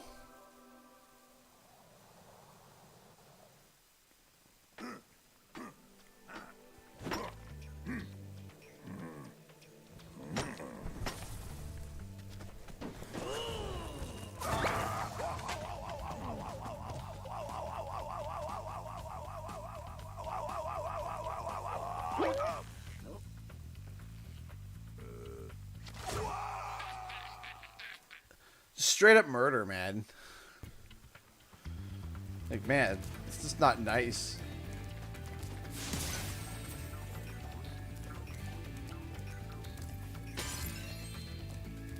Well, that's good to hear, Fallen Paladin. A smidge overcooked is not too bad.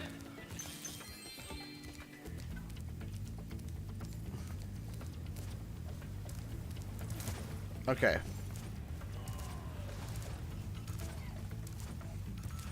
Okay. Oh boy, the dance! The best dance in the game! It's the Mr. Bones dance!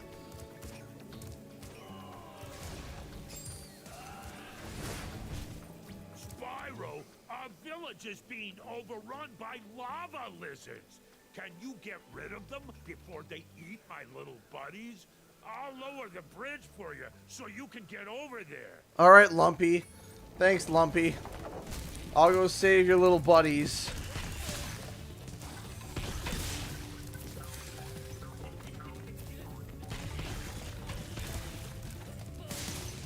Yeah, this mission is significantly easier in Reignited.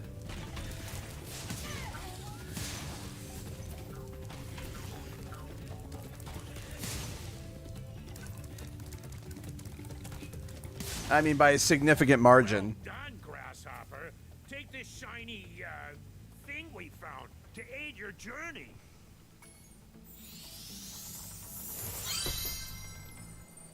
Okay. Uh-oh. It looks like more lizard eggs are dropping down. Are you ready for another challenge? No! I'm already got a challenge!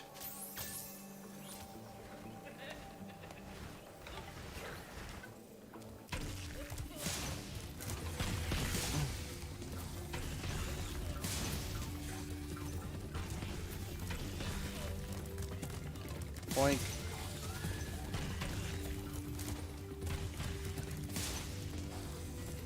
You, and there's one more over there.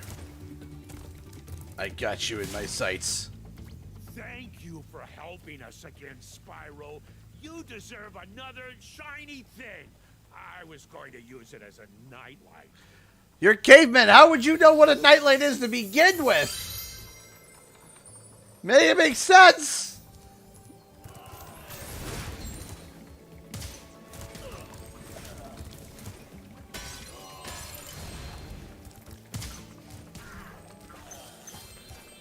Oh, this last hour is really killing me. Oh, this last hour is really this last bit. Oh, I'm really feeling it now. Oh, this is starting to really drag. Oh gosh.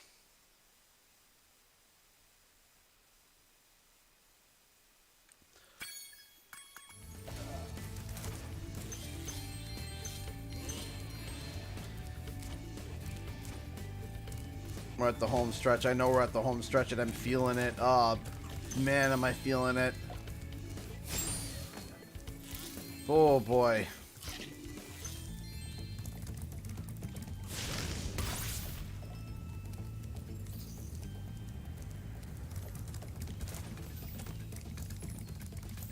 I can feel it in my hips. I can feel it in my mind. I can feel it in my hands.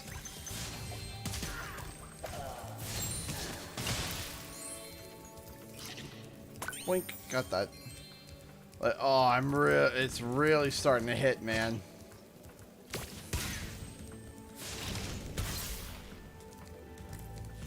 Oh, it's not to fall asleep. I'm not sleepy. I am like just very mentally zonked.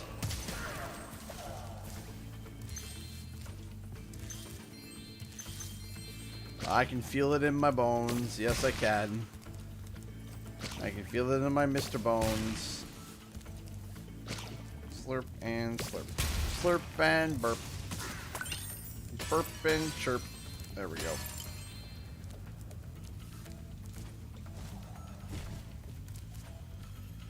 Oh boy. Boink. Sleep is for the weak versus sleep for a week. Man, I wish I could sleep for a week. But my ADHD wouldn't let me do that. My ADHD would get bored after one night and be like, okay, time to get up. It's like, but I'm tired. It's like, no, you're not. It's like, yes, I am. It's like, that's too bad. Get up. It's almost been 12 hours. Yep. Yay for ADHD. You're tired, but your brain isn't, so your brain's like, hey, go do something to make me not tired, even though you are tired. Yay! See you later, Conky. Ow!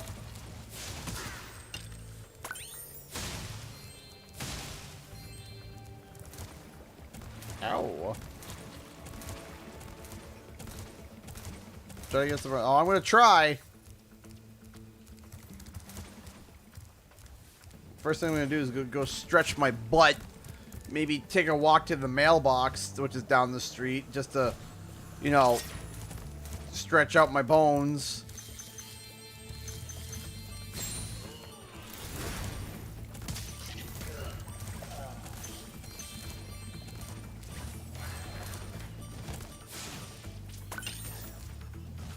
No! No! My butt! Ah, my butt! No! That hurts my butt! That hurts. No.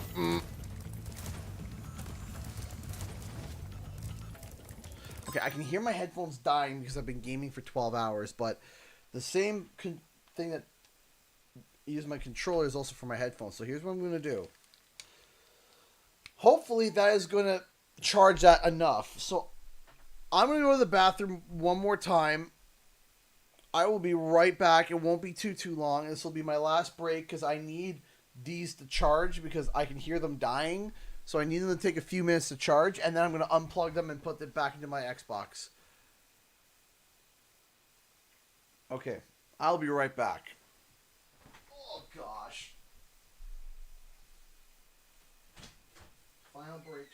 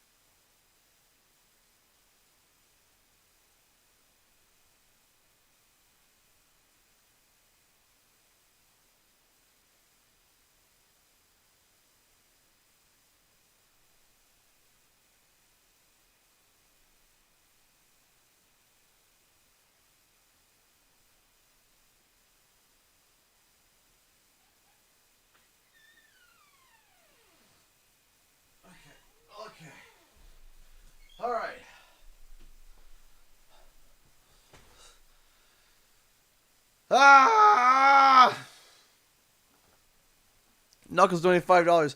Spyro does wholesomely remind me of that little pesky Sonic I call Buddy. I pray to the Master Emerald for your future success, Spyro. Same to you, CG in chat. Thank you so much. I appreciate that. Okay. Ah! Green Champagne donated $5 super chat. Thank you so much. You got it, and we're here for you, so take your time. Thank you. Jack Buckley. Oh, my gosh. Thank you so much, Kareen, for the $5. And then Jack Buckley donated $1 through Streamlabs. Got a little train going here, a little small one. Do you need the full 1,600 to go? What's the minimum of the bar fill for you to be able to make it to PAX? So there's no like specific like oh, if I don't fill the bar, I can't go. That's not it. That's how much the trip is gonna cost me. And if you guys want to help me out, that's what it is. It would just be like, credit card, and that, of course I would prefer not to be able to do that, but, it helps out. It helps out. It helps me out. It de-stresses me and helps. And you know what? Every year we're able to fill the bar. You guys are absolutely amazing. You guys are incredible for all your love and support that you give for the channel. It's amazing.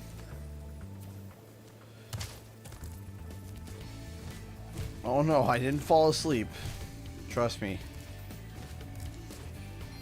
Point. And whoop, there we go. Aaron question. Are either of your kids grazing eaters? Hope is. She doesn't stop eating. She also doesn't like she grazes, and then she eats, and then she grazes, and then she takes David's food, and then she grazes, and then takes my food, and then she's still there. Like, we go to the doctor and say, are you feeding her enough? She's a little underweight. And I'm like, lady, she's eating me out of house and home.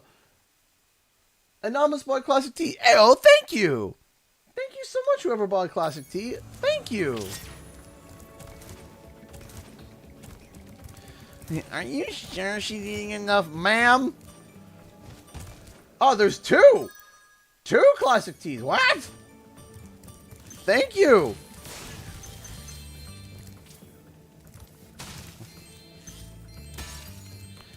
Two teas, a white and a black one. Nice. Congratulations and thank you to anyone who just did that. Thank you.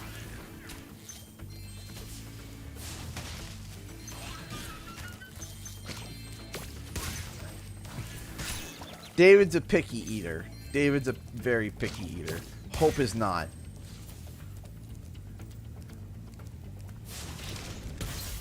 Yes, I did, Miss Rockstar. Yes, I did.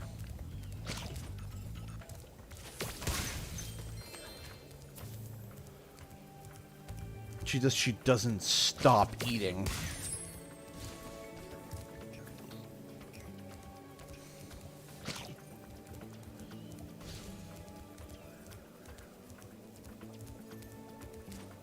All right.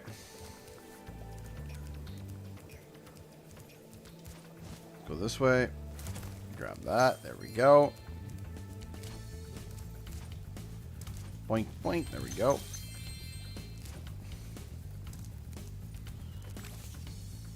Need a picture when I was little. Yeah. There you go. I was too, but as I got older. Hey, Benjamin Thomas, how's it going?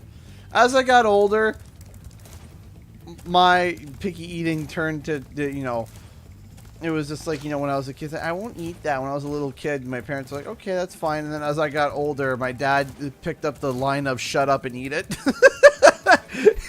So suddenly I wasn't so much of a picky eater anymore.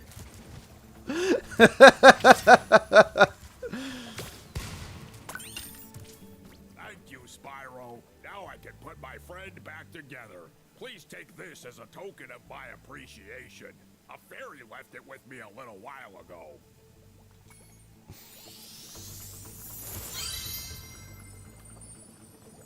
You ready for the dance?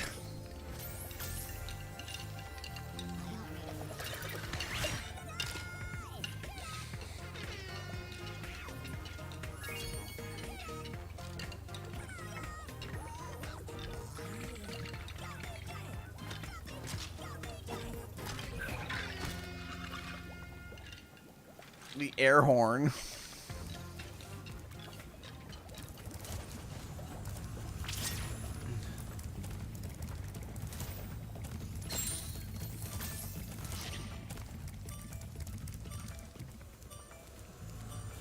No, I've started to, but no, I've really started to expand my palate a lot, especially since I've met my wife. There's just some food that I just, like, not thrilled with. I just, for some reason, there's just certain kinds of food that I'm just still not thrilled with, even after expanding my palate and everything and trying it again and trying different ways of it. Don't like it. A weird one for me is, like not green beans, but beans in general. I am not thrilled. Like black beans, kidney beans, that I just, nope, don't like it. Just don't like it. I've tried. Hey! Thank you, Nate Rivers, for the $5. Thank you so much. My dad's favorite line was, "This isn't Burger King. We don't make it your way here."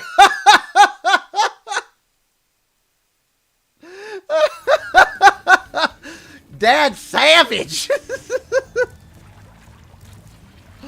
Your dad's a savage. This is Burger King. We don't make it your way here. Okay, Dad. Oof. Oof. Oof, oof. My oldest is 6. He has autism, so eating's always a challenge. He's such a skinny little monkey, but we can only get him to eat so much. He only eats like 5 things. Lots of protein shakes. Yeah, I mean, yeah, that's definitely something that that's definitely something that my brother struggled with too. That was definitely something that was a big struggle for him, was eating. It was very specific food, very specific textures, very specific things. It was very tough. It was very tough to get him to eat. But then he would get grumpy when he didn't eat, right? So he would get very grumpy and very angry, and he wouldn't know why, though, because he didn't understand. It was a tough time. It was a tough time. So I definitely understand that. I definitely get the idea of, like, trying to figure out, like, you know, what he can eat and what he doesn't like, what he doesn't like, you know. So yeah, I know exactly what you're going through. I know exactly what you're going through in that sense. Excellent. You made it through the Badlands. I knew I'd win that bet. My cousin Gronk is a fool to bet against a dragon. Take this talisman for helping me out. Awesome.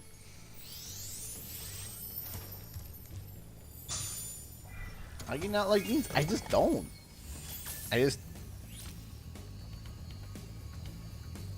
don't like beans. I like green beans. I like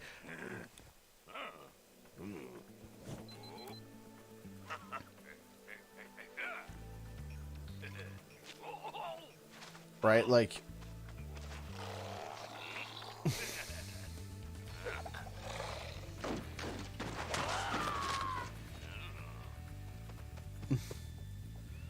but my daughter is like insane when it comes to food. She'll eat anything. She'll eat anything. Like, she'll eat... Like, my daughter eats curry. We, of course, don't make it insanely spicy, of course. Right? And but there's still kick to it. There she is. No. Like, she's eating with a spoon, and she gets mad because the spoon doesn't contain enough, so she drops the spoon and just... nom. I'm just like, calm down, child.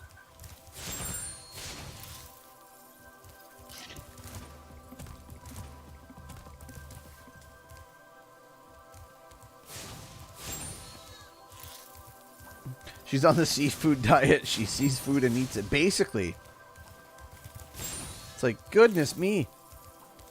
Oh, I love sushi. I love sushi. I love shrimp and crab sushi. Sure.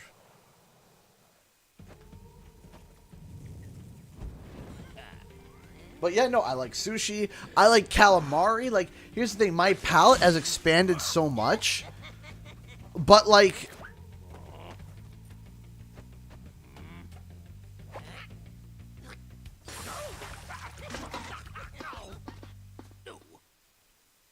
No, I want Chinese food. Yeah, Chinese food is good. Chinese food is good. Pizza. Ooh, pizza. Ooh, pizza. Ooh, pizza.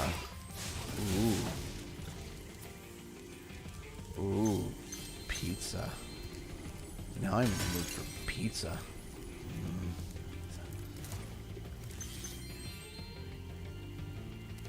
Please excuse the mess, Spyro. Well, what kind of what? From a land blubber infestation.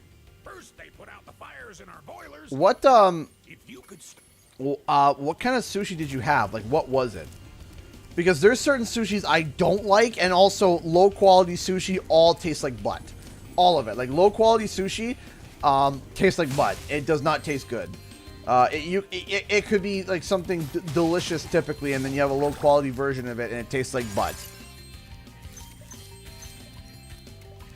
And I don't mean like it tastes like butt, like it tastes like bad. No, it tastes like actual butt. Like Someone's like, man, I tried sushi once. It was awful. I'm like, where'd you get it from? Oh, I got it from the gas station. I'm like, why would you buy sushi from a gas station? It was Ai from the Outback. Yeah, that's your first issue. You didn't. That's not an introductory roll. What you always start someone with something with a very simple roll, and a simple roll is a California roll. Very, very simple. It's a very straightforward, very tasty, and then from the California roll, you like go a little bit more.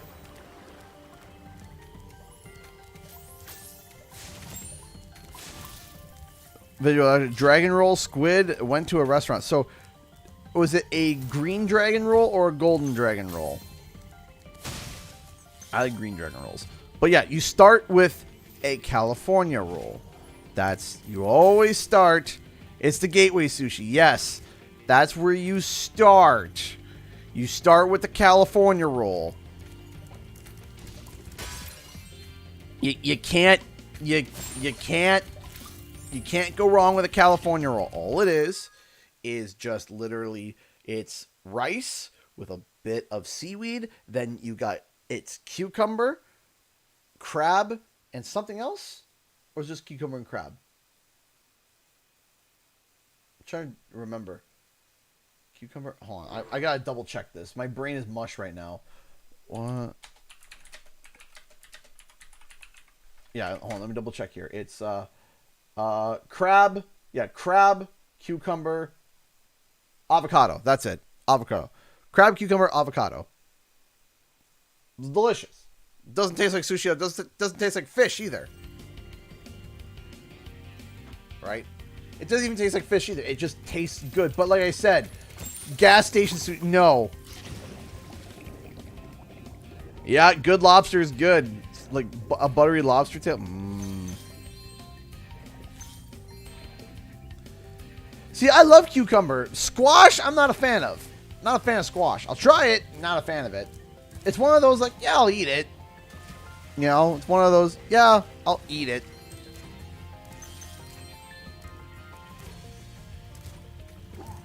But there's just one thing also I just don't like.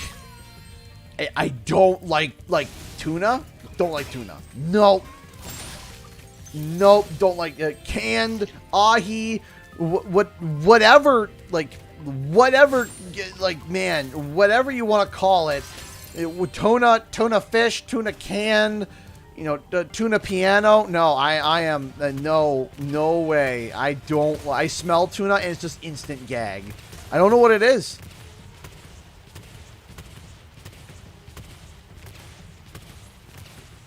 I can't. Like, when someone cracks open a can of tuna, it's like, I gotta leave the room. It's like, I'm out. If you like fried green tomatoes. It's been a long time since I've tried canned green tomatoes. It's been a long time. Fried green tomato. It's been a long time since I've tried that, so I can't say I have a comment. I don't remember hating it, so that's probably a good start. But yeah, no, I can't. Like, man, I can't do it. I can't do it. I just tuna. I don't like it.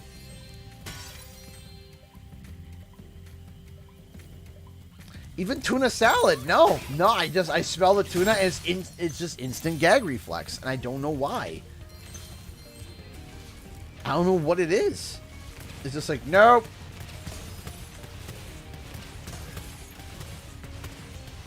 And like I said, I'll sit there and I'll like shrimp sushi. Oh man. Thanks, Spyro.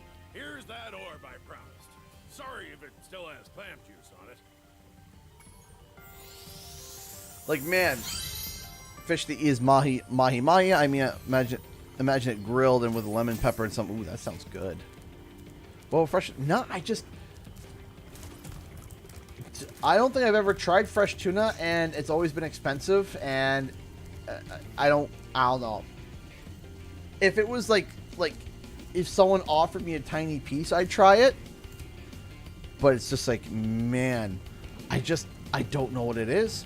Don't like it. It just hits the gag reflex instantly. Don't know what it is.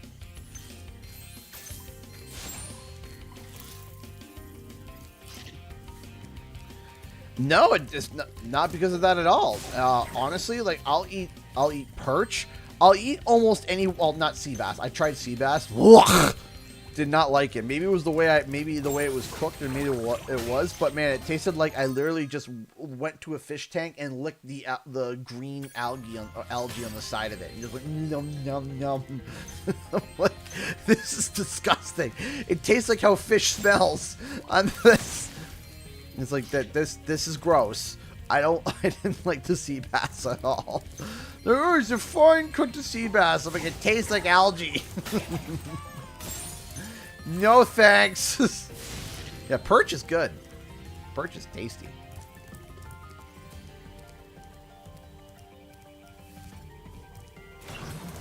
I love shrimp though, like fried shrimp. Oh, that's tempura shrimp. Ooh, man. I love shrimp tempura. That's like my favorite thing.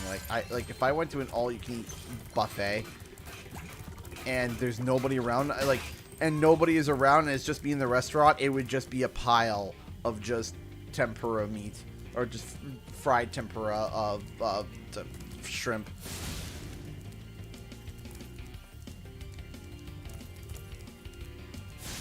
Shrimp. No, so it's like a Pringle. You can't just have one. My favorite kind of meat. I mean, it's kind of hard to go wrong with beef. I mean, like, beef to me is just kind of like, a nice cut of tender beef. It's really hard to beat that.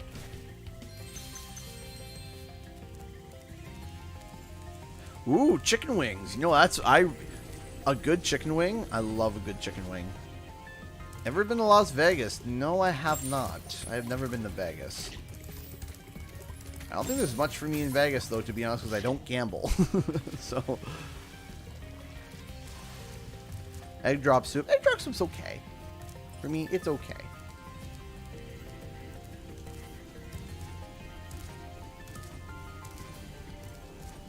Did I ever guys tell you the story that we got kicked out of an all-you-can-eat chicken wing restaurant?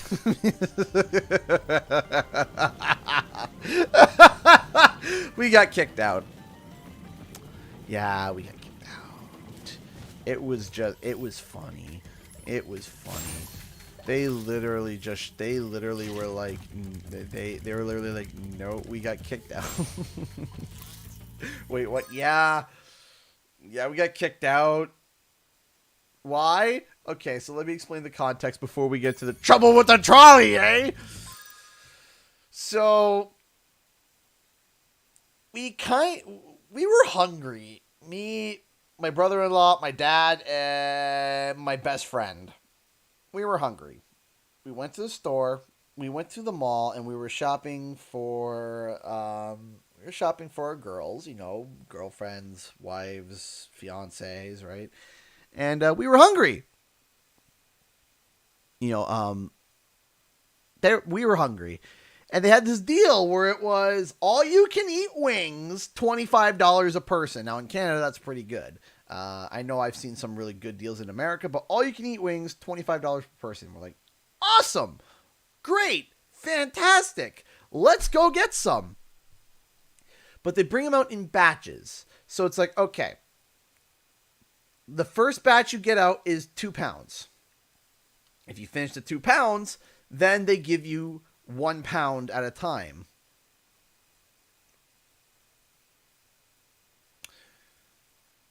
We ate almost 200 wings.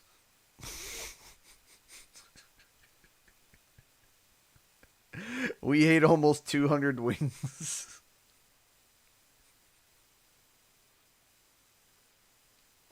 They were getting so mad at us because we just wouldn't stop.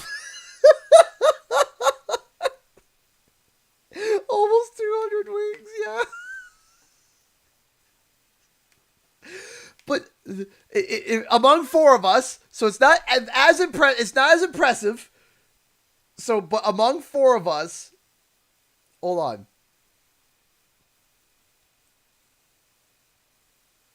So it was about like 50 wings each. So on average. So but here's the thing, they started taking longer to bring the wings out because they were getting mad at us. And so while we were waiting, we got hungry again. So then they bring out the wings and we say another pound of wings, please. We devour that, wait 10 minutes, and then they bring out another pound of wings, and we different flavors. There was 8 different kinds. Do you know what they did?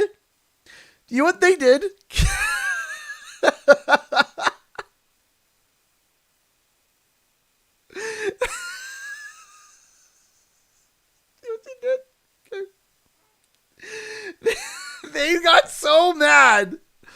And by the end, by wings 150, they were taking our bowls. They were just like throwing it at us like they're like animals. Like, here's your friggin' wings, and here's your friggin' wings, and here's your friggin' wings.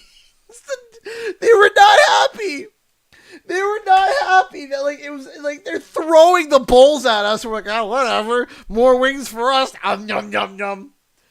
So when we hit 200 wings, we went to ask for another pound. The waitress walked over with our bill, put it down on the table, and said, "The kitchen's closed," and walked away. It was 8 o'clock. What do you mean the kitchen's closed? We're just getting started, man. What do you mean?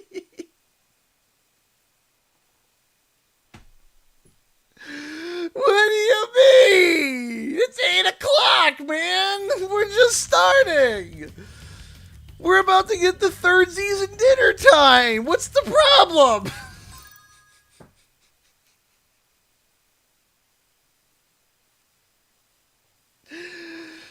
Oh gosh, we probably ate like $400 worth of wings. I don't know. Like, goodness me.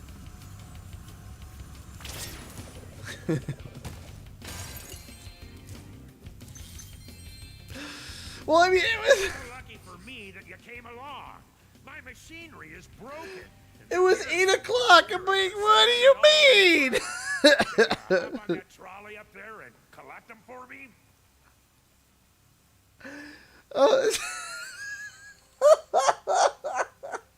So we left. Patrick Star, thank you so much for the $2.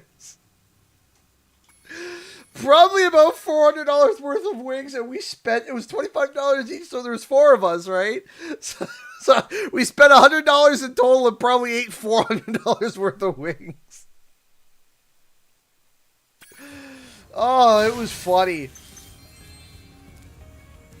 I mean, I think best practice would be been to write down a limit. Yeah, I mean, it's an all you can eat, and there was no subtext. There was no subtext. It was just all you can eat wings. There was no limit. $25. That was it. $25. We were hungry, man. We were hungry. We were shopping all day. And we're like, you know what? I'm feeling pretty hungry, you know? All right. We got to fail once, though.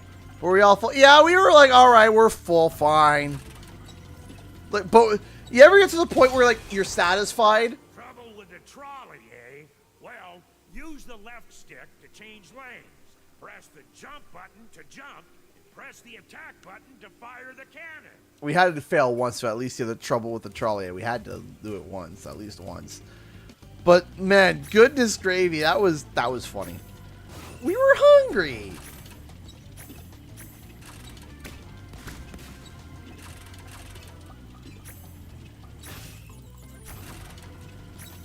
Oh dear.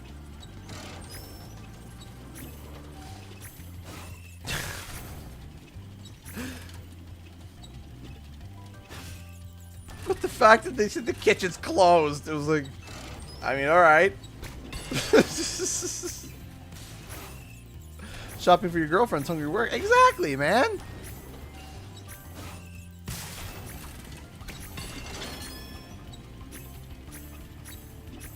That was funny.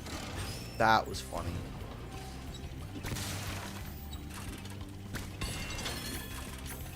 That place, funny enough, that place is actually shut down now.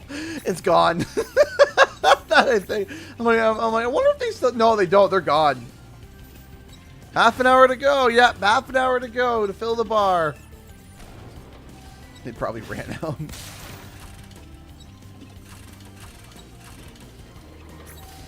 I thought that was a small one. With the trolley, eh? Well, use the left stick to change lanes.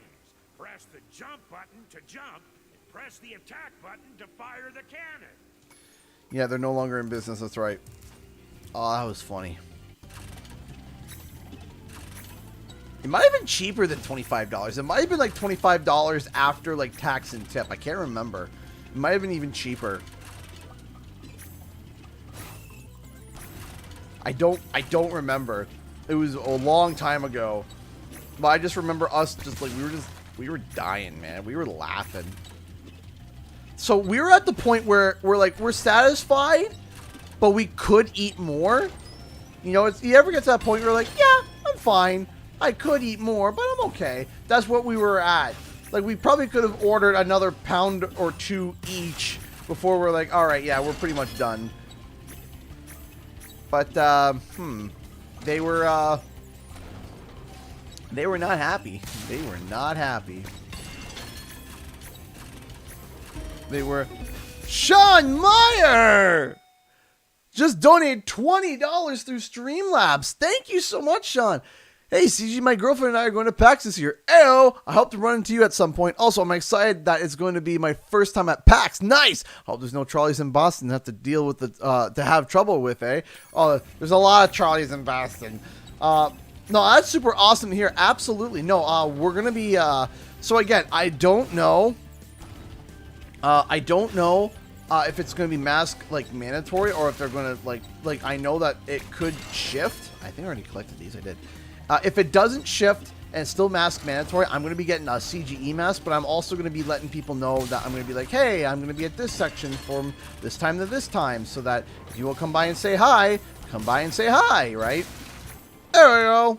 That was great work, Spyro. Got it. Now I can start fixing my machines. Here, I don't have room in my toolbox for this thing anymore. And we are $16 away from hitting the $1,100 mark. That's amazing. Thank you so much, Sean. I really appreciate that. Thank you, Sean. Thank you so much for your kindness and generosity. Thank you, everybody, for your kindness and generosity.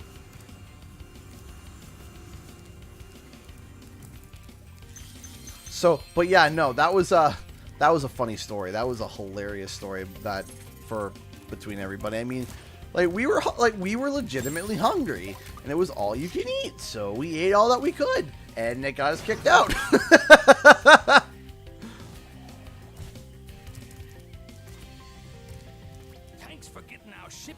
Spyro. Now we can proceed with our counterattack on Zephyr. Please take this talisman as a token of our gratitude. Like, just... like, man, just absolutely just hilarious. That was fun. So, oh, then there was, the lady that did I tell you guys ever tell you guys the story of the lady that charged us more because she decided to wait longer to serve us so that she could charge us more? I love the screaming of the lamb blubber in the bucket. You know, the muffled screaming. I love it. It's fantastic. Okay. So I'll tell this story. All right. So we're on our way up north, and we're exhausted. We missed a spot. We thought that there was going to be a restaurant in this one little town that we hit, and we were going to have breakfast there. We got there, and there was nothing open in the little town. Some towns don't open up till 9, 10 o'clock, and we had hit it at like 7:30. So we had to keep traveling. We had to keep trucking, and we were hungry, right? So when you get to certain parts of northern Canada, there's nothing. And I mean nothing. And when I mean nothing, I mean the only thing that entertain you is rocks, road, and more rocks and trees. So anyway, we find this place. We finally find this place in the middle of nowhere. We're exhausted. We're tired.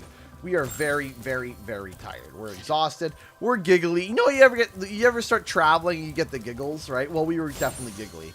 Well, we walked in at 11:35 a.m. and they're like, "Okay, have a seat." So we took a seat, and by the time that we got settled in, ordered our coffee and everything, we were looking and we were saying, "Hey, we're gonna want the breakfast," and that's what we were talking to each other. But there was a brackets that says if you have breakfast after 12 o'clock. For the order, it's $1 more per order. So, for example, if you ordered something that was $5, but it was past 12 o'clock, it was now $6. Why? I don't know why, but fine. But we arrived there at 11:35, and we were ready to order at 11:40. Now, there was no one in the restaurant. No one in the and I mean no one. I'm not saying that there was a little section in the back where they had to attend to. There was nobody, okay? Like, there wasn't even a dust mite in this restaurant, okay? It was dead. And there was one chef in the back and a waitress at the front. So we were ready to order by around 11:45. We're like, okay, it's before 12, right? You know, it's like, hey, you know what? It's before 12, so we're here at 11:45, we're here at like 11:35. We're ready to order at 11:45. The lady goes, "I need to go check something in the back. I'll be back." And my dad's like, okay. So she's in the back for 15 minutes, and then it goes 12:01. And then she comes out, she goes, "Okay, I'm ready to take your order." So we all order our breakfast. So we order our breakfast. We're eating. It's fine. It's diner in the middle of nowhere breakfast. It's nothing special. You got your pancakes, you got your bacon, you got your eggs, you got your hash browns, right? It's all mediocre, but it's fine. We're hungry. It hits the spot. That's great. Awesome. Okay, we're done. We're about ready to go. And my dad leaves a tip, and he goes to leave $10, and he puts 2 5s down. He's got a 5 and a 5. Okay.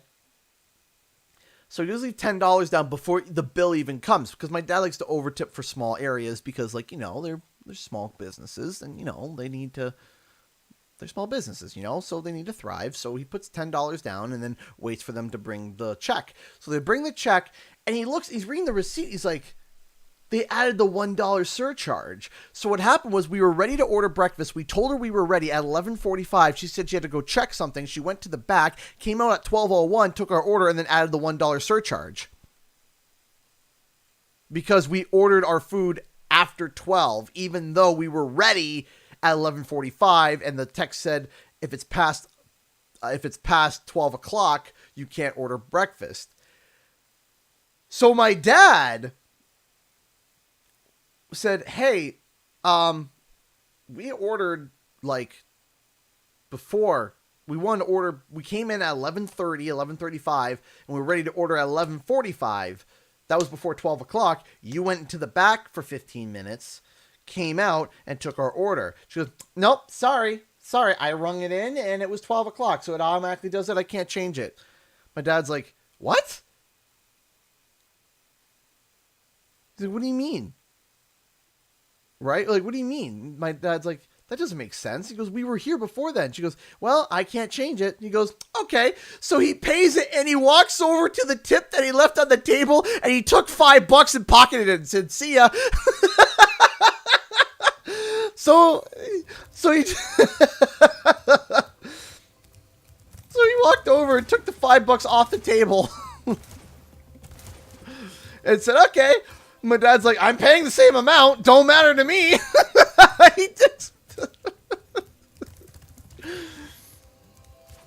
The woman was angry. The woman was like, but Dad's like, bye.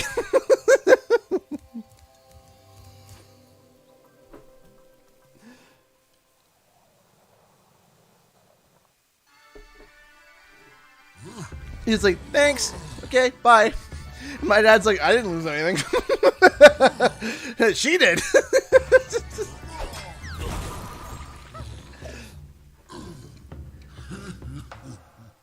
And I was just like, oh my gosh. And we were laughing about it. Just like we were still in the morning giggles. We still had the early morning giggles where we were just dying.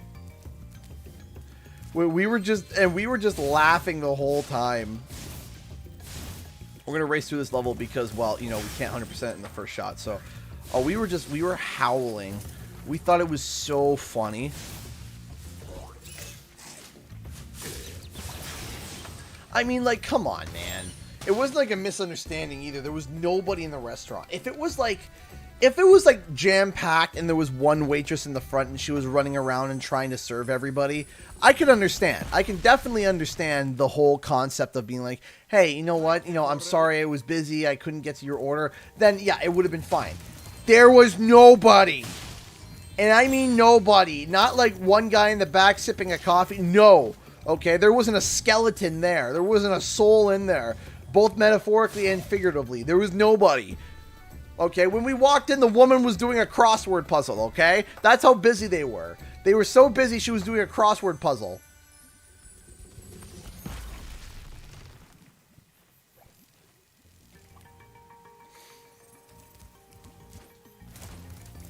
And then conveniently, oh, I have to check on something in the back, and it conveniently took her 15 minutes.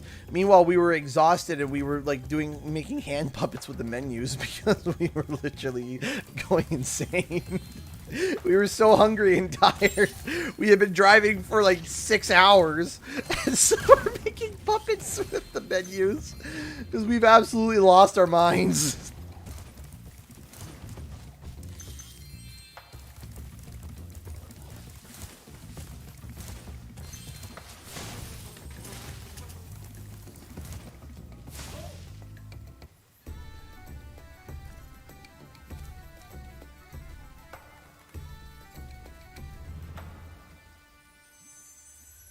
Hand puppet with the menus. We were doing hand puppets with the menu.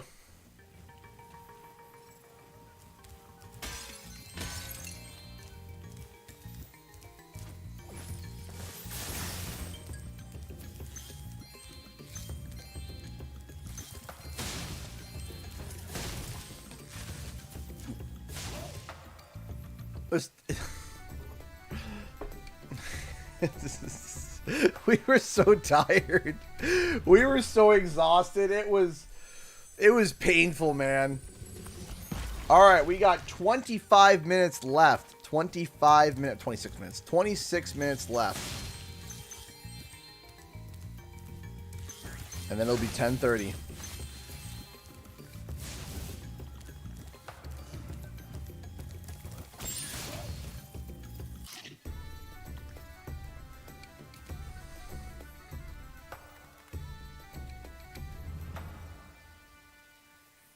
Yeah, I bet you that you know, you get delirious on your trips. It's great to be free. This was a blast. I have to drop by more often. Please do. Please do.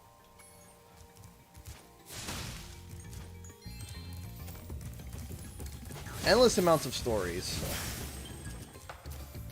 Julia, I won't this time.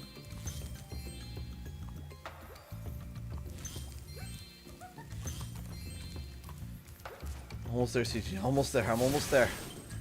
Oh! We're almost there. Ah! Ah!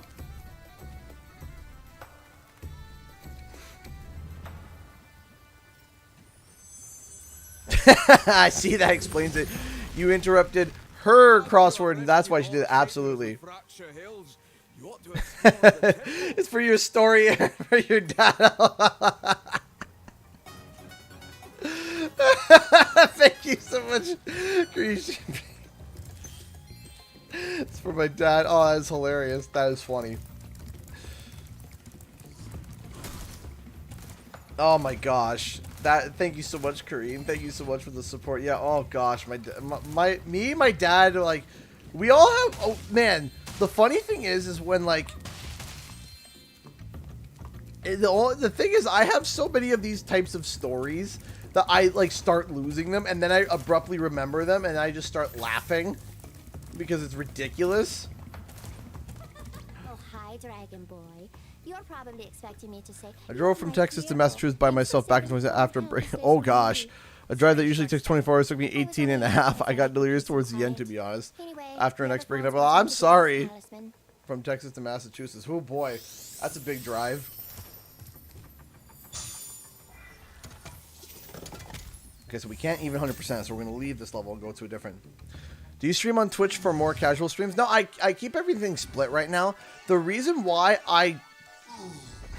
so, like, I like to have, you know, Twitch as a backup, just in case if YouTube goes belly up or something, if YouTube goes stupid with its streaming services or whatever, like they release some stupid rule where they're like, oh, in order for you to stream games, there has to be a game you have to provide something stupid for. And then it's like, oh, well, this is really stupid. This kind of just ruins my streaming career. I now have a Twitch that has followers already there, and I know that if I let people know, I know the longtime viewers would also go over to there as well, but I would have 2,000 followers that would specifically be there for, well, streams, right? So that would be it. Do you think future Spyro games will stay multi-platform? They'll probably stay multi-platform, probably. It will most likely stay multi-platform, very likely. The voice. I love that we've been on a trip too long, giggly energy. Oh yeah, it's definitely giggly energy.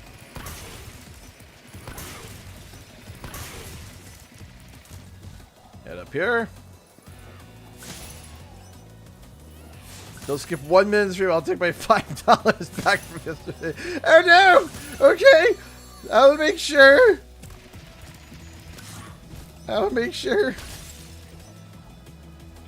Can't be a minute off. I'll be in trouble. Go up, go down.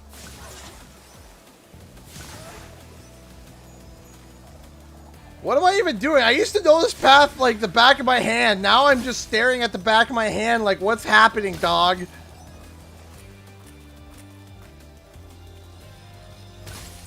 Someone, I remember the days where you could color customize your profile. There was bio section. Oh, I remember there's a lot of things about YouTube. Like when it wasn't stupid. Like, hey, if you create something and we deem it as for children, you make zero money, but we're going to run ads on it anyway, so we make money, but not you. Why? Because reasons. Does it make sense? No. Do we care? Also no. It's like, why? Like, why would you turn around and be like, no. No, you can't make money on this because it's kids content, but we can make money because it's kids content. It's like, huh? Explain that one to me slowly. Like, explain it real slow because I really don't get it. Oh, Hunter! Hunter! Hello! Good job, Spyro. Looks like you're ready for a more serious challenge. How about a little paragliding? You're not afraid of heights, are you? Sure, let's do it. I'll tow you behind my snowmobile, and you maneuver through the rings. Don't miss any or we'll have to start over. I still can't believe I did that TikTok meme of the Harry Potter meme with the engine voice. Yes, Crash Bandicoot. The Bandicoot who lived, come to die. Abracadabra!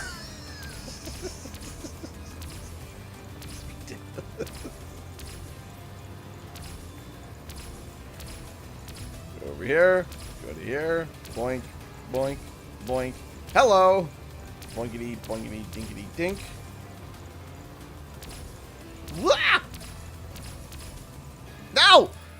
Hey, I heard you were good at this flying stuff. Shut up, Hunter! I'll tow you behind my... I don't see you flying up here! Maybe drive better!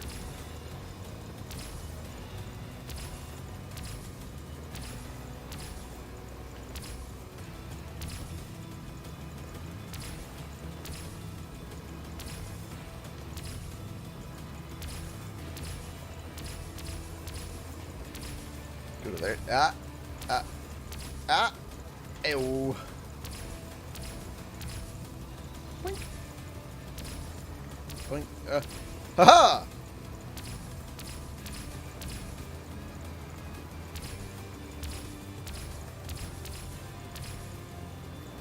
Get this flying thing.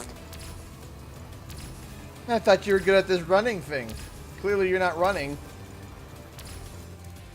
Way to go, Spyro. You're even better than I am. What's your take on Legend of Spyro games? I'm asking because while I did have a PS2 a long time ago, I didn't play any of them. So, they're okay. I like the first one. Don't like the second one, and the third one's okay. So overall, it's good. Okay. Like, I don't hate TL. I mean, I do hate Eternal Night. I can't say I don't hate that. I hate Eternal Night. I can't do it. Dawn of the Dragon, I can play it through. A New Beginning, I in fact like A New Beginning. I like New Beginning. It's fun. It's cool. I can't do Eternal Night. It's just pain. Eternal suffering. I can't do it.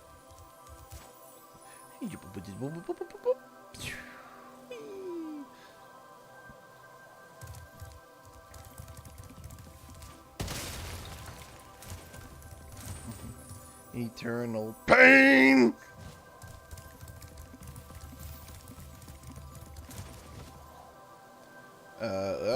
There's another level that... Almost 12 hours. Yes, we're almost there. We got another 17 minutes. Like, I love how, like, Eternal Night had a beginning, and then there was pirates, and then there was the end.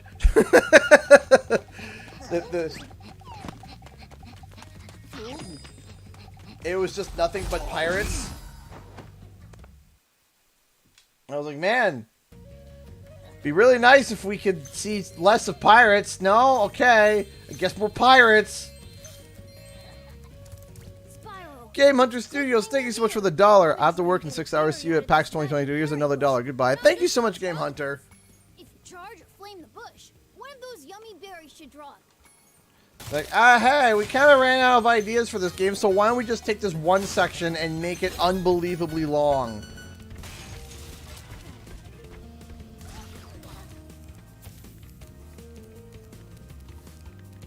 It's like nothing but pirates. It's like good, fun, pirate ship, awesome. And then Cinder over here like, no, Spyro, I can't be here. I am just too emotionally damaged. And then runs away and then gets in trouble. And she's like, oh, is this the consequences of my actions? Am I the drama? I'm not the drama. Whoa! Yo! Oh, and more! Just donate $100 through Super Chat. 12 hours. You deserve this, man. Hope this helps with PAX. Thank you. Thank you. Thank you so much for the $100, man. Thank you for the very kind Super Chat. I appreciate that. Thank you. Thank you, thank you, thank you, Owen. You are incredible. Thank you. Thank you so much, Owen. I appreciate that. Thank you. Thank you so much for the support. Whew. We're not 12 hours